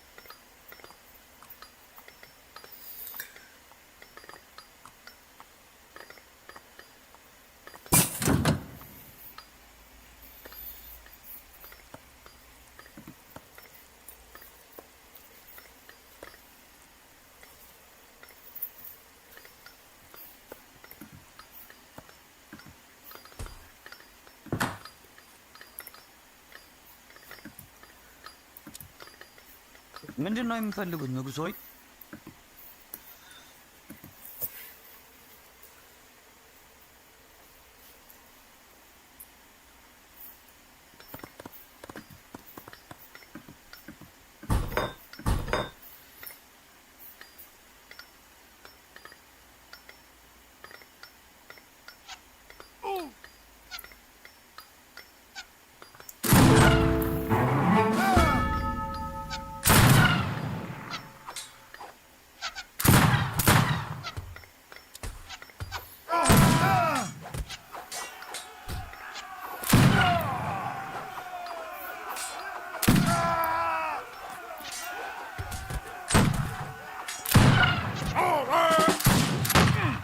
Forward.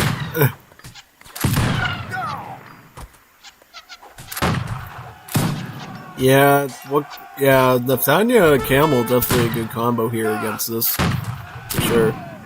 You'd probably need like a lot of spearmen and a lot more archers to make this work. Because Naftanias, I mean, they're actually not the strongest muskets in the world, but they are... No, they're actually they're more expensive in food, but less expensive in coin. Yeah, I don't always make them, so I had to look at that and review that. I like how he's got a lot of towers, though. Towers is definitely a good way to turtle up, like a turtle shell.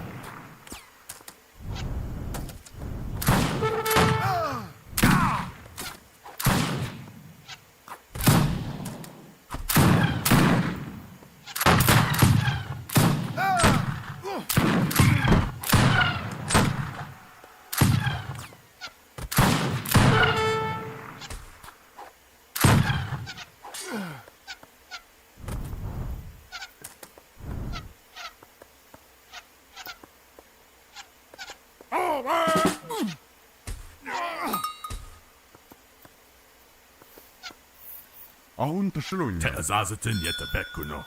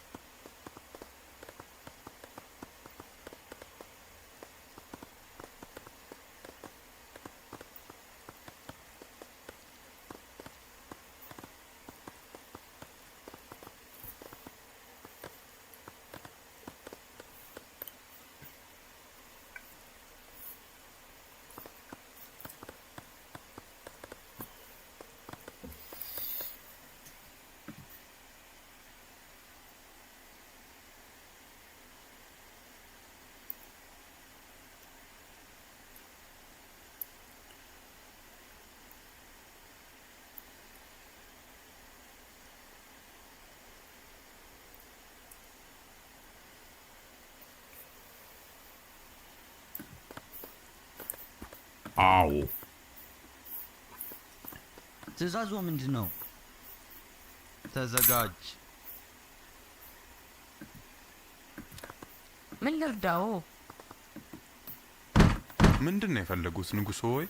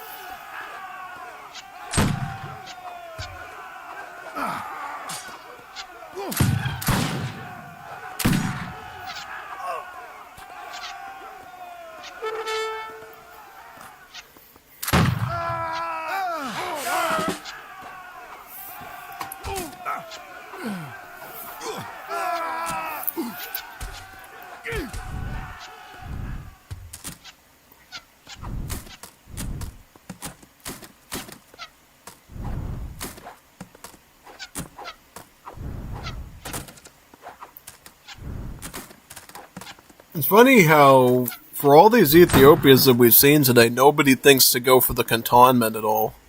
It's like super weird. Why no cantonment from anyone playing as Ethiopia? To me, the cantonment's like the most important build to go for.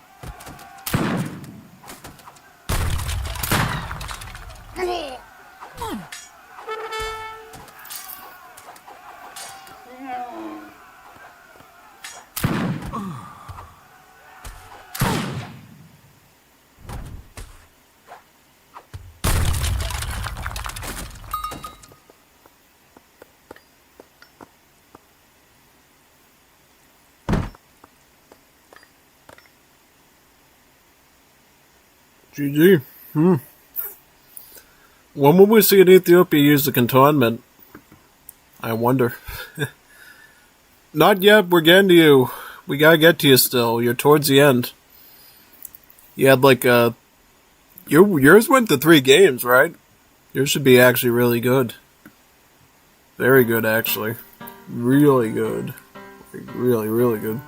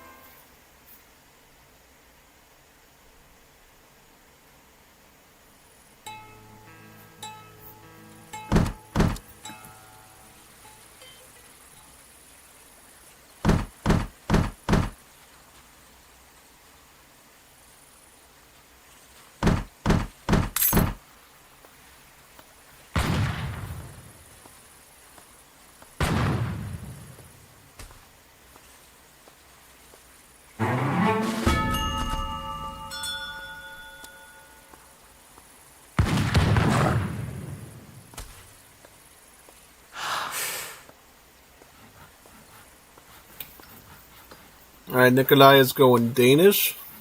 Is Mathinos going Dutch? Yes. I gotta give Nikolai credit for changing up the civs, though. That's pretty cool. Totally. It's good when people know multiple civs instead of just run the same optimal ones every time. Just makes it go a lot smoother. Oh, it actually does. It actually does.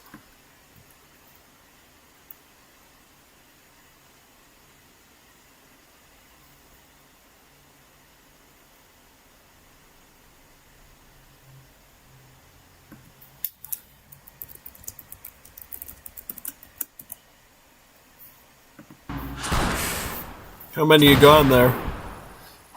So the video says he might be trying to fill a lobby up.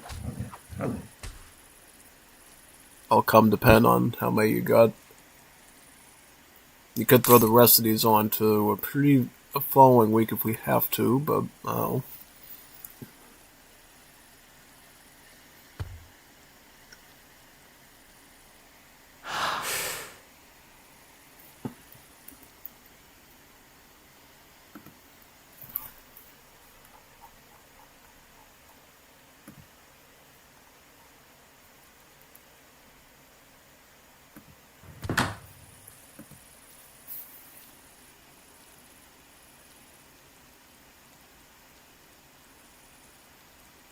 Frammel. Where's Liberty, the OG Dutch Civ in AoE 3? It was supposed to be the Napoleonic era, and then Atlantis went to Forgotten Empires and never came about, so we'll ended up making the first Danish that was released to the masses. And it was pretty good. I mean, the whole Oxcar concept, the Golden Ages, kind of unique, actually.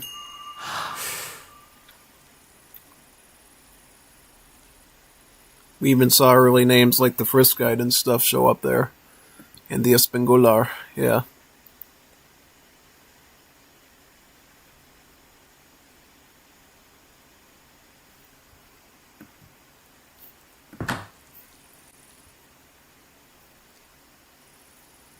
Hello.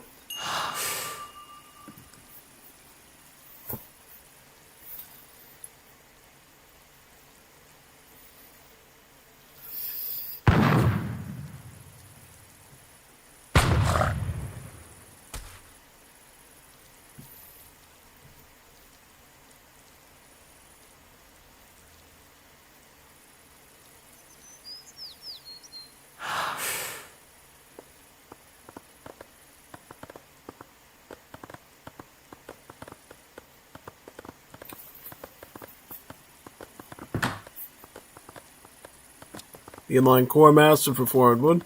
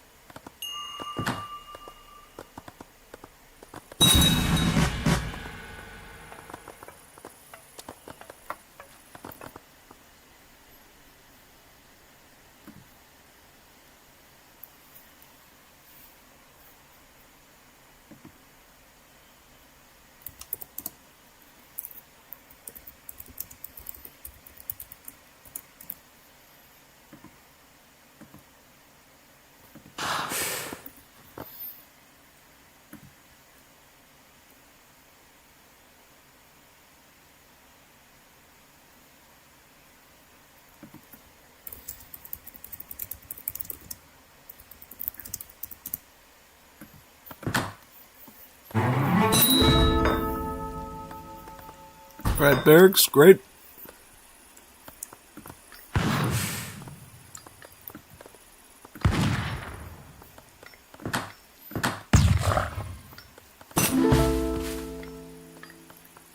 I don't know if we'll get all the matches done by the end of the stream now. I don't know. Think we can? I think we can do it. Probably can do it.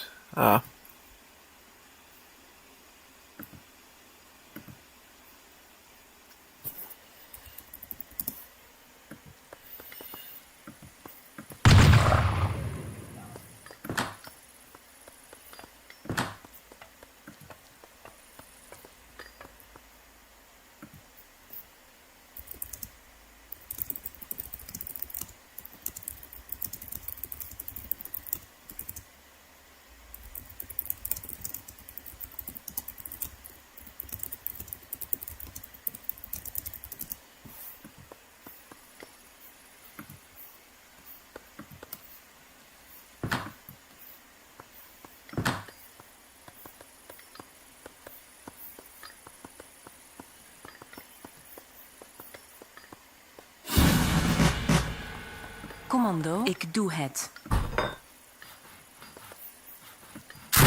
Ja, ja, juist.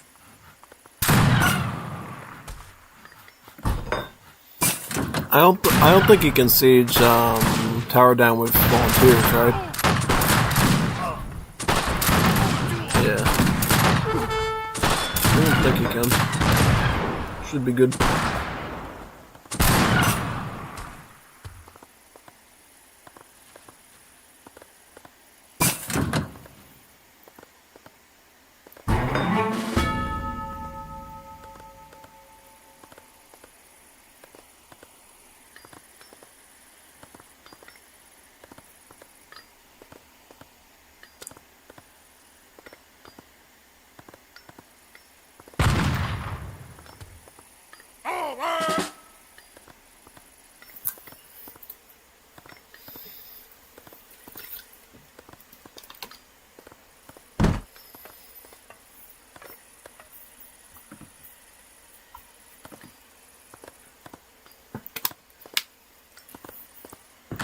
Klaar.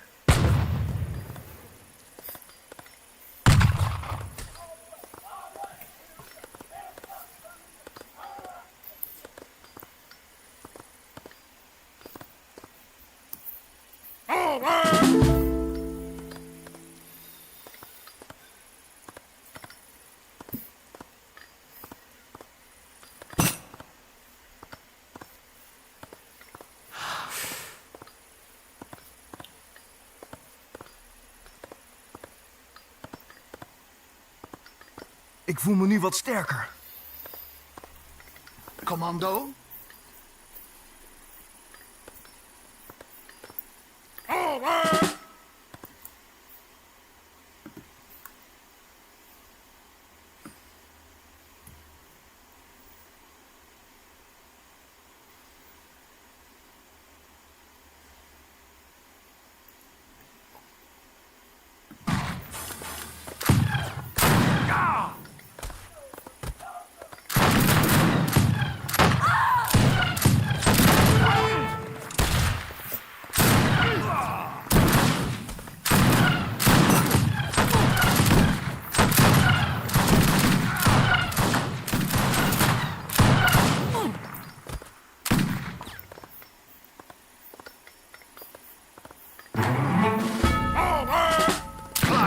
Commando, aanvallen! Ik ga!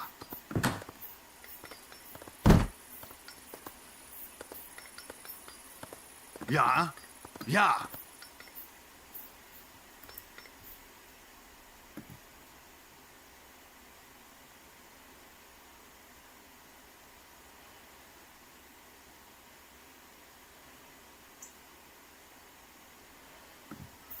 Commando, klaar.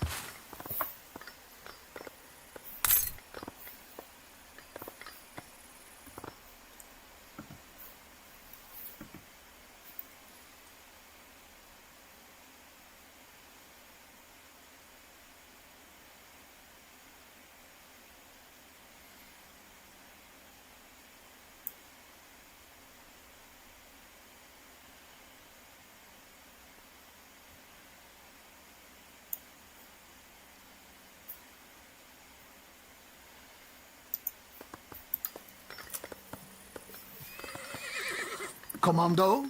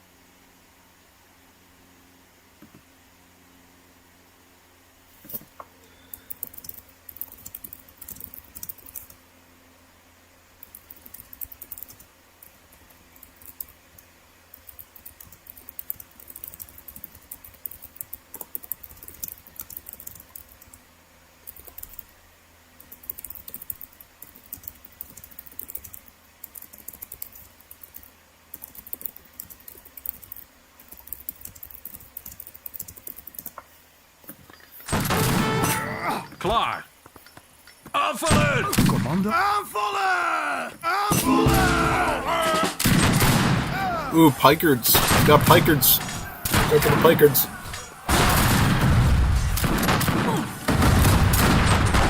It's kind of weird that we're seeing people play the Civ like this. I never think that you play Danish like this, ever. I play Danish in a totally different way, yeah. Quite a different way, actually, now that I think about it.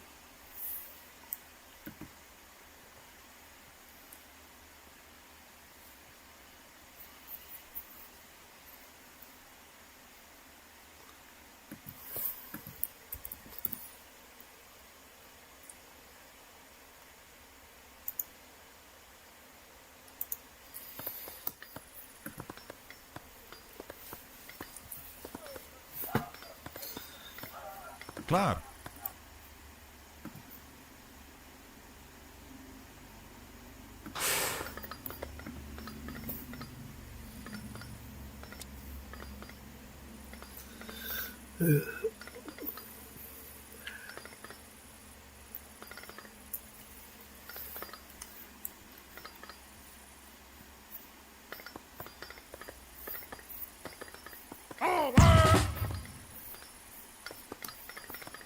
Conan.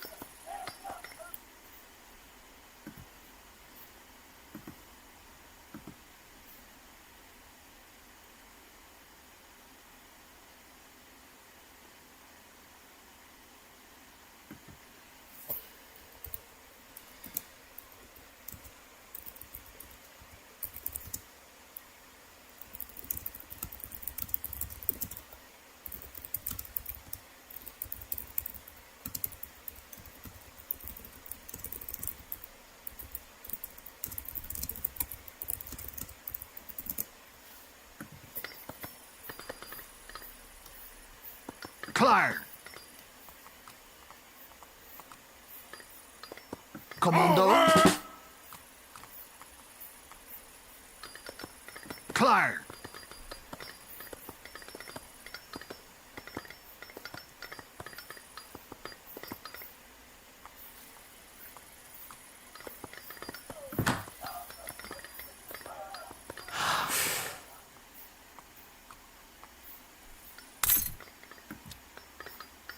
Okay, so Nikolai does get the Fortress Age, and he's going to switch into Skirm, Falconet.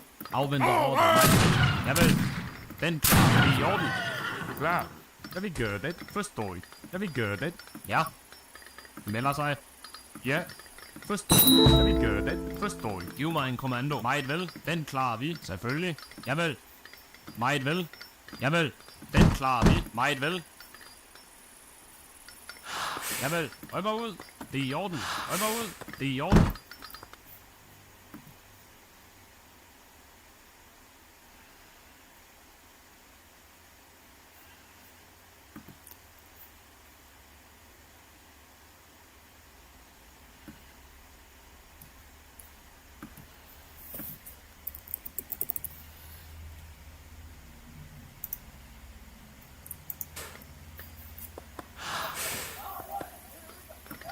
Klar.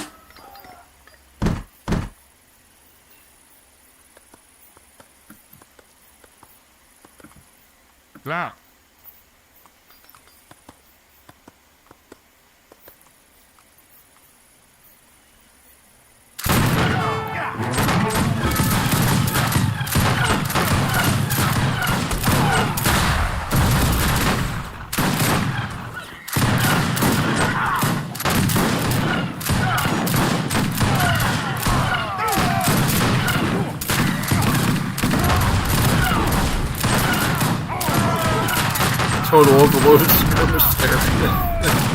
Yeah, I mean, at that point, if you don't have Fortress Age, you're kind of looking down the barrel of a skirmisher rifle at that point.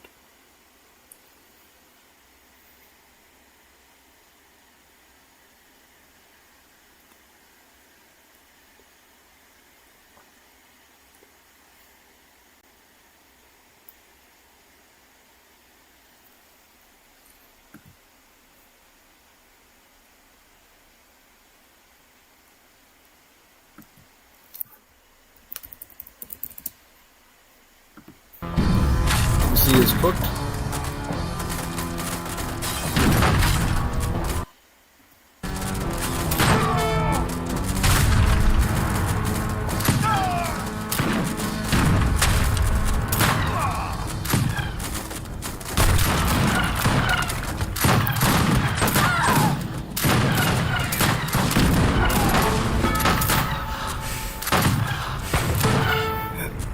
Ugh. How many minutes have we been to the stream anyways? We split them. Nine hours is long to rewatch. Tupi's not for me. I used them in Lost, but I found a new build.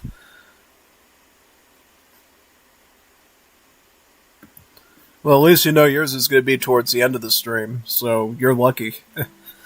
People like Hazardor and everyone have to search towards the beginning and the middle and stuff. So, you're so very, very lucky.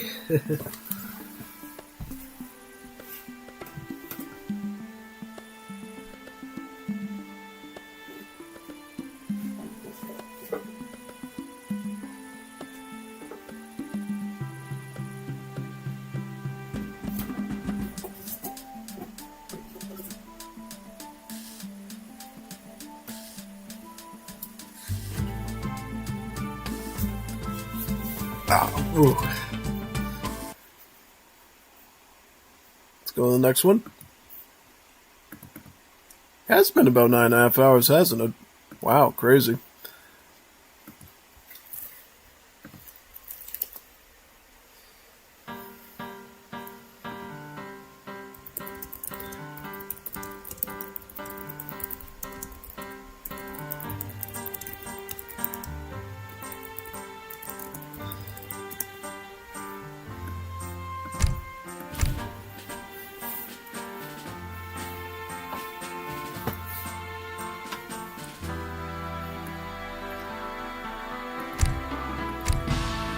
Nathan versus Jeff. That's actually a pretty cool one.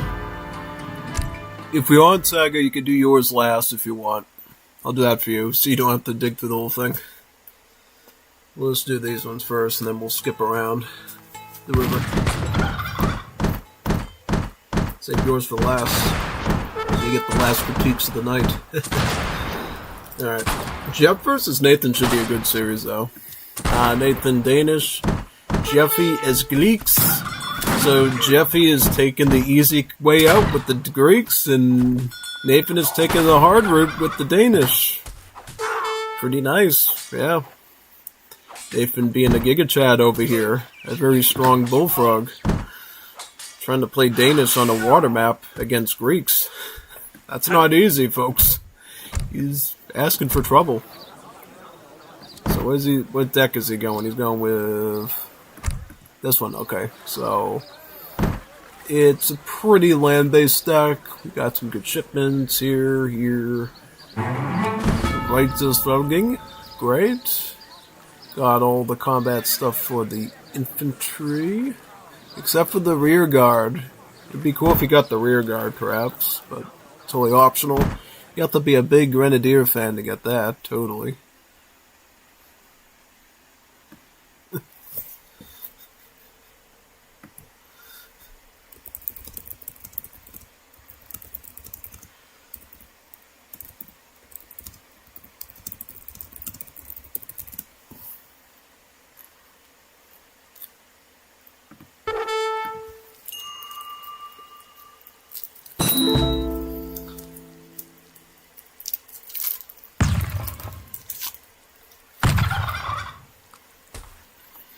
Wat? Ja. Klaar.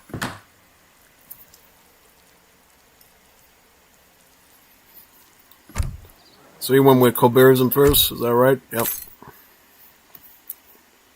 Now, something I wonder about 1v1, do you actually get this second Ox card, or no?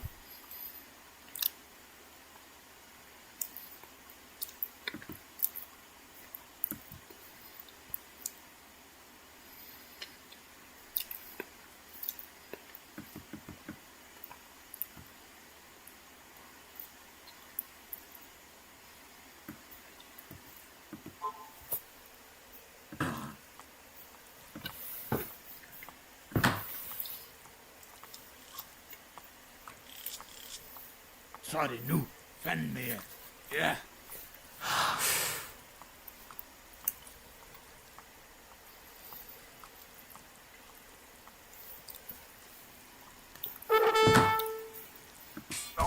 Parat. Til kamp.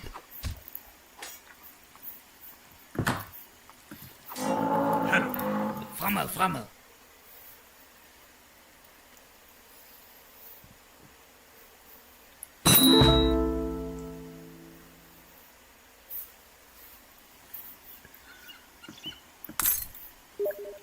$105 coin, very good. Core Master, right? Yep, playing Core Master. Jeff going up with Ionas Cappadocias. Nice.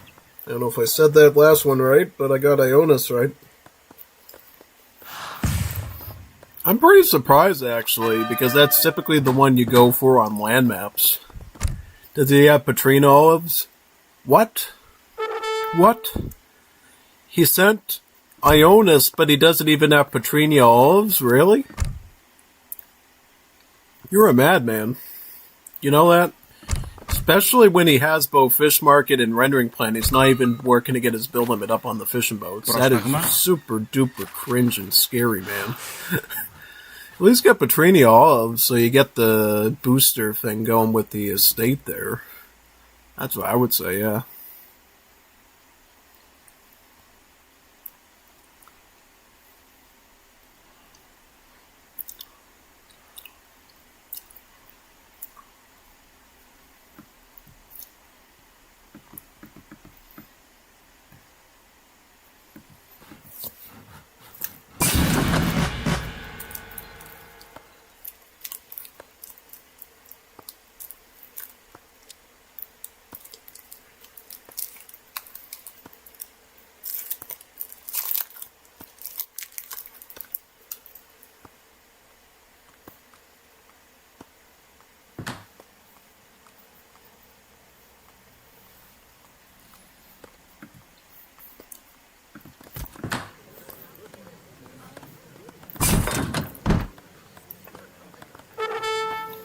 Got a foundry. Perfect.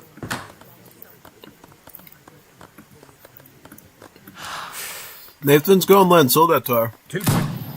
Basically, they're musketeers, but I think they're slightly weaker than even the Russian musketeers, because look at their stats. 50 food and 15 coin. That's like really cheap for a musket. But they're so weak. 14 range, 100 HP, that is like nothing. It's like swarming. Ég vil samþykkt. Já, ég vil samþykkt. Sækið fram, já. And they speak Norse from AOM. Tienono sister, skipan. Já. Já. Já. Samþykkt. Samþykkt. Já. Já. Ég vil. Ingenting.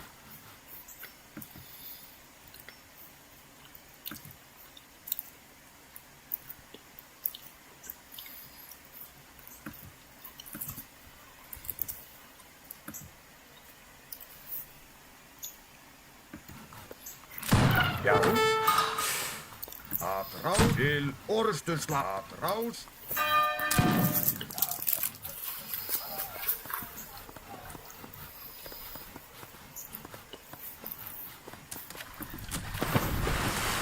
Going for the docks is so smart. I think I might be the only person that did that during the league against a Greek player. Codefender can confirm that I did that to him with Zoo, and I actually got the dock down, too. Problem is, Nathan's doing it in a very silly willy way. He's doing it when the man has artillery, which is really not smart. You gotta do that when you have the superior army force, because if you don't do that, you're gonna get cooked. You're gonna get french fried there.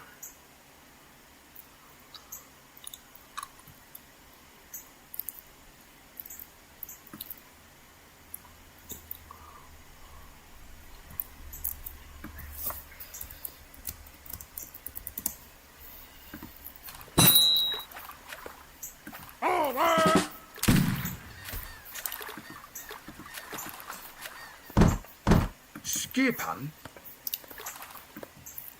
Ja?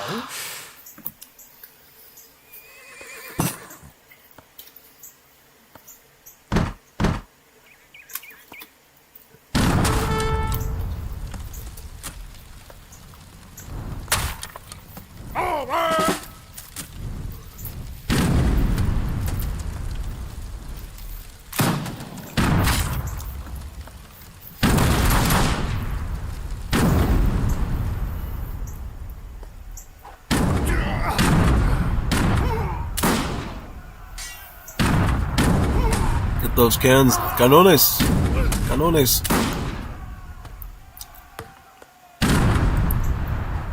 Ah! Oh, wow. When mule artillery beats hussars. It's kind of funny that these things are literally in Age of the World now, but they look like just plain old horse artillery with the donkey rolling the thing around. It's kind of funny, actually.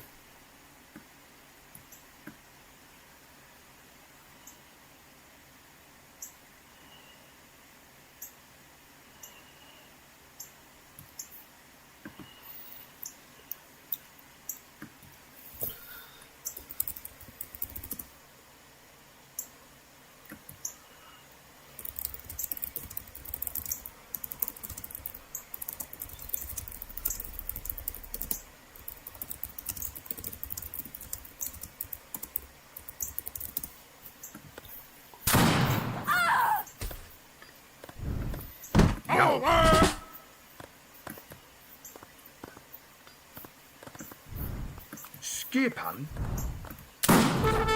Ég vil. Tilbúin.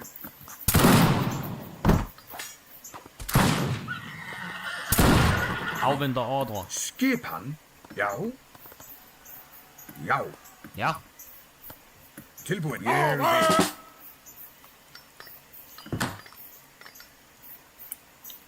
Já. Sætið fram. Giv mig en kommentar.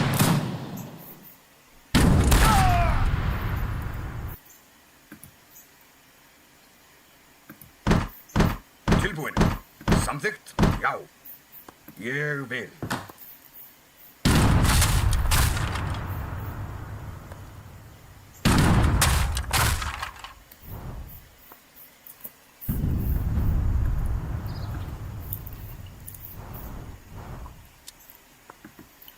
This is sort of the thing that Codefender did to me. He went right into Choro 5 Axie and started spinning the match around in his favor. I think he even did mule artillery too. So yeah, pretty much.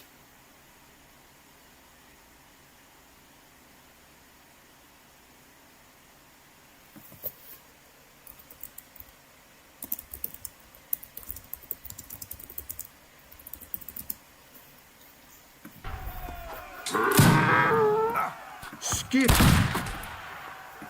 Sætið fram. Skipan?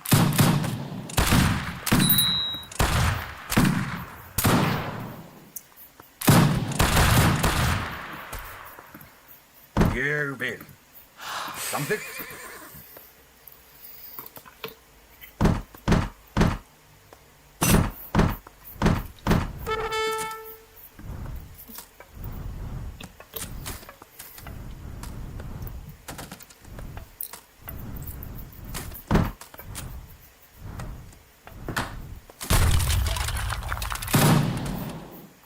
Já.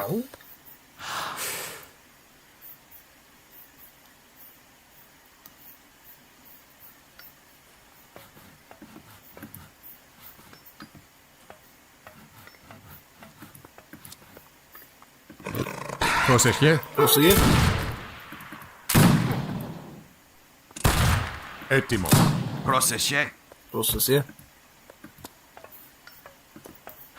Tilbúin. Sækið fram til að já til orrustuslag. En orrustuslag.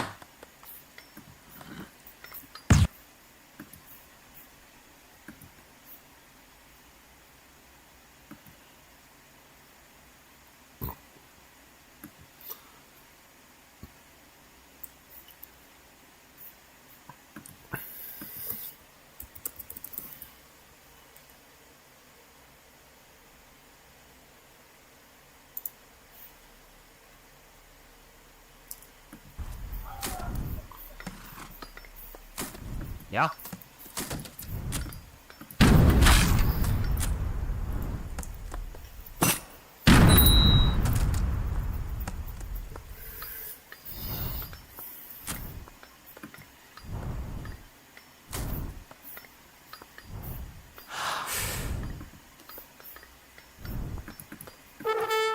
Det er i orden. Rykker ud. Det er i orden.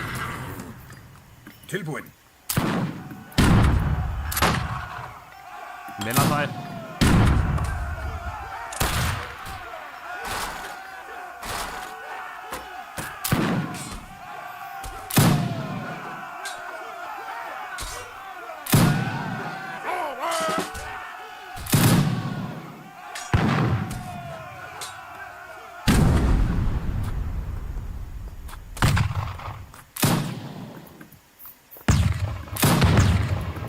Ja.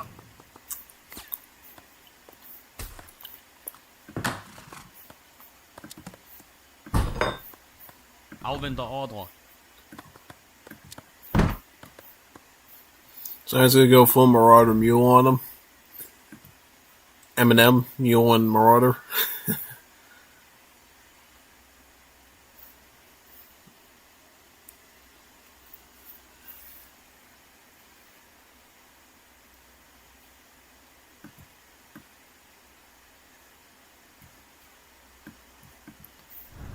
Prostegma.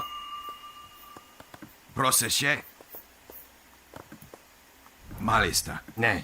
Kalos. Izvoli.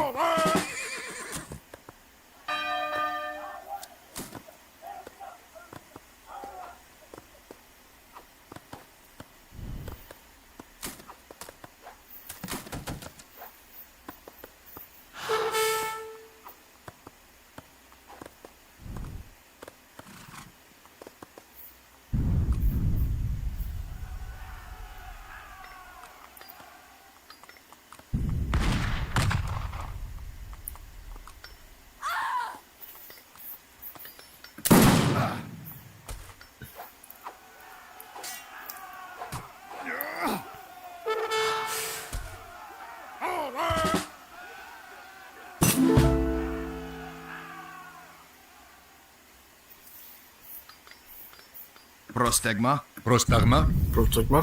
Proseguir. Prostegma. Looks like Nathan's getting pushed back pretty far here. Not even kidding. Did a bit of fishing himself with that anchorage. This is why Danish is a little sussy sometimes. This is why I like to include the advanced artillery cards so I can get falconets in Age 2 if I need them, potentially.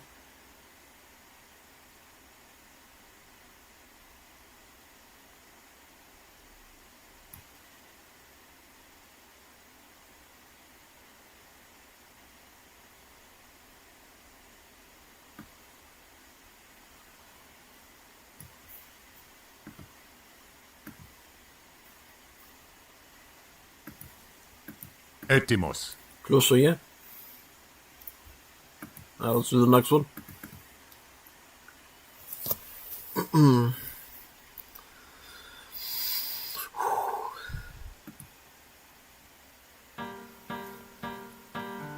man. See how they do on the high plains now. I think Sagawa's one was the only one that went to 3 matches. Which is super duper funny, man. Pretty good, actually.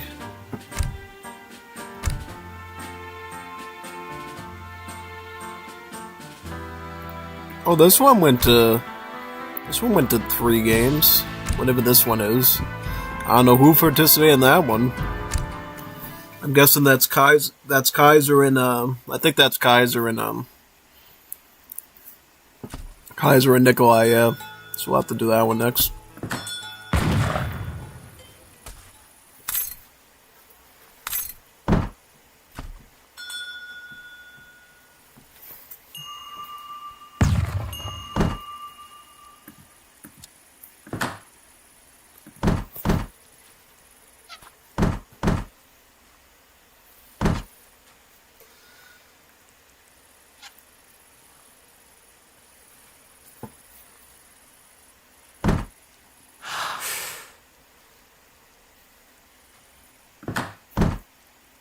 Okay, Tupi, cool. And Nathan is going with Korea. Korea versus Tupi. Now, at first glance, you might think that Korea, way better military, way better economy, but surprise, surprise, the Tupi are very quick and lightning quick, aggressive. They can actually punish them pretty hard. So, yeah, you could go in a very unexpected direction after all. So we'll have to see how it goes, yeah. Totally.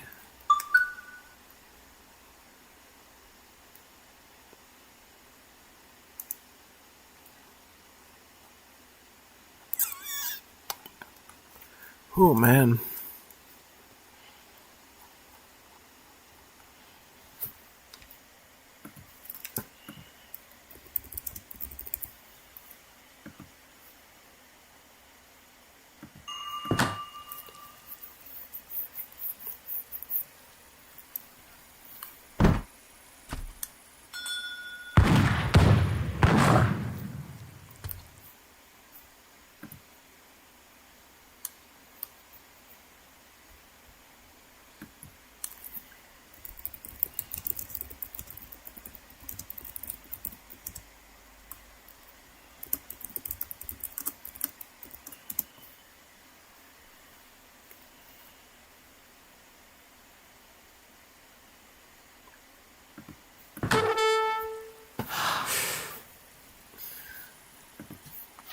준비.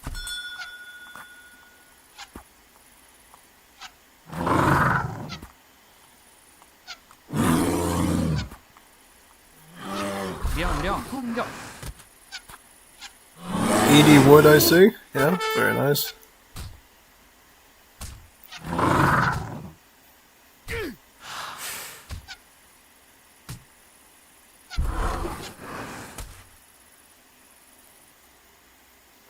Now my question is how quick will Korea be able to age up to avoid getting hard countered by a Tupi push? That's what's going to determine this very, very quickly, probably.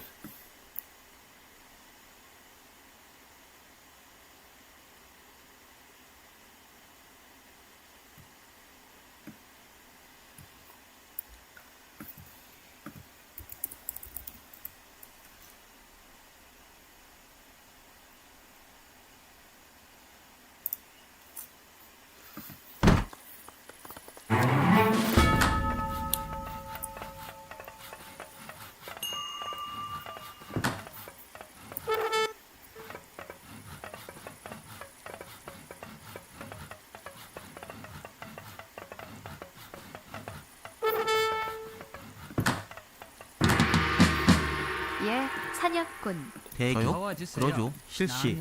실시.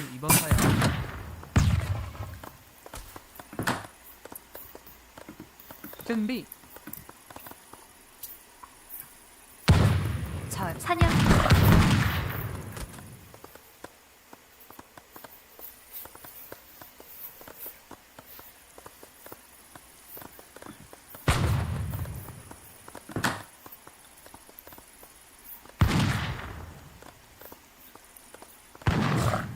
예, 그러죠.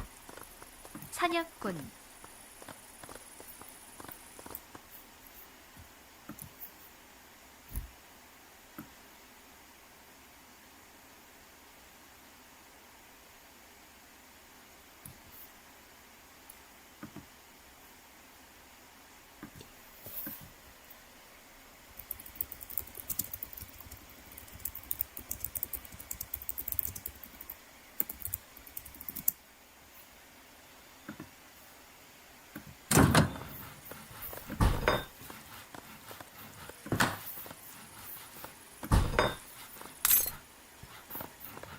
저요? 실시. 사냥꾼.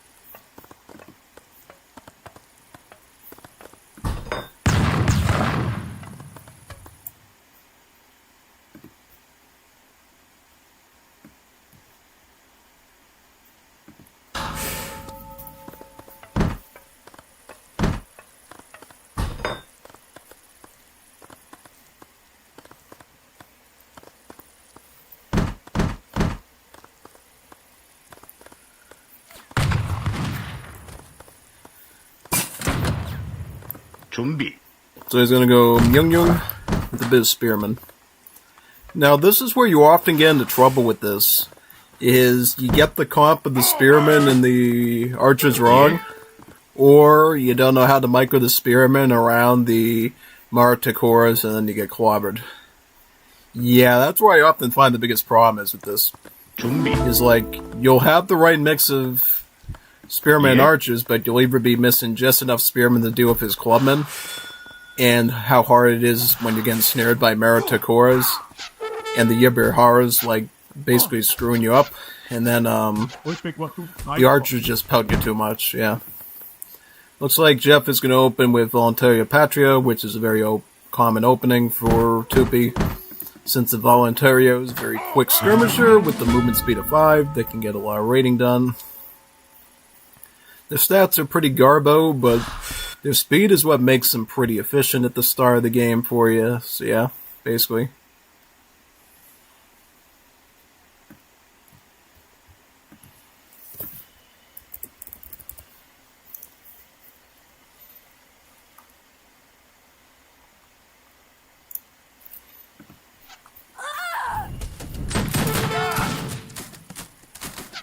준비. 실시. 대기. 예. 예.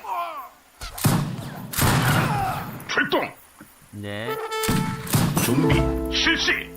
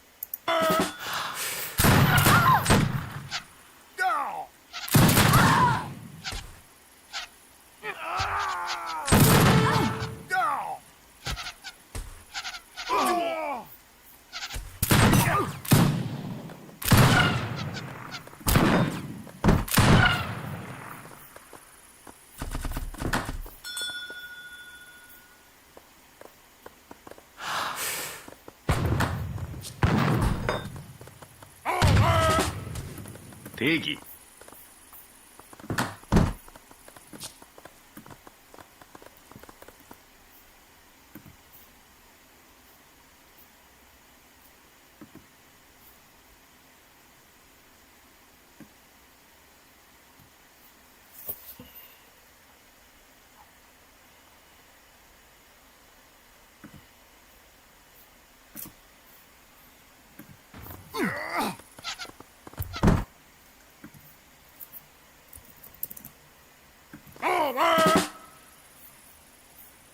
준비. 예. 출동.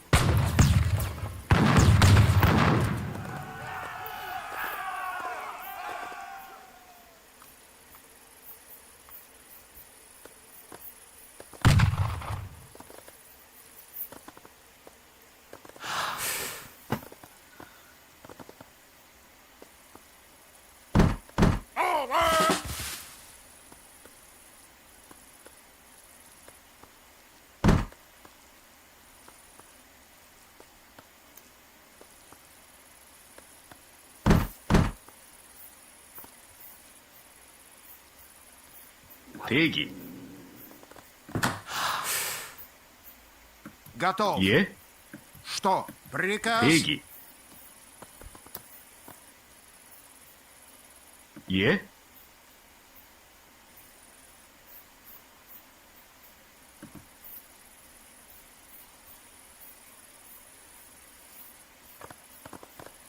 예, 나무꾼. 대기.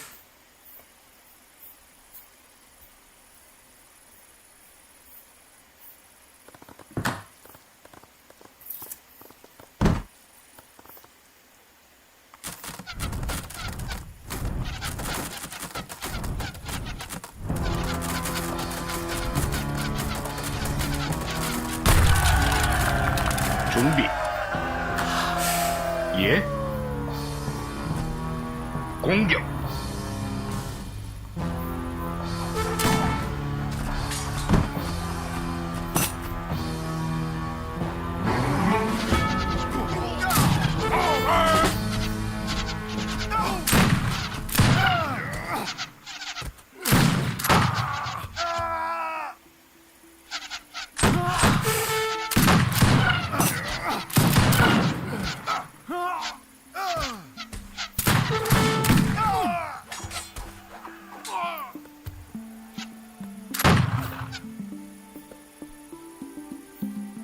See, this is what I don't like, is he separated himself from his base, so if he goes in there and he gets completely attacked in there, he's gonna lose everything, basically. And he could get sandwiched, too. If he's not careful, he could go in, deal with an army here, and then get slapped on the back by his Martikors and stuff. Yeah, totally. I like how Nathan's following my directive and going with the Russians throughout the Shanais. Because having those extra spears on hand to deal with the clubmen is actually a really good strategy. Yeah.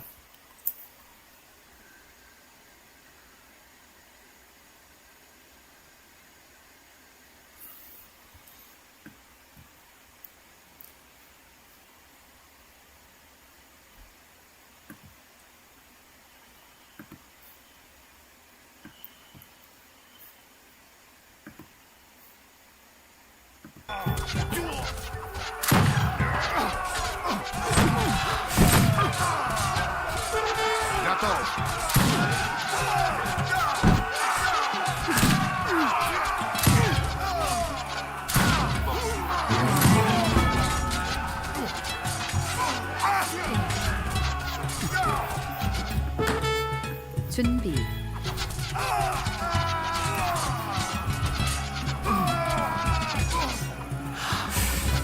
Рика в атаку!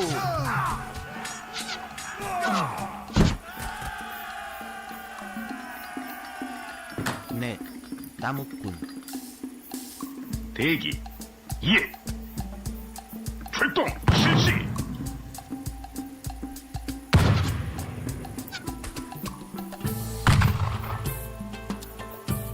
Готов. Будет сделано. 예. 예.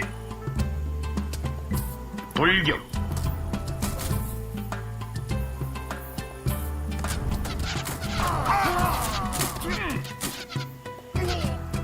준비.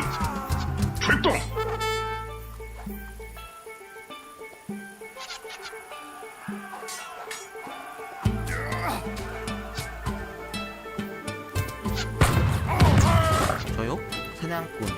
대기 실시. 예, 예.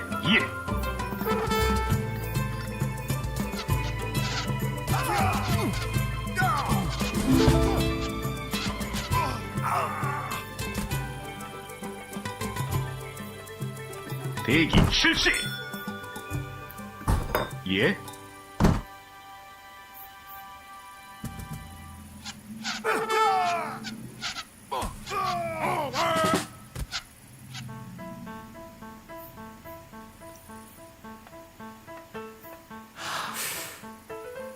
준비 사냥꾼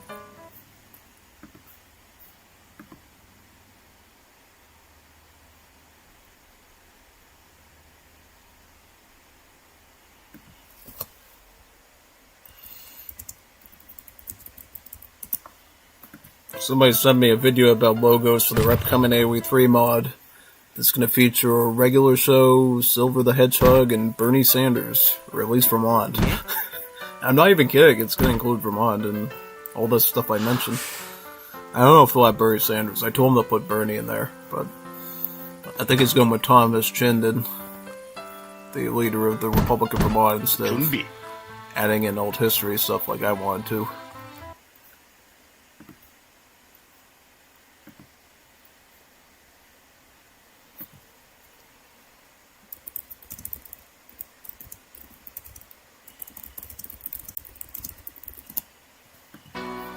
대기.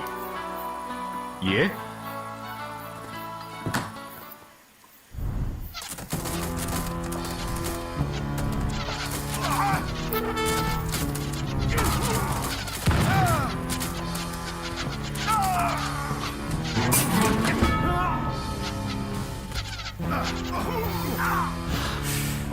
준비. 진격. 영영. 대기. 준비. 예?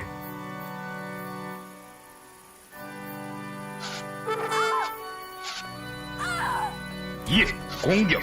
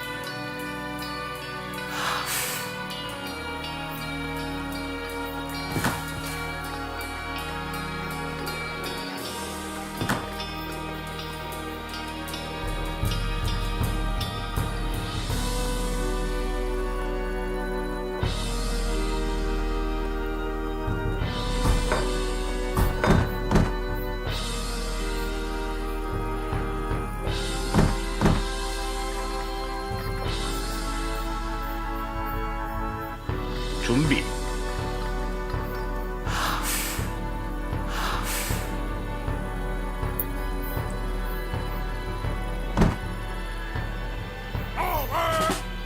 대기. 진격. 돌격. 실시. 예?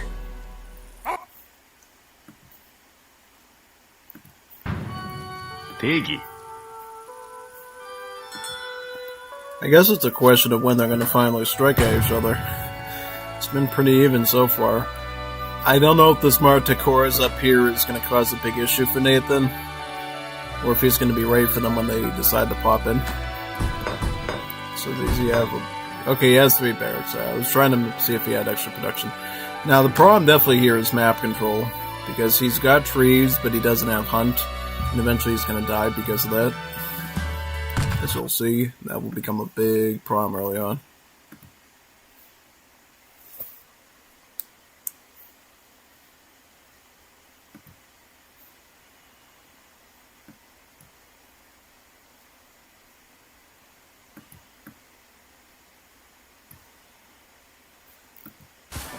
준비. 대기.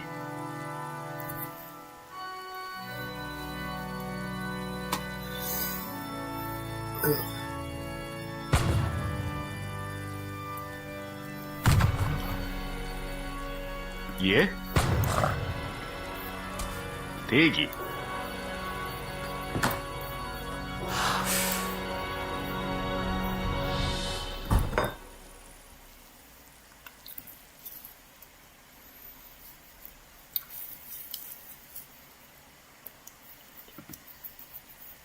예?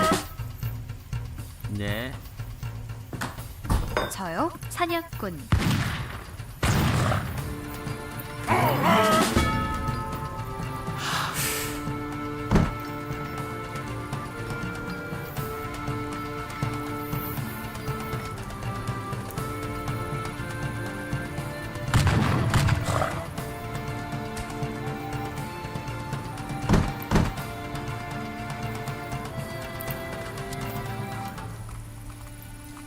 준비. 준비. 대기. 대기. 또.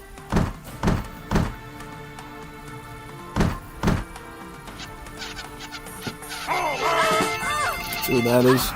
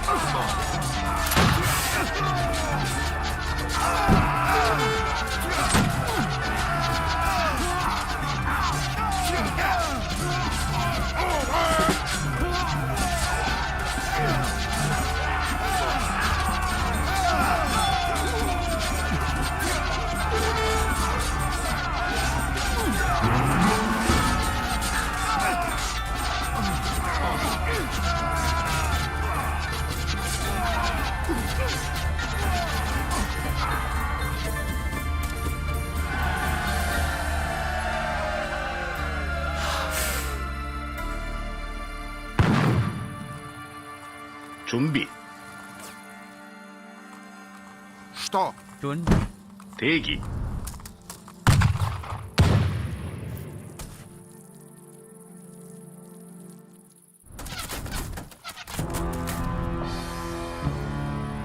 예? 대기.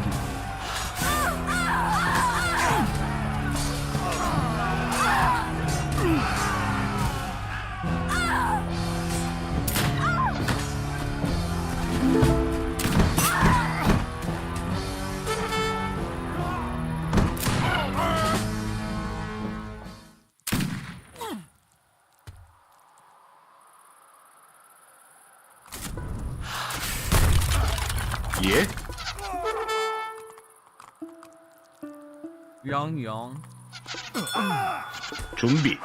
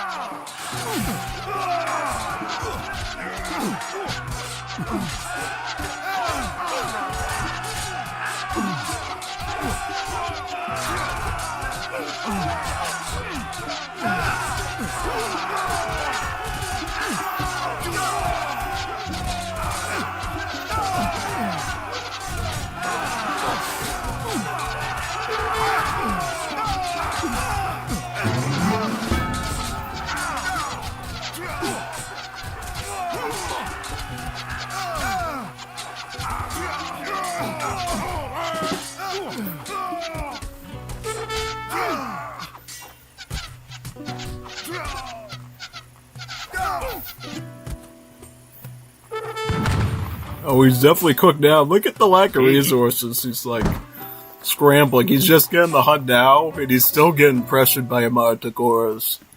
That is not good. Absolutely bad. No, no. This is kind of what Jeff has been doing. He's been boxing him in so he can't, and now he's gonna get punished for doing that. Because now he can't even fight the ABCs anymore because he doesn't have the numbers. He's literally forced to garrison and do tactics to keep him safe. Yeah, no, this ended really badly for him. Very badly for him. Extremely badly for him.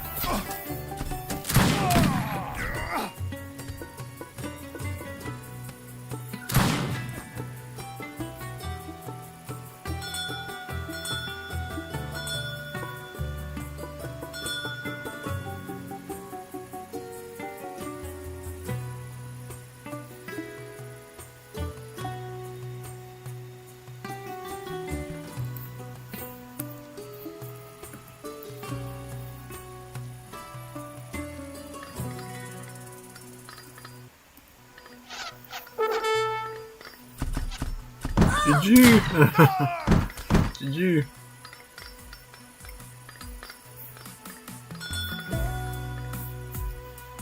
That's all I can say about that.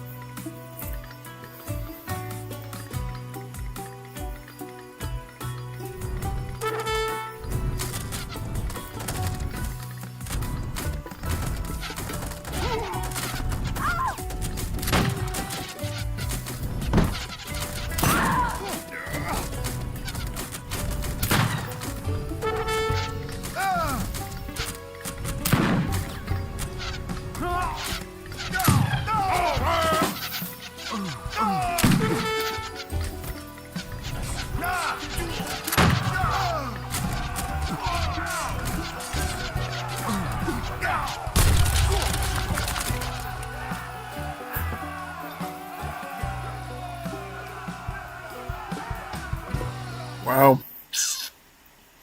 Crazy.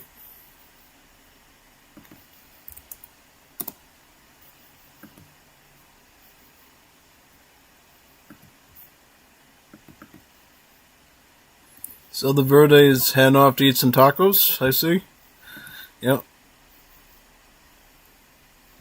Yep, I guess it's time for you guys to get some rest. Not for me, though. Still got more to do. 10.5 hours. We might not get all these done now. I don't think we can.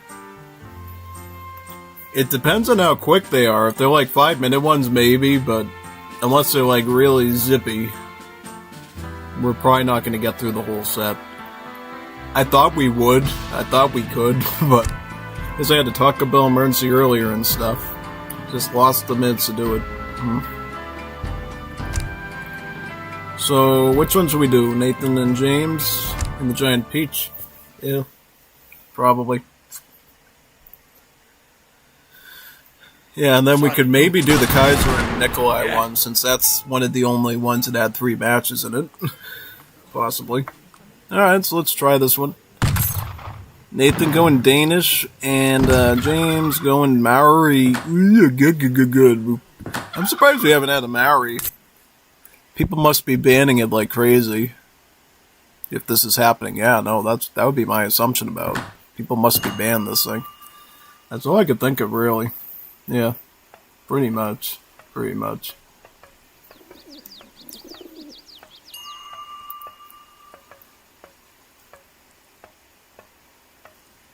Okay, building a livestock pen, I see. To put some sheepies in there, very smart. And you get a pig, too, that you start the game with, so you can put your oinker in there. Very smart idea. Nathan's going to probably be playing a very similar build as last match. Yep, same deck. Now, what's James going to be running? Does he have a lot? Oh, he's got a lot of Maori strategies. Very, very nice.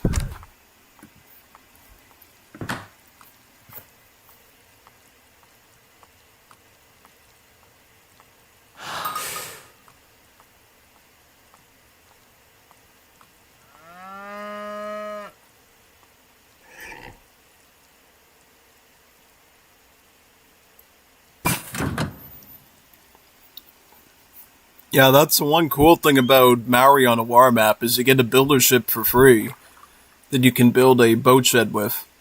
The boat shed you can put anywhere on the map. Why is he doing this? You know you could put it, like, right down in the middle of the water, right? Yeah. What's he scouting? He could be scouting, too. Yeah, I would suggest you take advantage of it and put it out deep into the water. Right at the top there. So that way, you know, he can't run by with his infantry later and siege it. Yeah, most definitely you're going to probably want to do that just to avoid the landfill that turret. Because you saw him try it to Jeff, so he's definitely going to try it to you now. Yeah.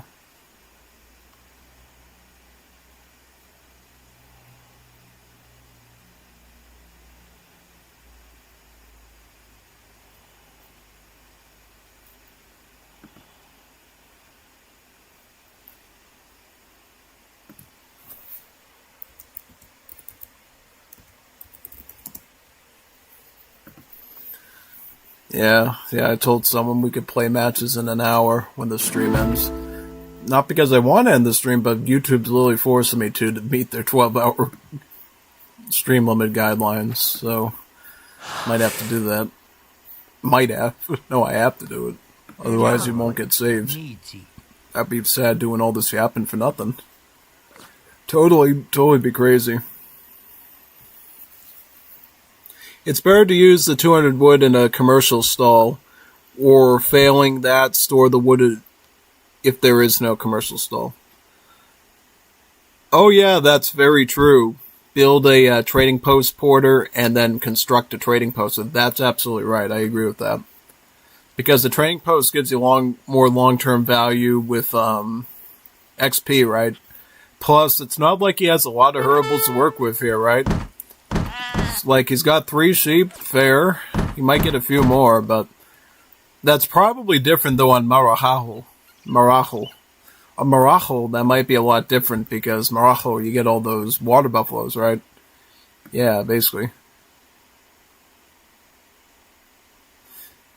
Inunor.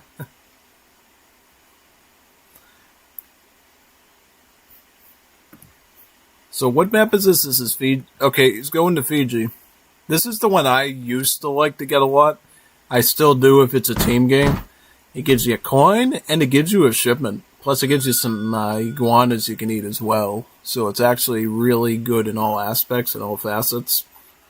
So that's actually pretty decent, actually. Yeah. Totally.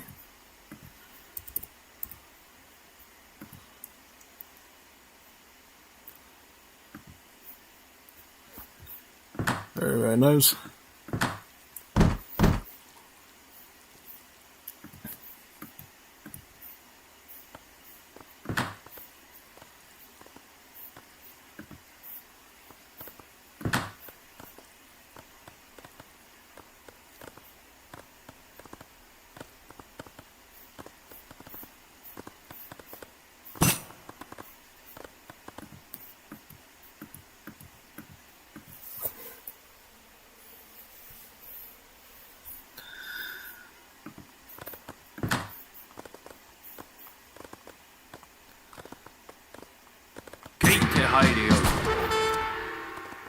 Yep, get that. That gives you more population. This might be a greedy fast fortress or a greedy fast industrial. Because typically when you go for a greedy fast fortress or fast industrial, you usually go Fiji and then you follow it up with 800 wood, 6 vills. Yeah. For those who don't know, Maori gives you the option to send certain cards like these with little boats underneath them. They cost 2 shipments, but they're like doubly as effective. So for this, you get a villager shipment and a crate shipment all in one. And not only that, the stuff you get is also bigger too. So you get like 800 wood, which is a little bit bigger than average, and then you get 6 vills, which is kind of on par with Austria-Hungary. For this, 16 skirmishers for 2 shipments, very big. So yeah. And basically how Maori works with age-ups is it costs food and wood. So you don't even need coin until like the late game with some of the more expensive age-ups. So that itself should be pretty okay.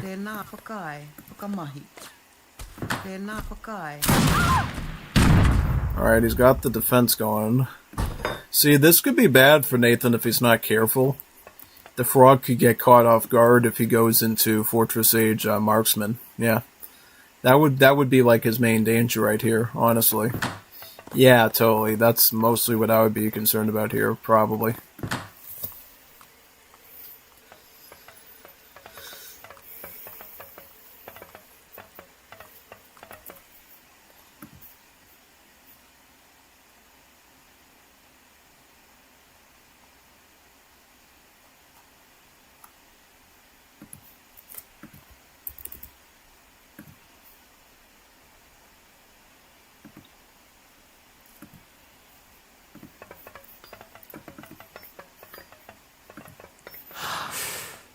Kia ora.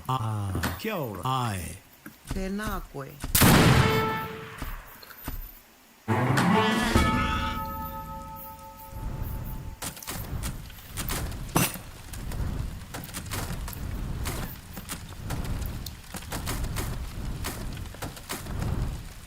This is a little annoying because he might want to get the marksman upgrade on, and now he's going to probably have to build another one.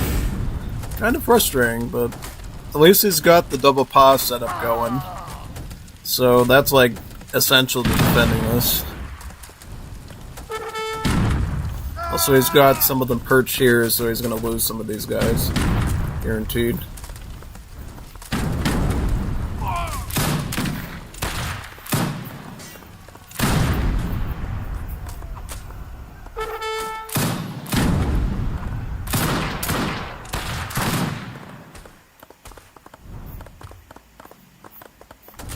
Oh, he's not going to get it. He's got to build another one, which is so annoying. But at least he's got the marksman coming out now. He just has to build another training ground up there and do the same thing. And they should be in pretty safe shape. Yeah.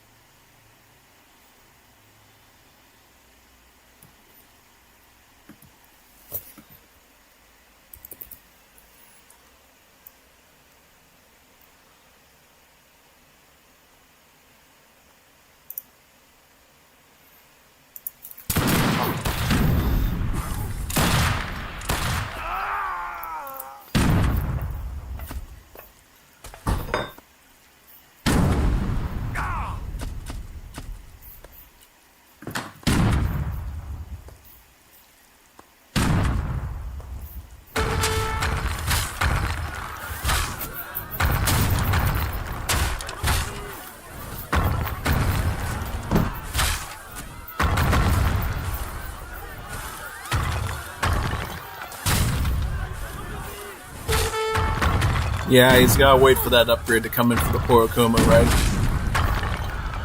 Yep, Porokumu gives him the range of a normal skirm, and then he can kite these guys off. Problem is he just lost a Pa in the process, because Nathan's been very persistent with his aggro. But the thing is, though, he could receive a shipment at this campfire, even if he loses the town center. So Nathan could potentially lose his army here still, and then be forced to come in with another offensive again. So it's not clear if... Yeah, definitely not. Definitely has to be tactical with it, basically. Yeah.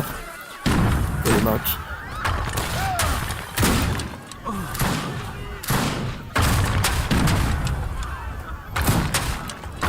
Yeah, no, he's gonna have to ship in another Porokumu here.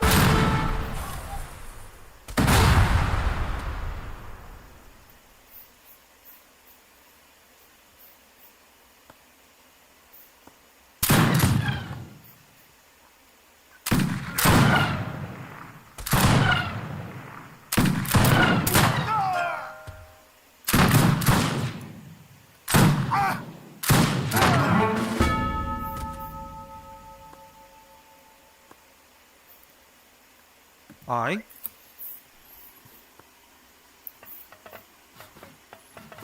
He's gonna get another paw back there. Takes care of that situation.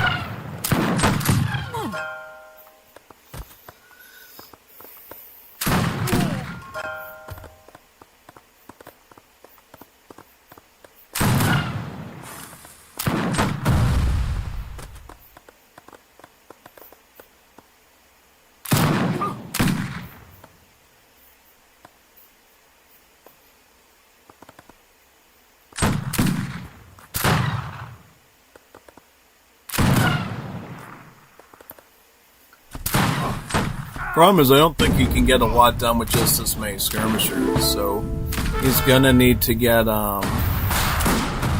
he didn't even get Hoera Fighter on, wow, what?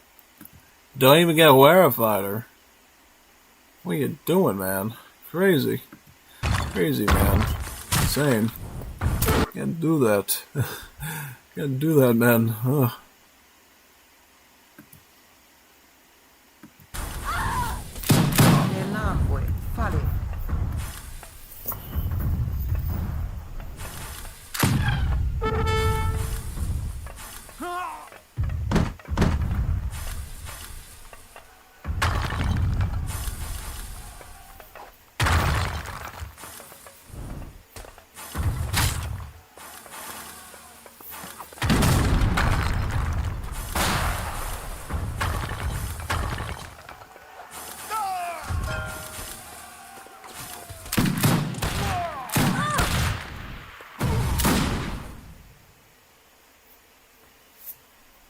I don't know. It's a good attempt, though. The thing is, though, it's curious that at Men 6, Nathan still hasn't attacked. Yeah, no, I mean, that's like such a big mistake, a big fallacy. You cannot do that against Maori. You cannot do that. It's like really, really bad. No. I 100% agree with you on that front. I think he was definitely risking it. Because if he played, if James played like standard Fast Fortress Maori and went with the less greedy route, I think he would have died. Probably. Unequivocally, yeah, no. I'm totally onto something there. I wonder how game 2 is going to be compared to the first one, though.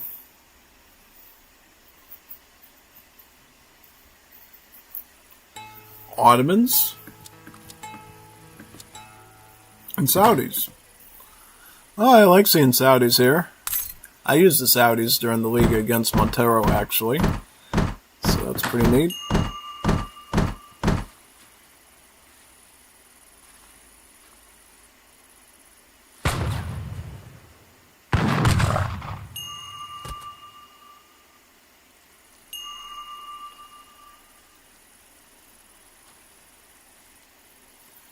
Alright, so yep, Madrasa Caravan first and foremost, so you can get your Madrasa text right away. Always a good way to play Saudis. That's pretty much what Saudi Arabia does, is they are a very mobile civ that trains caravans from their citadel. And the caravans can move anywhere, you know? They can go right underneath an enemy town center, they can go up here, they can go up here. Anywhere, really, so that's pretty much it.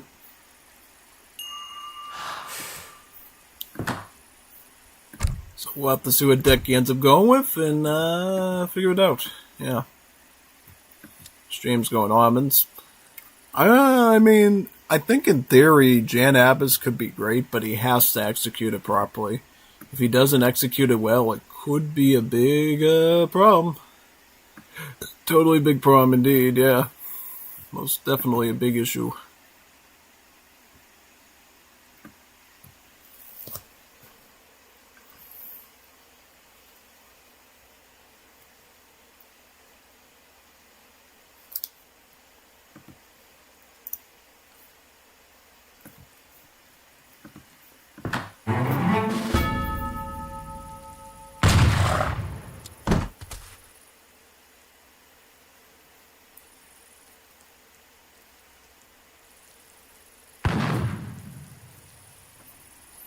Evet.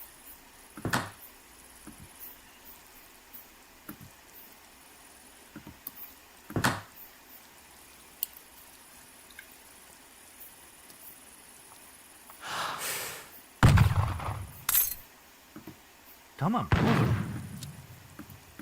ما هي أوامرك؟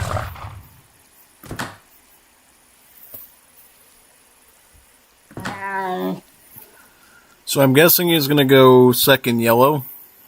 Well, like how I do with Saudis. Yeah.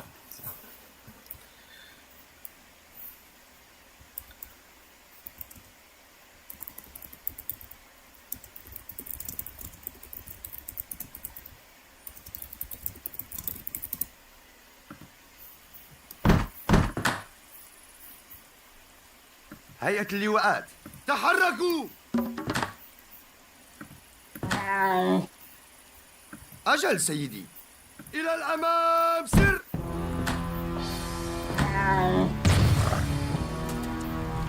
أجل يا سيدي. نعم سيدي. هيئة اللواءات. أجل سيدي، أرفعوا الراية. Gonna apply a bit of early pressure with Bedouins, the Explorer, and the Matawin. هيئة اللواءات. A lot like the game with Kaiser earlier today, you'll see the Matawin are simply just Streletzis, unstoppable Streletzis. That sound like oil salesmen, and have the multipliers at crossbowmen, yeah.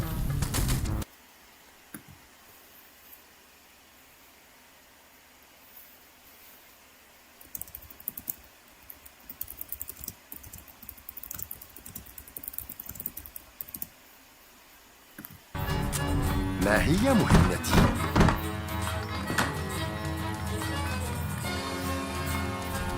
كيف بدون مزيد من التأخير؟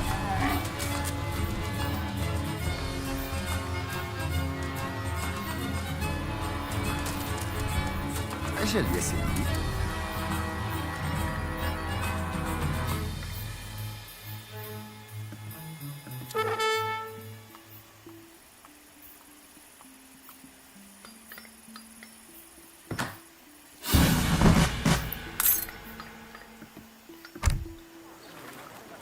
I'm guessing Jan Abbas, if he's going for the extra wood.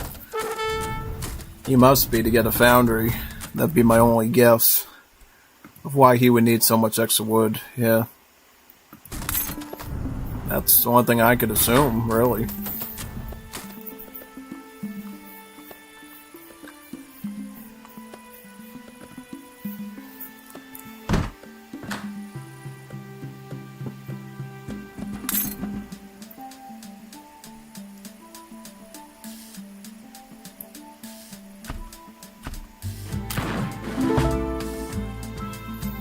Oh, and he's at oh no, he's at the Outlaws too from his hookah caravan. Oh lordy, he's not being very friendly with you right now. He's going with the Outlaw push too. Oh no, that's pretty nasty, man. Look at these Outlaws too. It's like, how nasty is he gonna be to you today?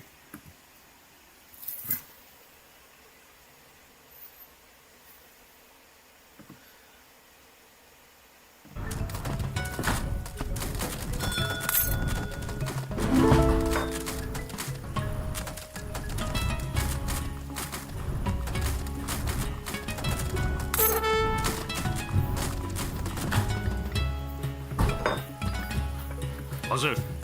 Evet. Hücum.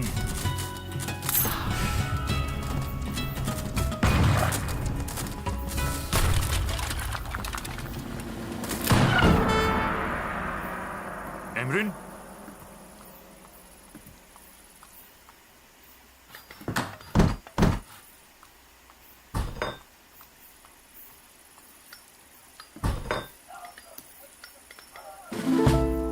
Hazır. Haydi bakalım. Tamamdır. Haydi bakalım. Evet. Evet. Evet. Tamamdır. Haydi bakalım. Hücum.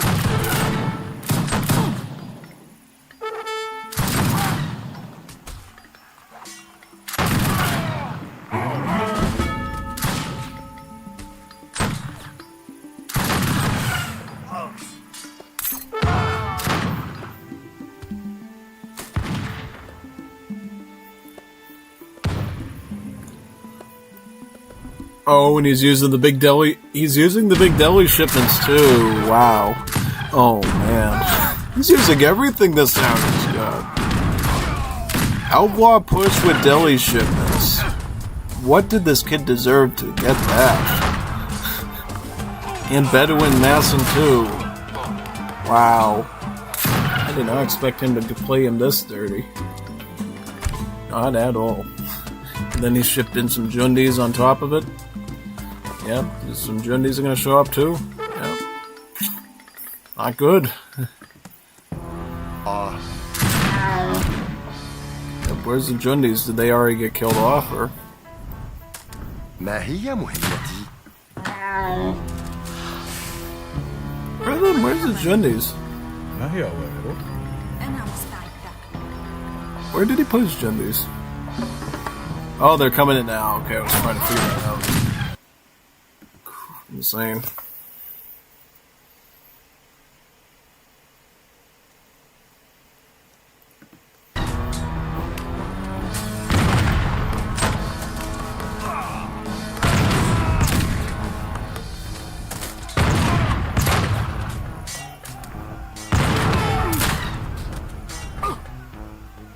Hazır.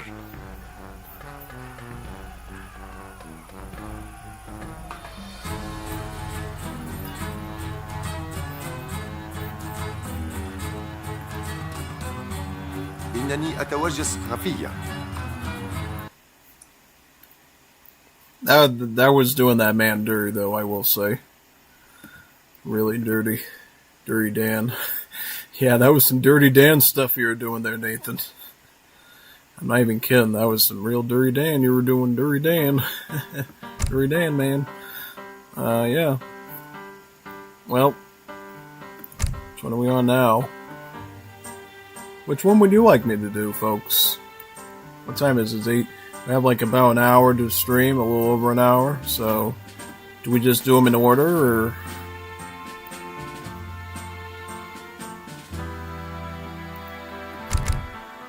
No, I don't want to do this. No, absolutely not. I wanted to give Sagawise another... Oh, wait a minute. No, we should do Sagawise. You know why? We're getting towards the end of the stream. We should do all of Sagawise series now. That's right. We should do them now. That's right. I didn't even think of that. Let's do all the Sagawai ones now and try to click through them if we can. That way we get them out of the way, and then Sagawai doesn't have to go, wee, we gotta look through the stream. Like that. No, they'll be right in the middle, right at the end, so you won't have to talk about that. Alright, we'll do the Nathan ones first, and then we'll... Alright, let's do them. And then we can do the James one. The James and the Giant Peach one. Yeah, alright, sounds good. Nathan goes Uzbeks, awesome. Ottoman Sagawai. Ottomans versus Uzbeks. Nathan's playing on easy mode for you. Well, why did you do so bad to James, and then you're treating Sagawai like your own son or daughter now, playing Uzbeks? Why didn't you do Uzbeks against Ottomans before? You afraid? Afraid of what might happen? Little French frog? Emrin, Maybe. selam, avcı. I don't know, man. Emrin, avcı. All I can say. I don't know, dude. We'll have to see how this one turns out. Should be fun either way, though. Yeah, totally.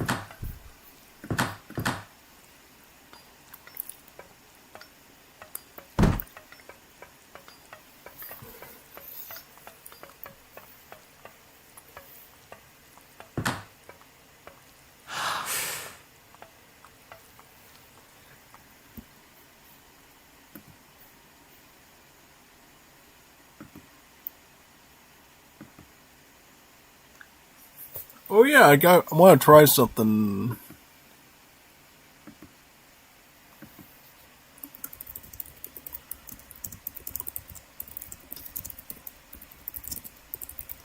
This is my first time trying this idea. Let me see what you think about it.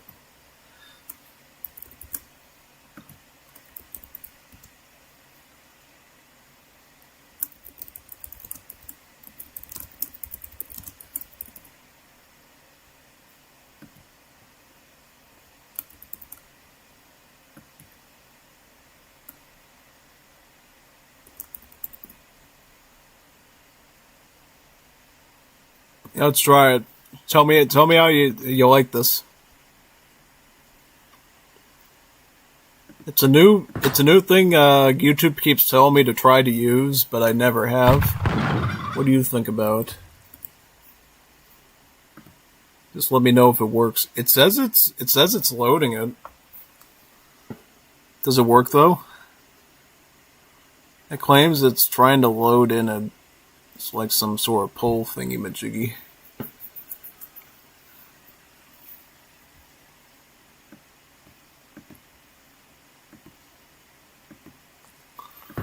Tried to see if I could submit a poll through this thing, see if you can try it, if it loads. Claims it's at 0%, whatever that means. Whatever that means. Yeah, pretty much.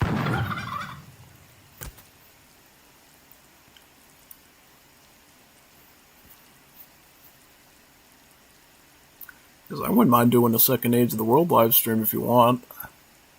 Totally not. Okay, so what is he on? He's on the first Madrasa Tech, right? Yep, cool. So what is he gonna do? Is he gonna... He's gonna go through this one, and I believe he needs... Does he need one more, or did he pick up the red one when I wasn't looking? So this is his Uzbek deck here. So he's got the Sambuks. Does he plan on actually using Sambuks? As if he's Saudi, or... I didn't know you could run Uzbeks with Sambuks set up. Also has the Trucial Corsairs too. The Corsair Dows.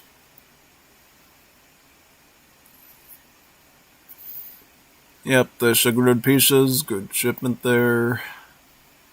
Citadel. Polygamy, good card. Free Vills, can't complain about that. Now he's going to pick up the second white gold for the con.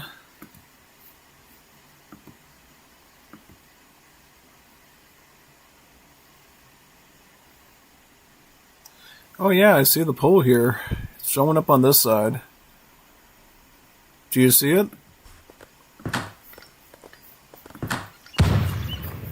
Just figured I'd try it out to see if the feature works that much.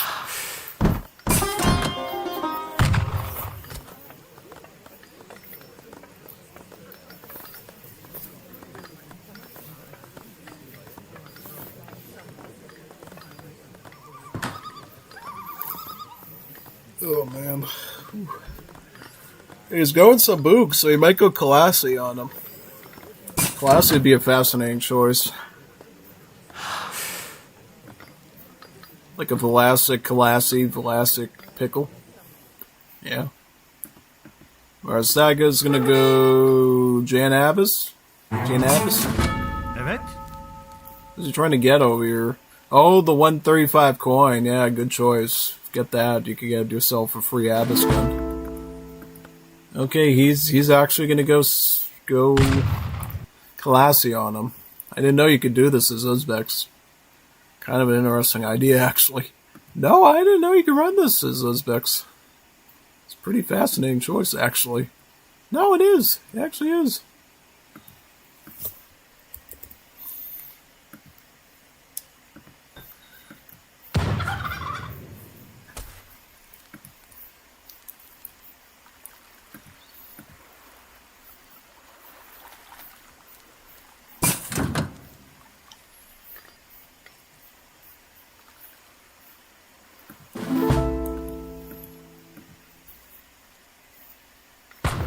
Evet. It's got the barracks. It's gonna get Jans. He's gonna have to grab some of that wood up to grab the foundry next.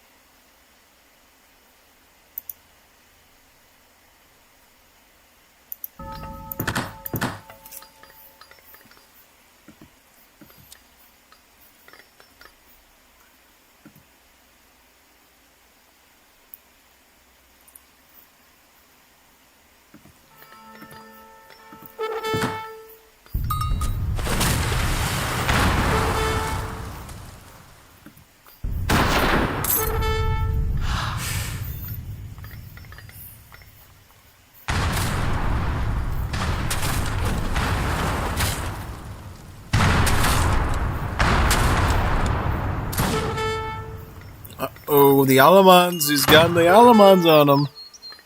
These towers you can build in front of somebody's TC do multipliers against Vilge. He just lost a Vil to an Alaman. See, if Nathan was being a smart little French frog, he would actually make sure that they aim onto the villagers. Like right there. By not aiming them onto the villagers, he's kind of wasting the potential of the building. Because it's very rare if somebody actually just puts them in front of you like this to grab, you know? He's shooting the Janissary, though. Probably because he's microing the Kalassis, so yeah. Oh boy. Nathan Sagawai actually survived the Kalassi push, killed one of them, and then forced the other into a retreat.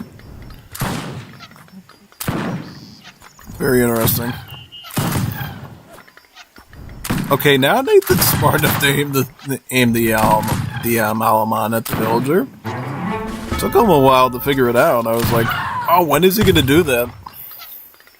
When is he going to pull that one off, man? Wow, crazy, crazy.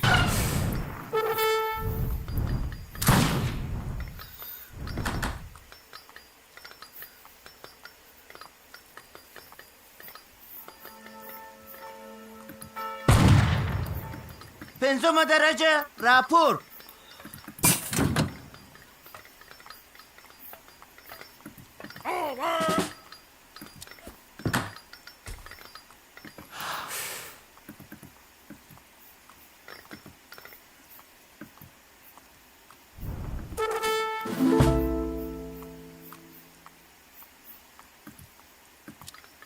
چیکار کنم؟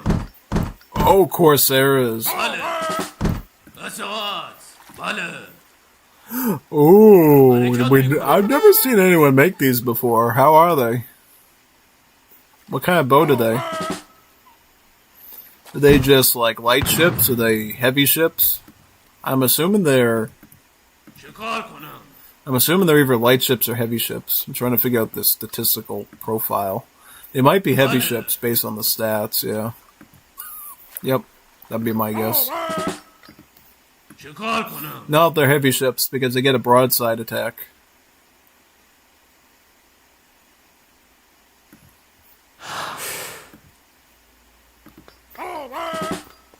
جلالت مآب بله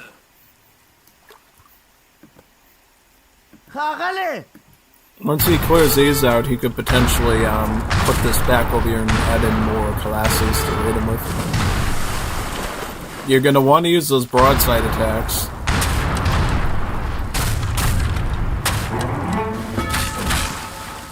What? Is he using his Nathan? French frog. You gotta use your French frog. You gotta use your broadside attack on those. Cause he just lost it down from him. It's like crazy. I didn't expect that at all. Gotta explain yourself for that one. Yeah. I like how nobody's voting on my poll. Do you see the poll, or I don't even see in real time who's even voting on it. I might just send it in a few minutes just to see. Yeah.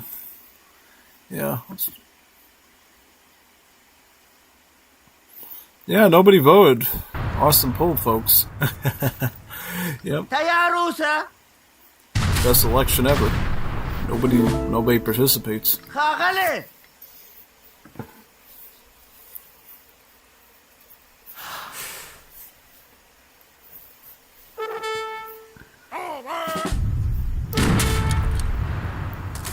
آمادم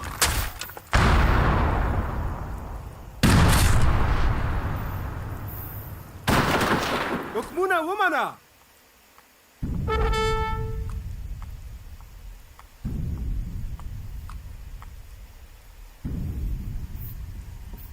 سلورم درجه راپور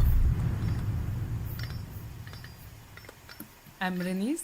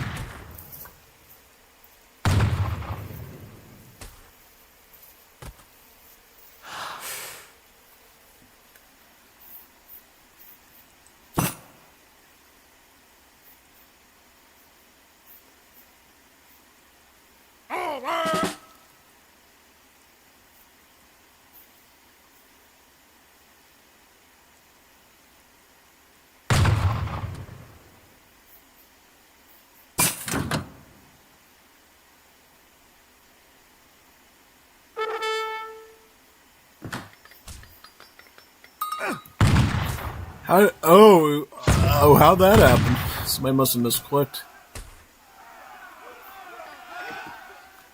Oh, of course, Nathan did, of course, the frog. Like he misclicked the Almans earlier.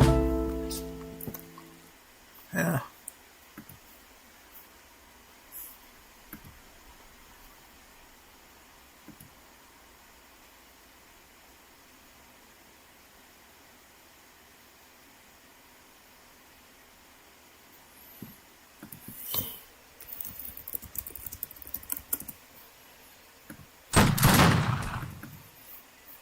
جلالة مآب.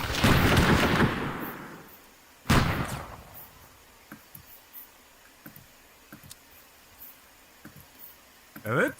Evet. Hazır. Hadi bakalım. Tamamdır. Hadi bakalım. Evet. Emrin? İleri marş! Emrin? Hadi bakalım.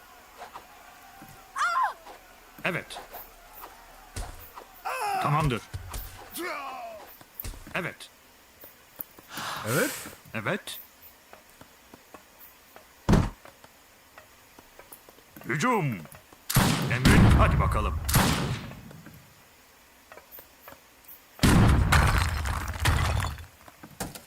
Evet, evet. Hazır. Evet. Tamamdır. Evet. Hücum!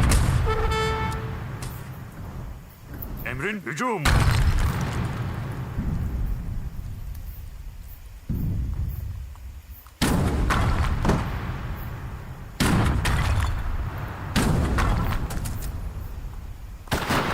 Emrin?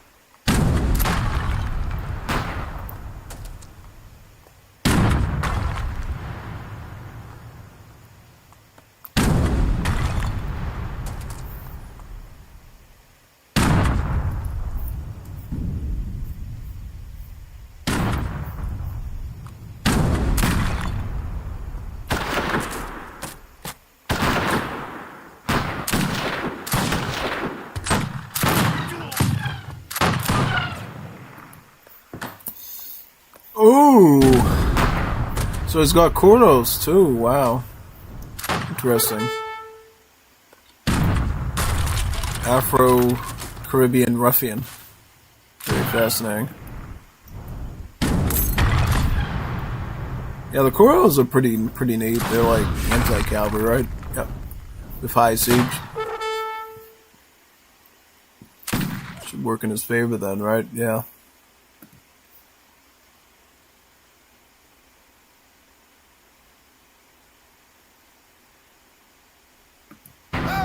Evet.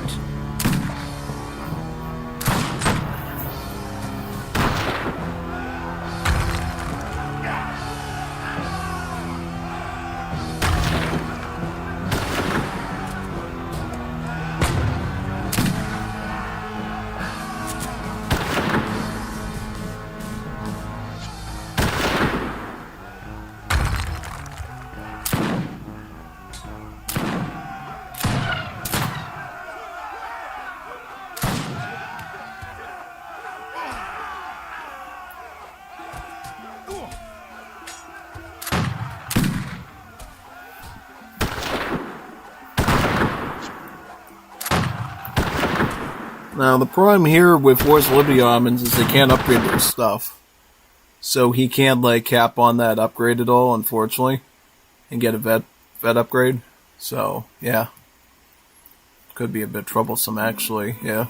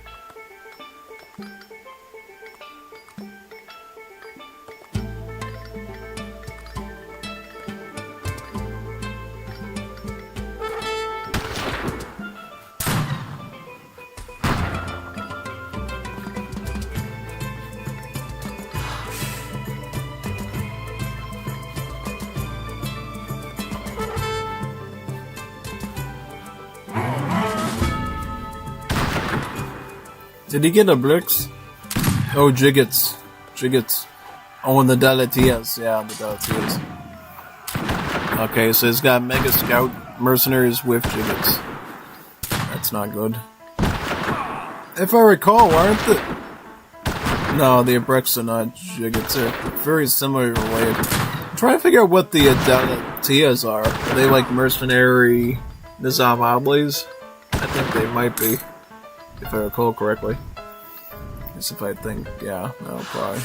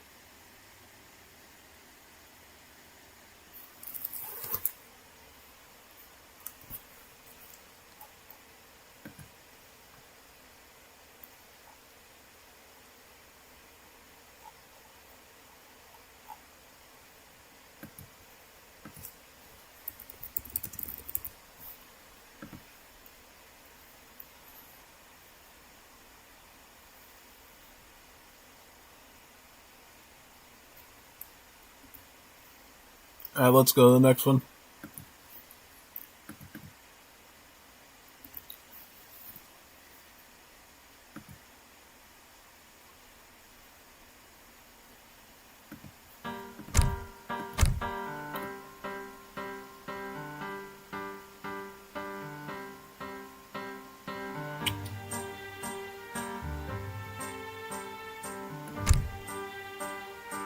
That's 2.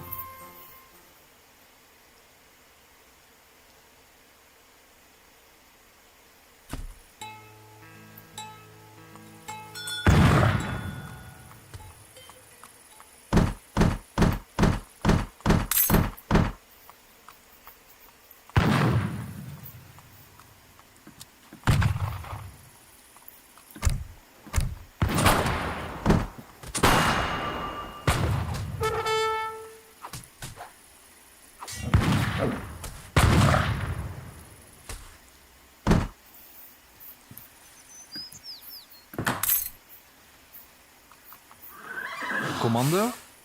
Belgians. Actually, one of the best civs in this map because you get the access to the trade route. Because, see, Belgians start the game with the frontier wagon and you can build trade posts like this with them. Yep, so you got infinite options, really, plus you got natives. Saga's gonna go Tupi. Was he trying to be like Jeffy now? That's a little crazy.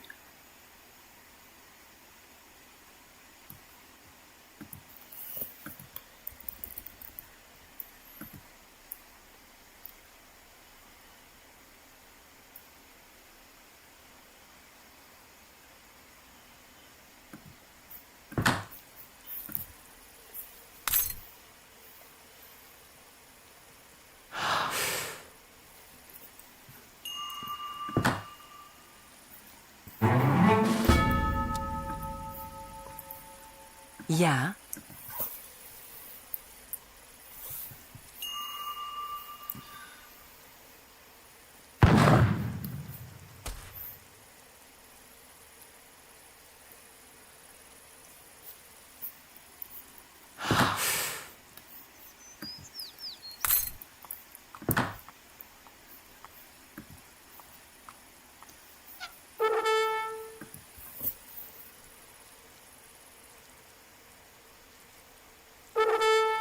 Correct.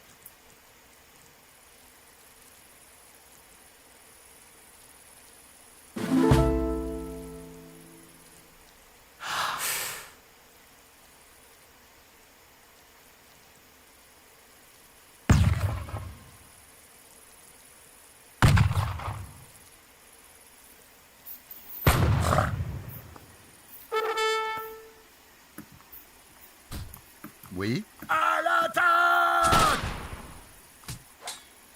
Prêt. Très bien. Get that.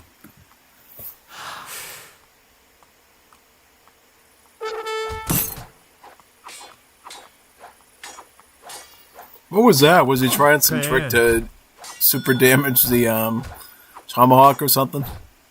Must have. That's the only thing I could think of.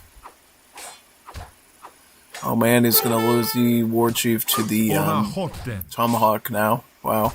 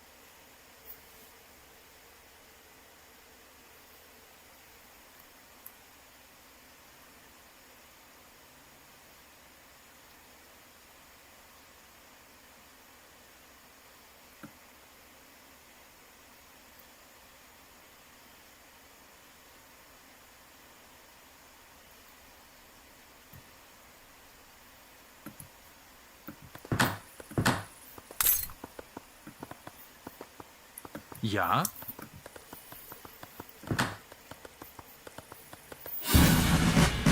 Hallo? Klaar.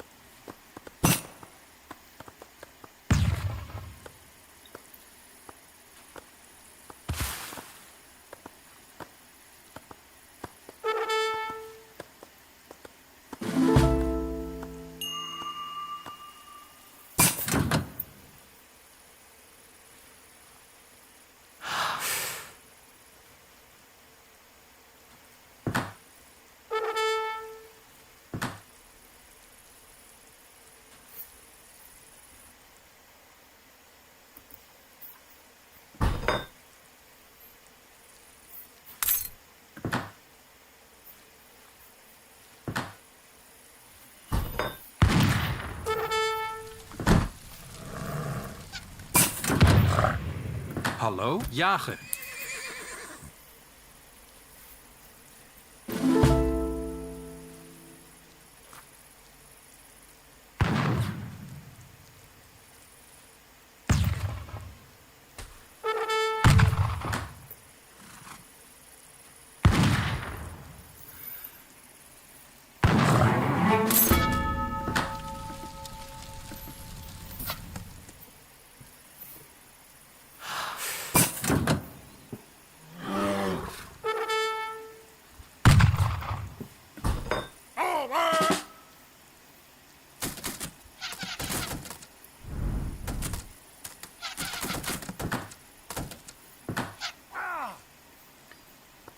Commando, klaar. Commando.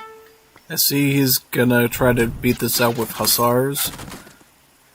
One weakness I see in this formation by Saga is the fact that he's going in without, how do I say this? He's going in without, a lot of Yibraharas. Because you're gonna need the Yibraharas to actually fend off against a lot of these hussars. So that's one thing he probably needs to focus on right away, I would say. Yep, pretty much. So yeah. That would be it, basically.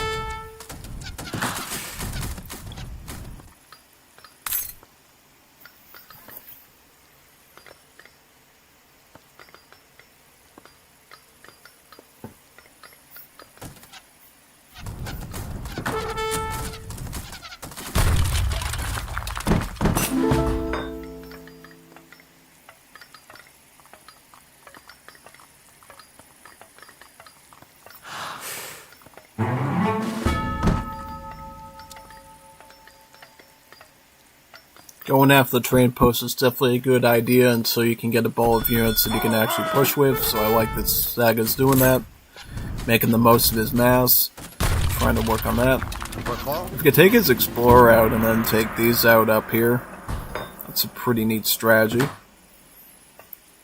Also, if he can get up there quickly, he could actually stop this one, since villagers build rather slowly. Could easily take advantage of that, I would think. Yeah, totally. Could be pretty nice.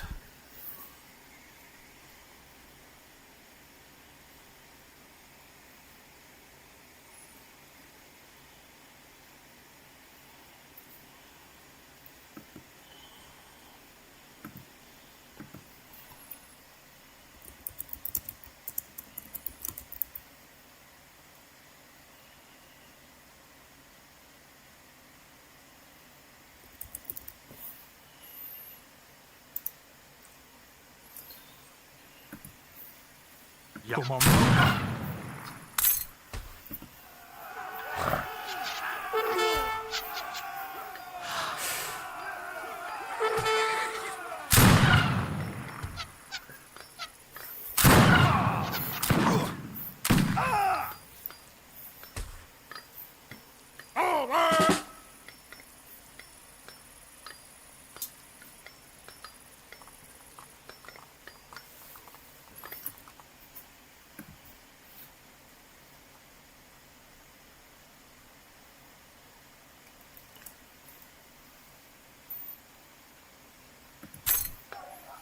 Ja?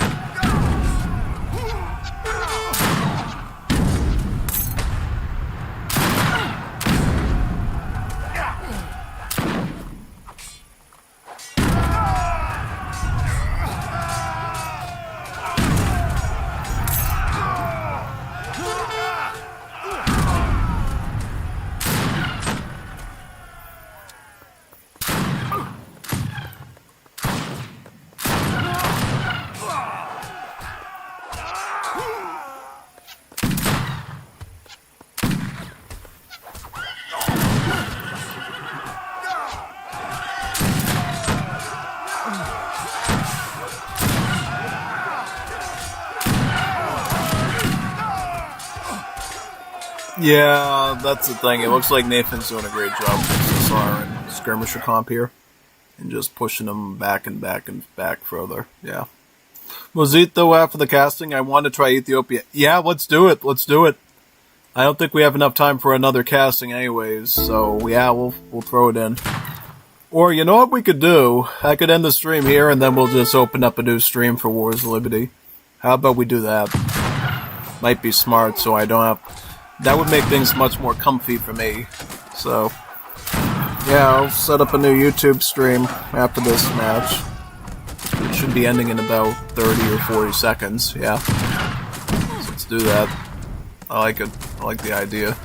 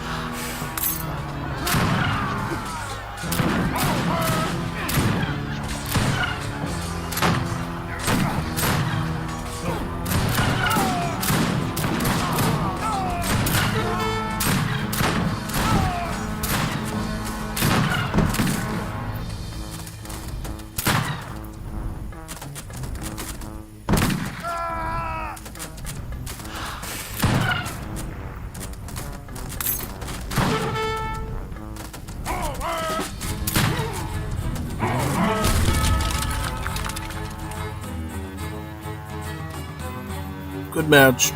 Alright, so that's what we'll do then. We will start up a new stream in a few minutes. Let me set up the lobby. I'm going to end the stream right now, and, well, actually, you know what I'll do? I'll exit this out.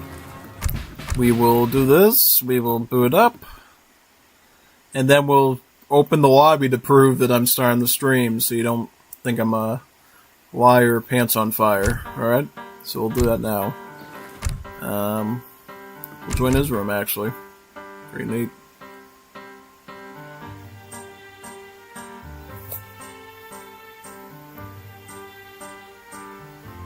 So yeah, let me start up the next stream, alright? Should be on in a few seconds, alright? GG's, everybody. Yes. Stay tuned. This thing should be coming up in the next 5 to 10 minutes, unless I get that